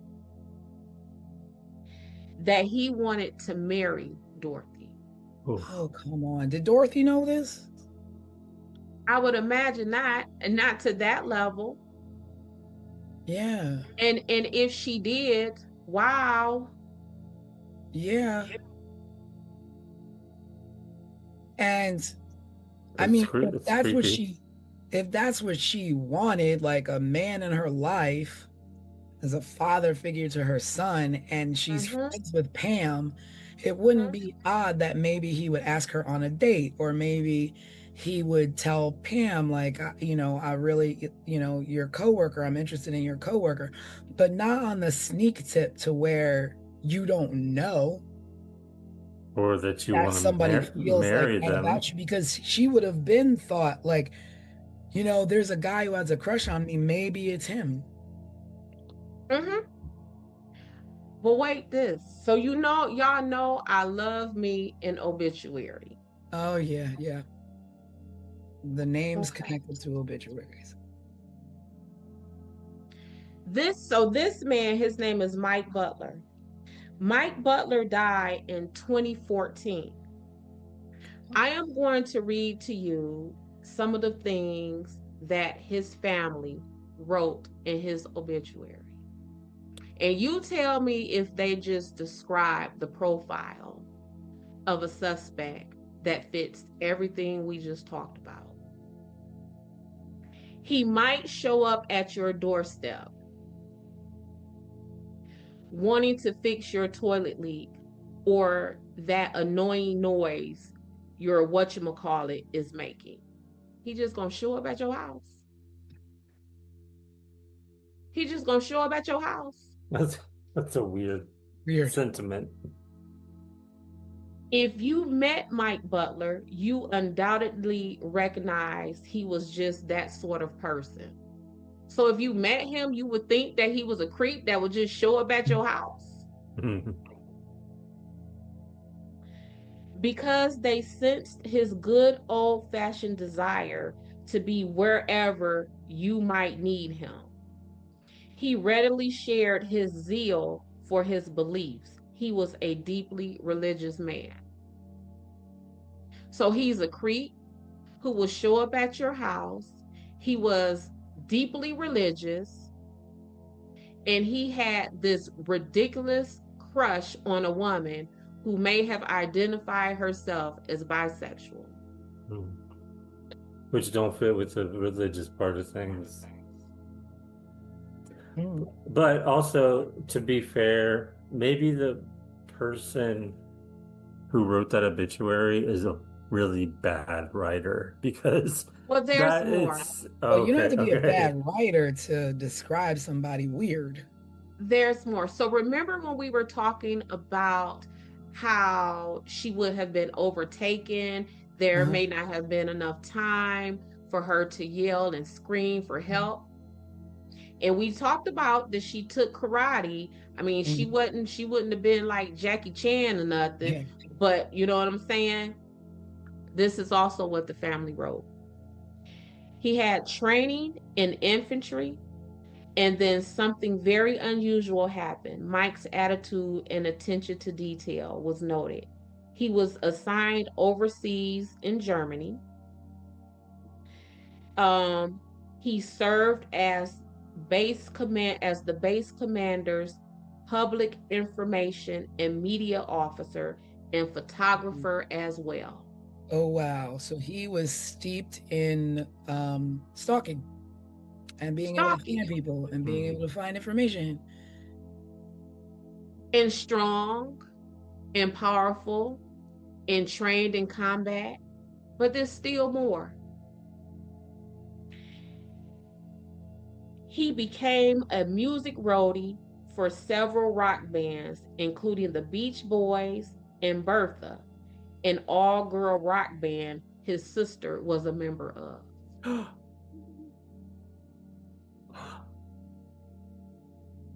Wow. This is This is his obituary. Wow. Probably the same band that she was on tour with.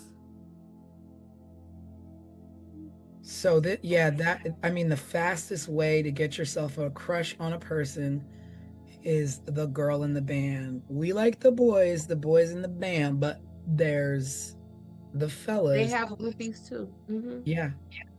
And this is, and I have to keep going back. This is what his family wrote about him in the obituary. Wow. So are they dropping breadcrumbs? Like what? Or are they unknowingly just writing about things that could?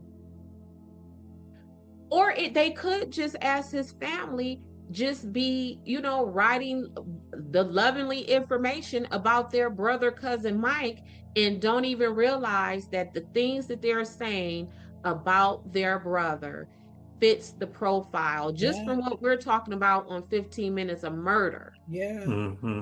Of the person who would have harmed Dorothy Scott. Here we are, what, 40 years? Questioned? What'd you say, Craig? I was just going to say, here we are 40 years later, quickly connecting the dots that nobody else seems to have connected. Mm-hmm. But he wasn't questioned? I don't know, Tanisha. And like I said with the other ones, even if he was, what did they do with it? Nothing came about it. Yeah, he died in 2014, where they left this lovely, glowing online obituary about him. Like, this was online. I didn't have to Google, like, go into a deep dive. It was online. I'm starting to think now, he worked at a collision shop. Look. And so would he had placed Dorothy's remains on this man's property to then take the heat off of himself, to draw suspicion somewhere else? Or would he place her body at that property because it was familiar? And I think more that, because you would be giving him a lot of credit to yeah, use his brain that much to But that's what piece his brain, together. right? But that's what his brain was used for. These Oh, people right. just said He was that he was military. trained in over in Germany working communications in photography, and he was in the infantry and all of those things. I guess he could have pieced it together. Mm-hmm. But It, I it mean, either one of the situations does not look good for him. it does not look good for him. Mhm. I But must I say go back that to, go ahead, Greg. I was gonna say I was convinced of the owner of the land and purchaser of the business, but now that I'm hearing this, I think Mhm. my Yeah. my numbers, my list is changing. But at the same time, my thing goes back to your original Pam, because there's more than one person involved, because one person can only be one place at one time. And to know multiple things about a person in multiple different places, be it the workplace, at home, at a hospital, that's that's multiple eyes knowing things in multiple different places. And number two, like, you abducted this woman from a hospital parking lot in her car, but she's not found in her car. So how did you move her? Who helped you? You didn't carry her on your back. Another car had to have come to pick you up. Well, in that, what were you going to say, Craig? Well, my thought was maybe because there was so much time between when she sped off from the hospital and Around 11 o'clock. they found her car at 4:30 in the morning, that person that kidnapped her could have killed her, dumped her, then brought the car back and then set it on When you fire. think about what it takes and how a body is not a light thing that you just carry, and it's exhausting, and you're frazzled, like, that's really not a lot of time. That's barely enough time to go food shop and come back and put your food away. I think it's a Yeah. lot of time, and I think it's enough time for someone who has this man's training and background. If he pre-planned it. Mm-hmm. But And then I some, think, But then if he did that, has he done it other times? Are there other, because if you're that quick and efficient on that kind of a mission, have you done it before? and again, back to his obituary, the family said he is the one who would just pop up. Show up. I have a question. How far away is that head shop and his mechanic shop from where the car was found on fire? I don't know. Like, could he have It's gonna be in the vicinity, like, could he have dumped the car, caught it on fire, and then just walked back to his mechanic shop? with her on his back. No, no, like he would have killed her, dumped her, and then took the car to the alley and caught it on fire and walked back to his mechanic shop. Or maybe his car was, or maybe he parked his car nearby that alley. Yeah. Mhm. So he would have been able to just transfer her from her car into his car. Right. Yeah. By that And alley for her car. mm-hmm. Was there And I, significance there for that yeah. where he dumped the car? What'd you say, Tanisha? I wonder if there was significance of where he placed the car. Was there anything by there? Did she frequent there? Was it by any club that she ever played at with her band? I don't know. Yeah, I don't know. I mean, Well, alleys are weird. Yeah, and what we know is that oftentimes suspects return to the scene, like they go to places that they are familiar with. Mhm. So what you're saying, T, that might be a possibility. Like, was that the alley of, a venue that Yeah, was it a his venue roadie alley? band and her band was at, or Yeah. you know what I'm saying, was this alleyway behind a restaurant or a bar where he saw her in, and I remember how good you looked in that dress. Like, it could have been Or, like you anything. said, he was a roadie or whatever. Did he Mhm. unload equipment in that alley? Yep. for a show? Something I would bet that there is some kind of familiarity with him in that Yeah. alley where he transferred them.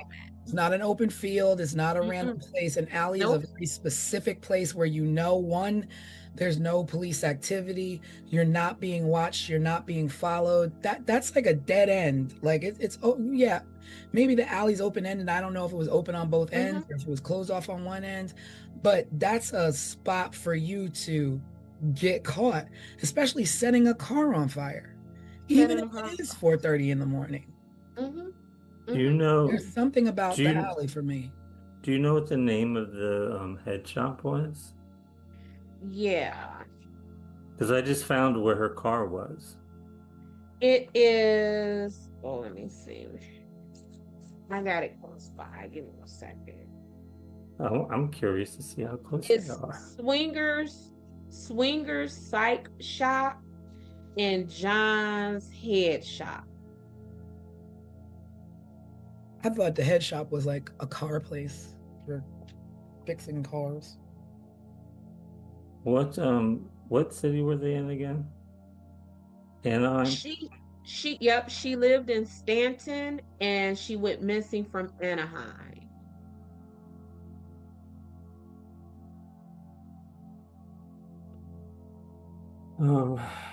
Okay. Sounds good. Oh yeah, so it's Swingers Psych Shop and Custom John's Head Shop. By that way, a head shop is defined as a store that sells drug paraphernalia. That's all it says. And I don't think it needs to say more than that. We get it. Yeah, no, I mean, we get it. That's very everything clear needs to to me. That's Yeah. very clear to me.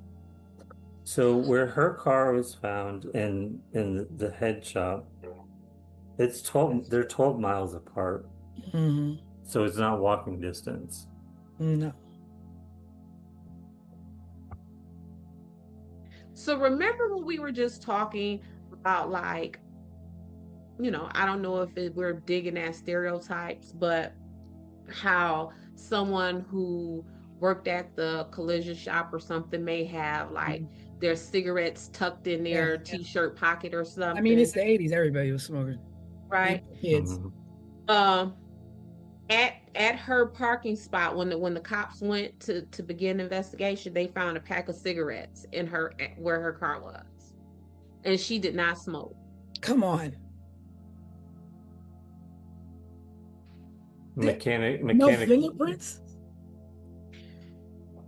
If you think about that's the thing with this, Steve. So when this is the thing. So when I get to talking about police and what the police didn't do, this is the mess that I am talking about, y'all.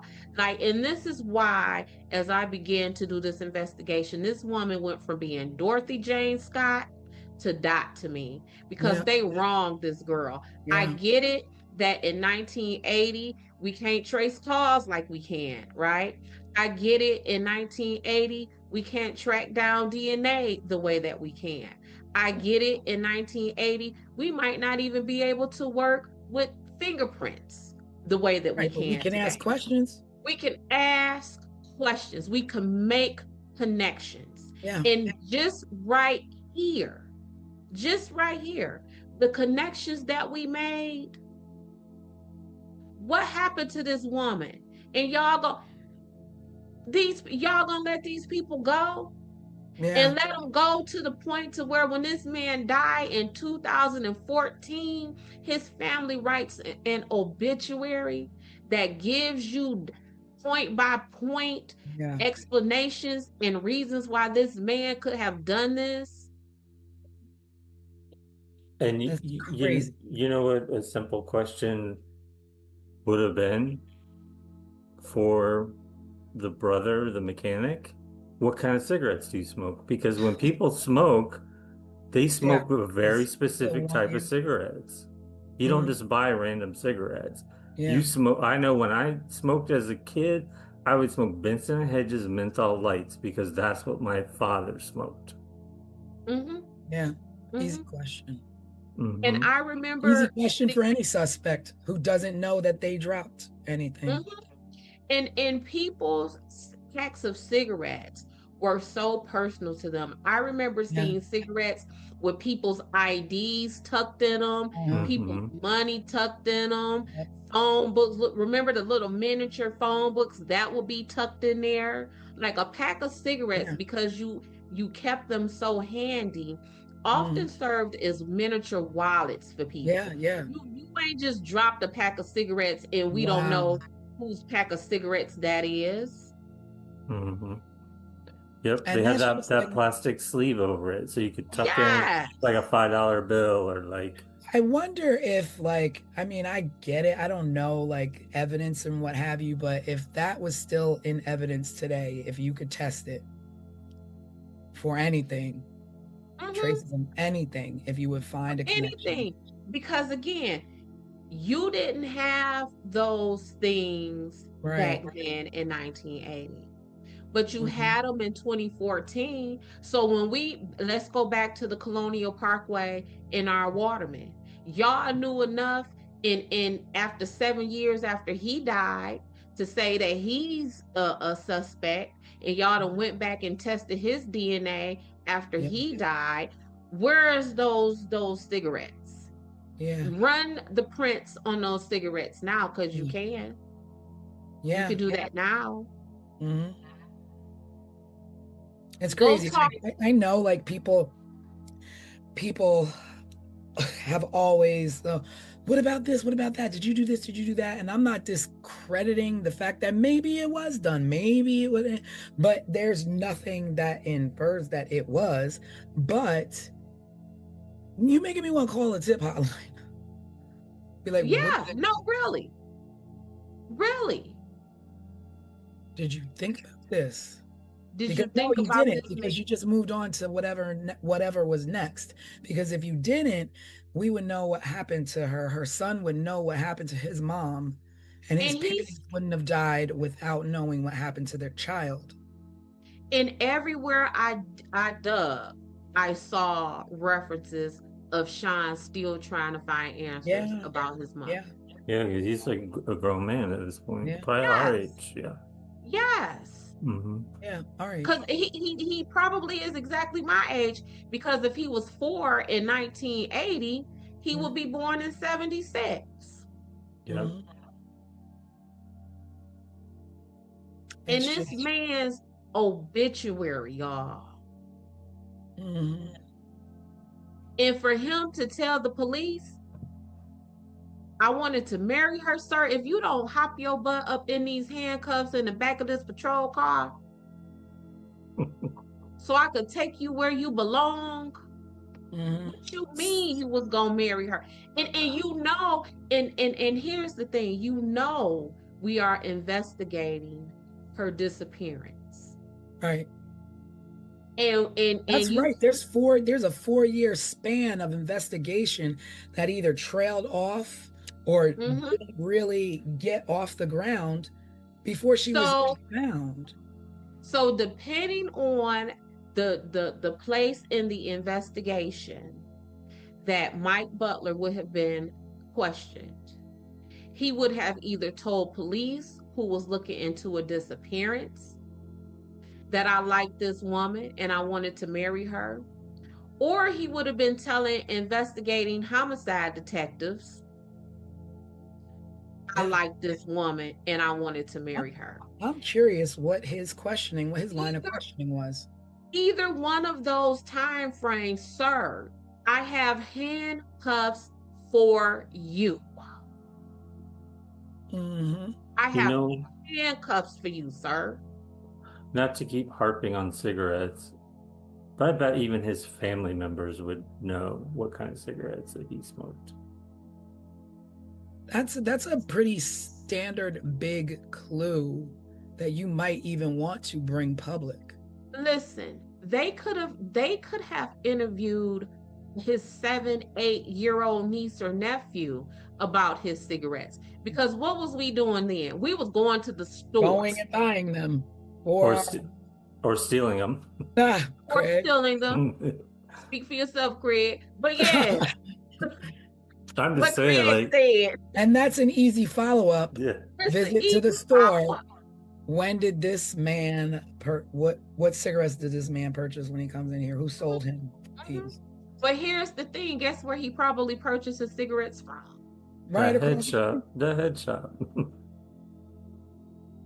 Right across the street. Because a head So shop would. how far would the police had to have gone to They're find not really out far. Across the street. what across the street to find out what type of cigarettes this man purchased? When was the last time he purchased them? Because if the pack was full and he just purchased his cigarettes earlier that day. Yeah. But wait a minute. The woman works at a head shop. The woman is abducted, taken. They find cigarettes. They don't think to question who, like, you work at a place that sells these things, but you don't smoke. So who do you know? Like, with I just don't understand, like, I mean, people laugh at me and go, everything's not that simple. You know, everybody's always like, Tanisha, it's not that simple. It's not that simple. But sometimes, like, just get the simple out of the way. It could be that simple. It could, Yeah, that's my thing. I'm always like, no, it is that simple. Alex always teases me and says that I am like Axel Foley on Beverly Hills Cop. Remember how he was just like bare bones with his investigation, and these Beverly Hills Cops officers, they had all this money and all of this technology, and he was like, y'all don't need all. That's this case right here. That is this right here. This, you don't need no resources other than talking to some people. Talk to the people. This case, somebody's story is gonna crumble. Yep. Somebody's facts are not gonna match. You don't need the technology to trace these calls. You don't need the DNA technology. You don't need the fingerprint technology. When they say good old-fashioned investigation, that's it. Axel Foley on it. That's all you need. And even like in Beverly Hills Cop, he was going to the sports club and the athletic club and crashing on people's hunches because that's what it takes. Yeah. You know what? Looking at where Anaheim is, it's right next, it's kind of part of LA in a sense.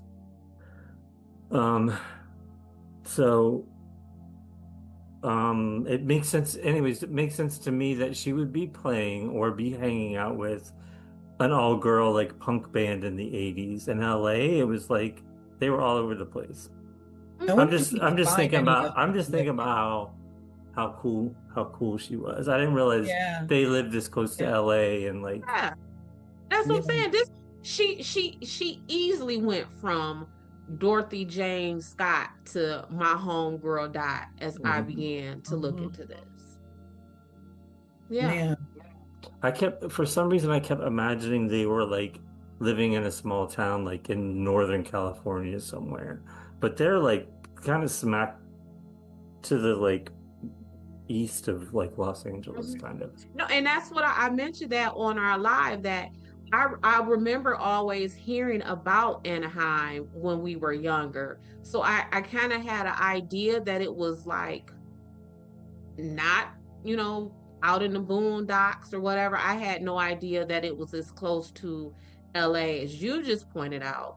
But yeah, this ain't a place where, we slow and lagging behind times. No, this was a hip, vibrant community. And Dorothy was a part of it. And by all accounts, she would be what we consider today is unproblematic. She wasn't no bitter baby mama. She wasn't keeping up no mess. Everything about Dorothy said that Dorothy wanted to go to work, come home, and be with her baby. And that's it. And be with her baby enough to where en route to take these folks to the hospital, which would have been the last time she was seen alive, that she had enough wherewithal to go and spend time with her family. For whatever reason, she was going to spend time with her family. She was going to spend time with her family. Like, this is Dorothy. That is who she was. And they left that woman to be found in a field with nothing left than charred skeletal remains. next to a dog. It's Well, just this case is like blown my mind tonight. yeah, this one definitely. It Uh, seemed so like kind of simple when we got started into this and turned into That's the thing, is something. that when you take just the basic facts and then you do the deep dive like Des did, you find out so much more and then you talk about it. Mhm. Mhm. I can't wait to see what some viewers Yeah. chime My in heart with. goes out to her son. Yeah. My heart goes out to Sean, definitely. And I pray he finds answers. And here's the thing about Sean. So I am sitting here and I am telling you how, as I was investigating um Dorothy, I became in love with her and she became my homegirl Dot. And these are memories and information that I have drudged up about this lady who was a complete stranger to me from the internet. Mm-hmm. Imagine what her son, Yeah. who probably didn't have memories of his mother. So as he is reading these things, oh wow, my mom was this, my mom was in a Yeah. band, or when he's hearing the stories of his mother from his family. So because I just know these things from the internet. Yeah. Like he will be Yeah. hearing Yeah. stories from her friends and family members. The depth of his mom, because being 4 years old when your mom was Right. brutally taken from you, you've got to have some really fond memories that aren't exactly your own, but being told to you secondhand because they Mhm. was robbed from you. Yeah. And all he has to grasp onto are those memories. And to think like, oh, this is my mom. My mom was this, and I didn't even get to know this Yeah. about my And mother. not even firsthand memories, Yeah, memories this is told to you, and mm-hmm, maybe mm-hmm, the photos that you have up until she was right. taken. And Mm-hmm. yeah, I can't imagine. Yep. Dorothy I mean, I James think Scott. the consensus is that 1980s were not a good time for solving unfortunate murders. And so many people in that decade are just, I mean, so many of us, the Gen X generation, have no answers for the terribly criminal things that happened. And it was a different world then. It was a different time. I mean, these things still happen, but we got drones, we got all these different things that in a second you can barely get down the block committing crimes these days. Like, it takes about a week, a month before we find out the result of there's no such thing as real kind of unsolved crimes at the volume that it was in the Well, 80s. yeah, and the unfortunate thing in everything you just said is absolutely correct. But even with what you're saying is being correct, at this rate, I believe just nationwide, about maybe half of murders still go unsolved. But that's a case of the bottom line. That's all Mm-hmm. this. Because if you Yep. have this, Yep. then it's solved. If you Mm-hmm. don't have this, then you can wait. Mm-hmm. You can wait until you can Yeah. afford to This meaning money, right? money, Mm-hmm. the Yeah. money. Yeah. Because there's no reason that a murder can't be solved with the proper time given. But when there's no money to be paid and there's no, the fact that you have to pay certain amount of pennies on the dollar for a page I mean, of the yeah, and of investigation for your own family right. member is insane. Right. And some families are actually, resorting to contacting investigation agencies. Like there are investigation agencies that just do this, like solve work on unsolved open cases, right? And yeah, is family shouldn't have to do that. I shouldn't, because the truth of the matter is our tax money is already paying that. So now I got to pay some more money to hire an investigator to pay y'all to do the work that I'm already paying you to do. Yeah. So I'm paying out of my pocket 2 or 3 times, and I'm paying out of my soul because my loved one is gone, and y'all ain't telling me nothing. Y'all ain't telling me nothing. And you got cigarettes, you got coworkers.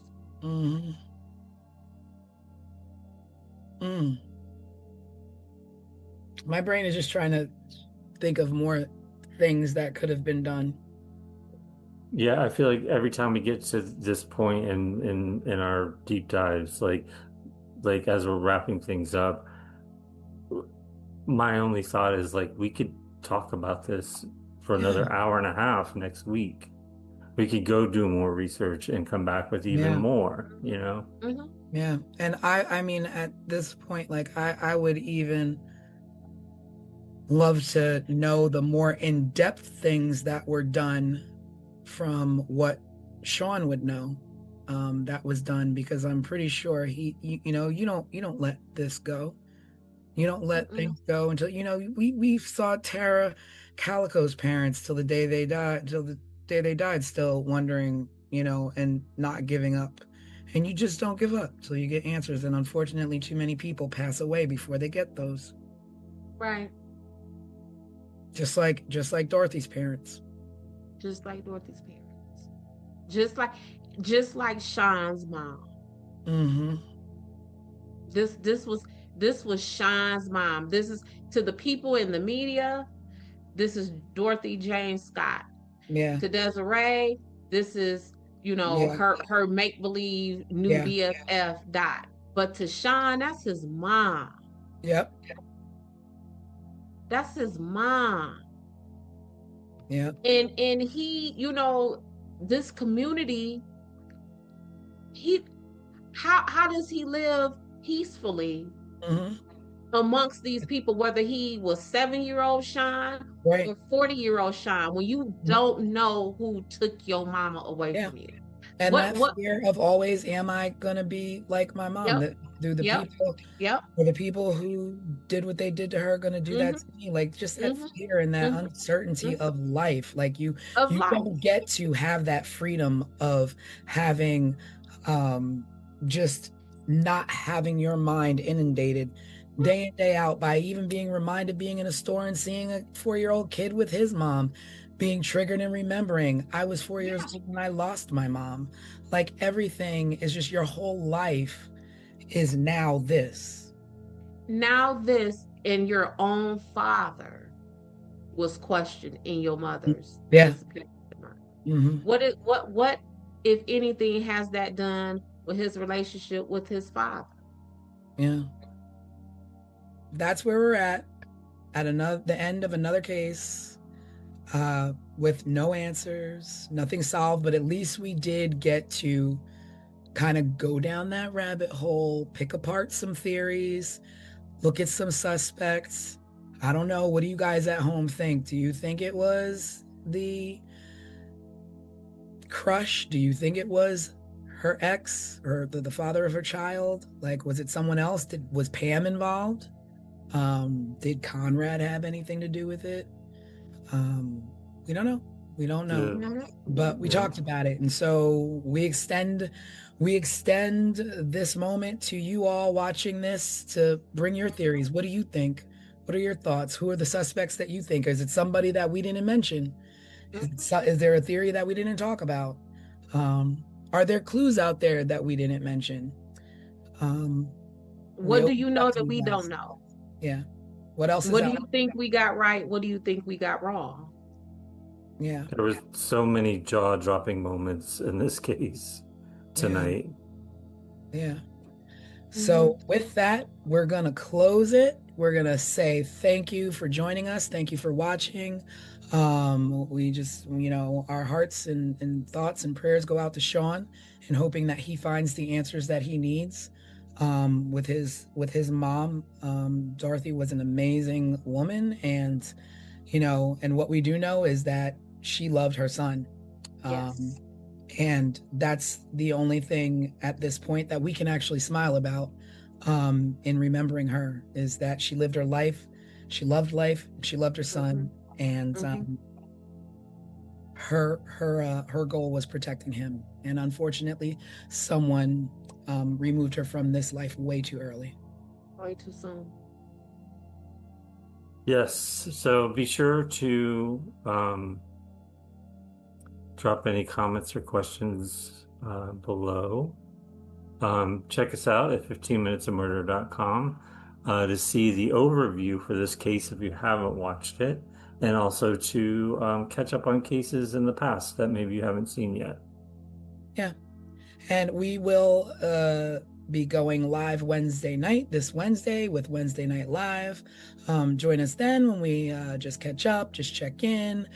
Nothing's planned. We just pop in, talk about the current events and what's going on, and we will see you then. Yes, see you next time. Bye. Bye, everyone. Subscribe, share, and remember, someone is always waiting for answers. This was 15 Minutes of Murder.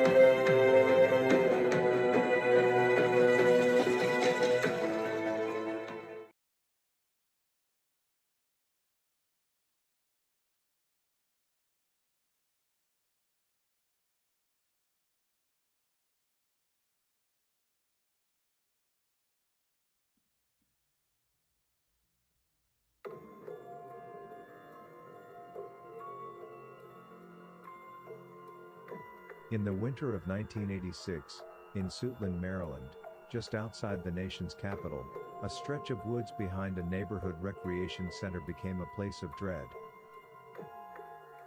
Children had played there. Families walked past it. And teenagers cut through it on the way home.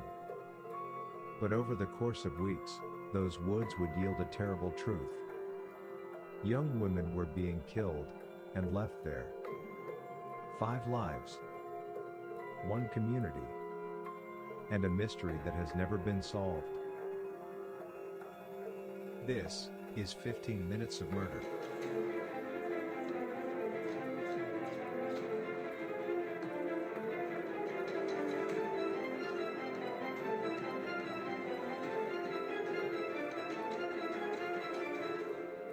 Before they were victims, they were women with lives in motion, and they mattered. They lived in Southeast Washington, D.C. and nearby Suitland.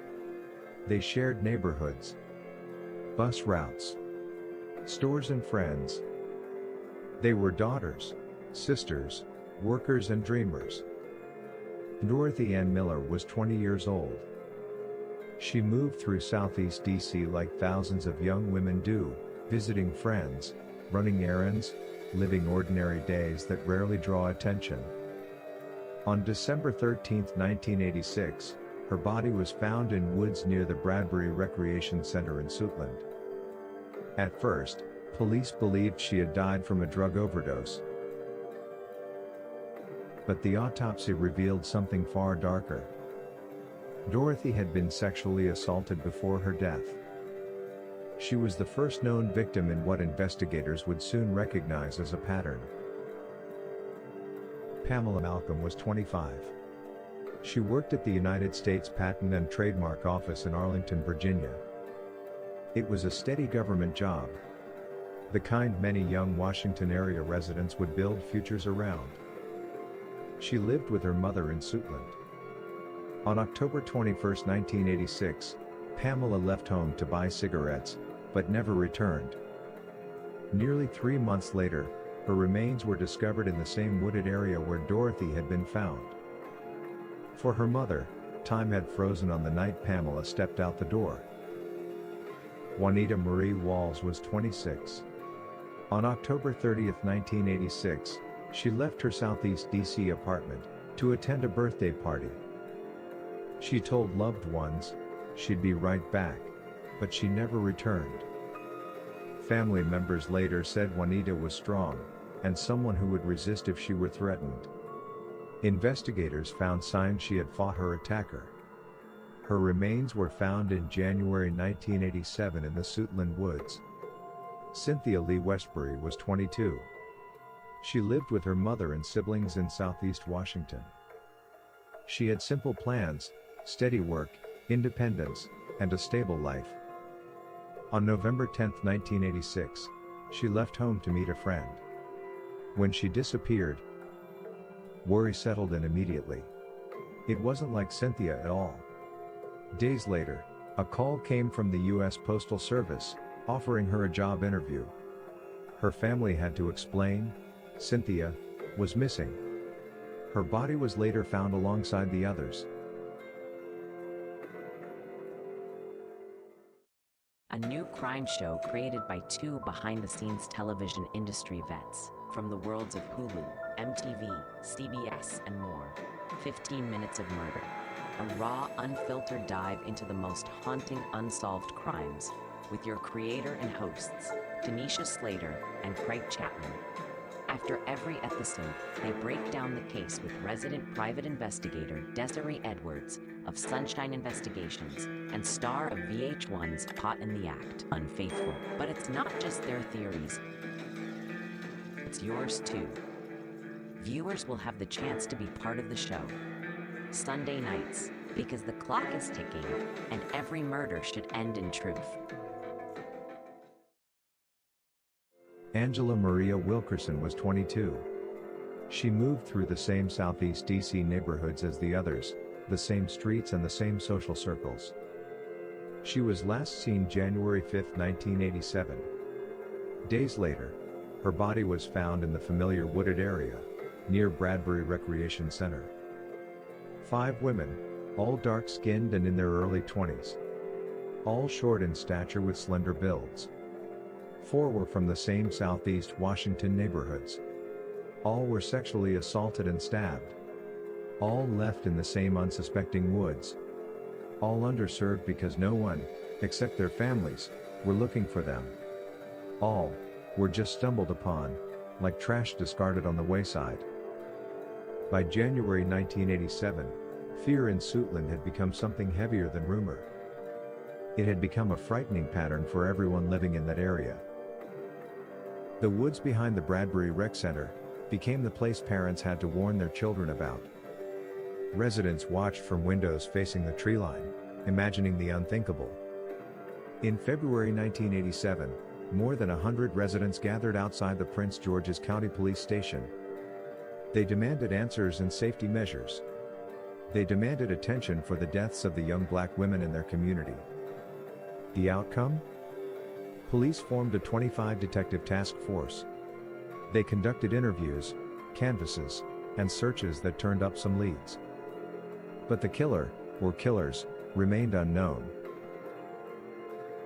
Then, investigators made another discovery, this time in Northeast Washington, D.C.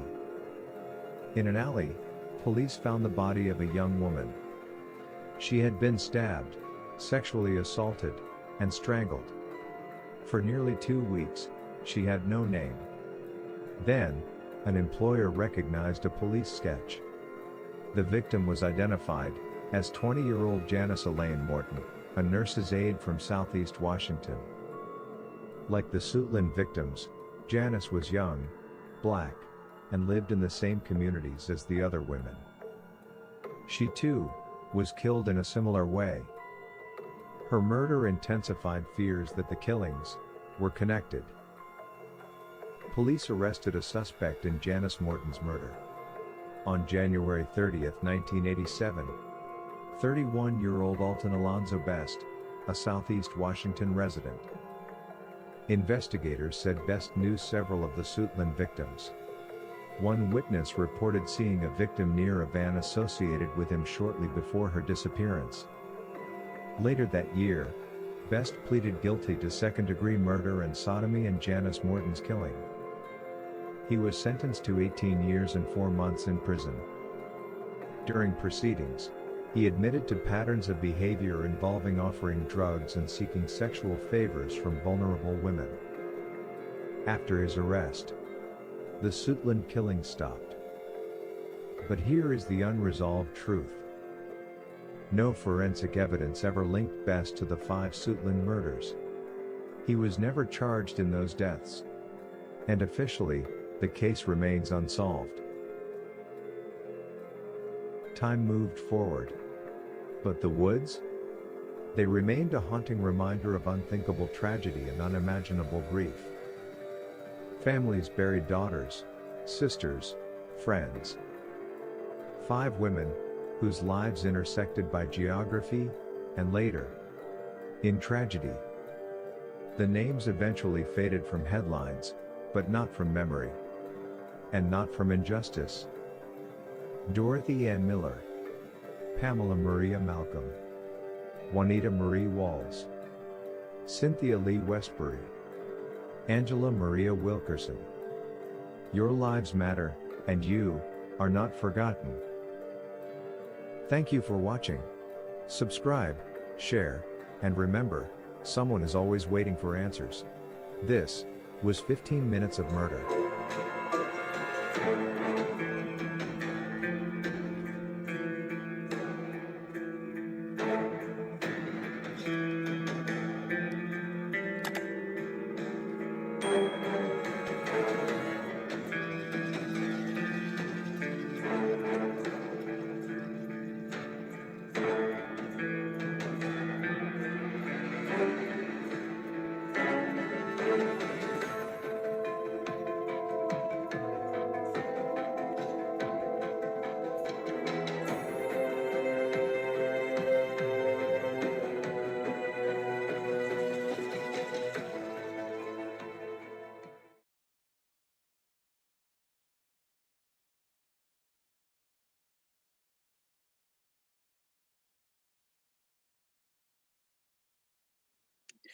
Hello, everybody, and welcome to our Sunday edition of 15 Minutes of Murder, where we take a deep dive on our last case file that we presented last Sunday, which is the Suitland murders. We're going to dig deep. We're going to talk amongst ourselves about what happened, what didn't happen, our thoughts, the crime, the punishment, and all of those things. So I am your host, Tanisha Slater, along with Craig Chapman, and our resident crime expert, Ms.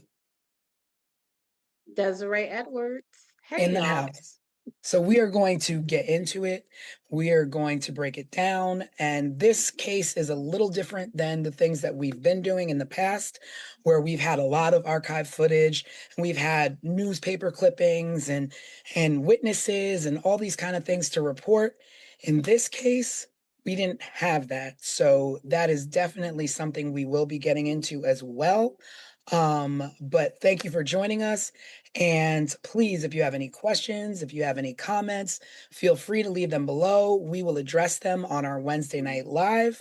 But again, welcome to 15 Minutes of Murder. Sit back and enjoy.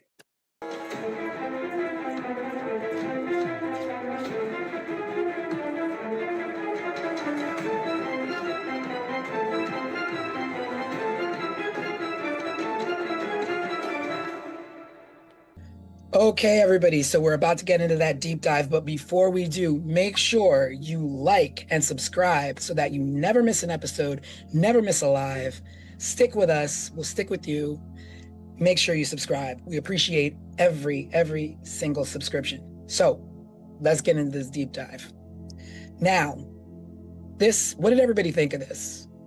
This was different. This was definitely different than other stories we've covered.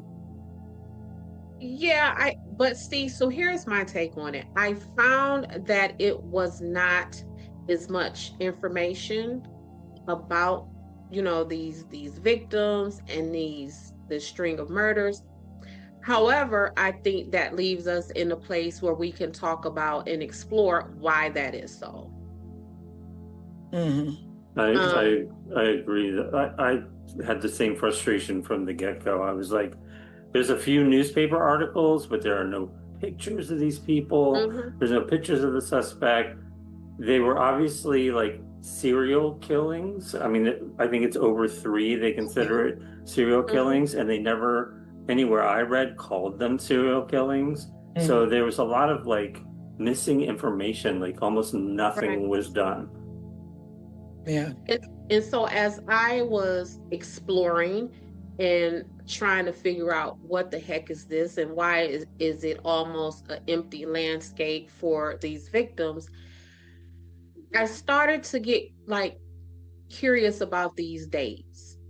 But listen, this is again, these dates started to be curious to me. Suitland murders occurred between October 1986 and January 1987. But guess what was happening less than 3 hours away during this exact same timeline? I don't know. The Colonial Parkway murders. Oh.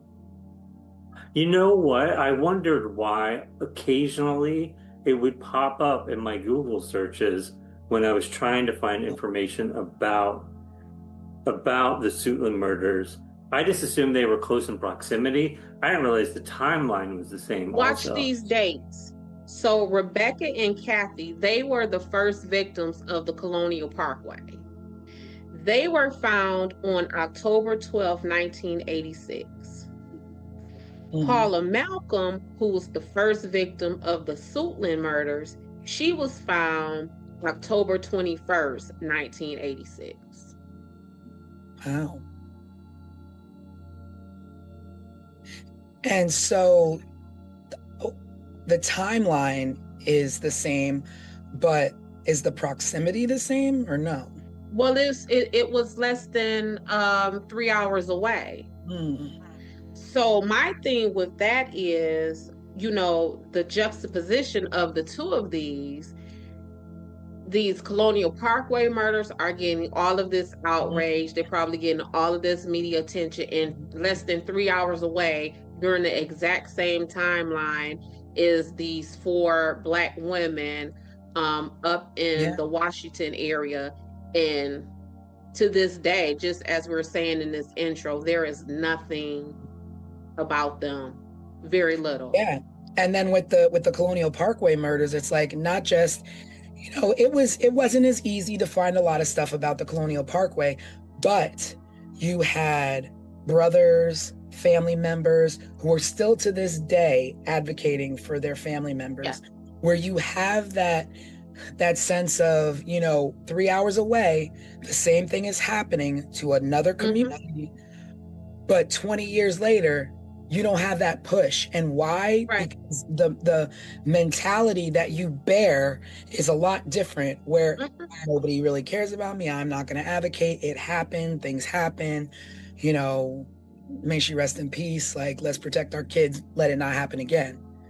I mean, there are, just in preparation for Colonial Parkway, there was a ton of recently produced documentaries on like the ID channel and things like that about that. But a little bit more also caught my attention. So the Colonial Parkway, as we know from our show, is part of the National Park Services. The suspect in the Suitland murders, guess where he worked? As a groundskeeper for the National. Wow. He worked as a groundskeeper for the National Park Service. So it's what, Craig? Well, I was just going to say all the girls from Suitland Park were found in the woods behind a public park where people have like birthday parties and family reunions, and Mhm. those woods were literally backed up against the park. And with the Colonial Parkway murders, they literally went out of their way. They almost dug that man up from the grave Yeah. to assign him as the suspect 6 years after his death. And then this man right here, as we're talking, he worked for this. He knows this. And to this day, even after he pled guilty for the murder of Janice Morton, they still have refused to even name him as a suspect for these ladies in Suitland. Now, that's what I was wondering. I was like, but why? So when you have this suspect who, it's kind of tied in, but then you don't charge him with it. So what? Investigations just stop on these other 5 women? Like, So this other lady, Janice Morton, he pled guilty to her murder. And in his allocution, and allocution is the fancy court word for when you plead guilty, you can't just say, I plead guilty. You have to go on the court record and state what you plead guilty to. So in his allocution on the court record, he pled guilty to admitting to offering drugs for sexual favors from, prostitutes and young Black marginalized women. Like, he has pled guilty to essentially what would be the profile of these Suitland murders, and he's not a suspect. Well, the only difference between the lady he's accused of or admitted to killing was that she was found in like an alley somewhere, right? Yep. And the rest of these girls were found in this same vicinity of woods behind this park.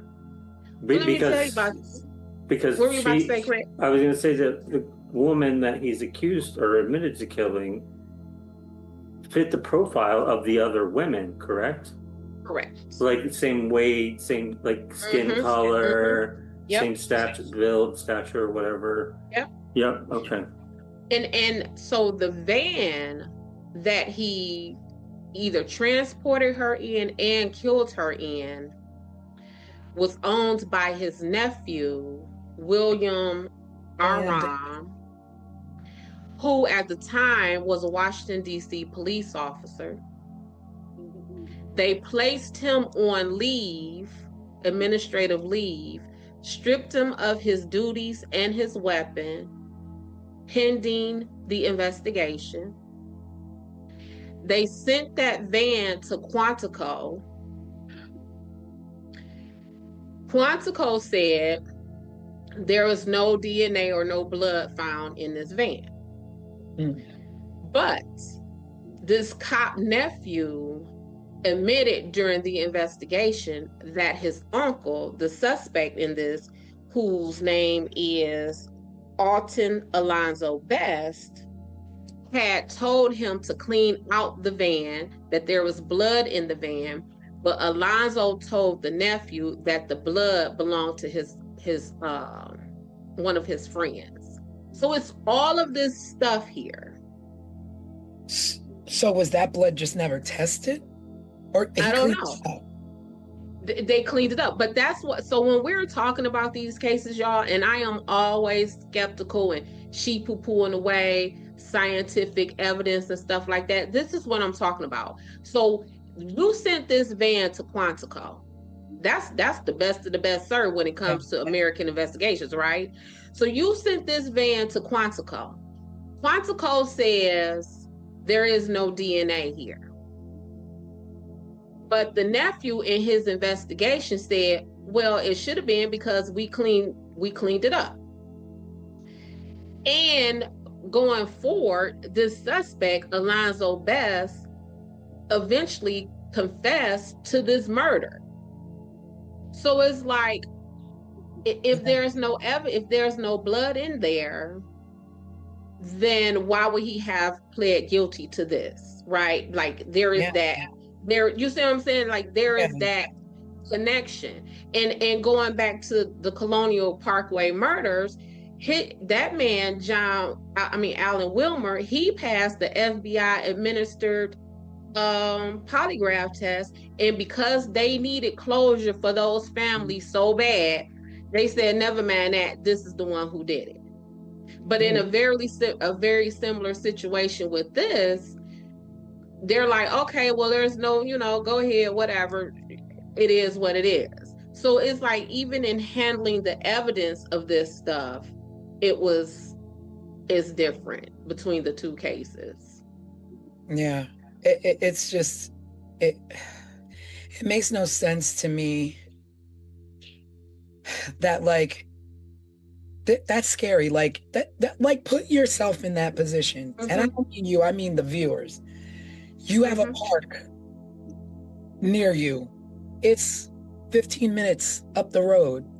Not one, not two, not three, not four, but 5 bodies found in those woods. And they're not even, some of them were so decomposed they couldn't tell what was the cause of death. How do you not demand answers? And they did. They did. And that was something too. So they demanded answers. And in my research for Colonial Parkway murders, those families and those victims, it was like, come and talk to us, but it wasn't that outcry from the public where give us these, you know what I'm saying? Because there was no need for it. Correct. The police were knocking on doors. They were trying to figure out what's going on in our community. Yeah.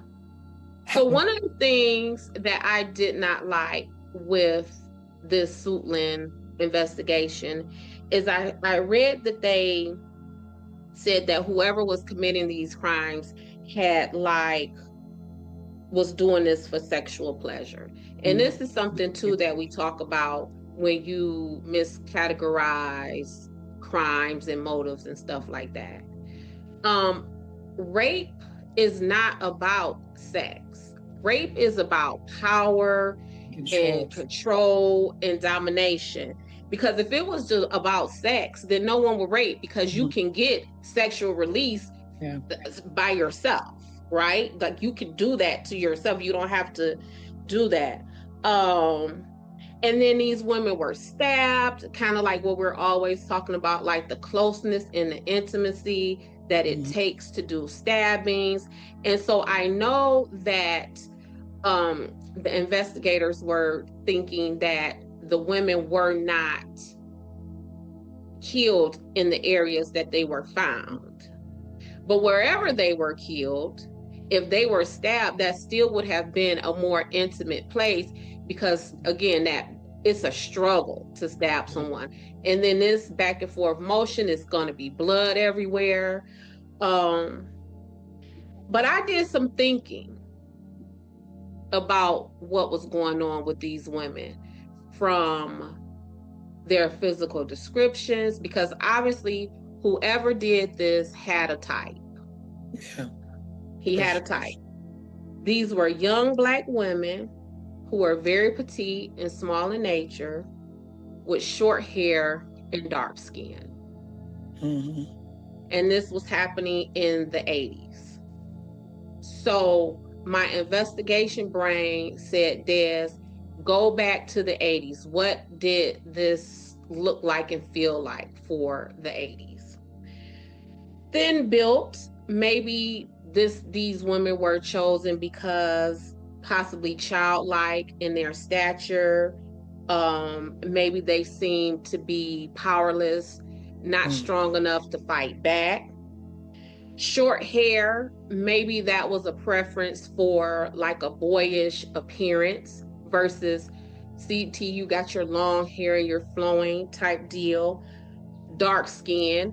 And let's just talk about what it is. For a whole lot of people, dark-skinned Black people are deemed less attractive, less valuable.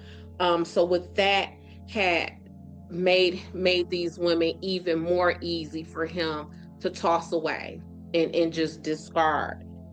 And then the sodomy, because they were sexually assaulted, but I found it wasn't just like vaginal rape, it was sodomy. Violent. But not just that. As I was putting all of this together, what is the connection of all of these things? And I was wondering if this person's motive to do this to these women was a release for some kind of internal sexual repressed rage, in the sense of, was this person fighting sexual demons? Was this man at the very minimum bisexual? And that these women in their physical descriptions gave him the, yes, these are women, but in their appearance, in their presence, they give him boyish type stuff. So now he's in a position to where now he is satisfying all of those rages, all of those taboo desires, and then to just toss them away like that. Like, is that the internalized stuff that he has from himself? And he projected that on. Like, I think so, but I don't know. Des, I think you think so, Craig. I don't know. This is definitely not one-offs. This is serial. Yes. And what made me really hone into the appearance of these women is in nothing else that we have seen thus far did the suspect have a set type. Yeah. Right. They've always been very different, very. It was, yes, this was very targeted, and not just very targeted, because you could say, okay, Black women, streetwalkers, that could be anything, but the appearance of these women was very concrete and very fixed. And I think that when we are looking at this and profiling a suspect and a motive, the way the descriptions of these women are, I think we would be remiss to not really dig into that and pick it apart in what it is. And I mean, that too, though, when you say like picking apart a suspect, is that I feel like in part of that profiling the suspect is also profiling the victims, but we don't even know who the victims are. We don't even know. Exactly know, so that we can pinpoint, okay, well, this victim was about this. This is where she went. This is where she frequented. These are the people she knew, like, and they all like rolled in the same area, the same like parameters, and like, so we don't know anything about them. It makes me wonder, did the police also take the time to get to know the victims to then get to know who the suspects could possibly be? Well, the police, I know they started raiding what they call the red light district of Washington. And so with that being said, if this is the red light district and the cops come in and they're showing pictures of crime victims, of course you're going to say, no, I don't remember her, or no, I don't know her, right? Right, yeah. So it was, where do we go with this? Like, how do we start to put this together, except for the only thing that really struck out to me in my investigation of this is the description and the physical descriptions of all of these women. Everywhere I turned, it was Black women, small stature, Black women, small stature, Black. What does that mean? And if we don't put a meaning to that and we don't sit and pick that apart, then would we have missed that? And, and when I say that, I'm talking about, so like when I was in college and I majored in this and I minored in that, a lot of my academic focus was on delinquency, crimes against women and children. And this stuff that I'm talking about right here with this description of these women, this was like textbook stuff. Like, this man had some kind of repressed sexual energy that made these women look like this. Because if he just wanted to kill Black women, Black voluptuous women, tall women, whatever, but it was almost like bullying. You know what I'm saying? So that's where my mind went. And what you say, T? It made me wonder too if any of these women knew each other or even knew him. Well, they said he knew some of them. I have so many questions, or so many thoughts even. You know, digging into the psychology of this guy and maybe repressed homosexuality. Was it the environment he grew up in? Was it his parents? Was it his religion that was telling him these things were bad or wrong, or, you know, drove him to do these certain things? And the little I did read about these women, and you're talking about the cops went into the red light district, but wasn't one of them like a nurse and one was trying to get a job? Like, were they really like traipsing around in the red light district? It doesn't seem like it. I don't know. So the one lady who he pled guilty to her murder, she was a nurse's aide. And then the other lady, and let's just go down these women's names. I want to say their names.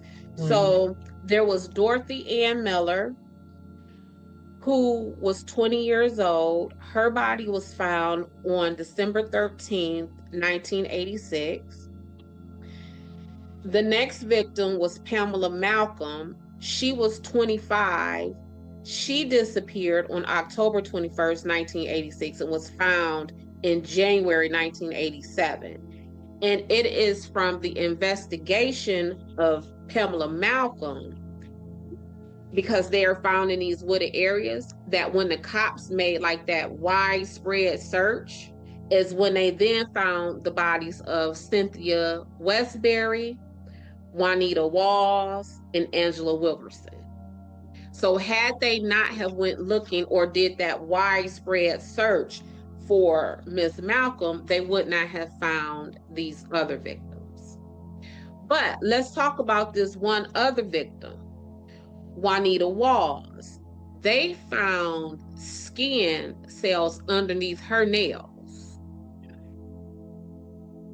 But timing, the mid-'80s, make it not so easy as it is today. Yeah. Did they keep any? Did they keep any samples of that evidence? I don't know, Craig. Now, are we able to try and get any police records or files and of that? How does that work? Like, if we wanted to actually look into this a little bit more?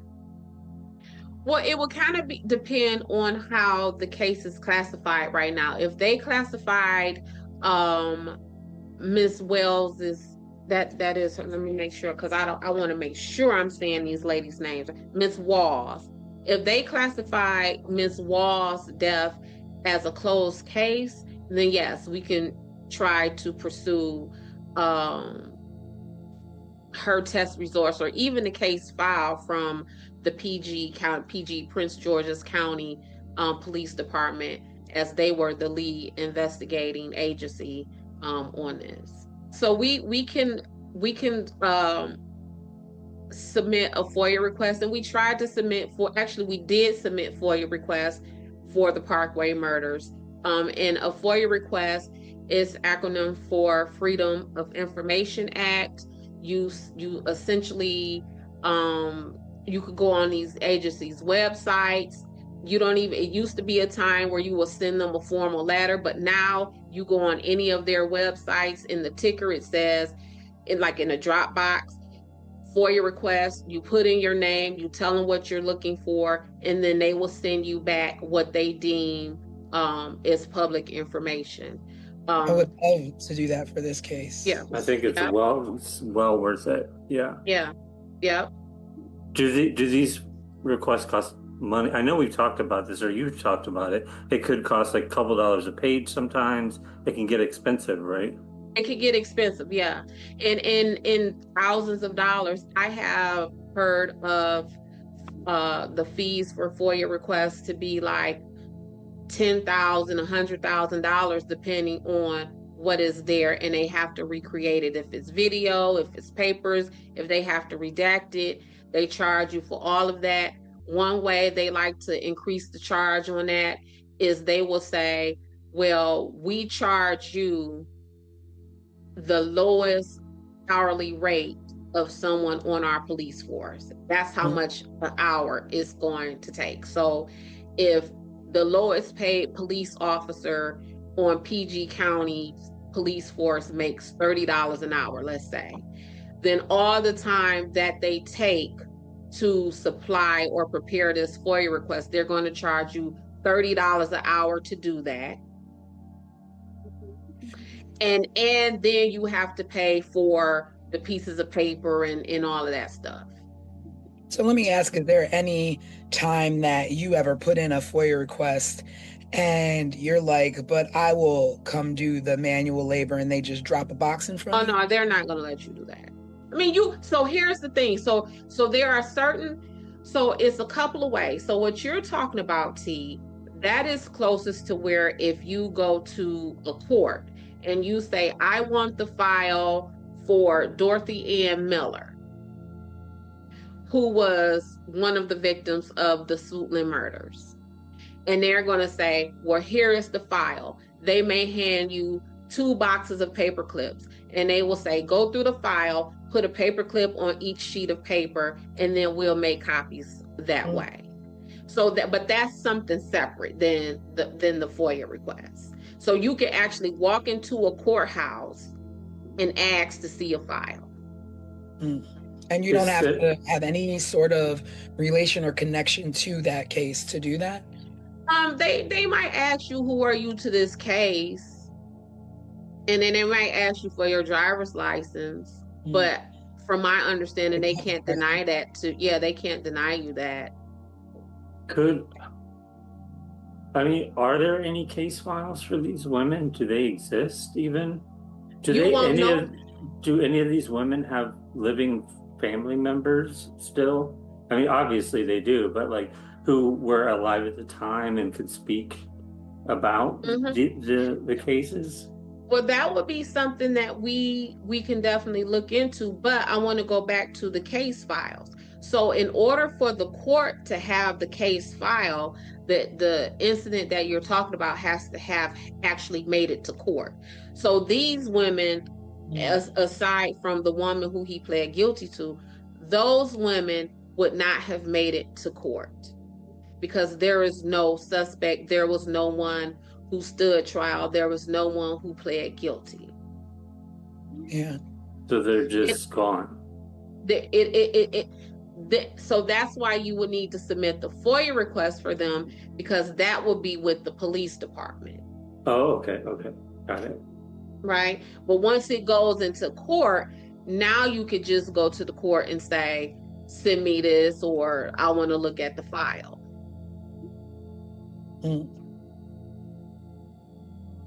We should see if we can obtain any additional information. I feel like there's so little.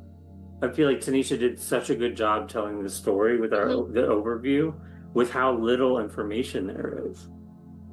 I wonder, like, was this not reported at all? Like, was it not in newspapers, at least local newspapers? And I think these women were also victim of not just this man, but I think they were victim of the time, because again, we're talking about the late 80s. We're talking about an area that is categorized as being, having a lot of low income housing, like projects and apartments and complexes, which means, it's probably the hood and things like that. But all of this would have happened during the crack epidemic, while Ronald Reagan was president, while it was this propagandized war on drugs. And so much so, like, the community had like a community meeting with the police department. And the police department, of course, they're not giving a whole lot of information. And one of the women at that meeting stood up and said, well, let me ask y'all this. How is it that whenever somebody can sell some drugs, y'all are right there arresting them? But now we have all of these dead, missing Black women, and y'all can't find this killer. And so, again, that's part of why y'all always hear me hollering about Black communities and marginalized communities being over and under policed at the same time. So we have this community that would have been, like I said, propagandized and used as fear mongering during that presidential administration. I mean, we had the president's wife on television talking about just say no to drugs and all of that kind of stuff. And so y'all have all the resources for that. But when it really comes down to like real bodies, real things happening to people, and y'all cannot figure this out. And that fear mongering, that propagandized war on drugs, that all of that is like political tools to just like drive, you know what I'm saying, those political theories back then. Like this fits into all of that. Like these women were definitely not just a victim of these murders, but they were victims of the time in that social structure of our country at that time. Yeah, but also you have to bring light to the fact that they were victims of this killer. They were victims of circumstance. They were victims of timing. They were victims of societal stereotypes. Yep. But that was in 86, 87. And here we are in 2026 and still experiencing the same disparities when it comes to being missing and exploited and murdered and all of those things. So time hasn't really changed very much since the Reagan era of how we look for us when we are missing.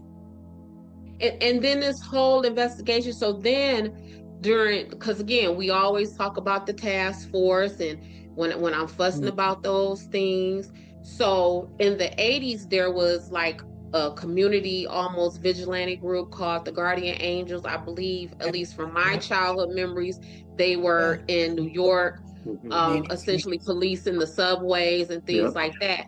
So the Guardian Angels came into the area to want to help the investigating officers with this investigation. Do you know this those case? officers? Yes. And do you know that they did not want them there? You know, I feel like people hold the Guardian Angels in really high regard. And I remember learning about them as they're still operating to this day. When I was young, I learned a lot about them because I was really into punk rock music, which was like anti-government, anti-authority, anti-police, all of those things. And I would read about the Guardian Angels, and I'm like, these people are super cool. Like they're out taking care of business when nobody else will. I remember them because again, I was, we were children. At least I was, So I remember. Yeah, you weren't born yet, T. And I remember like there always being some scuttlebutt. I don't remember if it was necessarily controversial stuff or if it was like glowing, reviews like Craig is saying.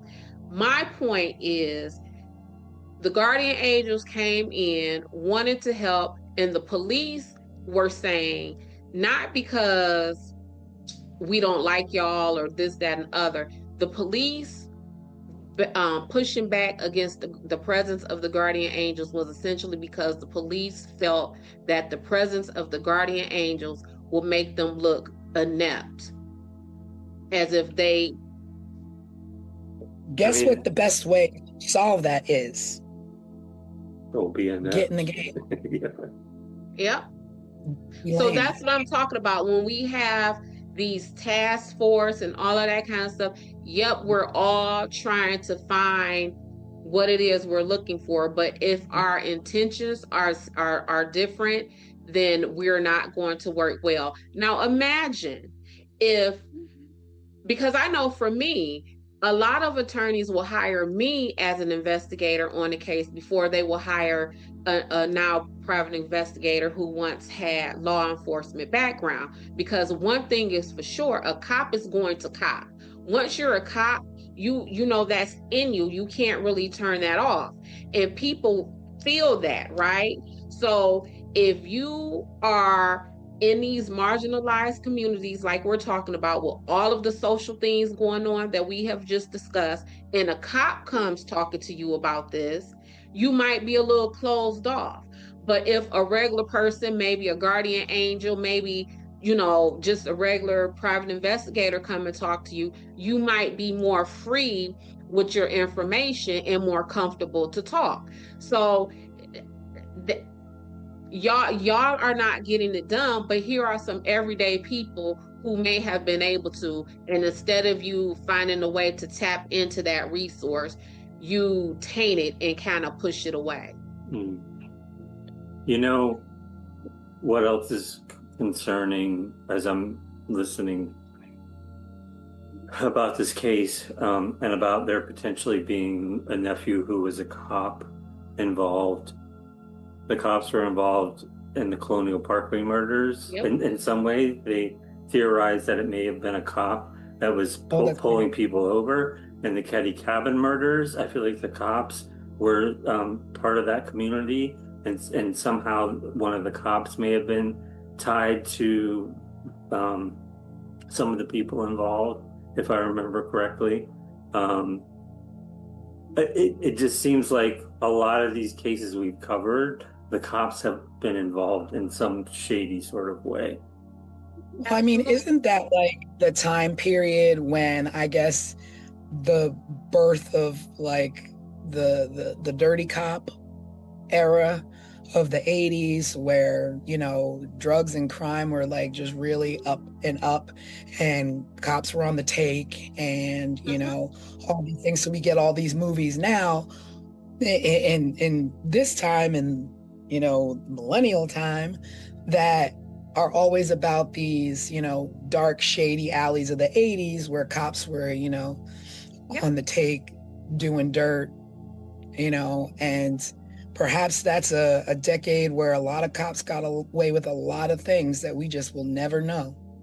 Yeah, and that stuff sells. That's what I'm saying. It helps pushes the agenda, whatever your agenda is. And it just so happens that we're talking about a possibly nefarious agenda, one that we know to be true, one that we know things like when you have politicians talking about this fictitious black welfare mother and had all these kids and getting all this money, well, we now know that was not true. That was a blatant lie that was told to the public to again advance a political agenda. And so crime, especially when it is depicted coming from marginalized people, black people, poor people, Hispanic people, whatever the people are, that is a way to push, again, an agenda. I tell my clients all the time, these prosecutors and these politicians are getting raises. They're getting reelected off of you. Like, you, whatever that crime is that you are being charged with, and they get a guilty plea out of you or a conviction out of you, it is highly possible that a detective or a prosecutor just got that corner office that everyone looks for.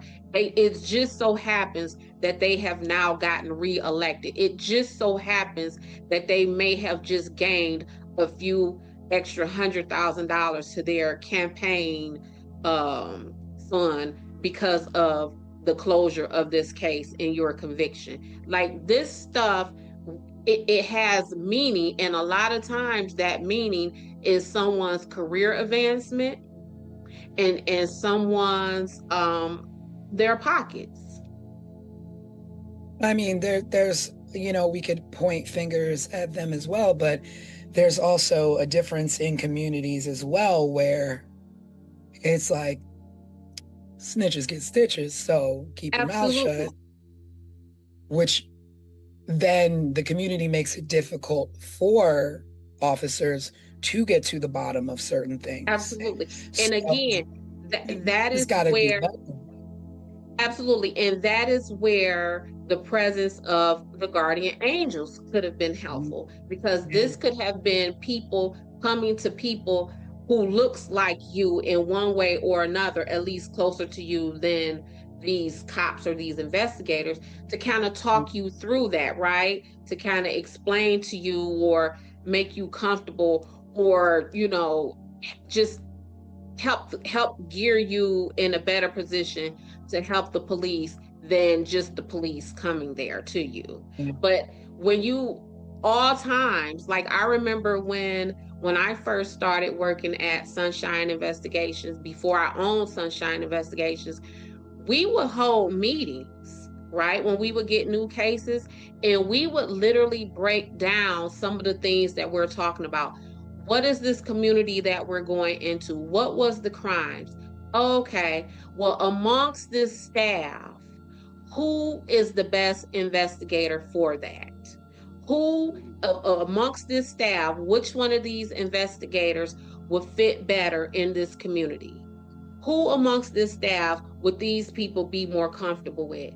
And with that, there were some cases that my little black behind couldn't go on to, right? And it was some cases where one of my coworkers, their little white behinds couldn't go to, because the truth of the matter is people are more comfortable talking to people who are closer to them. So even right now, if I am working a case, and let's say the people who I am talking to are of Middle Eastern descent and they speak Arabic, I may take one of my friends who might be of Middle Eastern descent and speak Arabic with me onto that case, because although I am Des and I am black, I am not Middle Eastern and I don't speak Arabic.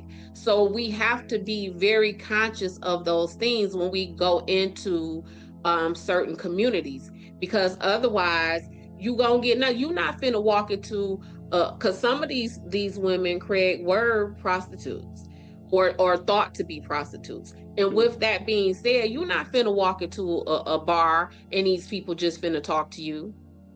Yeah. That's not going to happen. And so if they just approach this the way they want to just come through as police officers and not want help or not think about the community that they are in, this is what we're going to have. Yeah. It's just hard, because that this is just one story of many, and some of them never even saw this much of light of day. A story of a many, but watch this. The suspect for these murders, he was a suspect in murders all the way in California. Oh, Wait, I what? didn't know that. Yes. So, calling this a serial killer is not incorrect, then? It is not incorrect. No, there was at this time there was a string of murders in California. Specifically, they had dubbed these murders as the South Side Slayer. And they were looking at this man, Alonzo Best, or whatever his name is, as the suspect in those murders. I'm about to look it up right now. But not right in the backyard of where he actually murdered another woman. Correct. Because for some reason she didn't fit the profile of location of where she was found. Yeah. Because she was found in Cali, he's probably not connected to these Woods murders. But California, all the way across the country. But it's even worse than that with this community. So just as they were recovering from a string of murders called the Freeway Phantom murders that occurred between 1971 and 1972. So this community was being brutalized. The freeway what murder? Freeway Phantom murders. Wow. And these were also to where you become desensitized to that kind of sense of violence and murder and gone missing and nobody's looking for you. You all of a sudden become accustomed to this, to where you don't even begin to be outraged about it because it's just your way of life. Listen. And that is the saddest thing. Yes. These freeway phantom murders were also all Black women, it looks like. Absolutely.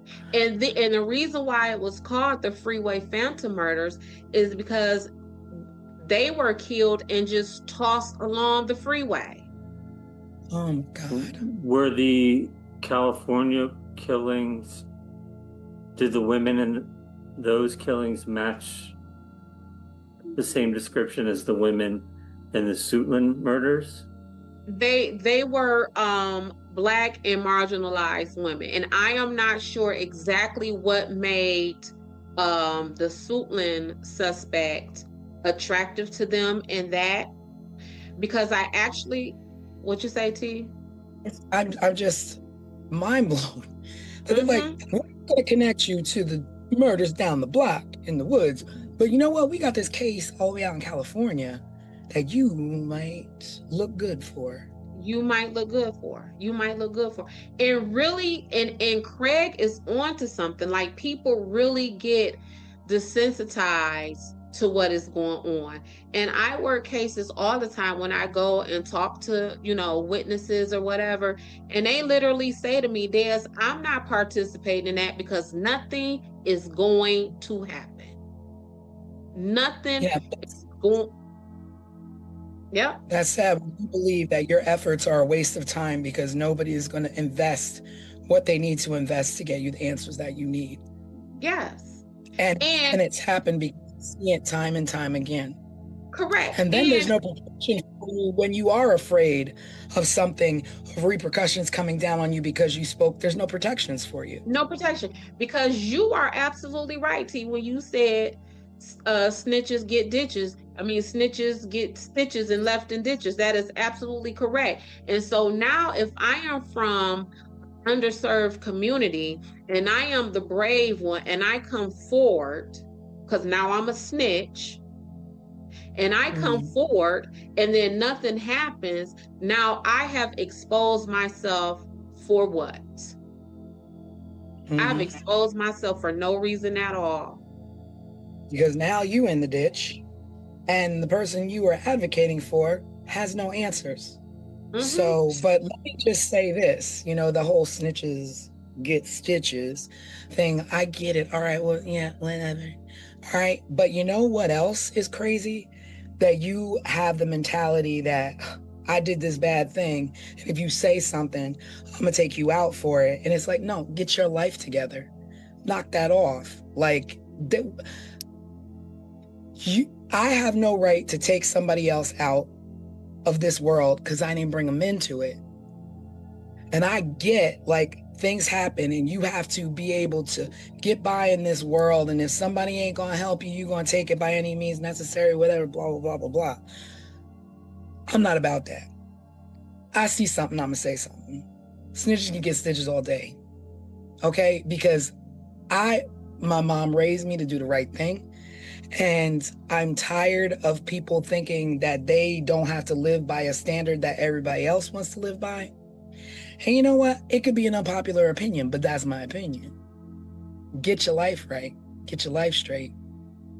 There's a lot of... Someone has to be brave to change things, right? That, I mean, and Malcolm X, Martin Luther King, Rosa Parks, all the other less known, civil rights heroes, they were putting their lives and their safety and the lives and safety of their loved ones, their children on the line, right?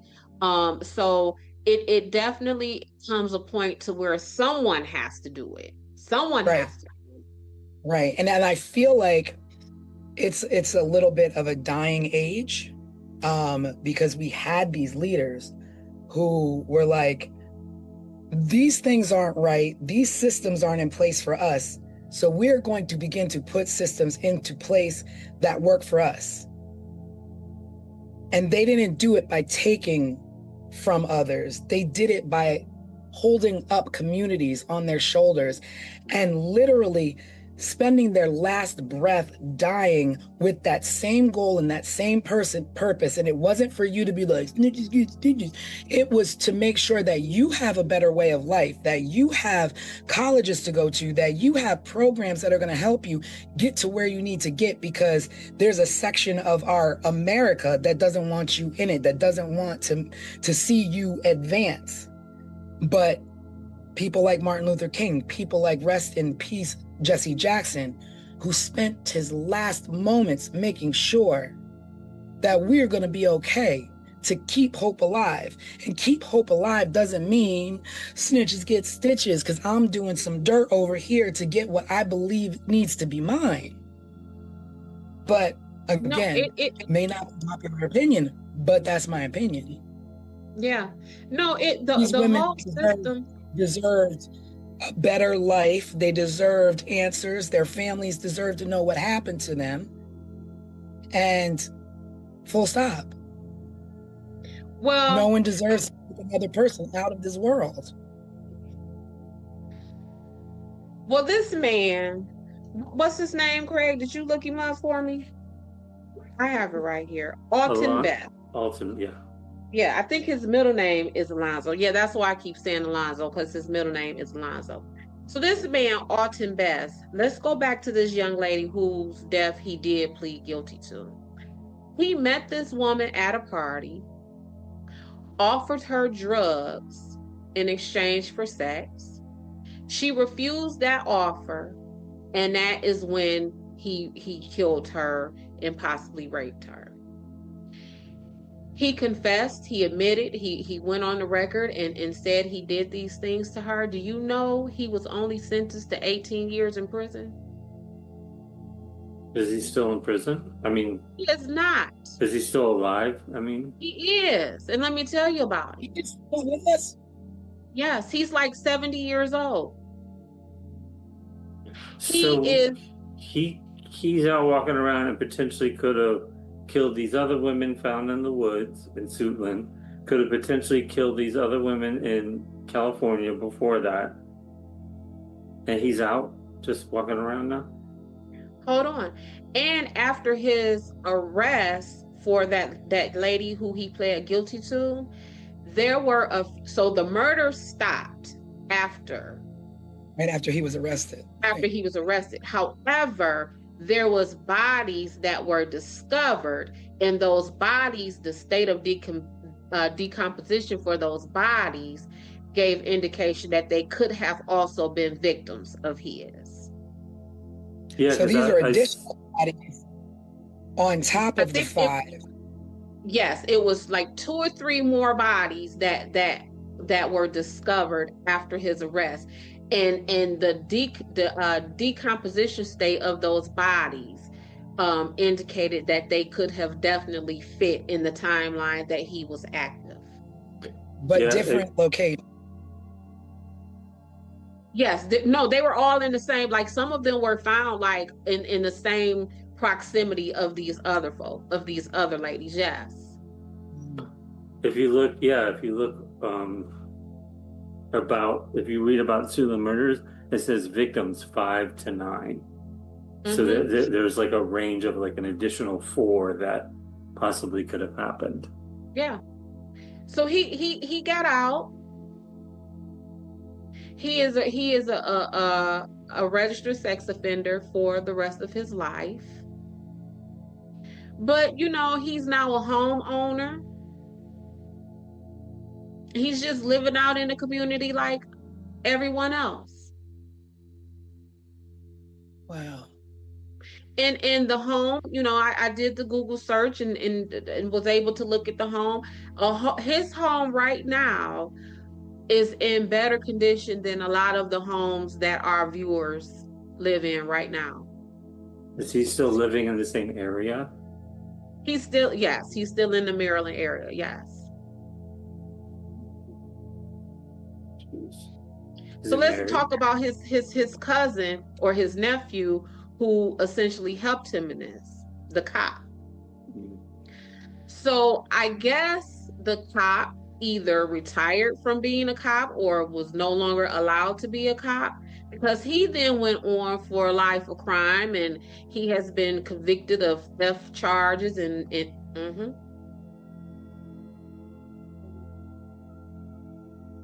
Ooh. What else?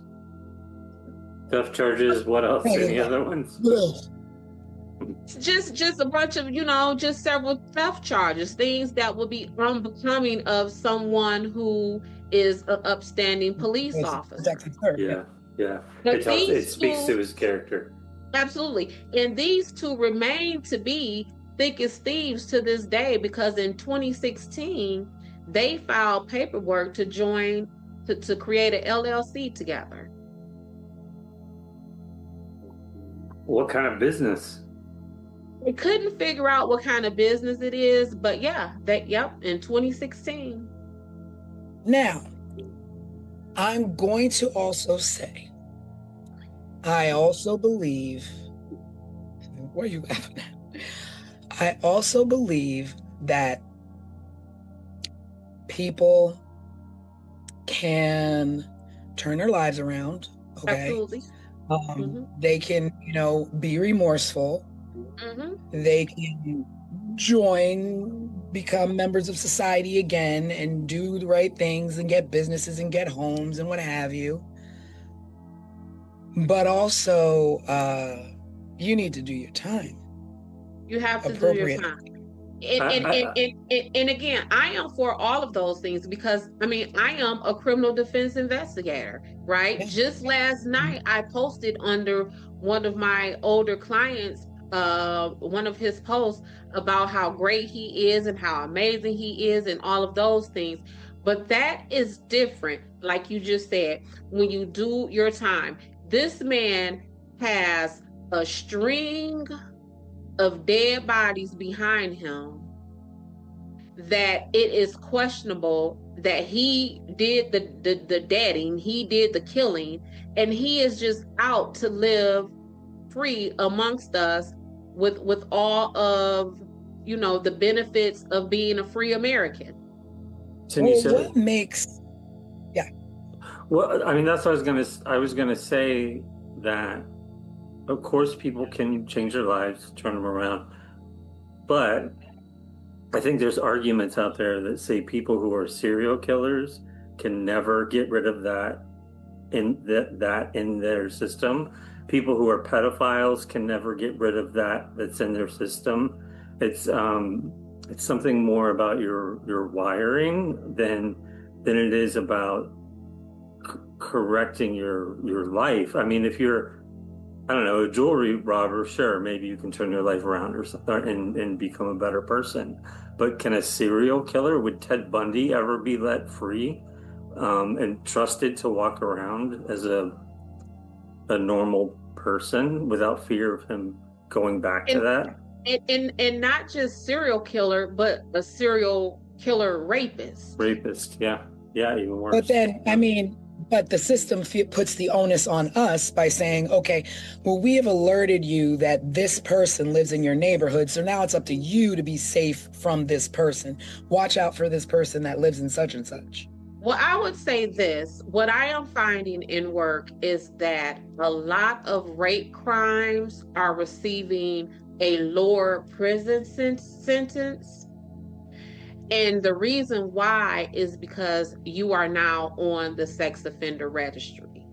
And when I tell you that is a very uncomfortable existence, but that is us entrusting you to register.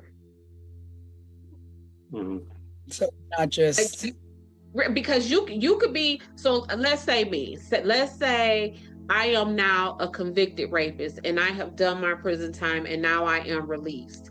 It is up to me to do the reporting. If I don't go to report. So you don't just get on that list because So you're on the list, but if you move, the onus is on you to report that you have moved. You are supposed to report your employer. It's up to you to report that employer. So if I right now worked at CNN or wherever, let's just throw something out. And then I leave CNN and I go over to Fox News, it is left to me, the convicted sex criminal, to report that I am no longer at CNN. I now work for Fox News. That's crazy. You're supposed to report your vehicle. So if I once had an Explorer and I got a new car because I'm out here, I'm living my life or whatever, and now I have a Cadillac Escalade, it is up to me to report that I no longer have a Ford Explorer and that I have a Cadillac Escalade.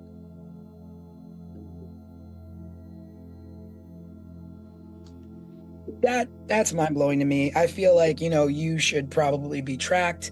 Your freedom is at a cost now, so you should probably be tracked for the rest of your life, and this will follow you. But the fact that is the way that you are tracked. We are saying we're tracking you, but you are responsible for giving us the information so that we can track you. My question, though, was, once you are released from prison and did he do the full 18 years or he got released? I don't know if he did. I don't know. So, but it was 18 years. Either way, he either did 18 or got released early. Mm-hmm. Now, at what point in 2016 or all these other things that we now have the ability to go back and test these things, are you not allowed to be like, okay, well, there was evidence under her fingernails, under one victim's fingernails, or how do we now solve this crime when we have somebody who was potentially a suspect released? Is there no interest? Do you know what I mean? I guess there is none, because here's the thing. This is the thing. Murder stays murder. And what I mean by that is there is no statute of limitations on a murder charge. So if that one lady, Juanita Walls, where I said that there was DNA or skin underneath her nails, right? If they were to test that and he or anybody else tests positive that is their skin or their DNA deposited under her nails, even though that was 1986 and we're now in 2026, that person can be charged. So this man, Alton Bass, he has done his time for killing Miss Morton.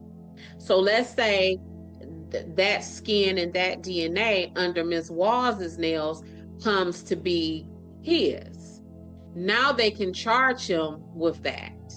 But what you said, T, is the key. Is there the interest to do so? Do we care enough about these people to pursue that? Do we care enough? Because again, remember, like we said, they went through hell and high water to assign Alan Wilmer as the suspect for the Colonial Parkway murders. They made sure that those victims and their families got justice by way of a suspect, even if the suspect was dead at the time and could not go to court. But that means that the families were at a level where they cared to try and give these families answers. When you have a community where nobody cares to give you answers, there is no suspect of any walk of life that we want to hand to you and be like, here, this is it. And for because they don't care about their reputation. None. And for these sets of murders to happen weeks apart, 2.5 hours away, almost completely different outcomes, at least in my head, I can't think of any reason why the Suitland murders are handled the way they were other than race and other socioeconomic factors. I cannot. You cannot pay me to believe that there is any other reason than that. Yeah. And it's probably not high on the list of unsolved cases to reprobe into, to reopen, until a podcast like ours comes along. Right. Because again, what I always say, this stuff is rooted in career advancement and money. If I don't see enough value in you to get a bigger office or a bigger budget, then we're just going to let that go. That's just going to be unsolved. Right now, this whole Nancy Guthrie situation, the president said we finna give all the resources that we can to find this woman. Ronald Reagan didn't say we finna give all the resources that we can to find who did this to these Black women when he was president. This country has for-profit prisons where it is profitable to put people in the prison. And if your state that you live in has a for-profit prison, the moment that prison's population is one body less than the contracted amount, then that state is going to be taxed by that company. The state ain't gonna want to pay that company for having one body less than that contract. So they're going to make sure that prison always meets the contracted population. So this stuff is about money and advancement every single way we go. That is what this is about. And they didn't have value in these women, and they still don't. So then at the end of the trail, what do we do? Are the answers? And to me, I do go back to awareness and people like the Guardian Angels and people like Gabby Petito's father, who started a foundation in Gabby Petito's name for underprivileged and underserved people in the communities to be found. It takes people at this level to have awareness of people, so to speak, at this level, even though we're all here because we're human beings. Right. You say, let me reach that hand down and pull you up and help you and give you that visibility that you need. Give you that platform where the president will say, we're putting all hands on deck to find your mother, whether she's white, Black, Mexican, Chinese, Indian, whatever she is, whoever you are, you deserve the same level of justice, but especially truth in what happened in your communities, what happened to your family, what happened to your loved ones. We have to do better. We're America, and the basic things that you expect are being brushed aside for certain people and being dished out for others. And that is not how this is supposed to go here. So where does that bring us with this case tonight? Should we take it a step further and put in FOIA requests and look into this deeper? I think it's the first case where maybe it makes sense to do that. It changes the game.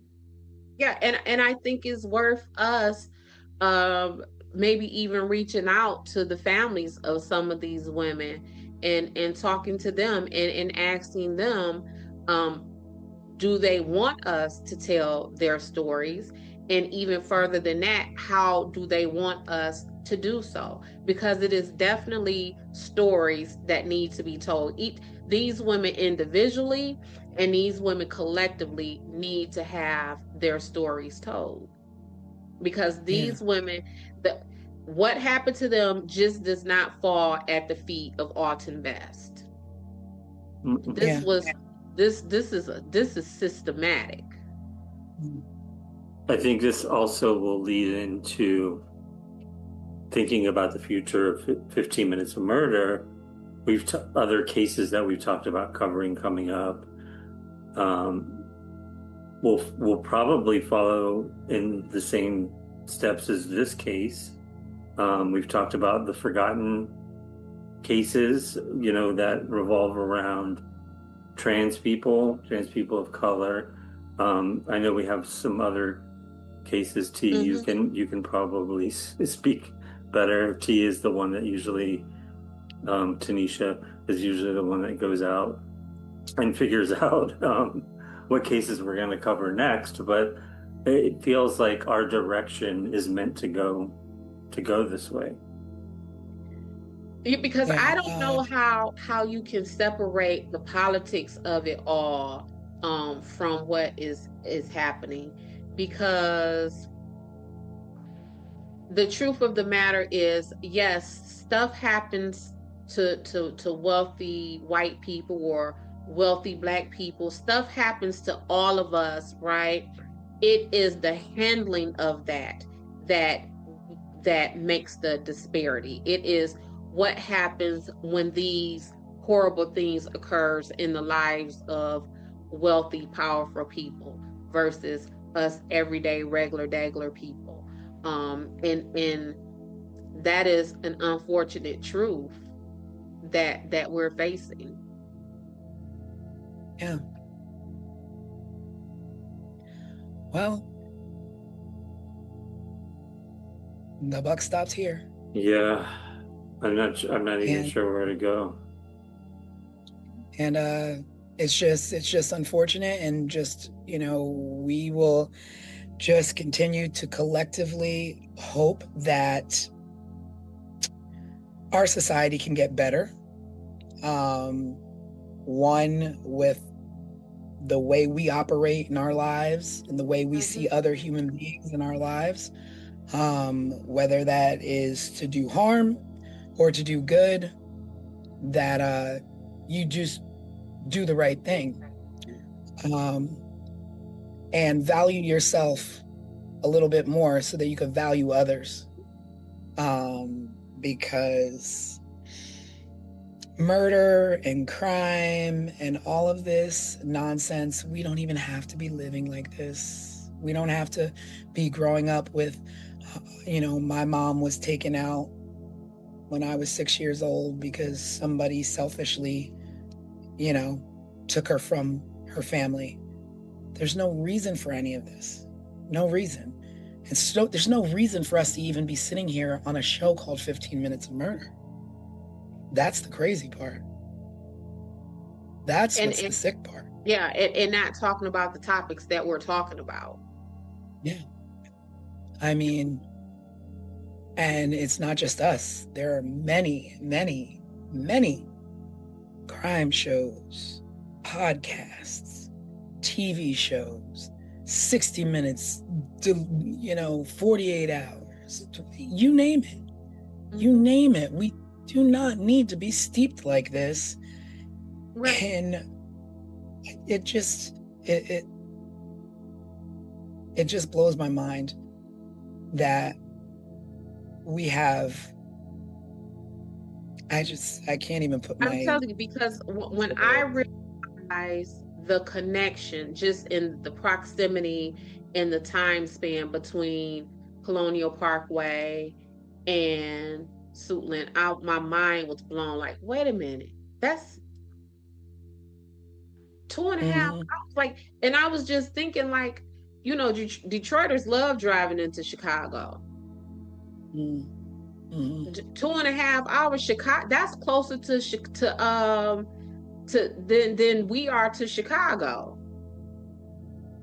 When Yeah. you think of it, like Craig, how far from where you are, how far is the drive to say Miami? It's about, depending on how fast you drive, it's about a 3 hour drive tops. See what I'm saying? Yeah.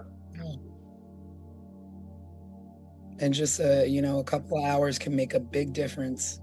And you know what? The funny thing is that it doesn't even have to be that many hours. It could be this side of 8 Mile versus that side of 8 Mile in less Girl, than. Yeah. listen, what time is it? Because huh? Yeah. Absolutely. Absolutely. And that is what I'm saying. We cannot separate the political from the reality of what is happening and how people are being handled in these situations. You absolutely cannot. Yeah. Well, ladies and gentlemen, that concludes this evening's podcast on the Suitland murders. Neither here nor there, but let's do better. Communities, let's do better. The people who are supposed to be protecting our communities, do better. Everybody do better. That's all I got. Yeah, I think that's our tagline is do better. 15 minutes better. Do better. You gotta do better. Like you almost can't be mad. Like the cops didn't do this. Well, don't give the cops something to do. Don't give them something to mess up. Well, maybe we can do that. We can do better by following up on this case. Yeah, that's how we do it. And doing more than anyone else has. Yeah, I would like to also do better by actually seeing if I could give proper faces to these women that I was not able to find. Oh, yes. I have no idea. I have no idea what they look like. I have no idea what the suspect looks like. Nothing. And I know now what the suspect looks like, as I did my PI and activated my PI databases, and I found a mug shot of him and his driver's license picture or whatever that is. But that's because in this matter, I'm the fisherman. Everybody else running around in the community, they not fishermen. So again, you can only know what you know, and if you don't know it, you don't know it. Right. And I think that will be something great. Maybe we can locate these families and say, listen, we want to give a face, a name, a presence to your sister, your daughter, your mother, because these women, some of them, their last words to their family as they was leaving out of their homes was, okay, I'll see you later. One woman, speaking of cigarettes with Dorothy Scott, one woman said to her mom, I'll be right back. I'm going to the store to get some cigarettes. So just something basic that we all do. Another woman said to her family, I'll be right back. I'm going to my friend's home. And she was never found again. So just basic human things like that. Yeah.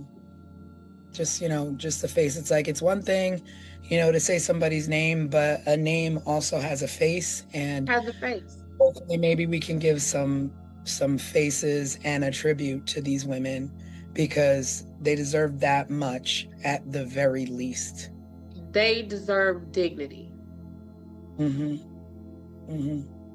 not just remembered as, a pile of clothes that was found, or a body that was stumbled upon, or, their remains were found in the woods. They were someone, and they had faces, they had smiles, they had dreams.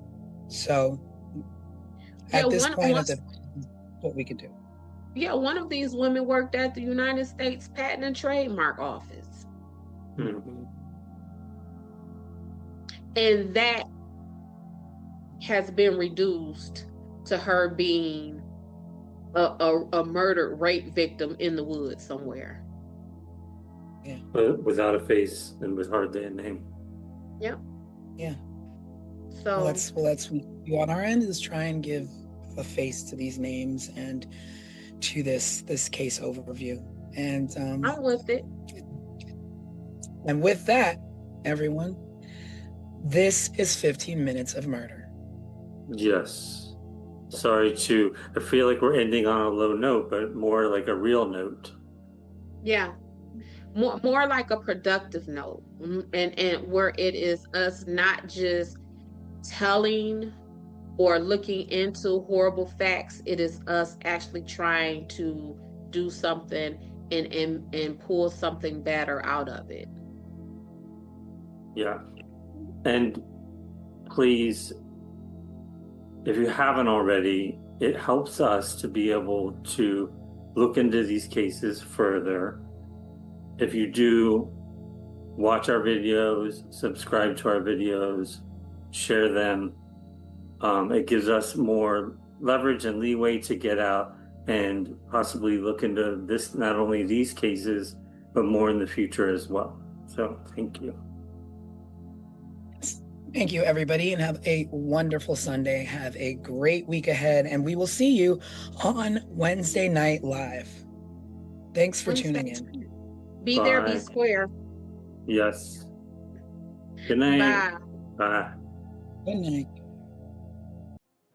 Before we close, there's something important to say. In recent years, conversations around missing and murdered victims have brought attention to a painful truth: that not every story receives the same urgency, the same coverage, or the same resources. But let us show you what a champion from the ashes looks like. A true ally that has risen from tragedy, and instead of taking offense, what happened next is a lesson for all of us. After the loss of his daughter, Joseph Petito, father of Gabby Petito, became aware of such disparity in a rather harsh way. During a press conference to find his daughter, he was made aware of something often referred to as missing white woman syndrome. Instead of turning away from that reality, he leaned into it. He listened, he learned, and he acted by channeling his grief into purpose. Through the Gabby Petito Foundation, his family now works to support organizations that help all missing persons, especially those from underserved communities, receive the attention and resources they deserve. And to go a step further, Petito is currently working on a new series titled Faces of the Missing, which he says will cover dozens of cases that have received little media coverage. This will bring such hope to families that don't often receive the national or even local coverage deserved to bring their loved one home or to find answers. Joseph Petito, thank you for being the change we wish to see. Your daughter is proud. Rest in peace, Gabby. Subscribe, share, and remember, someone is always waiting for answers. This was 15 Minutes of Murder.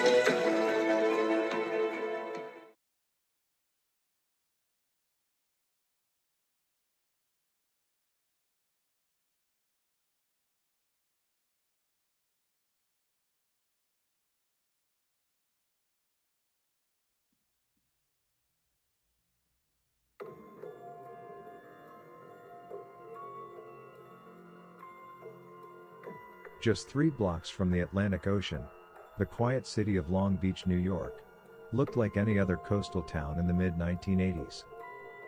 But tucked along East Beach Street stood a very different world, the dormitory of the Yeshiva of Long Beach. Inside, teenage boys lived a disciplined life of study, prayer, and tradition. And on the night of October 31, 1986, one of them went to sleep and never woke up. His name was Chaim Weiss.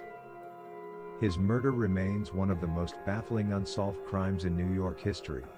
This is 15 Minutes of Murder.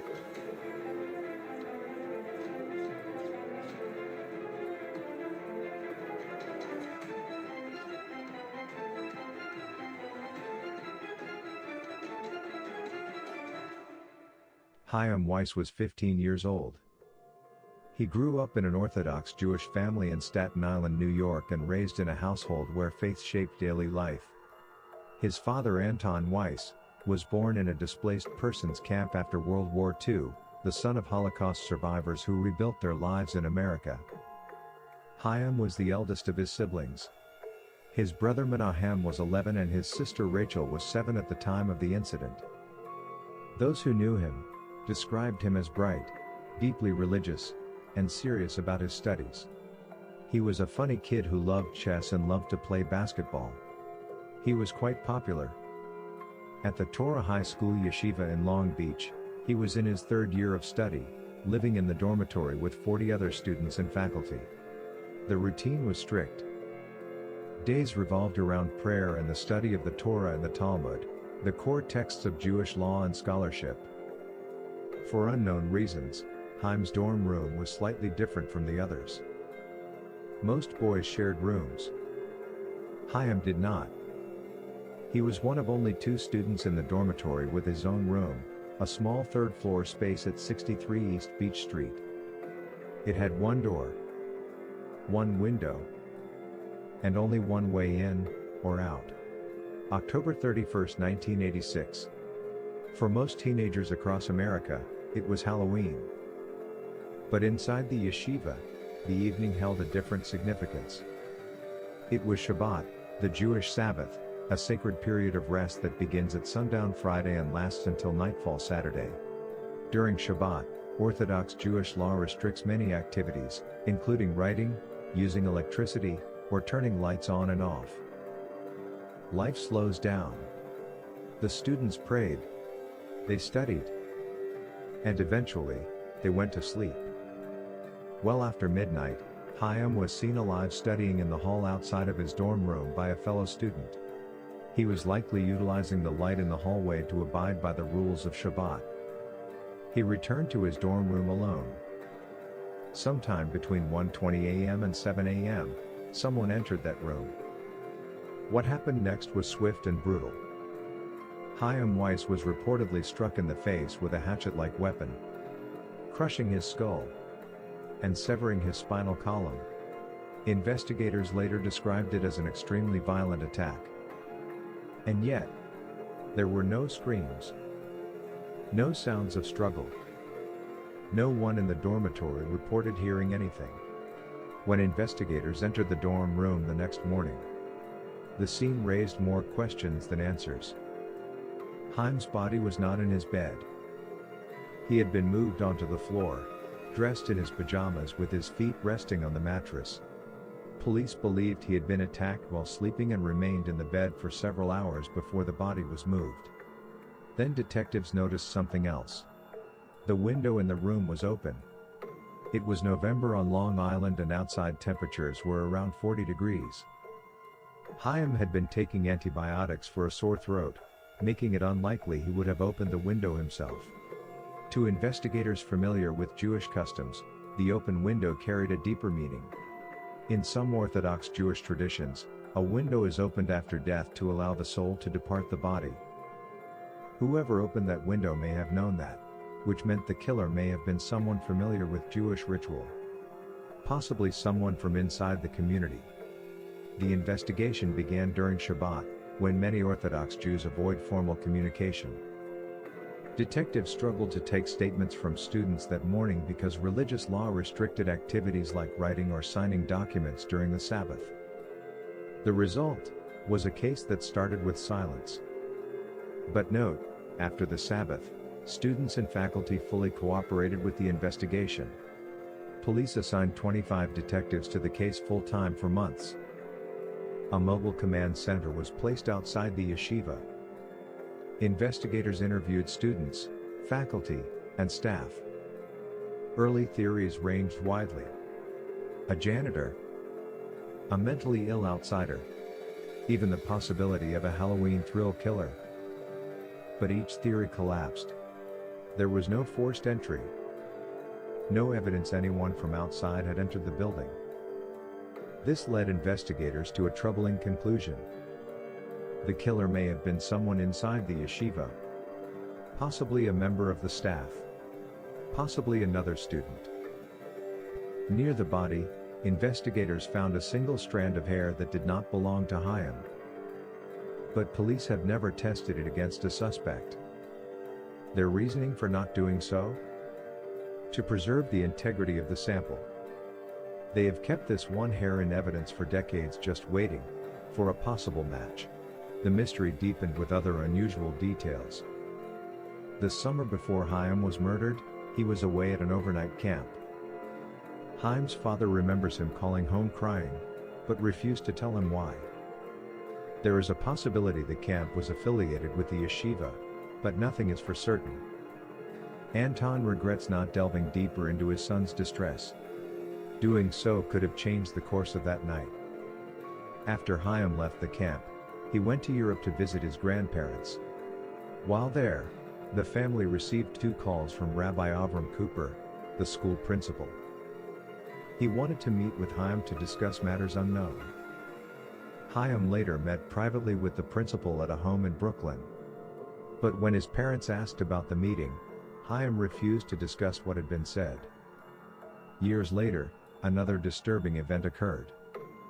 In 1994, Chaim's family received a strange letter addressed to him.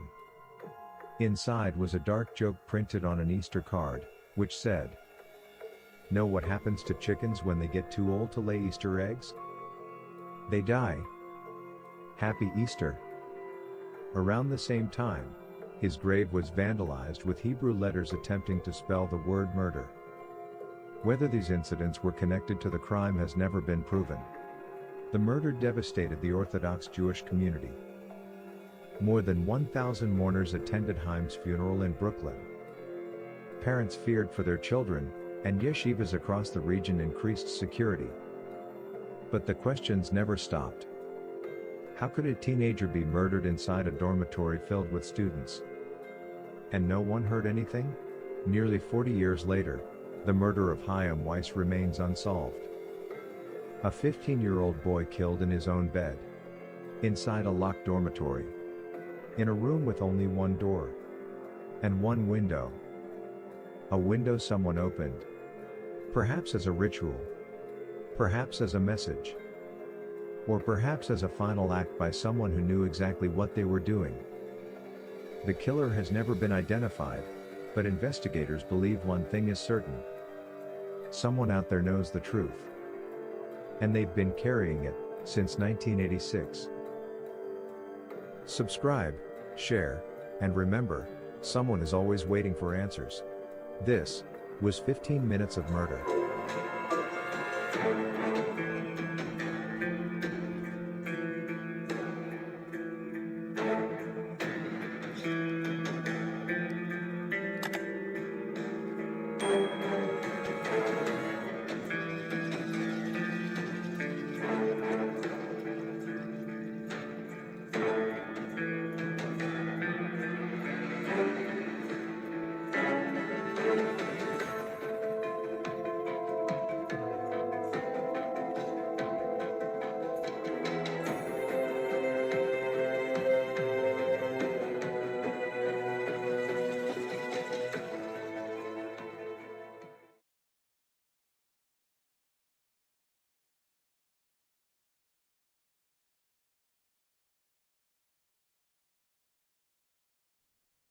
Hello, everybody, and welcome to 15 Minutes of Murder Deep Dive Edition. It is Sunday. I hope you had a great weekend. I am your host, Tanisha Slater, along with co-host Craig Chapman and your resident crime expert, Desiree Edwards. Boom. And we are going to break down a case that we had this week that is just sensational. We're going to be getting into the Chaim Weiss case, which took place in Long Beach, New York. And he was a young 15-year-old kid who his parents entrusted him at the yeshiva in Long Beach to be safe and go to school, but he wound up being bludgeoned to death. And we're going to get into it. We're going to talk about it, and we're going to break down the details. So, welcome to 15 Minutes of Murder.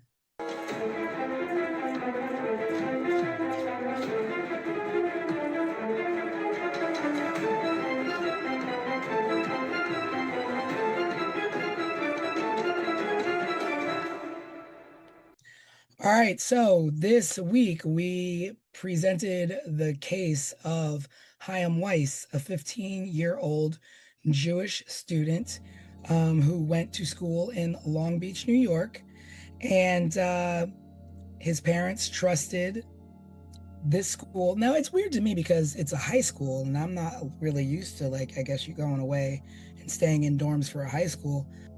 It wasn't really far away. I mean, he lived in Brooklyn, and this was in Long Island, so it's a matter of like not even an hour drive away. But yeah, but I've never like for a high school though, like college you live in dorms, but high school?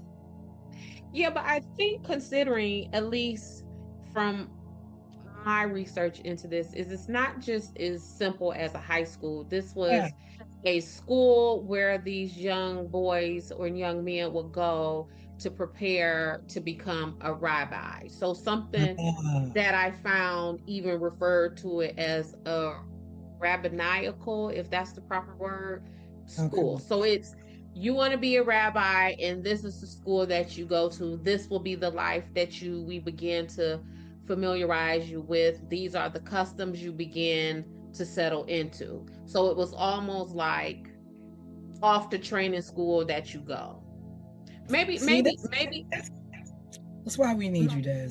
Yeah, maybe for like us, maybe it's more like a military school minus the discipline of it. And I don't know, it might be where some of these parents said, look, kid, you getting on my nerves. I'm finna send you to the yeshiva. But that's pretty much what it was. So the parents trusted, the staff, the faculty, the teachers. They thought their child would be safe. They didn't, why question it?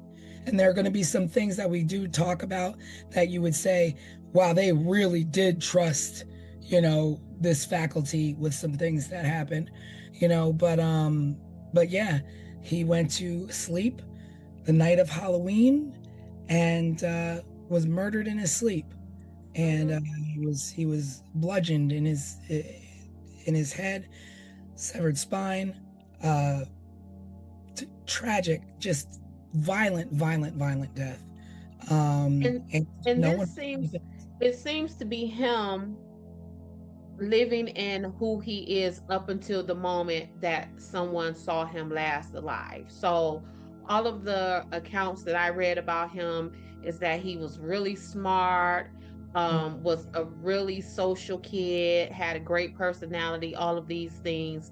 And one of the last accounts of someone seeing him alive was that they saw him sitting outside his dorm room in the hallway studying. So even up until his last moments, he was being his innocent, true to self, true to form Chaim. Yeah. He was, and they said that he was probably in the hallway because the Sabbath was that day. It was after midnight. Yes. So there's certain traditions and rules where they can't turn lights on and off. So there was probably a light left on in the hallway. So, and his room was probably dark. He was out studying in the hallway. And then he was killed in his sleep. And let's not really downplay it. I mean, it was brutal. It was a brutal, the way that he was killed was that's like rage to me. Yeah, and as I was looking at it, like how Craig is describing it as brutal, well, his spinal cord was detached or something very similar, but they said it only happened in 2 blows. So you had to really have struck that, and I'm gonna call him a baby because that's what he was to me. You would have had to struck that baby hard as you know what. to only have hit him twice to cause that much internal damage to him.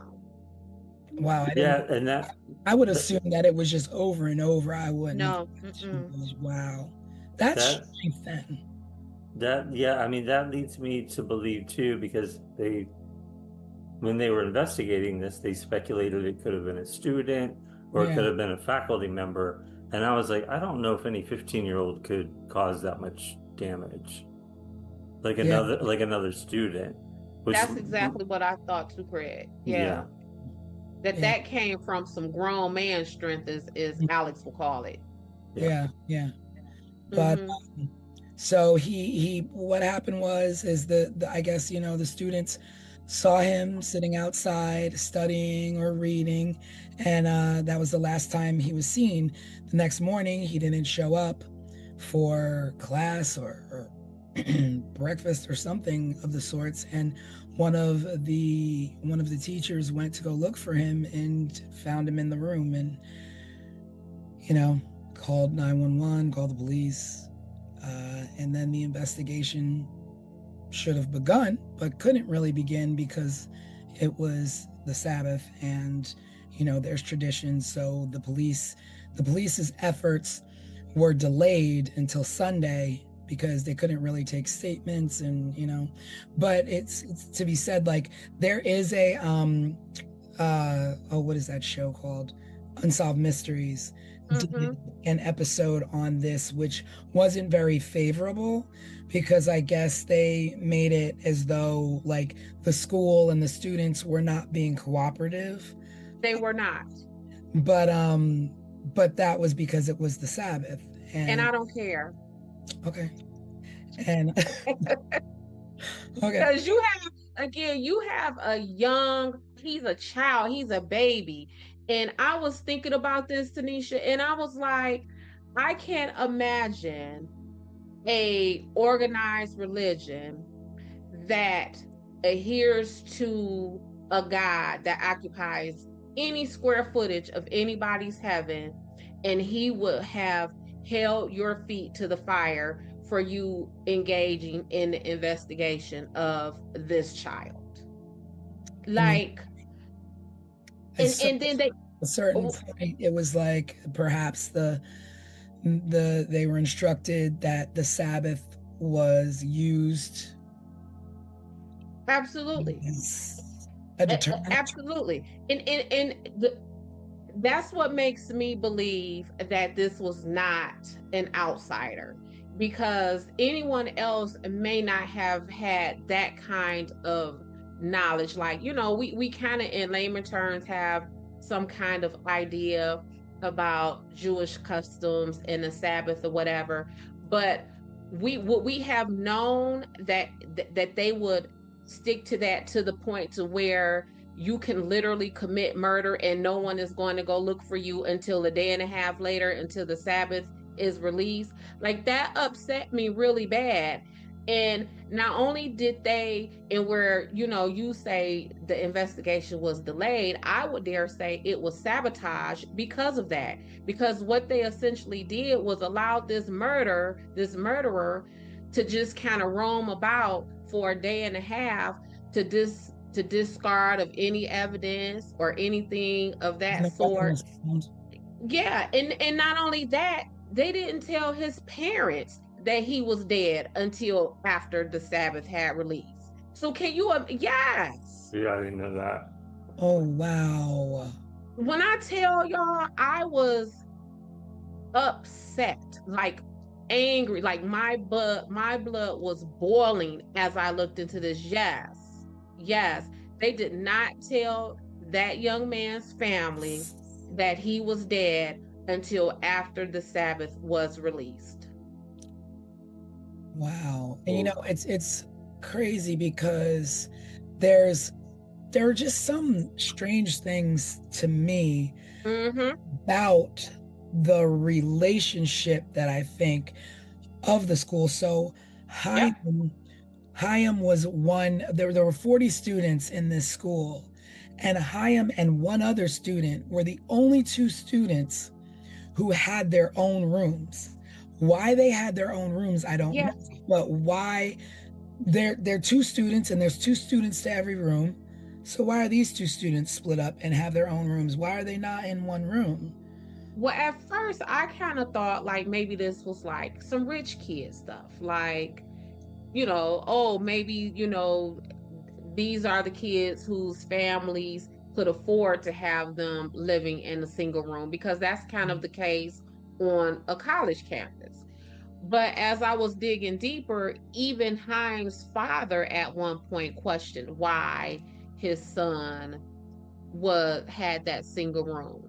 And the way they describe the location of that single room is almost like it was like a maze getting in and out of there. Like you would have had to like go past this room and that room, then hang a left and go past this room and then walk past these kids, and then boom, there they were. So it wasn't even like it was a single room that was just like on an easy path in and out of the building. It was a single room that was kind of like placed almost in a maze like way in this dormitory.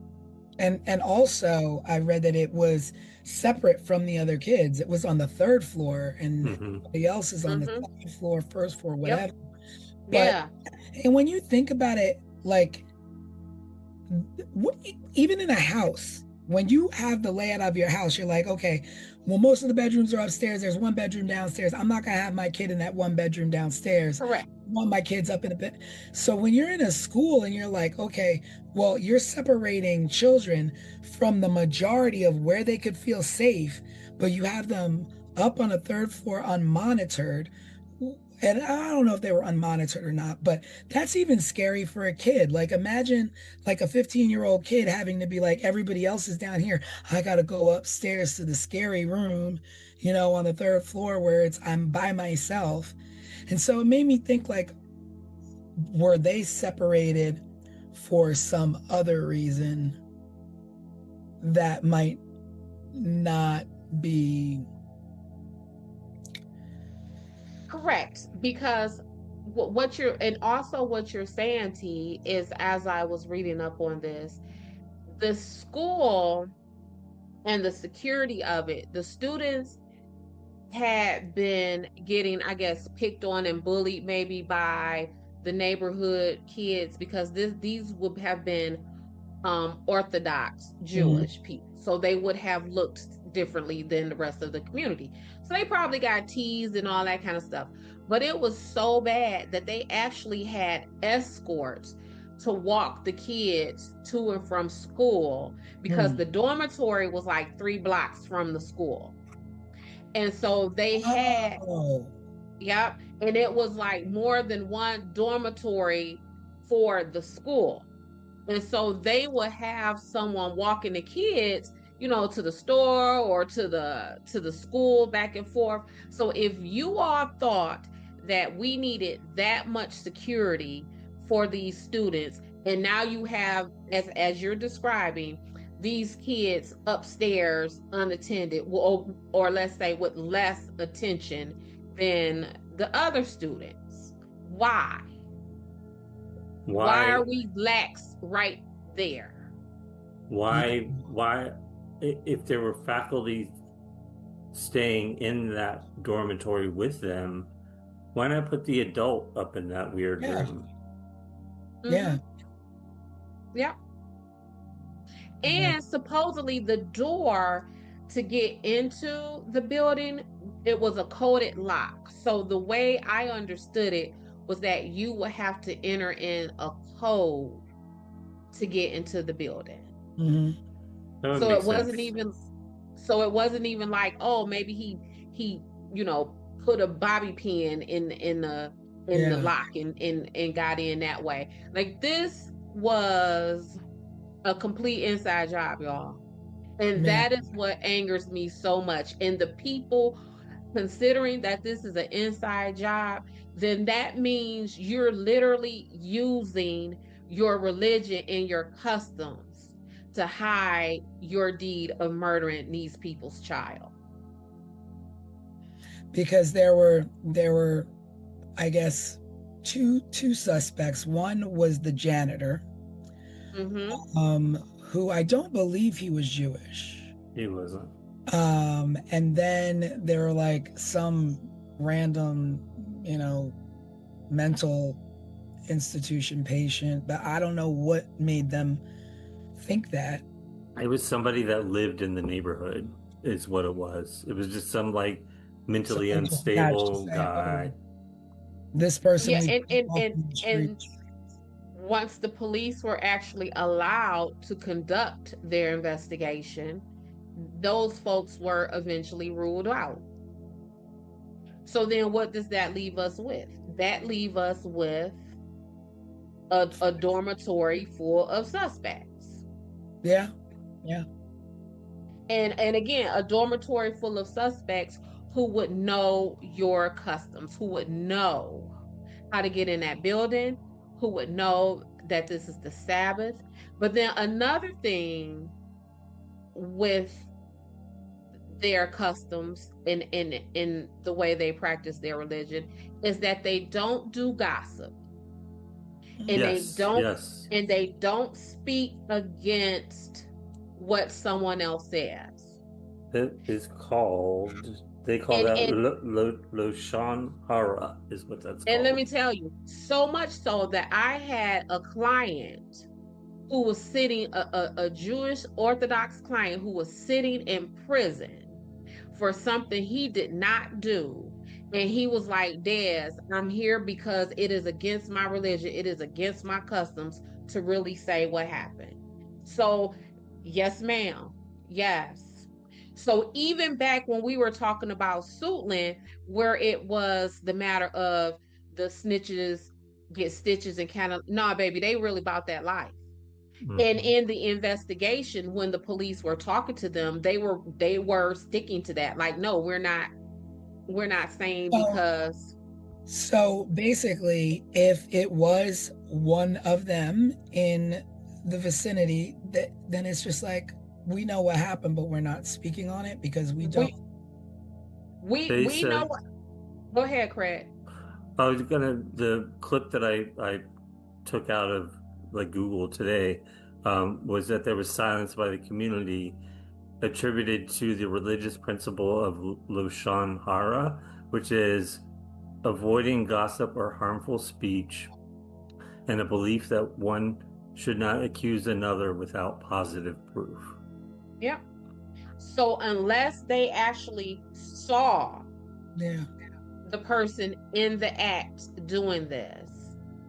I mean, that makes sense though, because that a lot of times that's the way you convict the wrong man, by gossip or hearsay or what you think might have happened or what you think you might have saw or what you, I mean.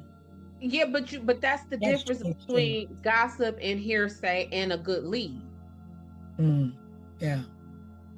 That, it's that fine line. And whenever I'm working my investigations, I always tell my clients and my witnesses, I like to work under the premise of I would rather have too much information than not enough. Because if you give me too much information, I could pick it and throw it apart. I don't need this, I don't need that. But if I don't have enough, I'm just kind of sitting there twiddling my thumbs and I don't have anything, I don't have anywhere to go.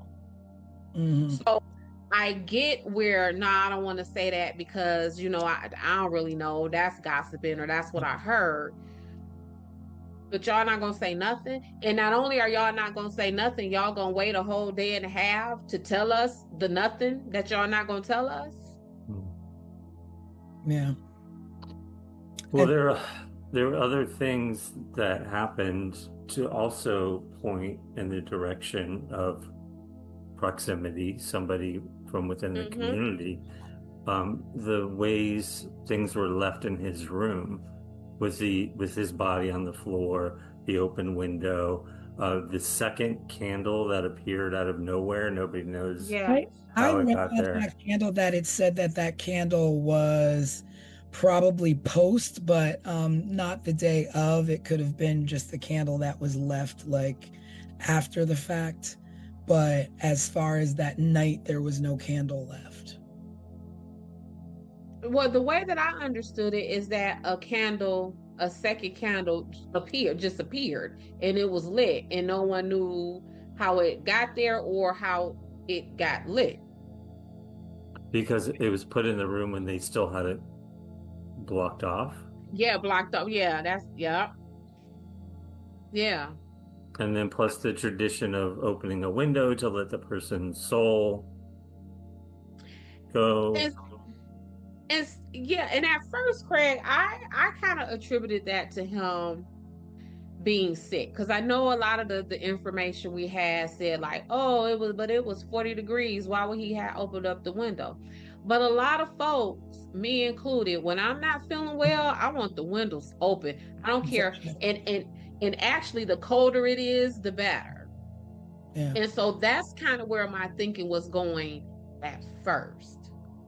But then when all of this other stuff started catching in, and I was like, okay, well, maybe that could be part of someone, again, using the Jewish customs and traditions to hide this young man's murder. Because you couple that, we just talked about the candle, the window opening where they say that allows the soul to be set free, but then it's the way his body was positioned on the bed, and that also had some kind of Jewish symbolism. Like it what you But finna that's say? crazy to me that you go and bludgeon somebody, but then want to respect customs. Like, that's an insane person. That is an insane person. You're And because again, we're talking about someone, you would have bludgeoned this person and used the Sabbath as a way to get a head start on getting free. Now, but also if we're talking about like a student, so let's talk about like what would be some of the reasons and the path that a student would do this. He was liked, he was popular. Mm-hmm.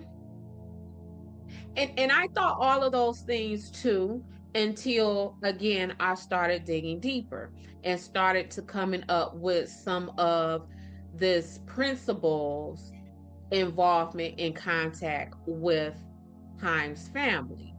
Mm-hmm. So Haim's dad spoke about a meeting that they had with the principal, and I believe Haim may have even attended that meeting alone. Yeah. His parents waited outside for him. His parents waited outside.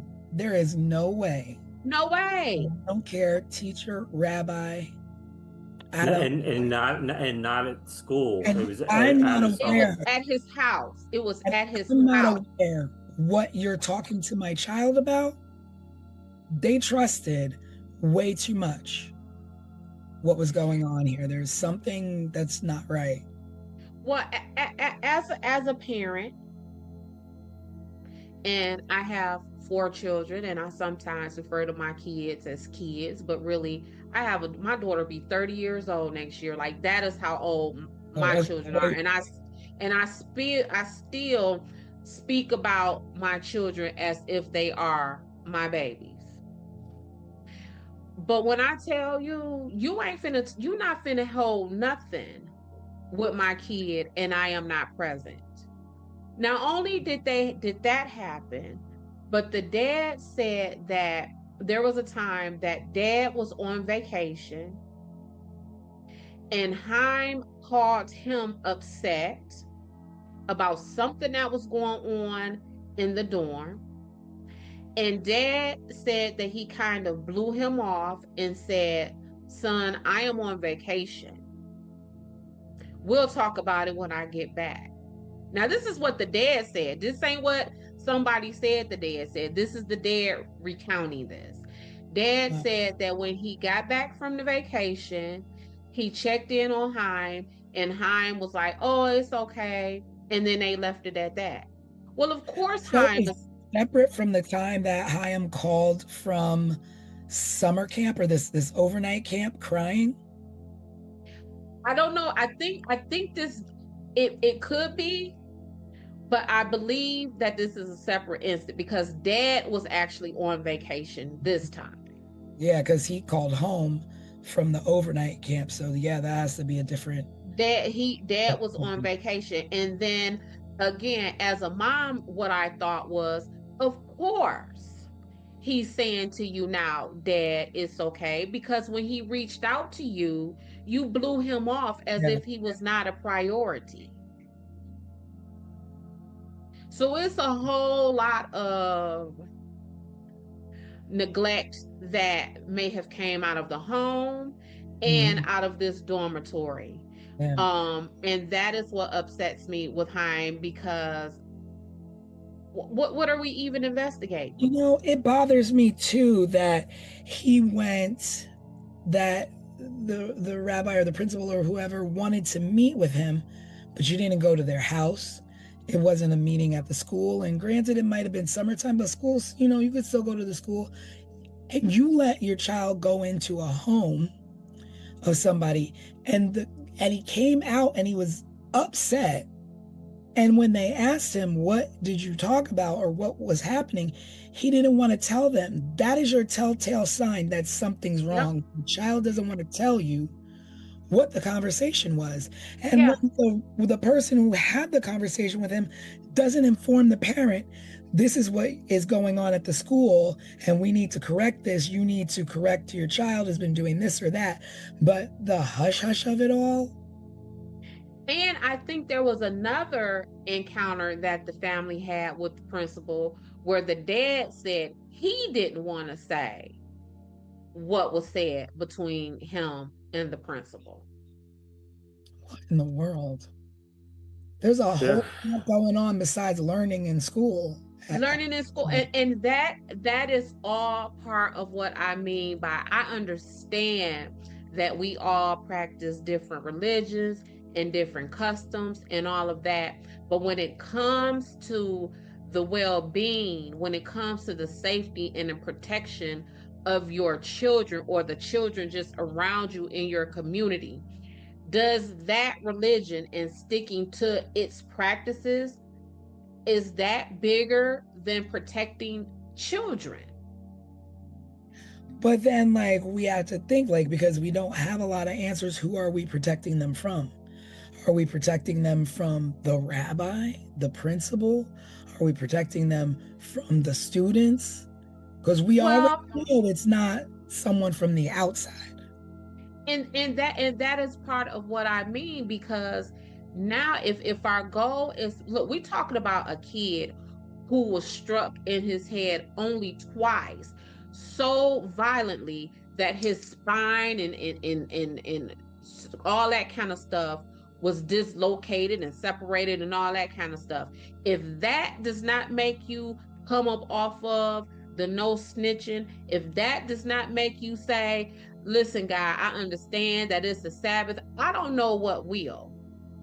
Yeah. I don't know what will. That what happened to that little boy, I would imagine it is a prayer that we could pray to atone for breaking that Sabbath or breaking these traditions, to get to the bottom of what happened to this child. Because that he was in the dormitory. Yeah. Yeah. So who are we protecting him from? People in the dormitory, because that's obviously where it happened at. And so we all know it was in the overview. There was no weapon found, but there was one singular hair that was found that is being held in evidence and waiting for a suspect before it can be tested. And you have at least 40 suspects in that school. So why? And not only do you have, and what you mean, you waiting to test the hair until you get a suspect? What? What? That don't even make no sense. Whose decision is that anyway? Whose decision is that? Who would have gotten that instruction? And then law enforcement, I mean, I guess they tried their best to do what they could with what they had. They eventually set up like a 25-member task force to be on point, along with a mini command center outside the dormitory. So it seems, with that said, then it seems like police are like, no, we want to get to the bottom of this, but what is What prevented them from the access they needed? well, the first 28 or the first 48 is the most important of an investigation. Right. Yeah. They lost at least 24. Yeah, that's what I said, a day and a half, so maybe 36 hours. Yeah. So And this I don't, and then I often wonder as I was reading this stuff, is Haim's parents, are they still unorthodox Jews? Like, is this still their religion? Like, you know what I'm saying? Like, what has this done with their relationship with this religion? What has it done with their relationship with God as they know it? What has it done with their relationships as a couple, as a family? Because some of the stuff that I read is that the mom didn't want him there. oh, I didn't really find much about the mother. Like, it was just all about the dad, and like, I was lucky that I found the mom's name. Yeah. Yeah, she didn't want him there. And he had a younger brother and his sister too. Mm-hmm. Mm-hmm. Well, I read some weird things too. I mean, speaking about the principal, because I was wondering, I was like, up until this time period, has the father continued to press? 40 years, it's been a long time. And at one point, the father recounted the rabbi suggesting the family reflect on their own bad deeds as a reason for their misfortune. And See what I'm saying? And then, so the rabbi said this to the father, and the father actually sued the school a couple of times, or tried to, for not keeping his son safe. See what I mean? Are you kidding me? Bad things happen in this world, and you're going to say to a father of a slain son, maybe you should think about your deeds and why this happened to your child? But not just that. These people were paying you. I'm sure it wasn't free for Haim to attend this school and live in that dormitory. Wow. My child died on your watch, sir. And your question to me, or your statement is to me, is Des, check yourself. That's something to that's A couple other like disturbing things I read years later. Some of the students finally spoke about abuse by another rabbi at the school, and then there was also a student who committed suicide at that school. They hung themselves. By hanging. Yeah. Yep. So years even before Haim's murder. That was before Haim's murder. There was someone essayed themselves before his murder. Suicide by hanging in the dormitory shower several years before Haim's murder, which some linked to a darker past within the institution.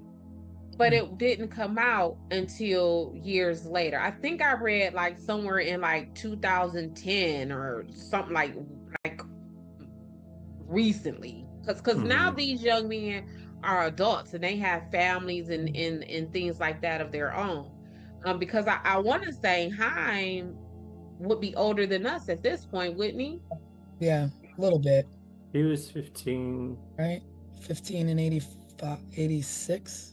Yep, he'd be like 4 years older than me, probably. Yeah. And let me tell you something, you still have all your faculties, so there's a lot of students out there who know what happened to him. And not only that, T, and it's like I tell witnesses all the time, that weekend, in your brain, you may not have processed that weekend, because that weekend there would have not been anything remarkable about that weekend for your brain to attach to and to remember. But this weekend, what'd you say? Something just hit me with what you were saying, is that weekend was actually Halloween. Yes. So anything that you're going to do that can seem like the evil of the world, Halloween would be a perfect time. Halloween would be perfect. Like So all of this, thing. all of the symbolism of this, yes. Yes.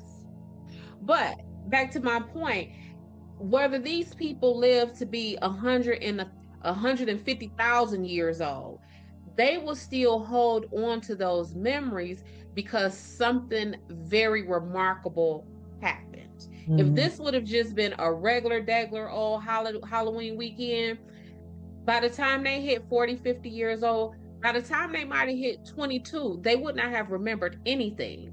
But that was a holiday weekend that your dorm mate was bludgeoned to death. You would remember that. You're going to retain that. Yeah. Absolutely. There's one other thing coming to mind that we haven't talked about, and that's the letter that was mailed to Haim's family. I don't have the details on that letter. I don't know, Des, if you It was do. mailed to. Yeah. So in 1994, which is what, 12 years? How many years is that? Is that my 8 years? Yeah. Yeah, 8 years. Mm-hmm. So the letter was mailed to Chime's parents in Staten Island. It says in the letter was a humorous Easter card that read, "Know what happens to chickens when they are too old to lay Easter eggs? They die." And they have die spelled DYE. But also around that time, a stone slab at Haim's gravesite was vandalized. And in the letter, it was 3 Hebrew letters in the vandalism, and it says that those letters symbolizes murder, except that last letter was incorrect. So it seems like with this slab, like, let me make this say murder to taunt these folks a little bit more, but to continue with this torture and to cover up these tracks, I'm going to misspell it a little bit, make it a little bit off. The point elsewhere. Yeah, I'm gonna make it a little bit off.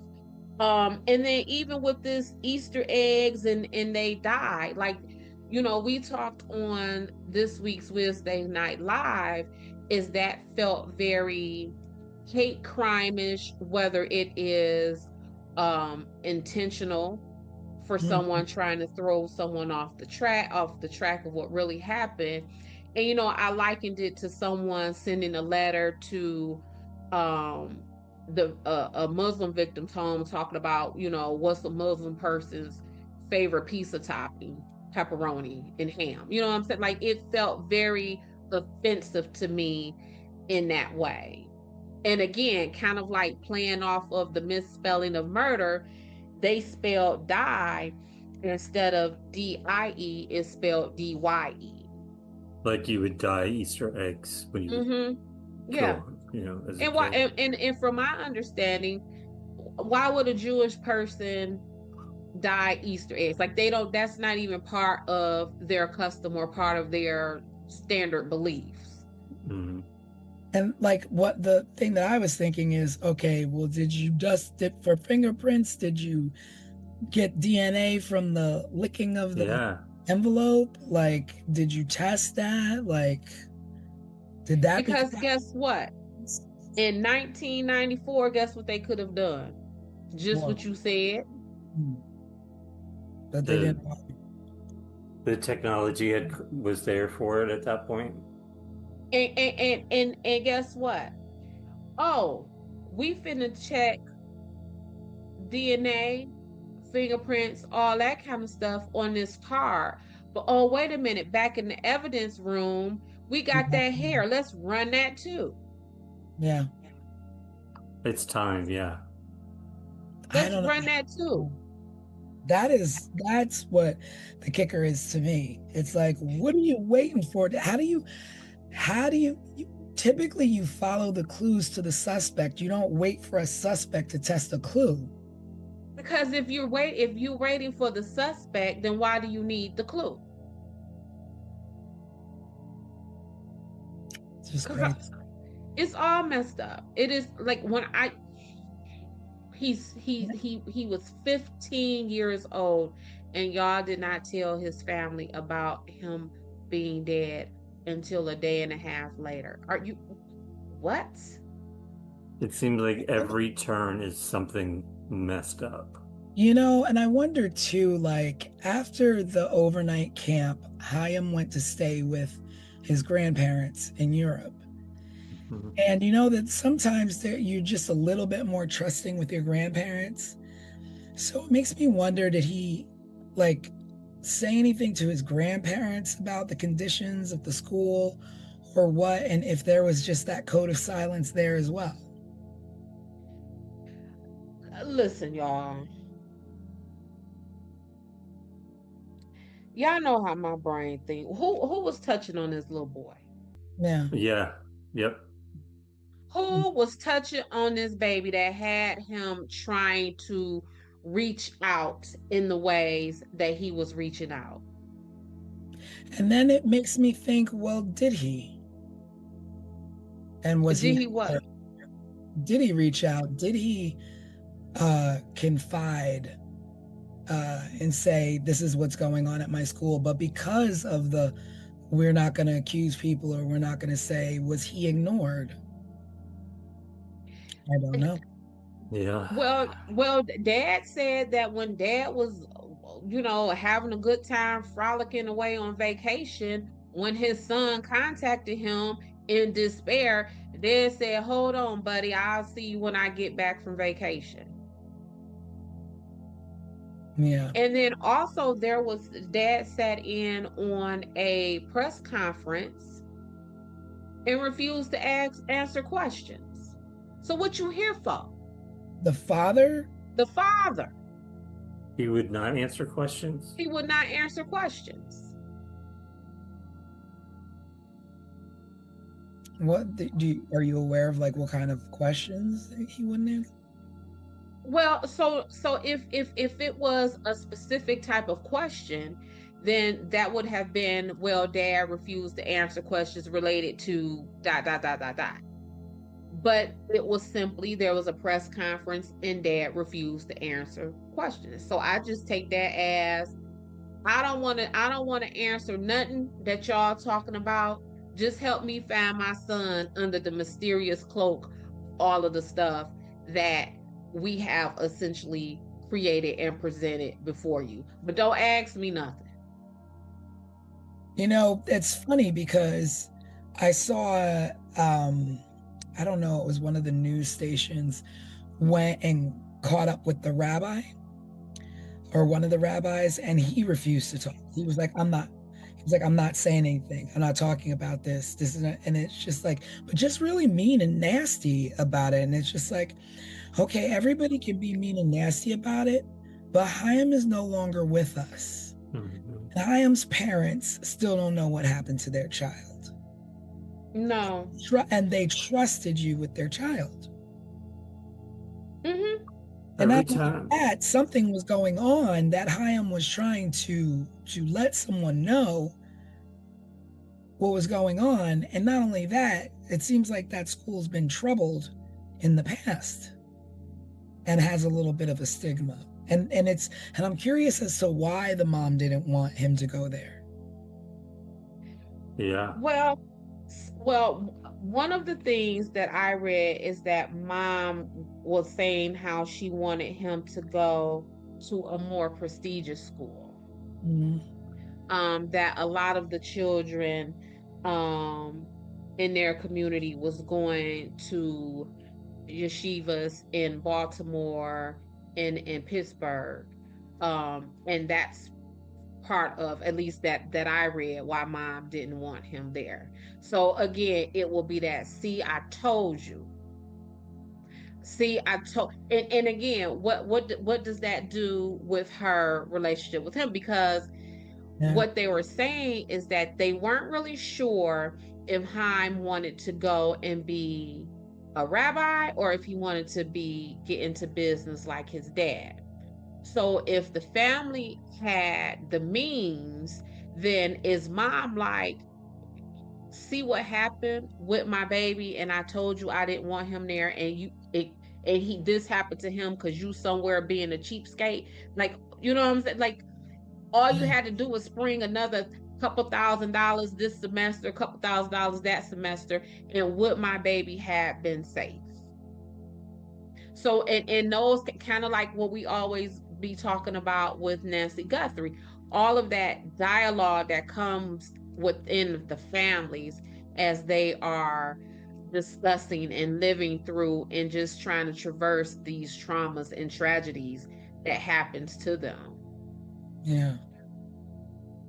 Yeah, it's hard. It's hard when you're pointing fingers at your own family members, right? Mm-hmm.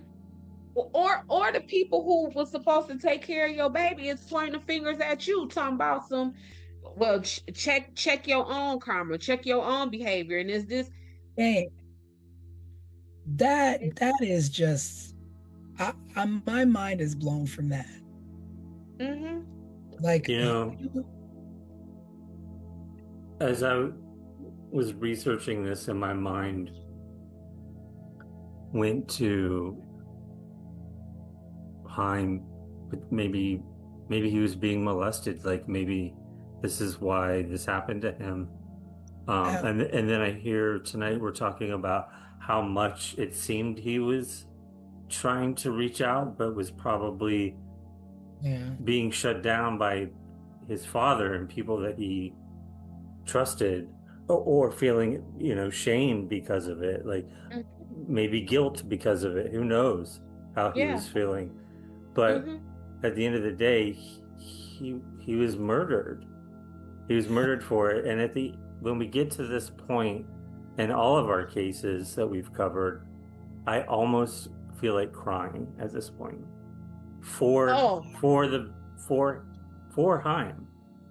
yeah, for Haim. Yeah. For Haim and his entire family. I read an article, y'all, that stated that his grandparents were Holocaust survivors, that his father was born in a displacement camp, and that Haim died before all of them in that dormitory.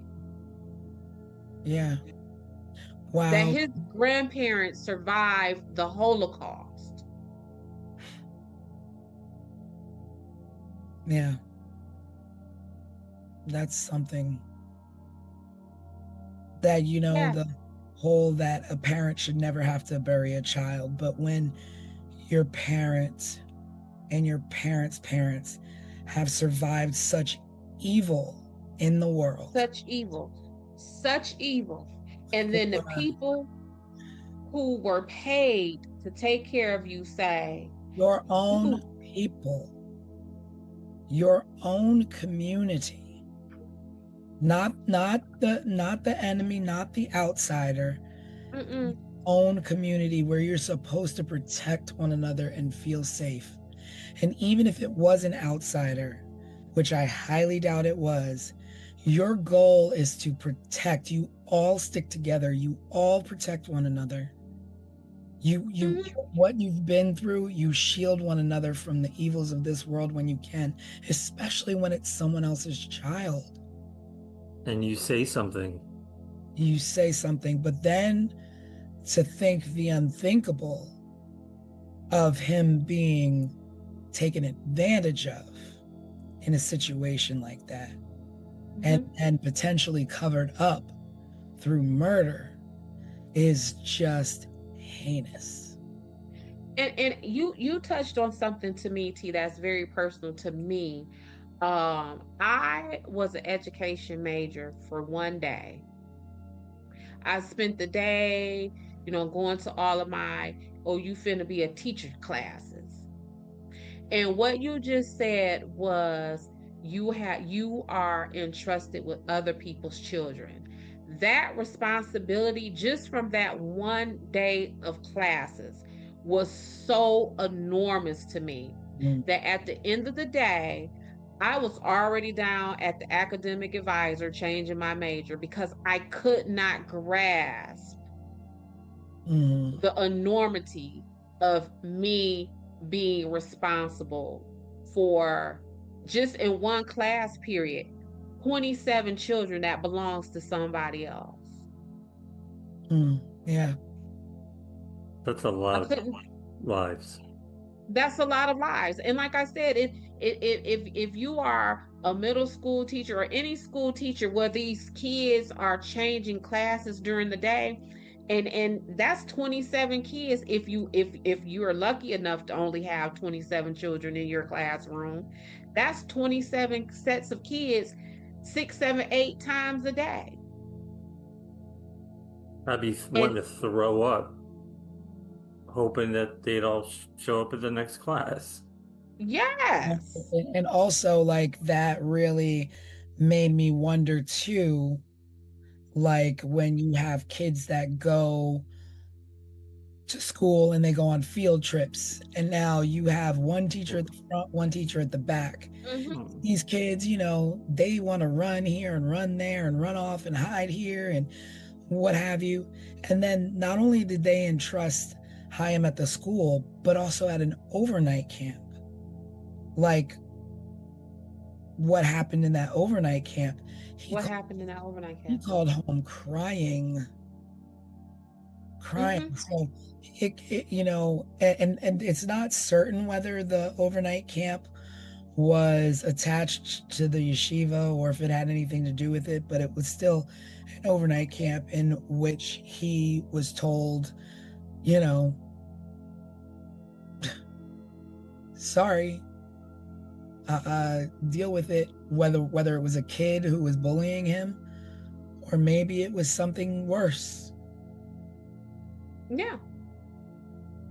And with the way, from what we're, just from our understanding, I don't know how much you all know about Judaism or whatever before we covered this case, but I knew very little. Mhm. But in the little bit that I had to learn to research this case, of course that camp was connected to the yeshiva.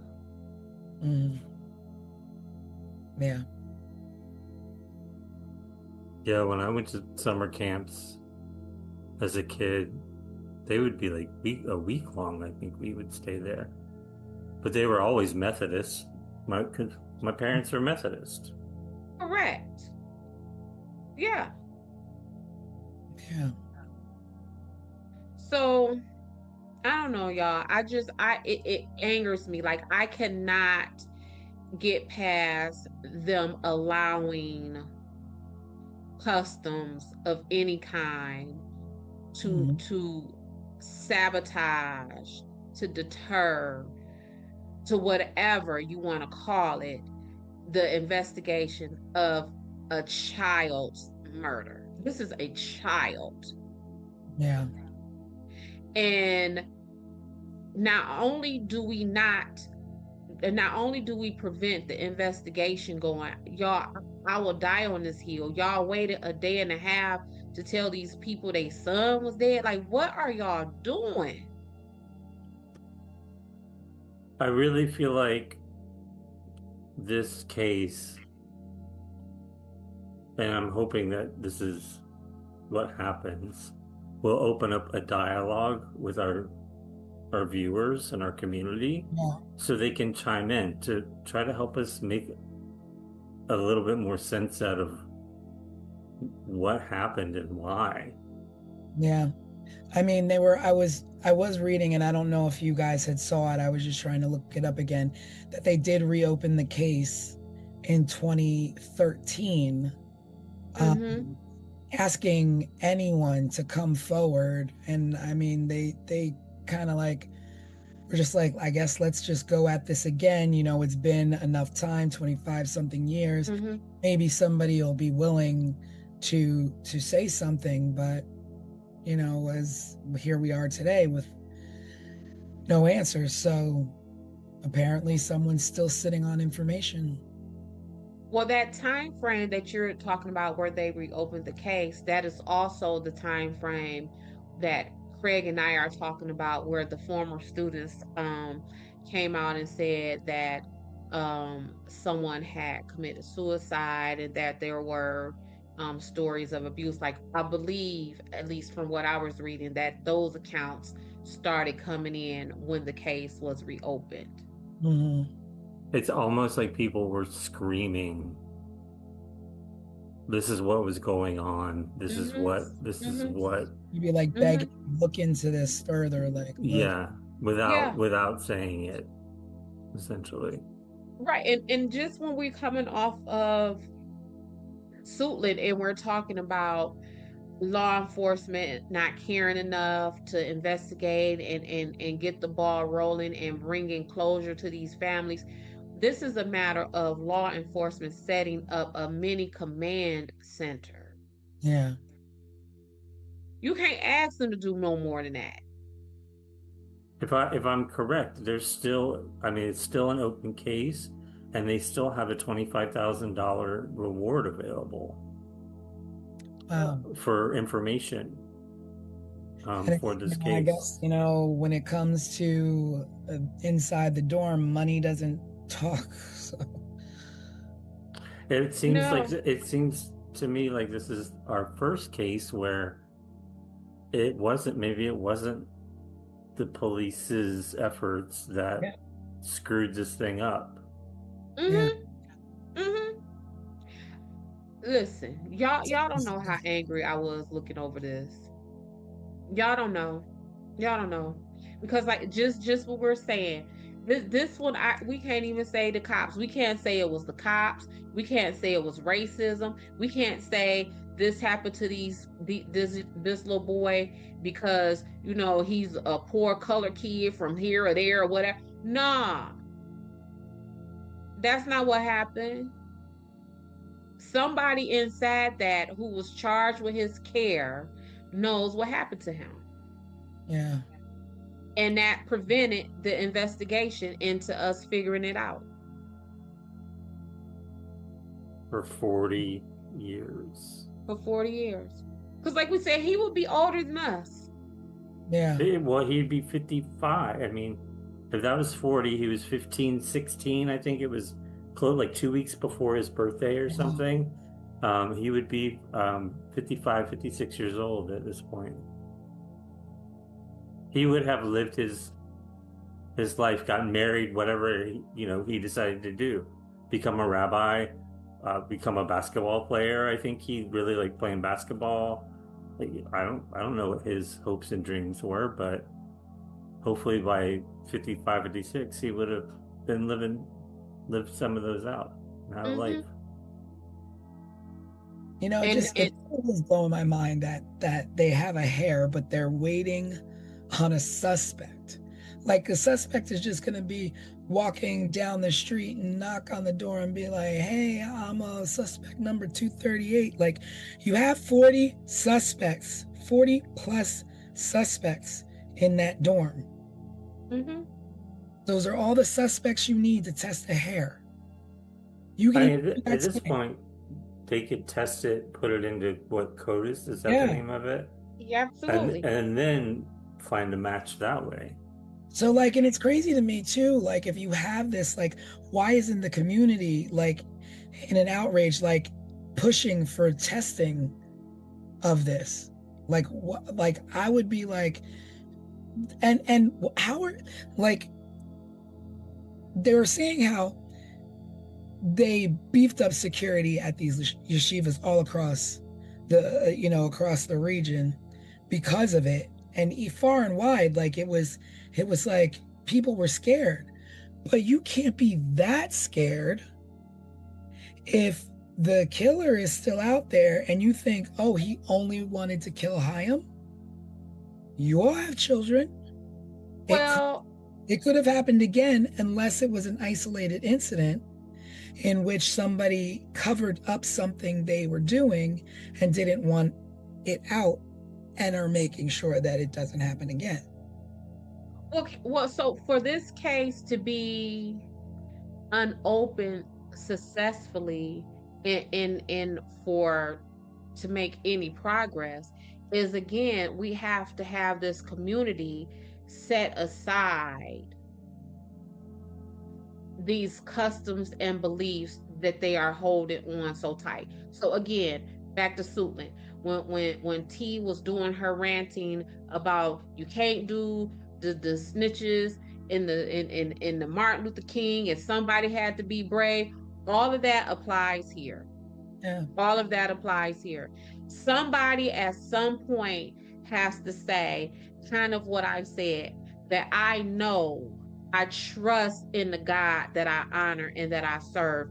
And I trust that that God will forgive me from breaking against my traditions to Mhm. speak, to find who bludgeoned this 15-year-old child to death. I know my God. Yeah. I trust him to give me salvation and forgiveness for that. Yeah. And if you practice a religion where you can't say that and you still practicing that religion, I don't know what to tell you. don't know. I don't know what to tell you. I don't know what to tell you because I can't. You can't. No, I don't know what to tell Yeah. you. Yeah. Y'all got to say something about that. Yeah. This is I feel like that one hair can change a lot testing that. But not just that hair tea. If they still have that letter, Yeah. that letter can still be processed. Yeah. I mean, you got it right in your hands. You're not looking for it. You have it. And granted, it was etched in stone. You have the hair, you have the letter. I would imagine you can still some kind of handwriting expert can still examine those letters that were chiseled into that stone, because whether I am writing on a piece of paper or chiseling into a stone, I would imagine that there is still something there to be studied. Yeah. And it seems like, I don't know, you just wait until someone is dead and gone before you make them a suspect. Mm. Then it's like, oh, I'm not gonna, point fingers, but opinions are opinions and everybody's got one. Is that faculty? Deathbed confessions sometimes never come. Mm-hmm. And I'm kind of like, I mean, keep it. Because what do we do with it now? We can't, that's not getting my family the justice that we need. I need you sitting up here on your dying bed saying, yeah, I did whatever that is. That Mm-hmm. still leaves a hole in me, because you still got to die and live all of your life in peace. And the only reason why in that moment you decided to say you did whatever it is that you did, even that's selfish, because you did that in that moment because you chose not to take that with you when you go stand before your maker. So that's a guilt. If that's the case, if it comes down to you confessing something on your deathbed, I would rather you rot with that on your soul than for you to have the release of that. There's also this thing where you can feel convicted enough to do what Des said, is that, the God you serve, there's some penance that you can do, or some, prayer that you can say for forgiveness. But there's also something called anonymity, where no one has to know that it was you who knows what happened. You can give your account, you can send a letter, you could send clues, you could do whatever you want, but get the information to who needs this information to find out what happened to him. Mm-hmm. Yeah, they have Maybe you don't want that $25,000 because you don't want nobody knowing that you said anything. Anonymously drop a tip anonymously make a phone call. Because I don't know what it's called anywhere else, but here in the Detroit area, we have the 1-800 number for Crime Stoppers. You Mhm. call Crime Stoppers and you say XYZ did ABC. Mm, No one will know about that. Attorneys always say, well, Des, they said the tip came in from a Crime Stopper. But I can't access that. yeah. I mean, And I don't know, maybe that makes me a crappy investigator, but when I tell you they don't release that information, like someone knows something, so it's, it's time to let someone know what happened to this young boy. time to let someone happen. And again, I don't want to come down on other folks' customs and their beliefs, but I'm telling you, ain't no way I could carry that. Ain't no way. I would feel as guilty carrying information about what happened to that child as Mm. if I did that to that child myself. That is how I would internalize that. Also, it's like, if it is like a matter of faculty and you want to protect faculty, maybe because they're at a level that you feel um, are untouchable or have a certain sanctity about them, but they were doing wrong, the right thing to do is come forward. Because And not only that, it wasn't just Hyam, it's another kid, a kid before him, kids after him. Because It's that kid that hung not himself say in the anything, shower. exactly, the or kid harmed himself. When you don't say something, things don't change, and other victims are tagged on to the last victim. yes, yes. hmm and the person who has the clue or the tip, they don't even necessarily have to be the rabbi or the student. They could be the rabbi, the person who the rabbi or that student confided in. It Mhm. might be the sister of the rabbi who watched her rabbi brother come in the house with blood all up his blood spurts and splatter all up his arm and across his clothing. It didn't that tip does not necessarily have to come out of that dormitory, at least the physical dormitory. And how meticulous do you have to be to not leave a trail? Well, you don't have to be very meticulous to not leave a trail when you are strategic enough to commit this murder during the Sabbath, when that gives you Can't. a day and a half to get away. You could be clumsy and all kind of mess. You got a day and a half to get away. Yeah, and who knows what was moved in that day and a half. Correct. That was a day Especially and a when half they of a murder weapon getting further and further away. right, because they can't even account for how the candle ended up lit. The second candle ended up lit. Yeah. So where does that leave us with the case of Chaim Weiss? It leaves us with the fact that nothing's solved and there's $25,000 out there for anybody who has any tips and any leads that can lead to justice for his family and for him. Because a stranger did not do this. No. I would like to know. I wish I knew somebody from this faith so that we could ask them. Maybe it's a viewer even that Oh, chimes somebody in what? from this faith. Mm. That maybe even chimes in our comments to let us know like the seriousness or the like why was everyone so strict on not Right. saying anything? Why were they so strict on waiting until Sunday and not doing anything on the Sabbath? I understand it's a part of the religion, but when it comes to murder, why is there no forgiveness for these things? Right. Because you're not you wouldn't be breaking Sabbath to say go roller skating or go to a basketball game. Also, don't know during this silence what meetings were had, what was said to these children by faculty or staff, and instructed what to and not to say to the police. A lot of time.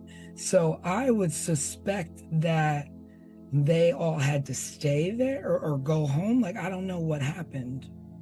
So keeping with what you're saying, T, is that would have literally been them having at least 36 hours to get the story straight. Mhm. Yeah. That would have been them having 36 hours to further indoctrinate into these children Mhm. the priority of Sabbath and how we don't break Sabbath for no reasons. Yeah. Well, maybe we can find somebody to come on and discuss some of these things with us on a Wednesday night live. That would be interesting. Maybe I can reach out to a few people. It would be Yeah. great to know. Yeah. Yeah, I'll reach out to a few people and see if we can speak to someone. Because I'm not, I'm not Jewish. I'm not familiar with the customs. I don't know, how individuals feel within that faith about the rules. So maybe we can have something. But at the end of the day, may Chaim rest in peace, and may his parents see justice in this lifetime, in their lifetime, for their son. But just another unfortunate, senseless death. Yeah. And his siblings, the rest of his family too. Yeah. So are we wrapped on this case? I think that brings it to a close. I believe we discussed everything we could. And you know what? And sometimes, maybe in the future we will revisit some cases if we find out something else. Maybe we'll have a roundup of a few different cases and kind of update. But right now, this is it. This is it for Chaim. Do we get any clues for our next case yet, Tanisha? Yeah. It's different than all the other cases. Cool. Oh, yeah. That's my girl. That's right. That's my girl. I wouldn't expect any different answer than that. Definitely, yet again, an underserved community. Okay. It's going to be the next case. And a little bit different. But thank you for joining us on this Sunday evening and listening to the case of Chaim Weiss. If you have any questions or is there something that you want to add, please feel free to leave a comment. Let us know. We will include your comment on our Wednesday night live. We'll address your questions, what have you. And if you are watching this and you attended the school with Chaim before, after, and you know something, please say something. Please don't hold on to information that could help this case and help this young man or anyone before or after him that may have potentially either been harmed themselves, or are in danger. At Chaim school or any school, if you see something, say something. That is the truest line. If you see something, say something. You can always call Crime Stoppers. I believe there's Crime Stoppers in every area, right? Like, I think it's a national thing. It's a national call. There's a $25,000 reward for anyone coming forward. with clues for Hyam. So please, if you see something, say something. Again, thank you for joining us. And we will see you on Wednesday night when we just catch up, perhaps give a little bit more clues to the next case. And if you like what you see and you enjoyed our program, please like, subscribe, and share. We appreciate all of the support. And again, have a wonderful evening, and we'll see you on Wednesday. Bye, everyone. Bye, family. Bye-bye. Subscribe, share, and remember, someone is always waiting for answers. This was 15 Minutes of Murder.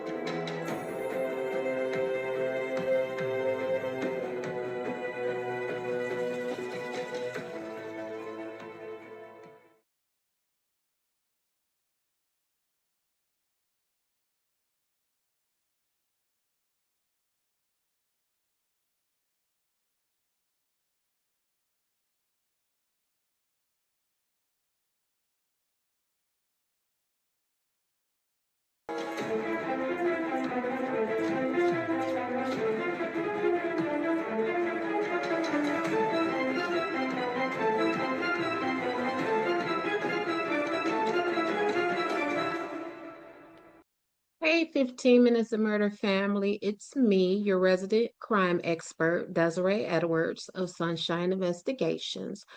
I started to stop by and kick it with y'all tonight to kind of give you an idea of what it is that I do in my work, whether it is Sunshine Investigations or 15 Minutes of Murder.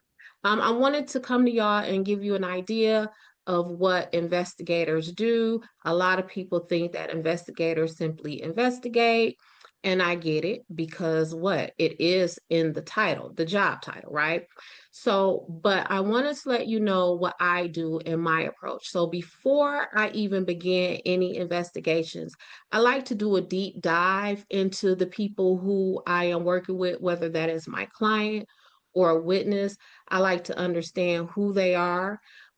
This helps me understand your ideas, your actions, what motivates you. I want to know what you like, what you dislike, your icks and your yums. And I just really feel that once I know those things, I again know a better way to understand you and also to kind of gauge if you're being honest and truthful with me. So if I've looked at your social media and everything on your page is green, and then you tell me your favorite color is orange, now I'm looking at you with a side eye because, bruh, that is not the vibe that I am getting, right? Or if I run, let's say, a asset search on you and I see that you only own two-door coupes. And then now you're telling me like your favorite vehicle to drive is a van. Again, that math isn't mathing because I don't see this track record for that of you. So with that being said, let's kind of get into the ifs and the whats of what my investigation looks like and the skills and the services that I provide that you wouldn't necessarily think comes from a private investigator. And this list ain't in no order. It's just me talking to y'all, giving y'all an idea of my approach, my brand of investigations. So, one of the first things that I do that people don't think about is providing transportation. So, oftentimes, especially with me being a criminal defense investigator, some of the work requires footwork. So, I might have to help you gather court records and documents. I may even need to get you to a physical evaluation or a mental health evaluation that your attorney has ordered. And not everybody has a car. if it's now where the whole country is almost frozen over, you don't want to stand at the bus. And so as your investigator, I'm going to pick you up. What time is the appointment? I'm on my way. Let me get you there. Because if I am your investigator, if I am on the work, I am trying to make sure that all of our tasks are handled and taken care of with no excuses. And in a similar vein to that, one of the things that I do is babysit. Now, babysit as a private investigator. Yep. So let me tell you about this one time. So at this time, my youngest kid was like 17, 16 years old. So obviously taking care of small children was definitely part of my past. But this witness had a 2-year-old child. So I was like, okay, I meet y'all at the court. So while mom is testifying, I had the baby with me. We were in the hallway coloring. I even think that we went in a judge's chambers where the judge's support staff was loving all over this baby, right? Now, granted, when I got home, I was exhausted because, like I said, childcare was long into my past, and that little 2-year-old kid wore me into the ground. Do you hear me?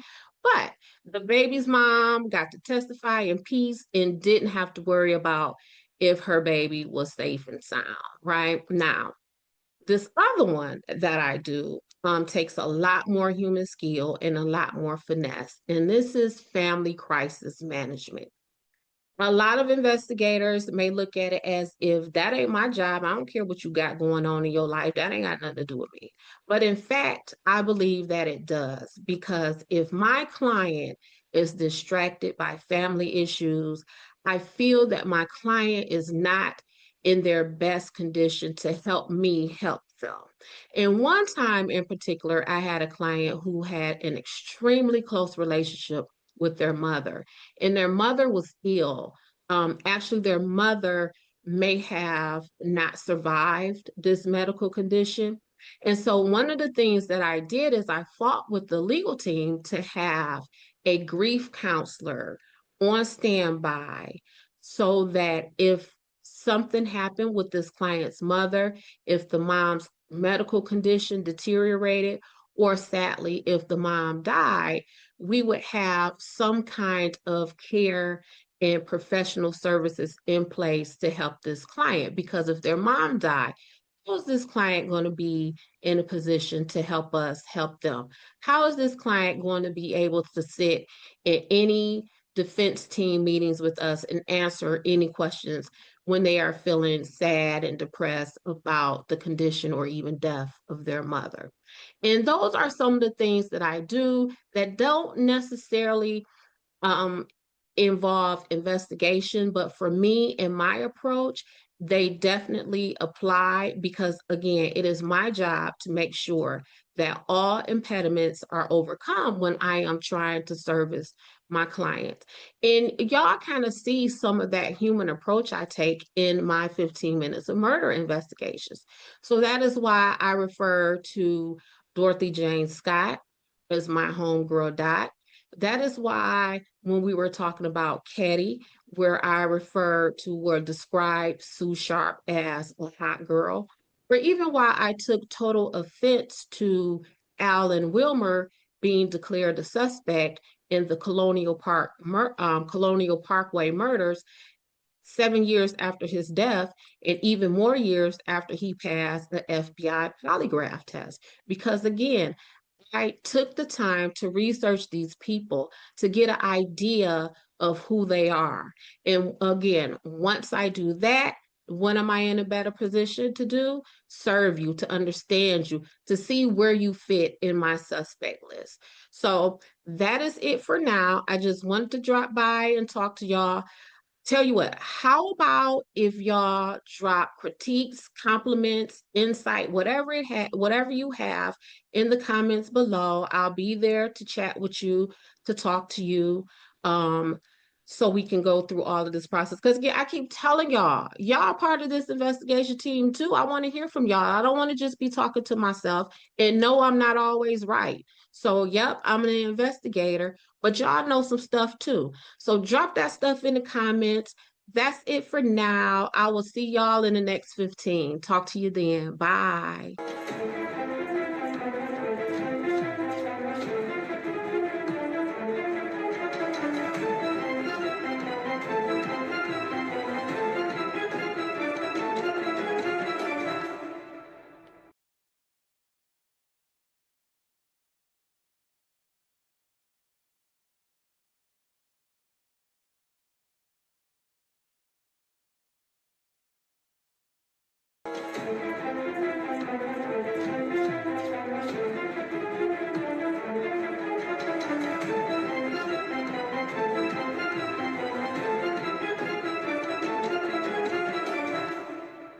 Hey, 15 Minutes to Murder family. How are y'all doing?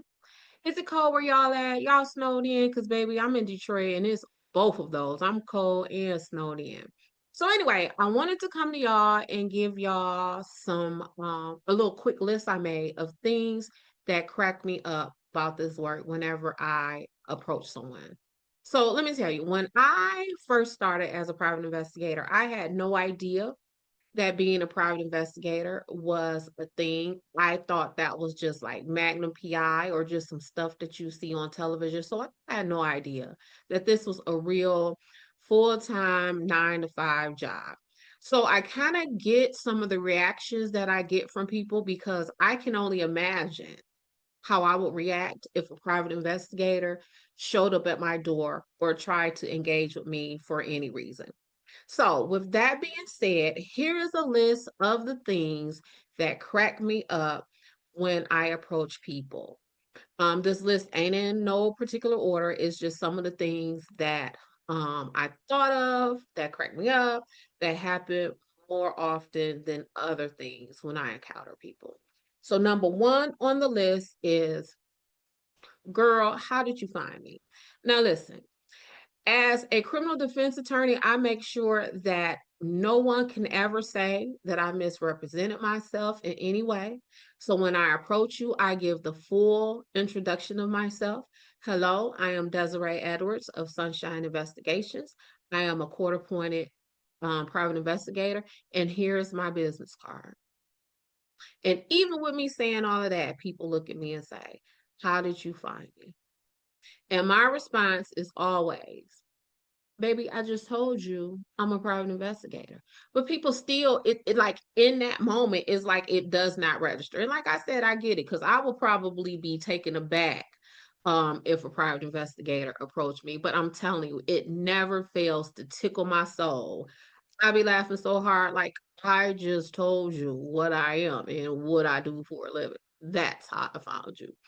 Number two, when people tell me that I have asked more questions than the police did. Now, if you watch any of our shorts, videos, lives, whatever, you know that I am often very critical of the police.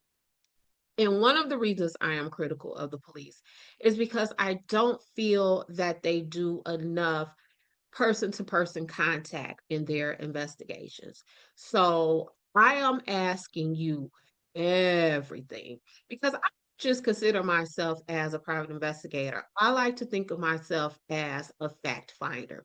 And although most times in my work, I am working as a criminal defense investigator, but if I am considering myself as a fact finder, it doesn't matter who I work for or whatever. I want to know all of the facts. And it's not just about getting someone off, because once I collect enough facts, all of that is going to resolve itself anyway. Because what do we have? We have facts. So I am digging and I am talking to people, I am finding people. And the reason why I prefer to rely on person to person contact is because we haven't always had the science. We have DNA hasn't always been around. Fingerprints haven't always, fingerprint study hasn't always been around.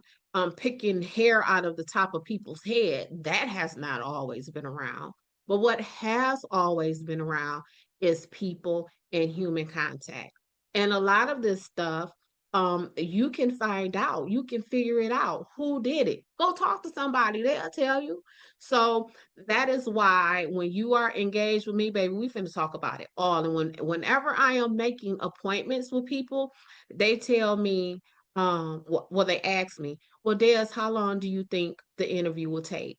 And I always tell them, look, I'm not trying to be, a smart aleck or a smarty pants, but the answer to how long it is going to take to be interviewed by me is it's going to take however long it takes. Number three, This one really cracks me up because what do you mean?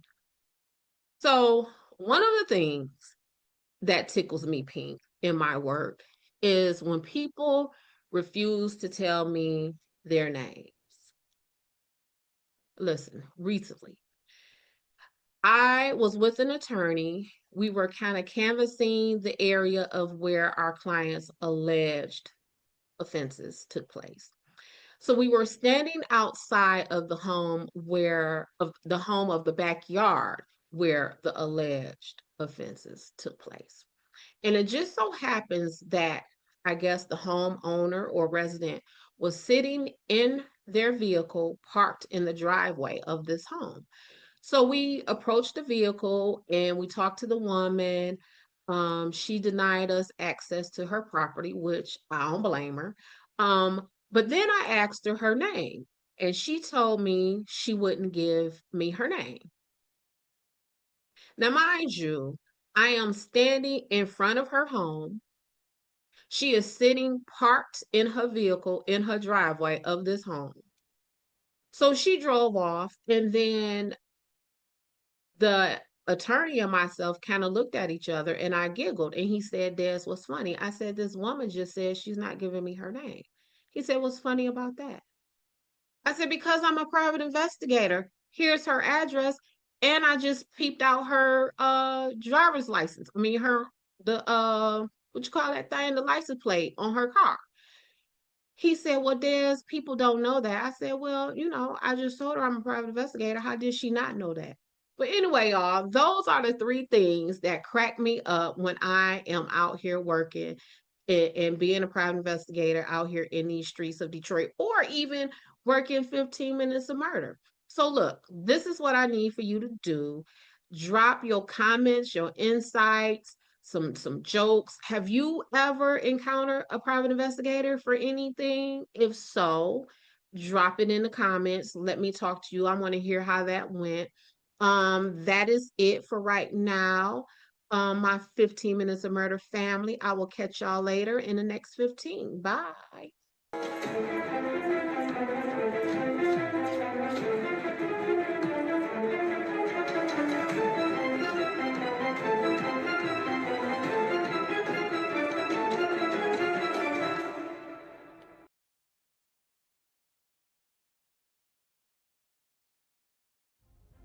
'Before we close, there's something important to say. In recent years, conversations around missing and murdered victims have brought attention to a painful truth: that not every story receives the same urgency, the same coverage, or the same resources. But let us show you what a champion from the ashes looks like. A true ally that has risen from tragedy, and instead of taking offense, what happened next is a lesson for all of us. After the loss of his daughter, Joseph Petito, father of Gabby Petito, became aware of such disparity in a rather harsh way. During a press conference to find his daughter, he was made aware of something often referred to as missing white woman syndrome. Instead of turning away from that reality, he leaned into it. He listened, he learned, and he acted by channeling his grief into purpose. Through the Gabby Petito Foundation, his family now works to support organizations that help all missing persons, especially those from underserved communities, receive the attention and resources they deserve. And to go a step further, Petito is currently working on a new series titled Faces of the Missing, which he says will cover dozens of cases that have received little media coverage. This will bring such hope to families that don't often receive the national or even local coverage deserved to bring their loved one home or to find answers. Joseph Petito, thank you for being the change we wish to see. Your daughter is proud. Rest in peace, Gabby.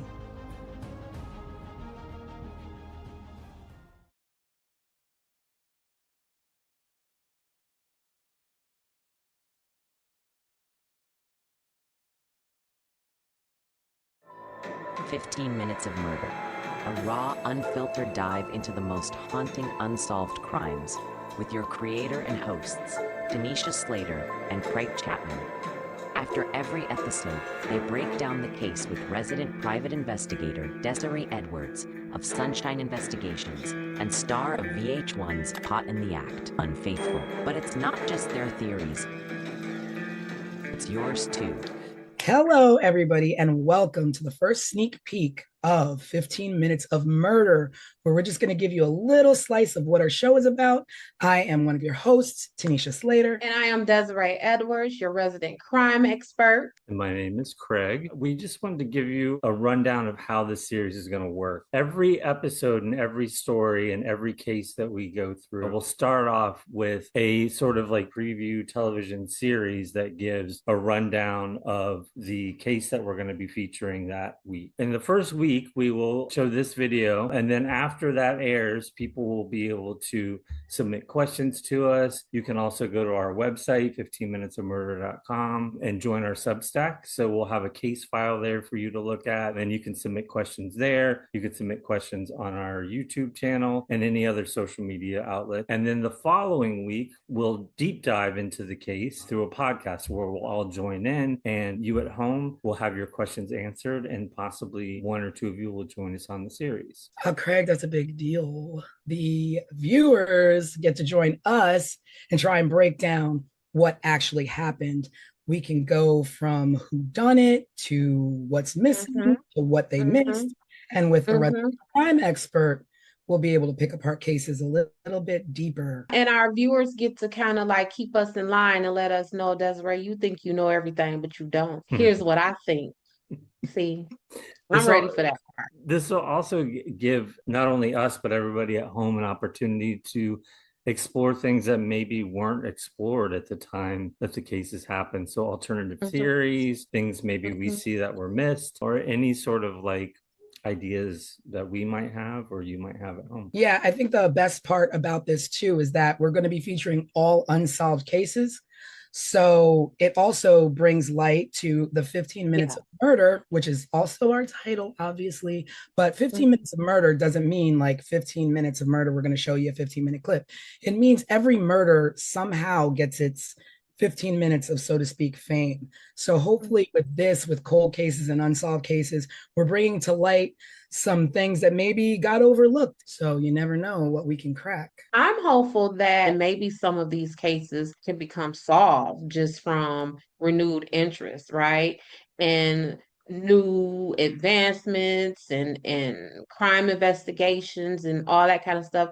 So I'm excited. I think this show is going to be hugely beneficial, and I think our viewers are going to enjoy it. And we're going to be covering cases specifically from like the 80s, early 80s, where technology and crime solving was a lot different. It was more boots on the ground. That whole perspective of these investigating agencies just have experience overall that they may not have had 30 years ago. And they can employ those things and get some of these families and communities some closure. Maybe we should also take this time to sort of introduce ourselves in case people are wondering like where we come from and sort of what we're all about. I was a television producer for 20 years in New York, working on some good and some really terrible reality shows at MTV and VH1.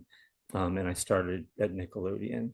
And that's kind of how I met Tanisha. Yes, and my name is Tanisha Slater, and I have been in the television industry for over 20 years. I have worked on live shows, morning shows, competition shows, reality shows, talk shows, you name it. I've worked on it from MTV, CBS, ABC, Hulu, lots of good stuff. Like Craig said, lots good, but also some, you don't really want to mention. But I am a big true crime fan. Me and my gals, we get together on Fridays and we watch crime documentaries and throw our 2 cents in there. And that's why this show is going to be really exciting for me. I will be editing your shows, bringing you all the details from what happened to what didn't happen. And I'm really enjoying that a lot as well. I am Desiree Edwards. I am a criminal defense investigator in the proud city of Detroit, Michigan. A woman approached me, said, "Hey, Des, I like your vibe. I like the way you talk, the way you move. I own a private investigation agency. Do you want to come work for me? I didn't know private investigation is a real thing. And that's what I've been doing. I went to work for her. It's been more than 10 years, and this is what I do.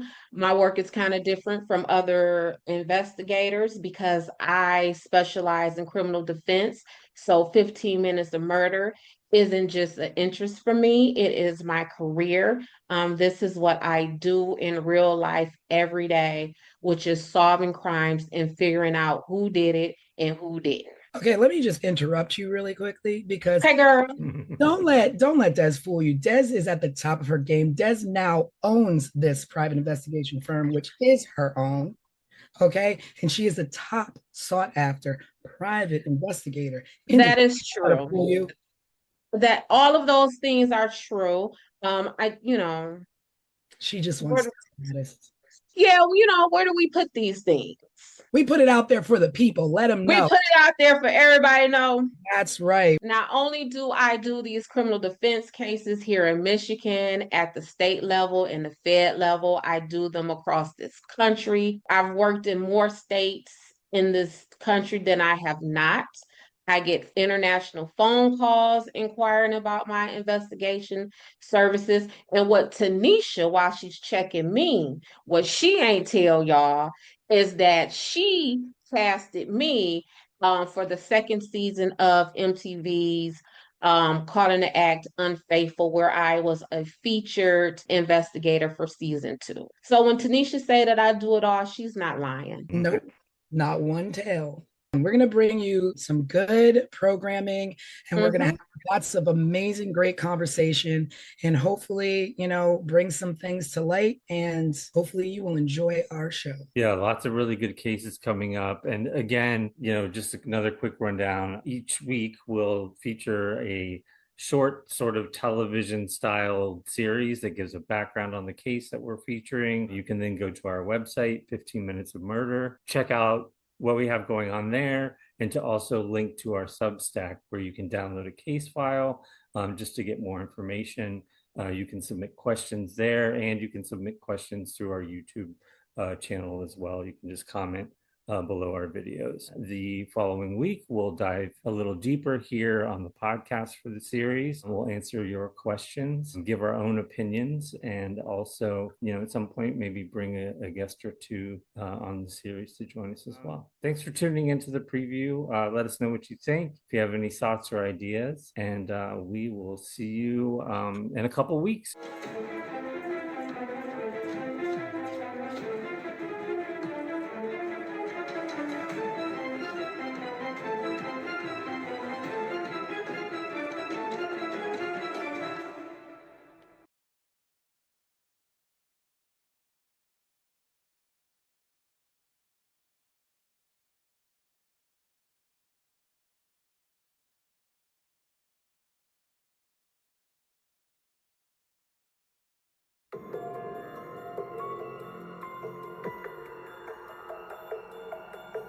April 11, 1981. A quiet mountain town in Plumas County, California. A cabin in the woods, and one of the most brutal, unsolved mass murders in American history. This is 15 Minutes of Murder.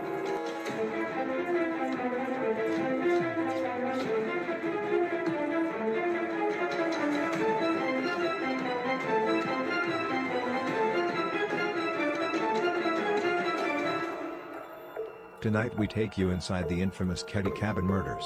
A case so disturbing it's haunted investigators for more than 40 years.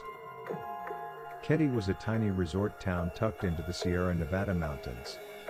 Population less than 100. In 1981, Sue Sharp, a 36-year-old single mother of 5, rented Cabin 28. She was trying to give her kids a quiet life away from a difficult marriage. On the night of April 11th, Sue's children were in and out of the house. Teenagers Sheila and Tina were with friends. John, 15, and his buddy Dana Wingate, 17, were out hitchhiking.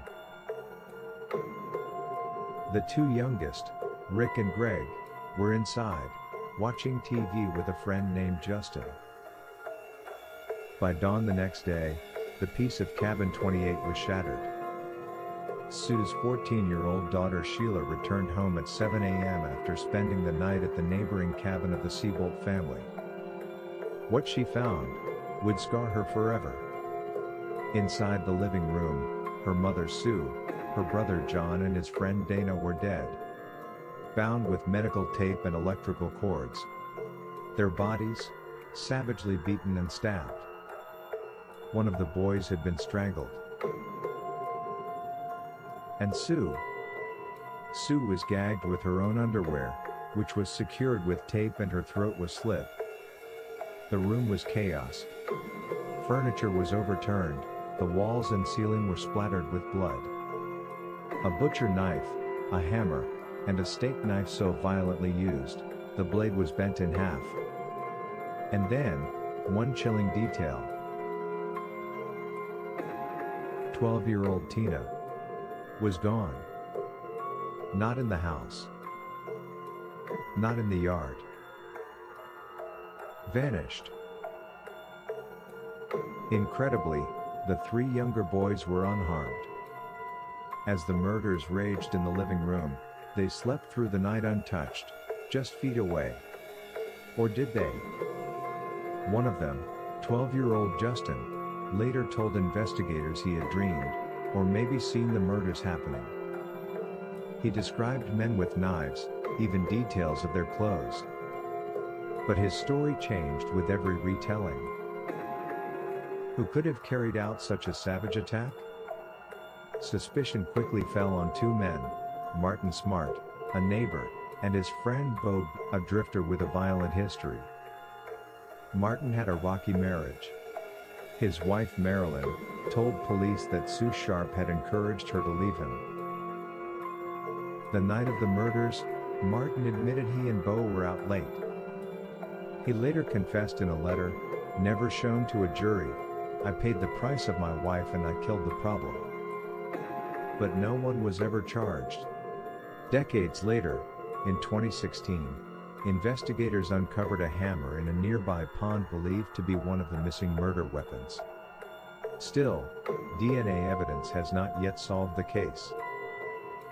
In 1984, a skull was found in the woods of Feather Falls nearly 100 miles away. Dental records confirmed it was Tina Sharp. How had she been taken? Why was she separated from the others? And why, after 4 decades, does this case still remain unsolved? The Ketty Cabin murders are among the most haunting mysteries in American crime history. A family slaughtered. A child abducted. Multiple suspects. And a trail of evidence that always seemed to go cold.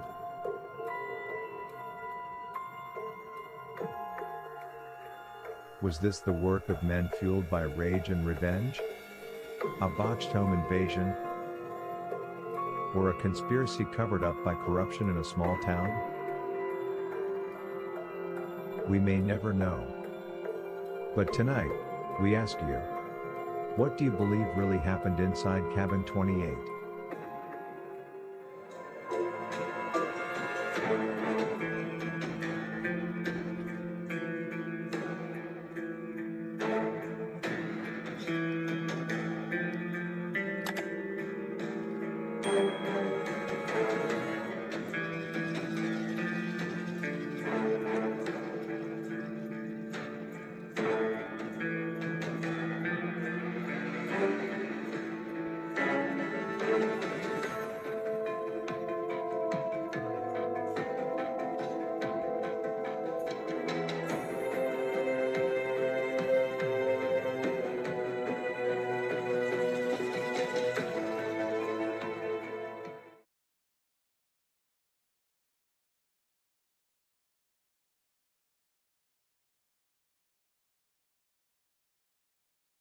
When officers stepped into Cabin 28, they walked straight into a nightmare.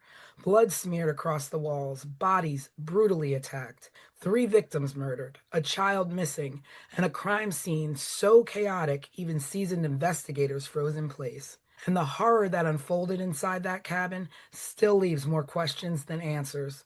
Welcome to 15 Minutes of Murder, case file, the Ketty Cabin Murders.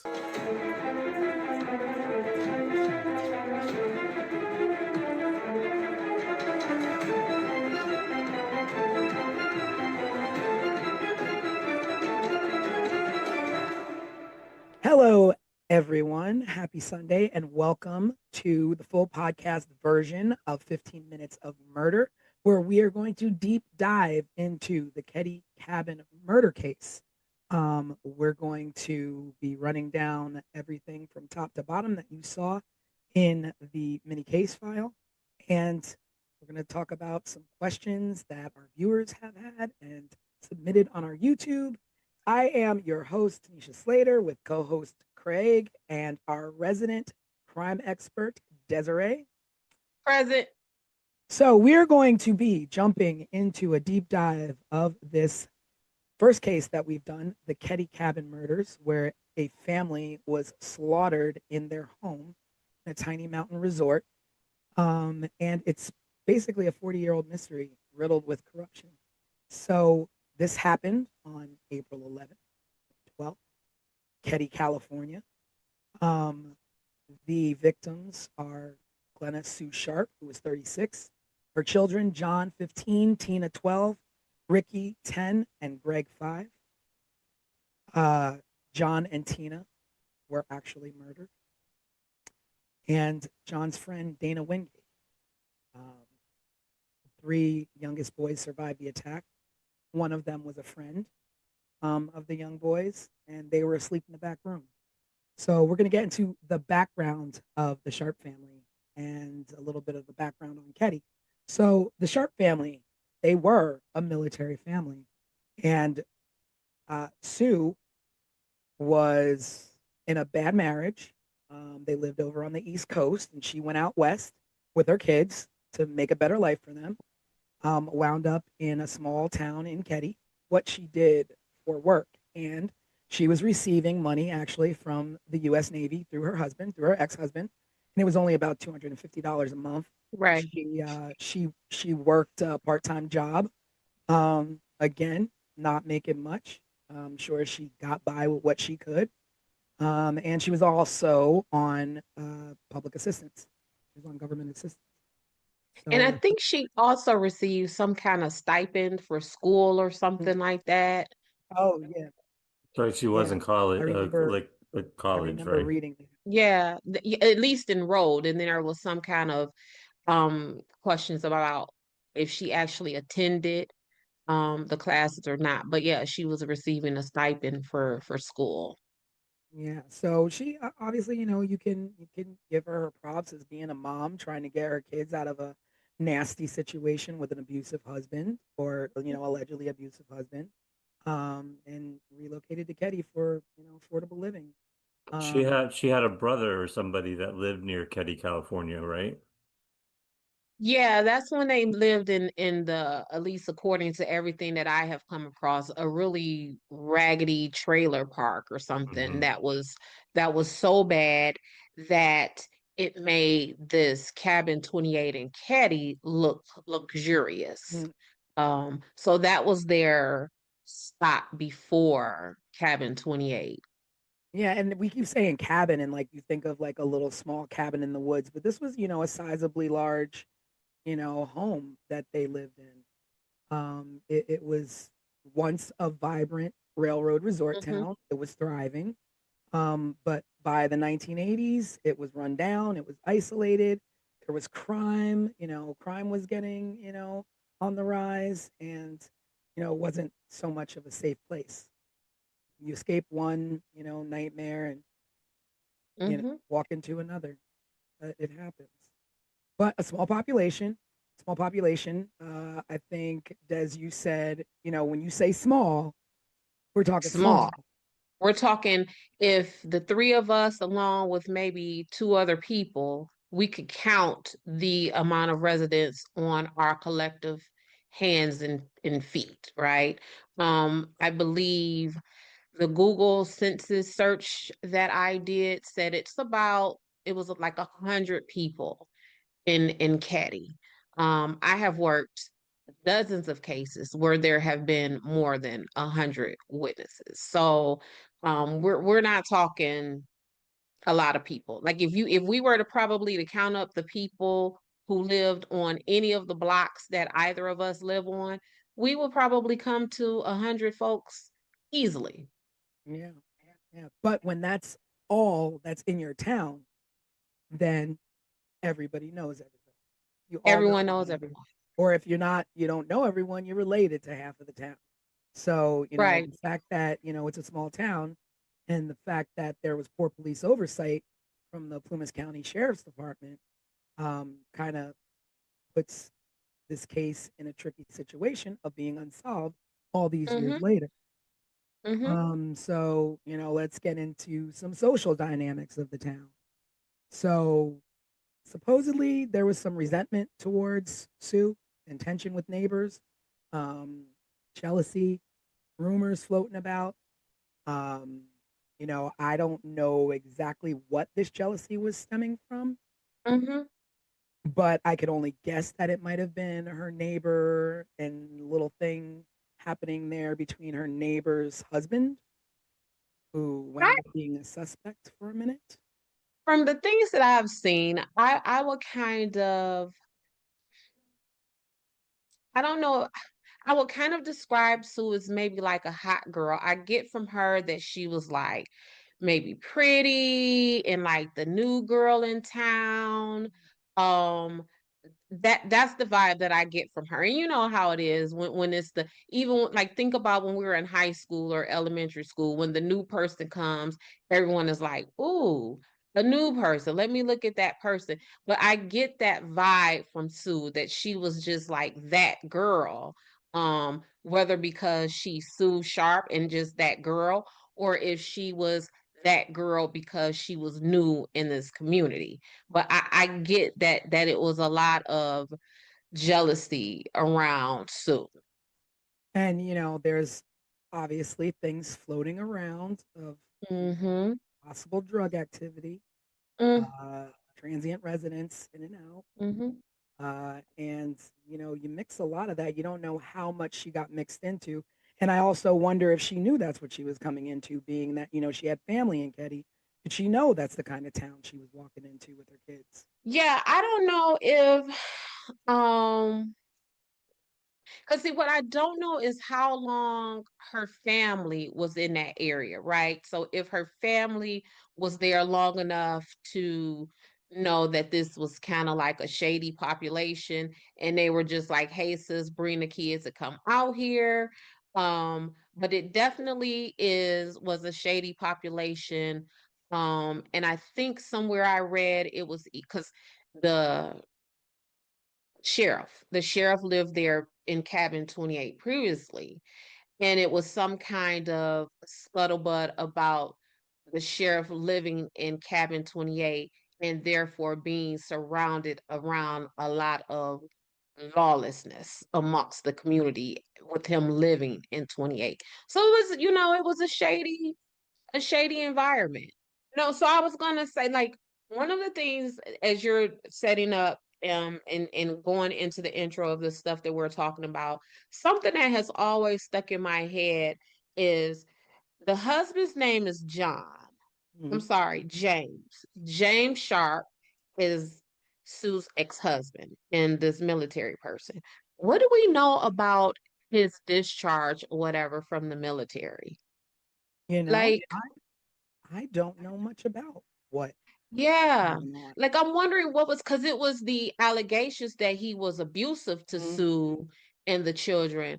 And the military, they have a whole nother set of rules. Like you can't be Oh, over yeah. here with this mess, right? So Not I'm at all. wondering if like he was discharged from the military and what that looked like Yeah, in his that is definitely interesting. And you also wonder, like, what uh did he have any role in or say with her taking the kids, or was it, she yeah. just got up and left? Because even like how much contact would he have had with those kids?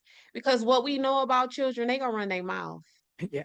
and they gonna tell everything. And if he was on the phone with any of those kids at any time and Sue had some mess going on in and out that house, Dad, mommy was hanging out with so and so and so and Mhm. so, and mommy was, you know what I'm Well, saying? but we have to remember too, it's 1981 or It in the early is. 80s, and we didn't Yep. have like quick, call up dad on FaceTime and tell him all about Yeah, what but mom did but on the even if weekend. even if it was a pay phone call once or twice a month, kids are always kids. Kids are always going to tell. So even if it was that monthly call, it would have been mommy, daddy, mommy has been hanging out with these people.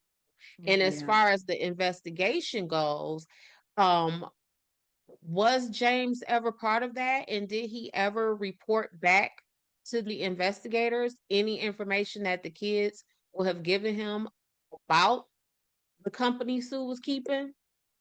True. Like, just where is James?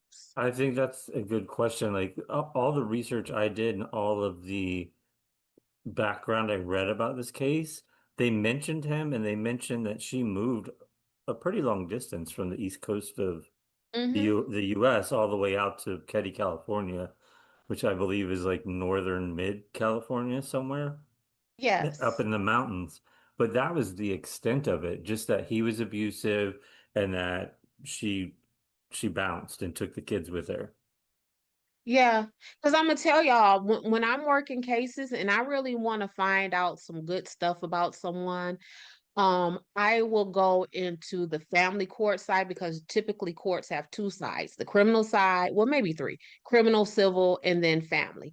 So I would then go into the family court side and run a person's name to see if there were any divorce filings, any paternity filings, any child support filings.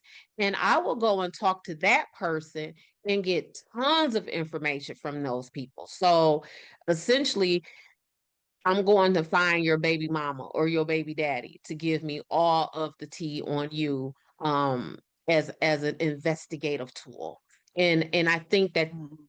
if they didn't do that with James, they may have missed Mhm. a lot of information. But also the fact that, you know, a lot of people and a lot of things that I've read in the specific site where I read that, she wasn't exactly the ideal mom who everybody painted her out to be, and that she was actually renowned for leaving her kids and abandoning her kids and leaving them at home to fend for themselves, and that she spent most of her time with her best friend named Nina. So, I mean, you just don't really know what happened, because Right. but when I, people are saying, I mean, people are quick to say when you leave your kids, when you're not a good mom, people are quick to, point that out and just, spread that.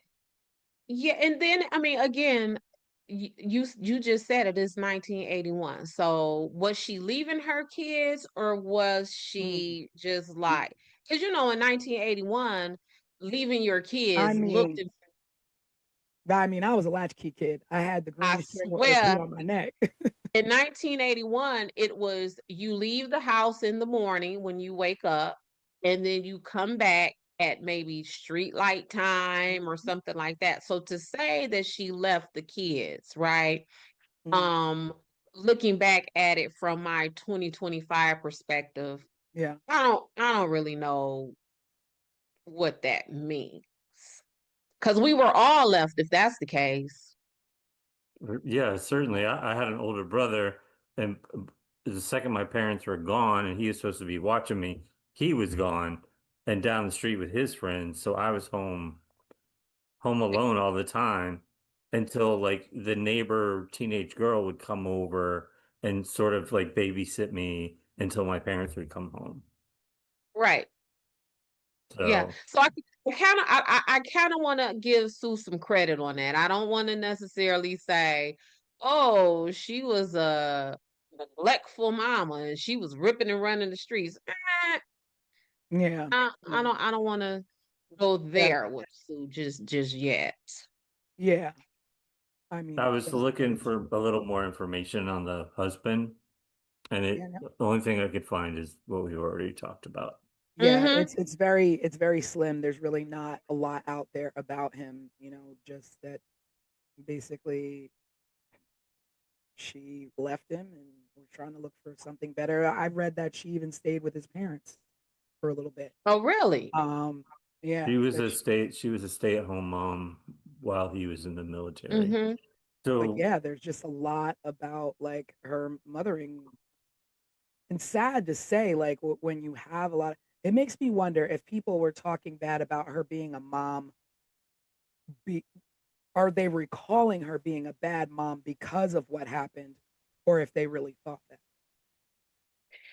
Right. And so, like, basically, like an implied truth, kind of like, Mm. oh, well, now that this has happened, Yeah, hindsight, I yeah, guess she was a bad mom because how else could this have happened if she wasn't a bad mom? yeah. And I feel that's a sad and unfair assessment, right? Um, I mean, because when you think about it, you could say somebody's a bad mom all they want, but with that amount of kids, and you are concerned with, she could have left and went to Ketty all on her own and left those kids wherever if she didn't care. she could If have she left was him a with bad James. mom, she could have left them with James. She could have left them with their parents. Mm-hmm. Mm-hmm. So like you, I won't Mm-hmm. go down that road and and speak ill Right. in that way. Um, Yeah, because that parenting thing, I like to kind of shy away from that because mm, I got 4 kids and a husband, and it's hard, mm, right? So I yeah, can only imagine what it would be like as a single mother with 4 or 5 children and very little income. So I definitely want to give Sue grace and the benefit of the doubt on that. yeah. So the children she had from teens down to little ones, and we'll just like recap the activities of that evening.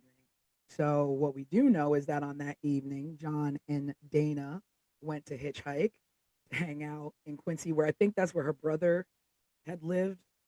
Mm-hmm. Small place out there. And they went to go hang out with some friends.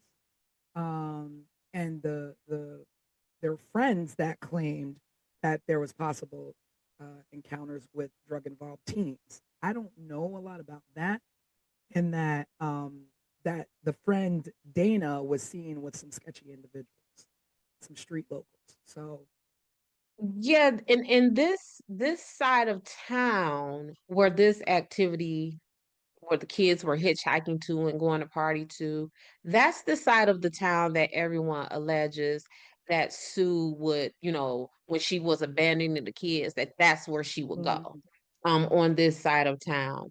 Um, and it was some like conflicting information about how the boys got back home and who took them back home and was that those sketchy people they were with in yeah, this were they sketchy part of followed? town. I mean, that's true too. If the kids Yeah, were like involved in something that mom didn't know about, did the kids owe money? Did the kids, yeah, get too cocky out there? Like we don't know. And yeah, and and who exactly was Dana Wingate? Like, like they couldn't have been, lifelong friends. These are new. This has to be a new friend. You don't know who he was or what he was into or what he got John into. Because I mean, you could go off on any angle and be like, oh, it was the kids hanging out with the wrong people, or it was right. Sheila hanging out with the wrong people. It was the neighbors who were jealous. There's just Yeah, so and that's what has frustrated me from the top to the bottom about this case because it has just been left with so many possibilities, right? So at some point, if we start off with 10 theories or 10 possibilities, at some point a thorough investigation will narrow that down. So now we went from 10 to now we're at 6. But with this case, all of these possibilities and all of these theories have been just left to fester and survive 40 years later. so we've got John and Dana who went off and they were out hitchhiking, doing whatever young fellas do in the '80s, and Mm-hmm. then you got Sue and the younger kids at home watching TV. Now, with Sue, her two younger boys, and their friend Justin. And, I guess they're all watching, TV, just sitting at home. Um, and I guess Sheila uh, was over at a friend's house. Now, the thing with Sheila being at the friend's house is that I had read that Tina, Tina, the youngest daughter, usually Mm-hmm. slept over at the neighbor's house, and Sheila never had anything to do with them. And that's because Sheila was new into Caddy. Mm-hmm. So Sheila was away, depending on if this is a theory that you believe, Sheila was away in another state having her baby. And she visited Oh, the Caddy wait a cabin minute. one time. So Sheila has a baby? Mm-hmm. So here, girl, here go the tea. So Sue's friends, the Meeks. Uh-huh. The Meeks had a boy in the family. I want to say Richard, don't quote me on that. But there was a son in the Meeks family that is allegedly the baby's dad of Sheila, got Sheila pregnant. Sue sent Sheila to Oregon to stay with relatives there and had the baby. So by the Wow. time, so by the time Sue and the rest of the family moved into Caddy, Sheila was away in Oregon. So she came to visit them like December, maybe the Christmas, because the murders happened in April. So Mhm. then Sheila would have went to visit them around Christmas. So that would have been Christmas of 1980. Then April of 1981 is when the murders happened. And a few weeks before the murders happened, so now we're in late March of 1981, is when Sheila moved in to Caddy with the rest of the family. So then that makes it even Mm. stranger that she Even would be at the stranger. neighbors and no baby. And no baby. So that's a whole nother theory, right?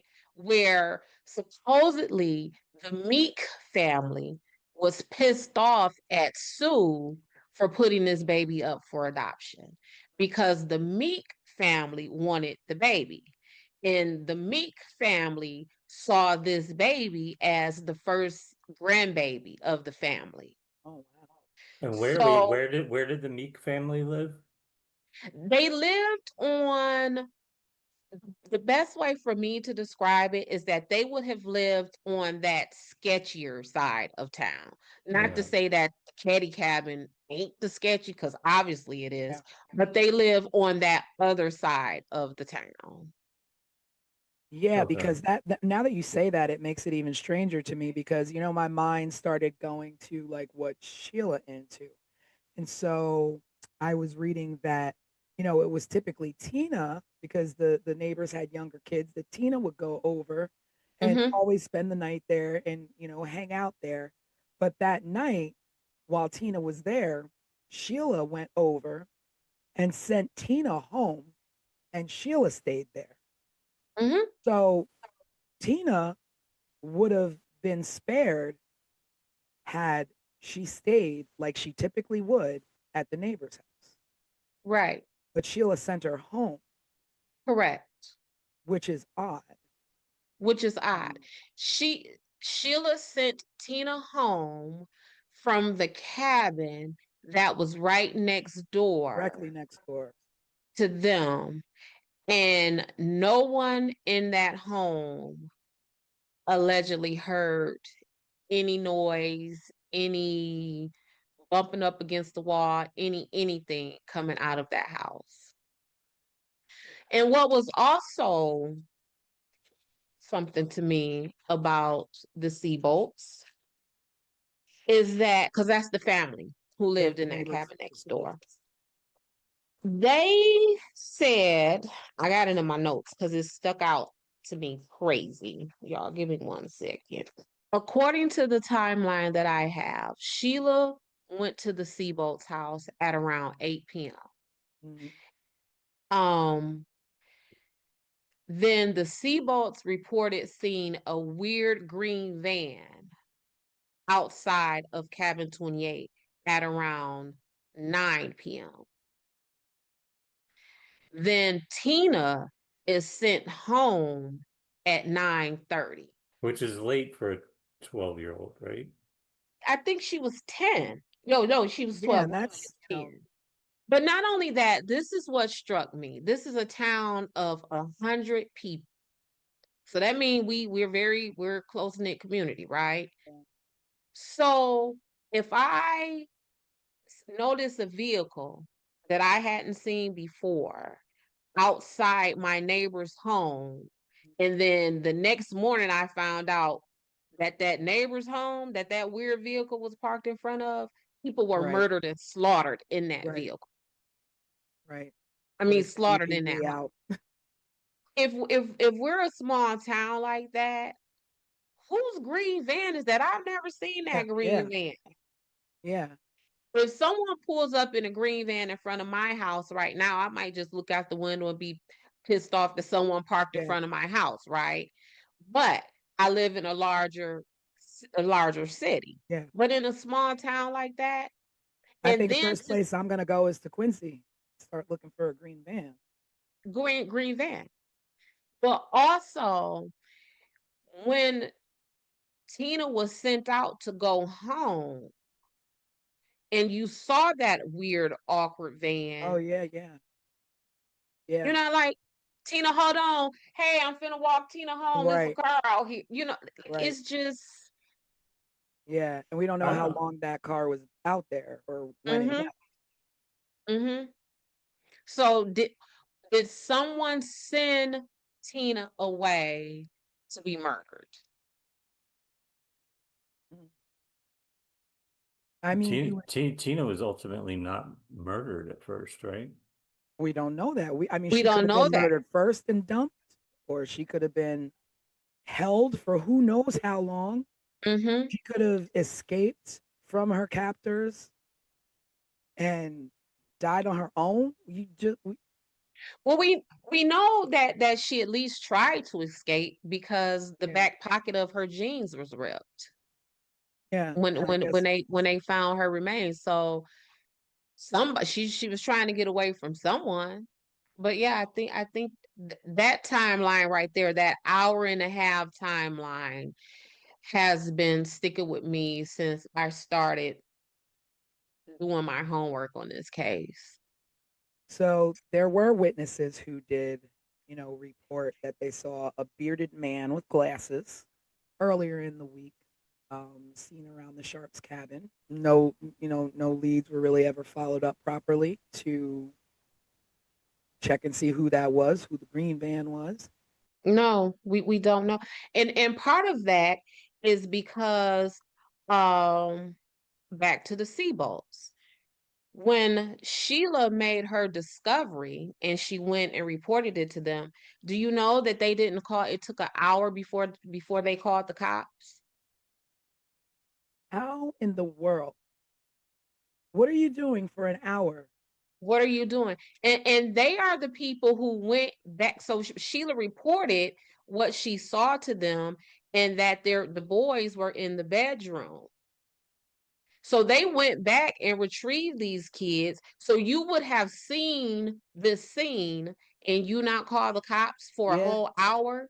How do you pull the Maybe, kids out without? maybe I mean, they walk through the living room and see everything that's happened.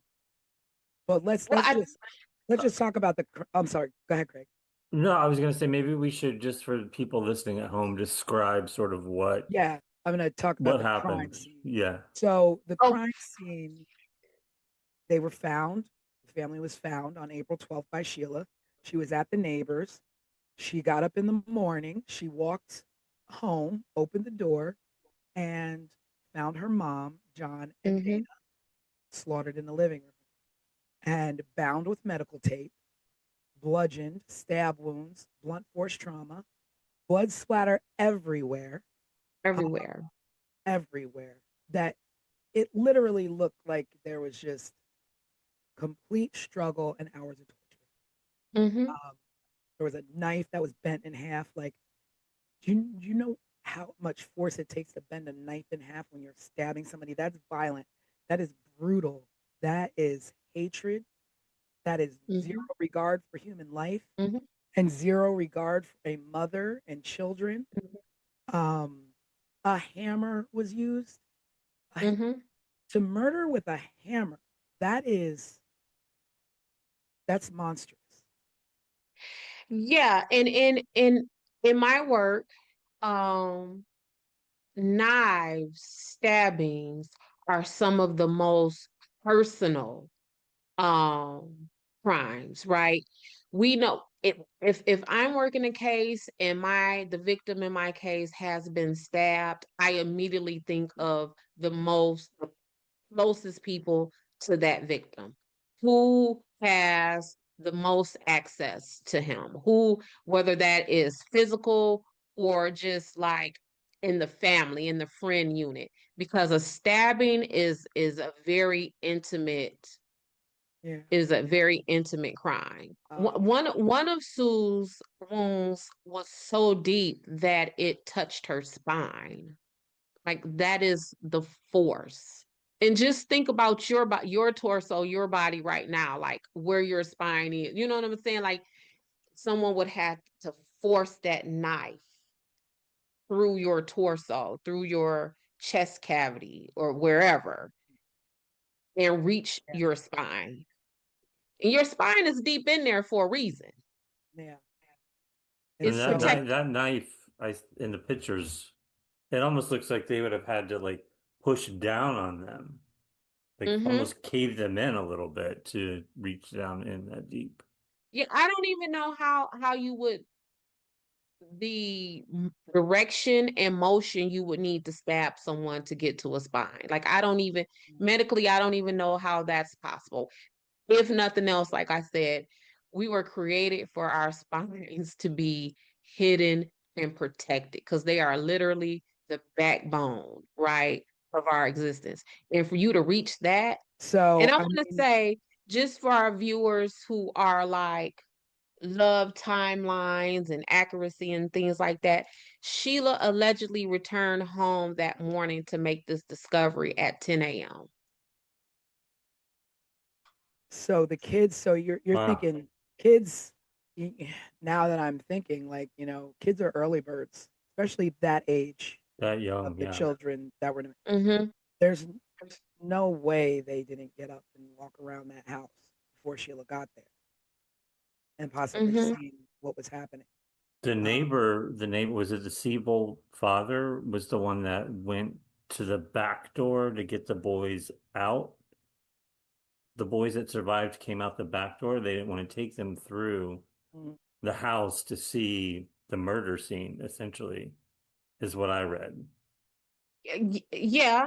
And so I get that. But what also I don't get about that is if you walk into the home and you see all of that carnage and you see in this other room over there that there are alive people. You just leave them there. You don't say, "Come on, y'all, let's get out of here." What do Yes, you she left and she went back next door, right? right? She went back next door, but if she would have saw them, why wouldn't it have been, "Come on, y'all, let's get out of here"? Or if they saw her seeing them, then why didn't they say, "Don't leave, Sheila, don't leave, take us with," you know what I'm like it I don't know. It's just so hard because it's just like, you want to put yourself in that situation, like just visually to try and think of what you would do or what happened. mm-hmm, But if I walk in the door and I've just gone through having my own child, let alone these are my baby brothers, like I'm storming through there, I'm going out the back door with them. Is someone still in the house? Are they still right, there? right. Like, how do you? Where's the sister? Where's my little Yeah, sister? where's my little sister? Like, what? Yeah, so what are they? Ricky, Greg, Justin, where is Tina? Yeah. Mm-hmm. Yeah. I mean, Where's Tina? So it's again, it's we could do this. This caddy stuff is enough to but carry. it's like, you know, the theory or whatever is that either one, the killers weren't threatened by young kids or even worried about these kids being able to identify them, or, you know, be able to pick them out of a lineup, or they knew them and were like, let the kids, you know, that's not what we came to do. But what did you Mhm. come to do? Like, what is the Right. point? Like, why? And there goes the motive again. Why? Why? Like, Yeah. why do you slaughter a mom and her two sons? Were you there to murder Sue and the younger boys intervened and you had no choice there?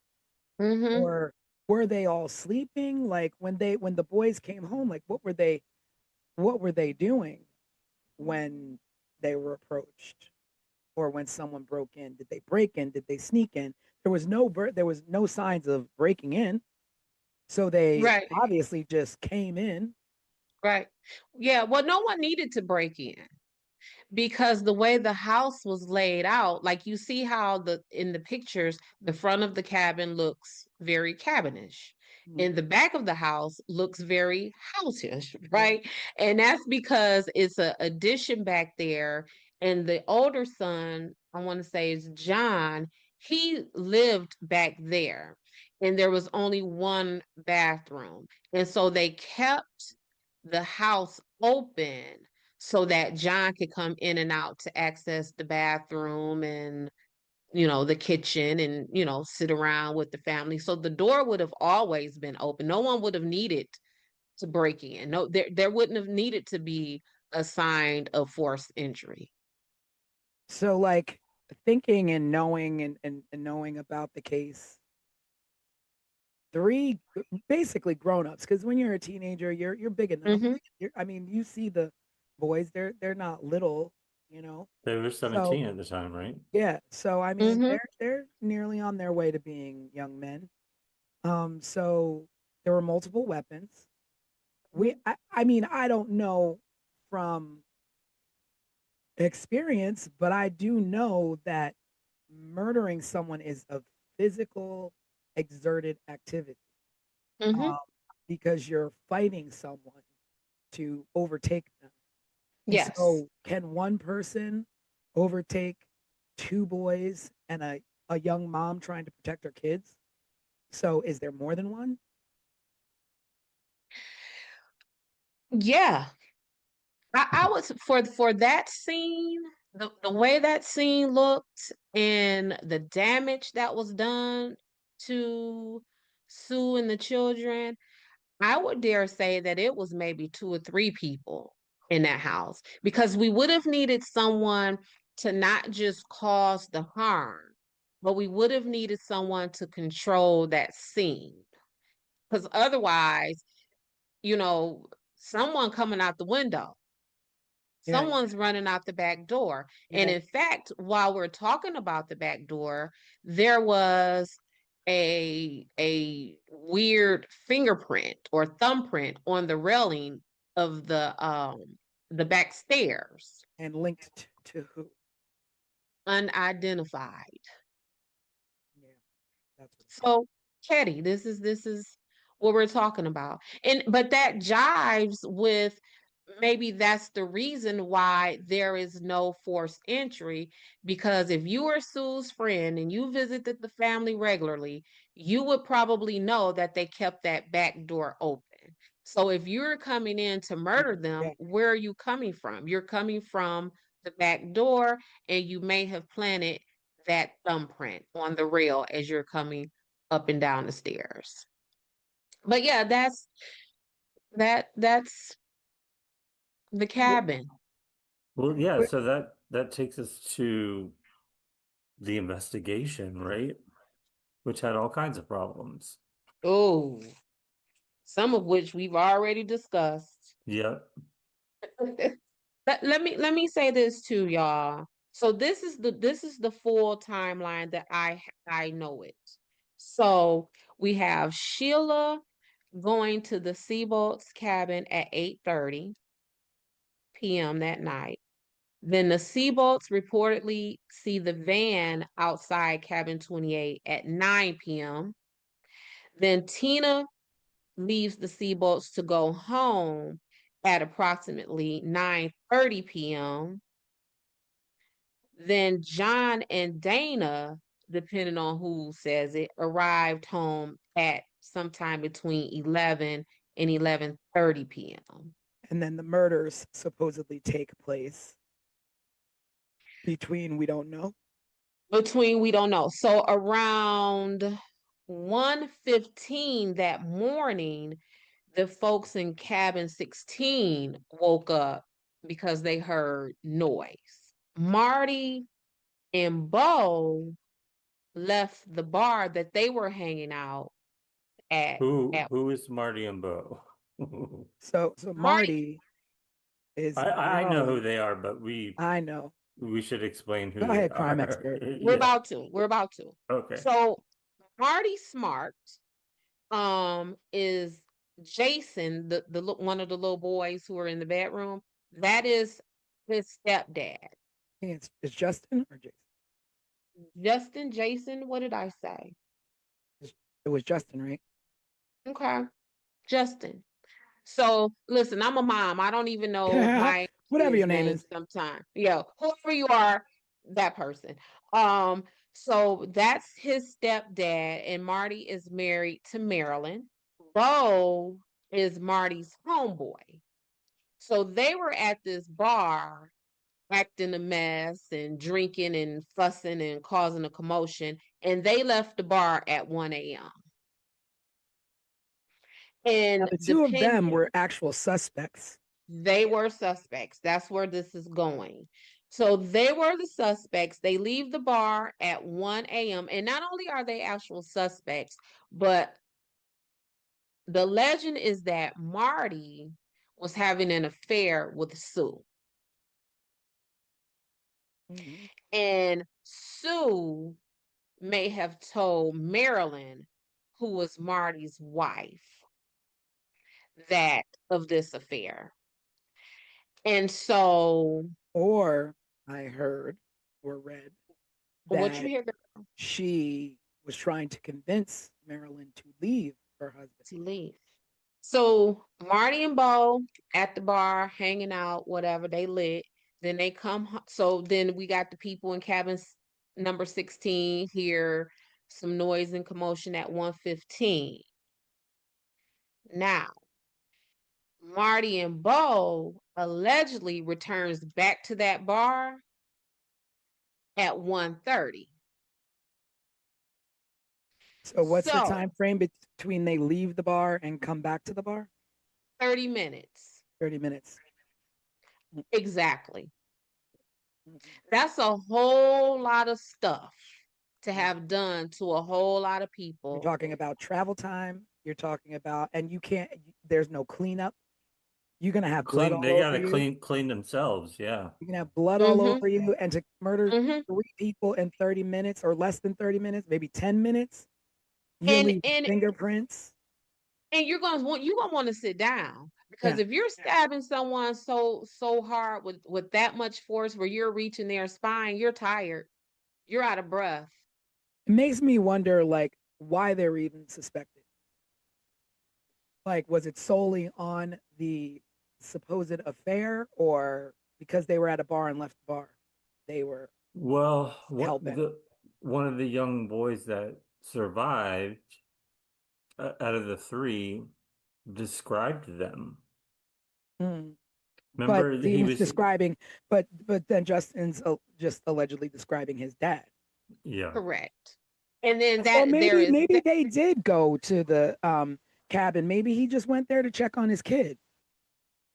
I mean, that's a yeah, possibility. that's a whole nother set of, like, a whole nother level of twisted though. Like, I am going to go into this home where my stepchild, if you want to be specific about it, where my child is asleep and there to have a good time with their friends, and I am going to go in this house me and my drunk homeboy, and we're going to slaughter everyone in this house while my son is in the back room. Yeah, but I mean, maybe they did leave the bar in that 30 minutes, go visit, Okay. but nothing had happened at that point. They just Nothing called, happened. check in, and then, Went back to the bar. go back to the bar. Yeah. Right. But So I don't, you don't think what'd that you happened? say? You don't think that happened? I don't think what happened. That they just kind of popped in, checked in, and then went back to the bar? Um, Because that places I them at just, the scene of the crime, but doesn't mean they did it, because at the time that they arrived, maybe, the murders hadn't even happened yet. more than that, I just question the timeline. Not necessarily that they didn't like really do it, because maybe they did, right? But I know for sure they didn't do it in 30 minutes. I know that for sure. Well, to talk about the main suspects, Martin Smart, of course, Martin married to Smart. Marilyn, supposedly having an affair with Sue, was their neighbor. Mm-hmm. He was also Mm-hmm. an abusive man to Marilyn. And it's reported that Sue was trying to help Marilyn. I guess, she'd been through it before with her husband James, or her ex-husband James. So I mean, Mm-hmm. she could have been just helping him out. I don't know how true this affair, business is. But Right. the smoking gun here is that the hammer used in the murder was owned by Marty. So the hammer belonged to him. And the fact that he told his therapist that he killed Sue. Why he Well, would. so there are supposedly two hammers. Mm, And the hammer that was found, weirdly found 35 years later, I believe, is the hammer that Martin says matches the description of his hammer. I don't think that the hammer that was left neatly and nicely on the table in Sue's home was that knife. I so mean yeah, that let's talk about the weapons, like where they were. The hammer was left on a table. Like, I mean, and then also Yes, you leave the murder weapons. Like, who correct. leaves behind murder weapons? And you leave them not just scattered about, like where, like, okay, so if I beat you with a claw hammer, that claw hammer may be left next to your body because, woo, I'm done. I done beat you, I'm tagged. But for them to leave the butcher knife and the claw hammer, um, still bloody on a table, that's like a weird level of care and Yeah, concern. you're placing these items down that you just used to murder someone. Yeah. So are you what so when I try to unpack that in my investigator brain, it's like, is that a level of I don't care who finds out about this? Like, is that from a level of complete disregard? Maybe because Or not just I don't care who, it's that they know right, and but nobody. this is where I was gonna go. Do you, because if we're gonna run with the theory that Martin Smart and his homeboy did this, did Martin Smart and his homeboy leave those weapons at that table because they disregarded being caught because they are close friends with Mhm, Sheriff Doug Thomas? And if mhm. I just killed these people, I don't care where I leave this nice. My homeboy is the sheriff. He got my back. So at that point, she was still kind of the newbie, but she'd been living there for months. So she kind of, integrated into the town. Integrated, I'm Mhm. sure people, adored her kids or. Well, integrated enough to where, she allegedly is sleeping with this woman's husband. Yeah. integrated enough to where her children were staying the night at other people's True. cabins and other people's children were staying the True. night at her Well, cabin. because my thinking was like nobody's gonna care because this is the new woman in town. She's not from here. Nobody's gonna care what happens to this woman or her family. Yeah. There is So some we don't kind of have to a, cover our tracks. yeah. And there was one more thing that I did read, which was strange. So I read that Ketty, the electricity in Ketty, the light supply or whatever, was the lights were controlled by cabin 28. So in order to turn Yeah. off the lights in the town, you would have to turn off the lights in cabin 28. Mm-hmm.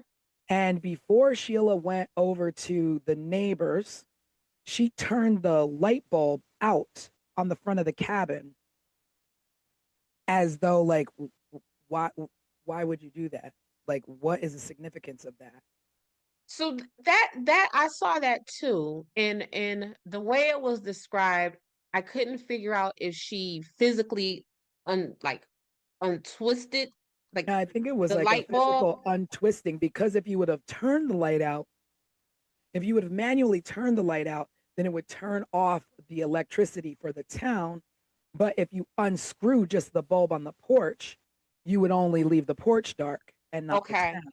Okay. So I thought that was So strange. so that was the one thing that was strange.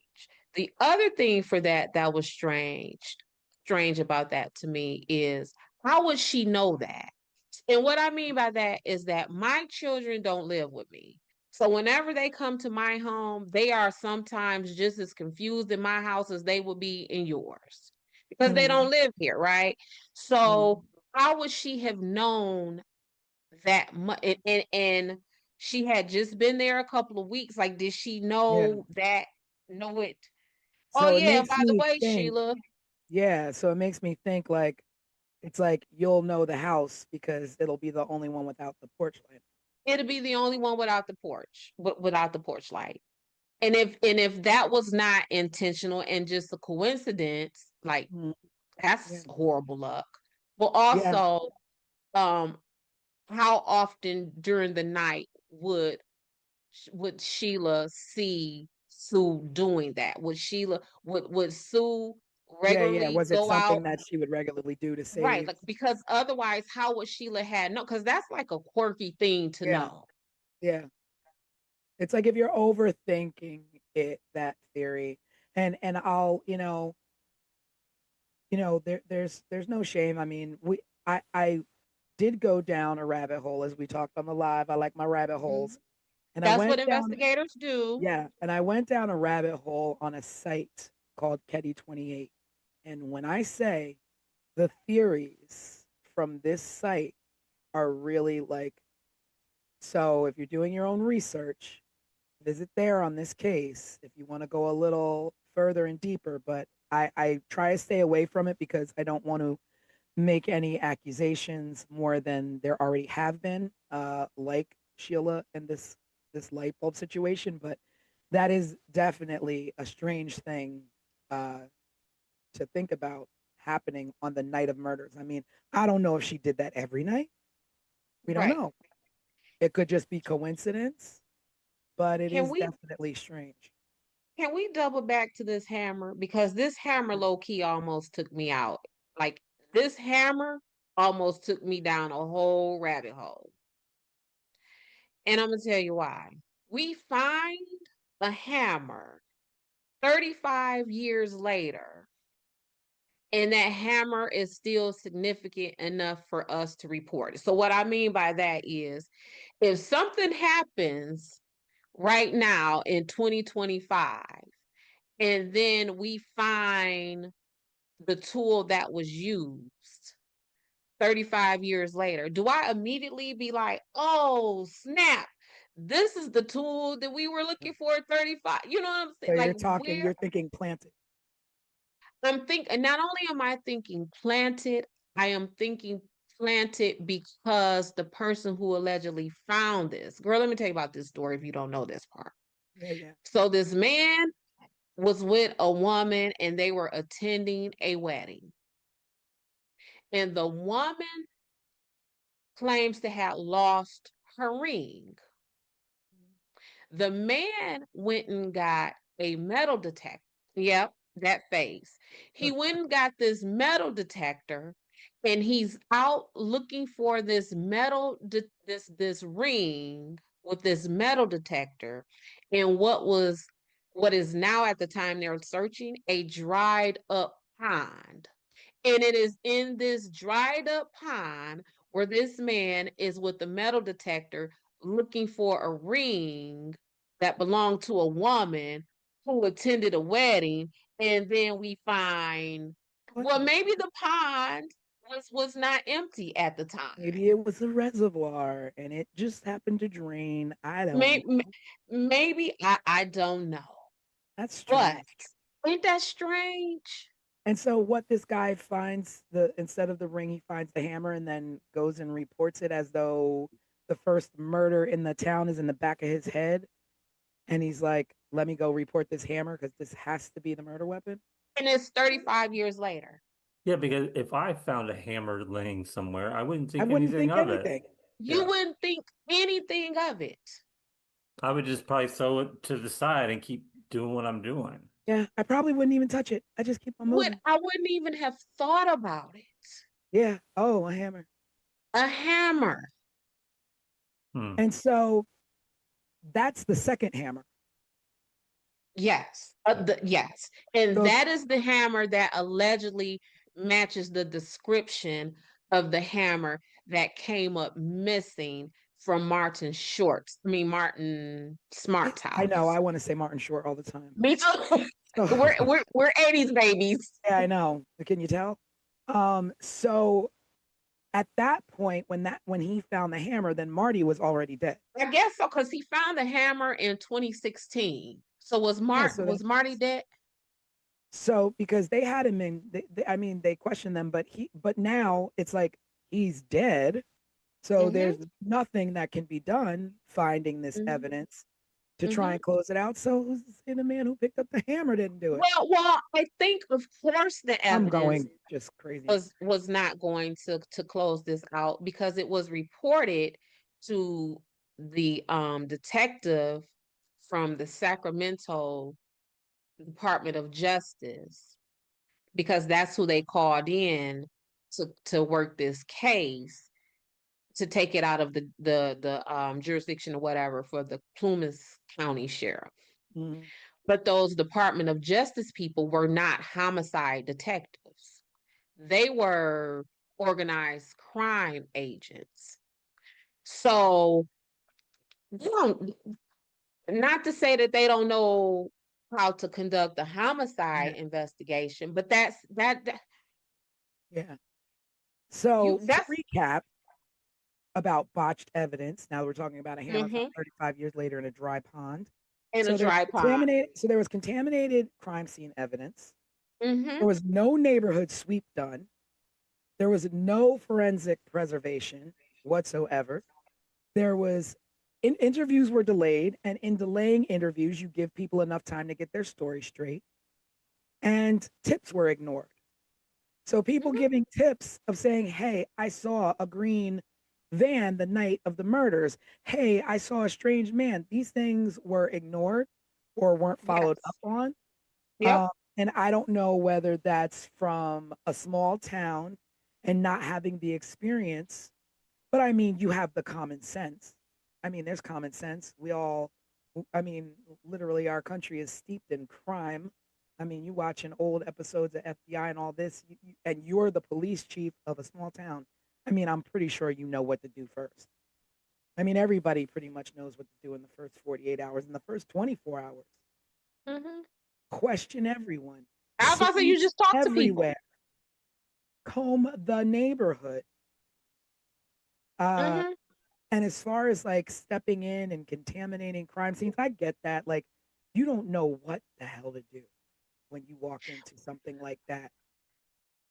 But I Children, think even back then, what you're saying is contaminating a crime scene. It may not have had the same importance that it may have today. And the reason why I say that is because contaminating a crime scene in 1981 means what? It Because means walking in the half the front door with your hand and turning the door. It means stomping and because walking all over. because half of the technology and science that would have been used to comb through that didn't even exist in True, 1981. So true. what? But again, you don't want to walk into a crime scene stepping on blood spatter or touching anything. Touch nothing. Even I know, grab a pen and pick up the Yep. gun with a pen. Like, don't touch anything. And I can't imagine what they did walking in there, collecting Well, evidence. and And not just them walking in there, but the Seabolts, whomever from the Seabolt cabin had to go in and get the kids out. Even if they took the kids through the back, that is still a crime scene. what Did did It's they anybody do? question the kids? Well, so, yeah, so they because did. Justin, he was And 12, right? yeah, they talked to the kids, and Justin is the one who gave them the varying descriptions. So at one time they interviewed the kids and Justin said he saw this.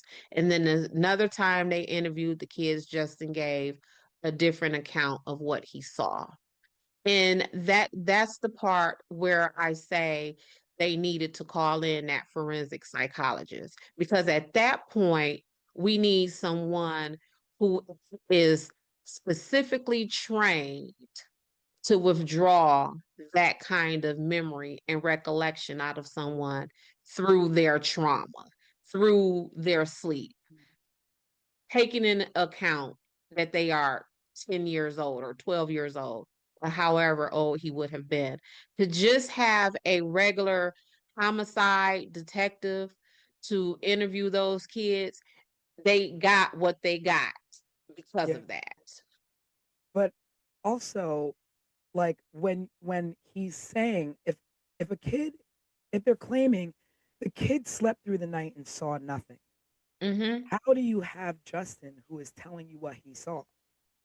And Mm-hmm. if he saw something, did he see men hanging out there before he went into the room and nothing and everything was fine?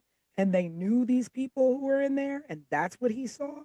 Or did Or he how see the murders happening and ran back to the room? Like the questioning of the children, the ball was dropped there. Or how about, did you see your daddy? Yeah. Hmm. I mean, I mean, we don't know what's in those case files of Yeah. what Mm-hmm. was said Mm-hmm. or Yeah. what questions were asked to them. Yeah. Uh, Did you see your daddy doing this? And is that also why Justin gave varying descriptions? Because did he see his daddy? And oh snap, I did see my yeah. daddy. So let me hurry up and change Oh this wait, to I make don't sure. remember what I saw. It was Right. blurry. Now I don't remember. Mm-hmm. Mm-hmm. Yeah. Well, that would make sense if he did see them before, just hanging out, but then they have the alibi of being at the bar. But then is everyone at the bar telling the truth? I mean, we don't have, surveillance cameras to prove when they walked in the bar, Right. when they walked out of the bar. They might have never even been at the bar. Mm. They could have been at the house the whole time. And the truth of the matter is, who, even if all of these things were reported, so if the Seabolts would have said, hey, um, we saw John Smith in that green van, or if someone would have been able to identify this strange person in these glasses, or if someone was able to provide the name of this person who just so happened to find his hammer 35 years later. If someone would have provided all of that information, if the county sheriff is crooked and steeped in the middle of these people, what he gonna do? He gonna give a full That's true. investigation? That's true. But then also to go back to like, were they at the bar or weren't they at the bar? Talking about who Bo was, Marty's friend. Mm-hmm. He was an ex-mob enforcer. He lived Correct. in Martin's basement. He had a Yeah. criminal record and he had ties to the FBI. So if they Mm-hmm. wanted to cover up anything, no problem. They were at the bar. No problem. We're at the bar. Better yet, no problem. We just gonna go ahead and sit these knives on the table because Yeah, we ain't worried about that. We ain't worried about nobody no figuring out what. problem. We'll leave you something to investigate. That'll Mm-hmm. lead to nowhere. We got to leave Mm-hmm. something. Mm-hmm. I mean, that's crazy. And like, what exactly is an ex-mob enforcer? Like, you're it, you get out and they ain't not pulling you back in And they not pulling back in.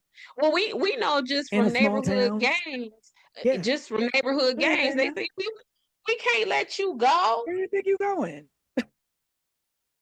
An ex-mob enforcer. Like An I don't ex-mob feel like that is from just Chicago. So in a small town. Yeah. somebody from Chicago finna move to Caddy, California, and live in a cabin. No, Yeah. live in someone's basement in the cabin, Yeah. and you from Chi-Town. Nah. That's not happening. Mm-mm. Well, What you about to say, Craig? I'm thinking forward a little bit now because I'm starting now to think about three different things. Um, Okay. the letter that Marty wrote to his wife, where he Yeah, that's going back essentially to him telling admitted his therapist. admitted that he did it. The phone call that came in about Tina and her skull, I feel like it came from a payphone or something. And then I'm also now going back to Dez's theory of this family who wanted the the grandkid that Sheila had. Like, what happened to them and What happened to them? all of this? And Well, I don't do y'all know that that call to report Tina came in almost 3 years to the day that the and do we Katie know murders who the happened? call came in from or it was anonymous? It was allegedly anonymous. Because I feel like Yeah, that's a whole nother element to Mm-hmm. this. Is where did Mm-hmm. Tina go? Where's she been for 3 years? The skull was found 100 miles away from Ketty somewhere. Yeah. so And Tina how old when the murders happened? Who, Tina? 12, Yeah. She was And 12. so and so at the time they found her skull, she would have been how old? Like 15, 15. going on 15. But she could have been dead the whole time, you know? She could have been dead for Maybe 3 years. so Craig, you're thinking like she I was see your wheels turning, Tanisha. so you're thinking that the people possibly who no, that's not I'm not What are really, you about to say? I'm not thinking anything really. I'm just making sure we don't leave her out of the story because, Tina. Oh yeah, no. Well, yeah. yeah, no, we're just going down that rabbit hole of that whole who was involved and how criminal it was. Because like But did, I like the sheriff, like talking about the sheriff and being, Mm-hmm. tied to not only Martin but Bo as well. He was close friends to Marty. So again, he was at the bar. You know, he he like had conflicts of interest with everybody involved. He lived Right. in cabin 28. He knew the layout. And like you Mm-hmm. said, if you lived in cabin 16, you know the layout of cabin 28. Mm-hmm. Mm-hmm. And whoever it was knew that they can walk into cabin 28. They Right. knew they weren't going to have any kind of locked door problem or have to break into a window. Yeah, and There's like just corruption all over. yeah, I like Craig's thinking of not allowing Tina to get lost in the fray of all of this. Um, Back to that word of motive, I think Tina could be herself a motive for some of this, just from the fact that Tina, there are reports that she was molested in the town, um, and no one followed up on that. Just there's It just a history of Sue and her kids just being screwed over during the time that they were in Caddy. yeah. So then you're talking about Sue, who has a teen daughter who's pregnant, a Mm-hmm. young daughter who's molested, a young Mm-hmm. son who's hanging out with the wrong crowd. Mm-hmm. Um, and it could have, I mean, the angles could be anywhere. And when I think about it, it's just like you always say, what's the one odd piece in everything? Like what's the odd placement in these murders? And it's that a young child was taken. So then you start going into, you know, Mm-hmm. human Mm-hmm. trafficking of children. Like, Mm-hmm. was she taken for Yeah. rape? Yeah. Like, What's wrong with her? did the You person spared the who, boys, but you didn't spare the child, the little baby girl. yeah. The So, boys were spared. is it, um, whomever harmed, sexually assaulted Tina? Was their fixation on Tina continued to the point of, let me get Tina, and to get Tina, I am willing to murder everyone around her to get to her, and she's coming with me? Is it that? Is it, again, what Craig said with the meats? You took my baby from me. I'm finna kill you and your whole family except for your baby. That's And what I your was baby thinking. is coming with me. So Tina can't be lost in this. No, and I mean, it's so hard to even think. Like, they suffered a horrible death. The mom, Mm-hmm. Dana, Mm-hmm. John, they suffered a horrible death. But we Mm-hmm. don't know what Tina suffered. No, We'll never no, know what Was that child suffered. she kept alive for those 3 years, or was she killed the next day? You too. I don't know. Yeah. I don't know. And I think that's all part of the terror. Yeah. And I mean, and then we talk about the survivors. So you have Sheila, the oldest. Like, she's Mm-hmm. got to be, you know, she's got to Probably be, our age. yeah, yeah, she's our age.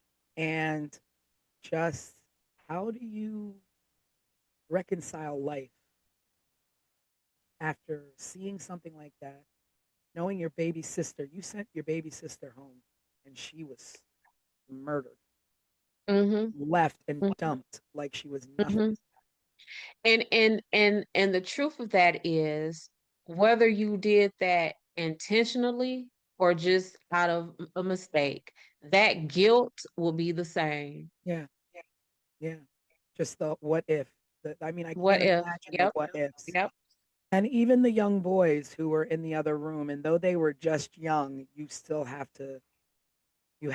I mean, they're at 12 and, even 7, I look back at things and go, what if I would have done this? What if I would have done, Right. let alone, my big brother, my mom, you know, done the way they were done. And it's just so sad to me that, people are quick to, oh, I found this hammer. Oh, we found the skull of Tina. But yet there's still no further push in investigation. And Sheila to this day is still trying to investigate and have, answers for her family. And I don't yet nothing. You get know. two random tips from left field, but you have no investigation into those things that lead to just dead ends. Yeah. And Sheila Yeah. Sheila did do an interview, I think, with People in 2016, Mm-hmm. talking about her experiences. You can also find a lot of videos on YouTube of with her and her brother revisiting Ketty, actually, and it's very hard to watch them revisiting and recalling memories from that time. And it's just, I really hope that she can find the answers to what happened to her family. She deserves that. She absolutely deserves that. And I think, um we all do. Mhm. Yeah. Um just because I think that the Ketty murders are so gripping because we all feel that human dynamic of this. And granted that for a lot of people who are listening to us, a lot of people who have researched this case on their own, these are people who, like, they may not have even been alive yet when these murders had taken place. But it's something about this case that just pulls at all of your human being fibers. Yeah, and I think too for me the draw was that this was our time. These are the Hmm. kids. This is when we grew up.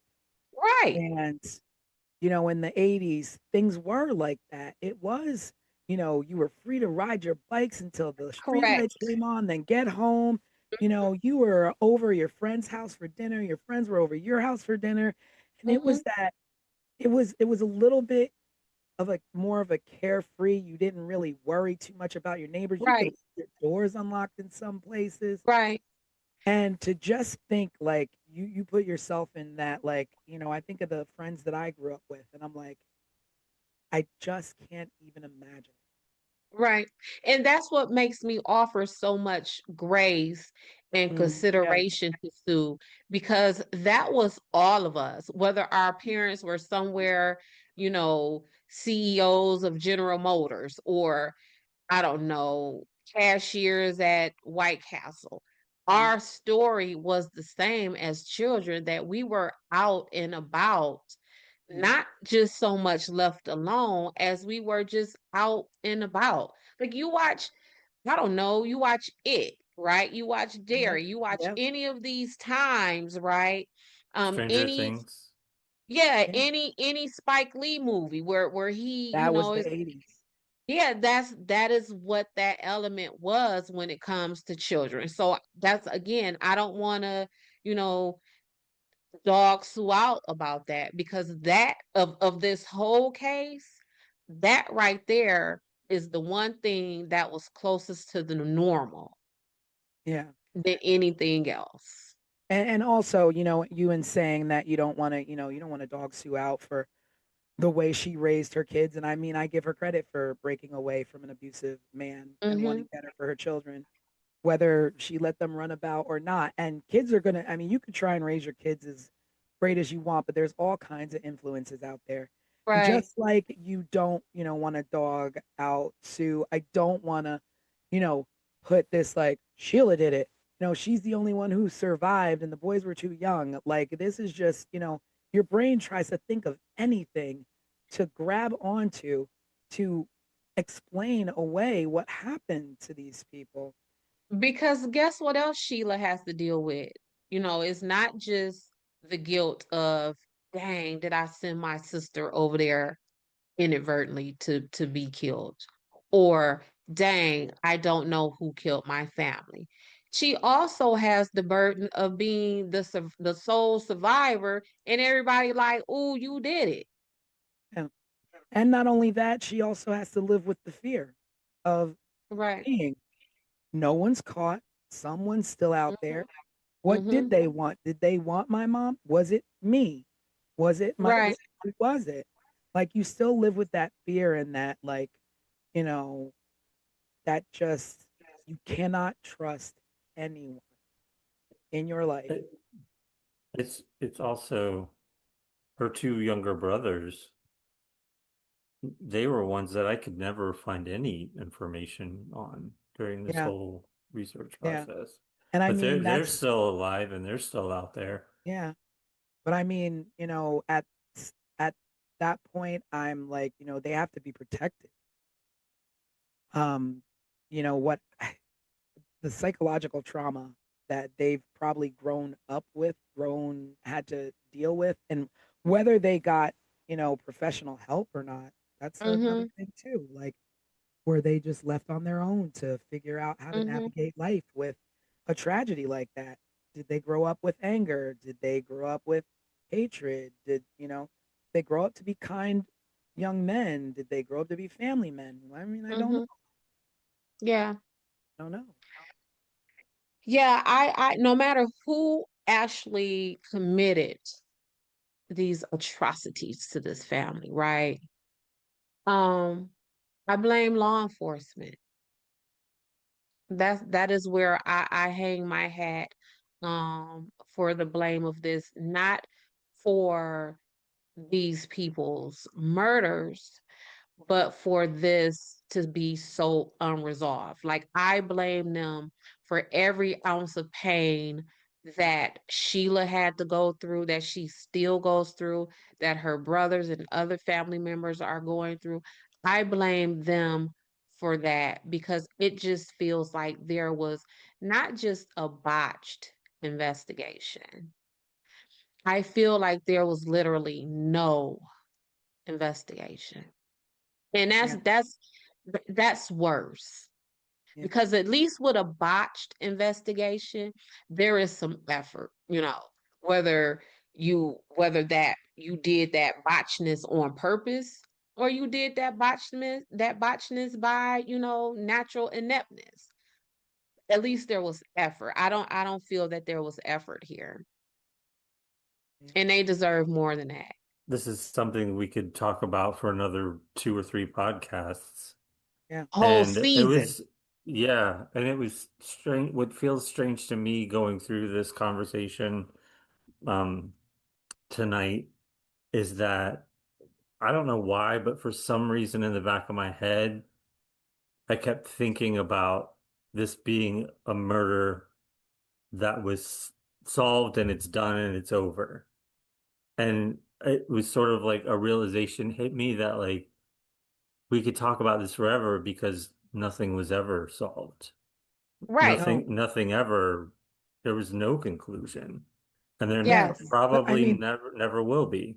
well, there was a re-emergence of the case in 2016, and the Plumas County Police Department or Sheriff's Department announced that they know who the killers are, and because there was new evidence found, there was DNA on tape and some other items, and the hammer found in the river matching the description of Marty, and and Marilyn Smart finally spoke out publicly, and we can definitely link you to that. It's living on YouTube. Crime, cover-ups, and Connections. corruption. Yeah. Crimes, cover up, and corruption. Yeah, and I mean that saying that you know who the killers are and those killers are no longer. It doesn't close anything. It doesn't. No, no, And again, because going back to the fact they were at the bar. Marty and Bo hmm are scapegoats post mortem. hmm Yeah, now they're dead. yeah, they were. So we call that they liked them for this. Yeah, So, right? Maybe you did, maybe you didn't, but we like you for this. And I feel that was Marty and Bo. They liked them for this. and I gotta say that I think that the reemergence of this case reopening in 2016 has to do with the fact that people will not let this go. People will Mm-mm, not let this family go without answers. And I think that the more people who are covering this in podcasts like ours and mm-hmm, covering this and bringing it to small towns, small town newspapers, or even like visiting Ketty to visit where they tore down the mm-hmm, town, um, people will not let this go because it's so unsettling. And like you said, this was the 80s. This was majority of us. And I think that's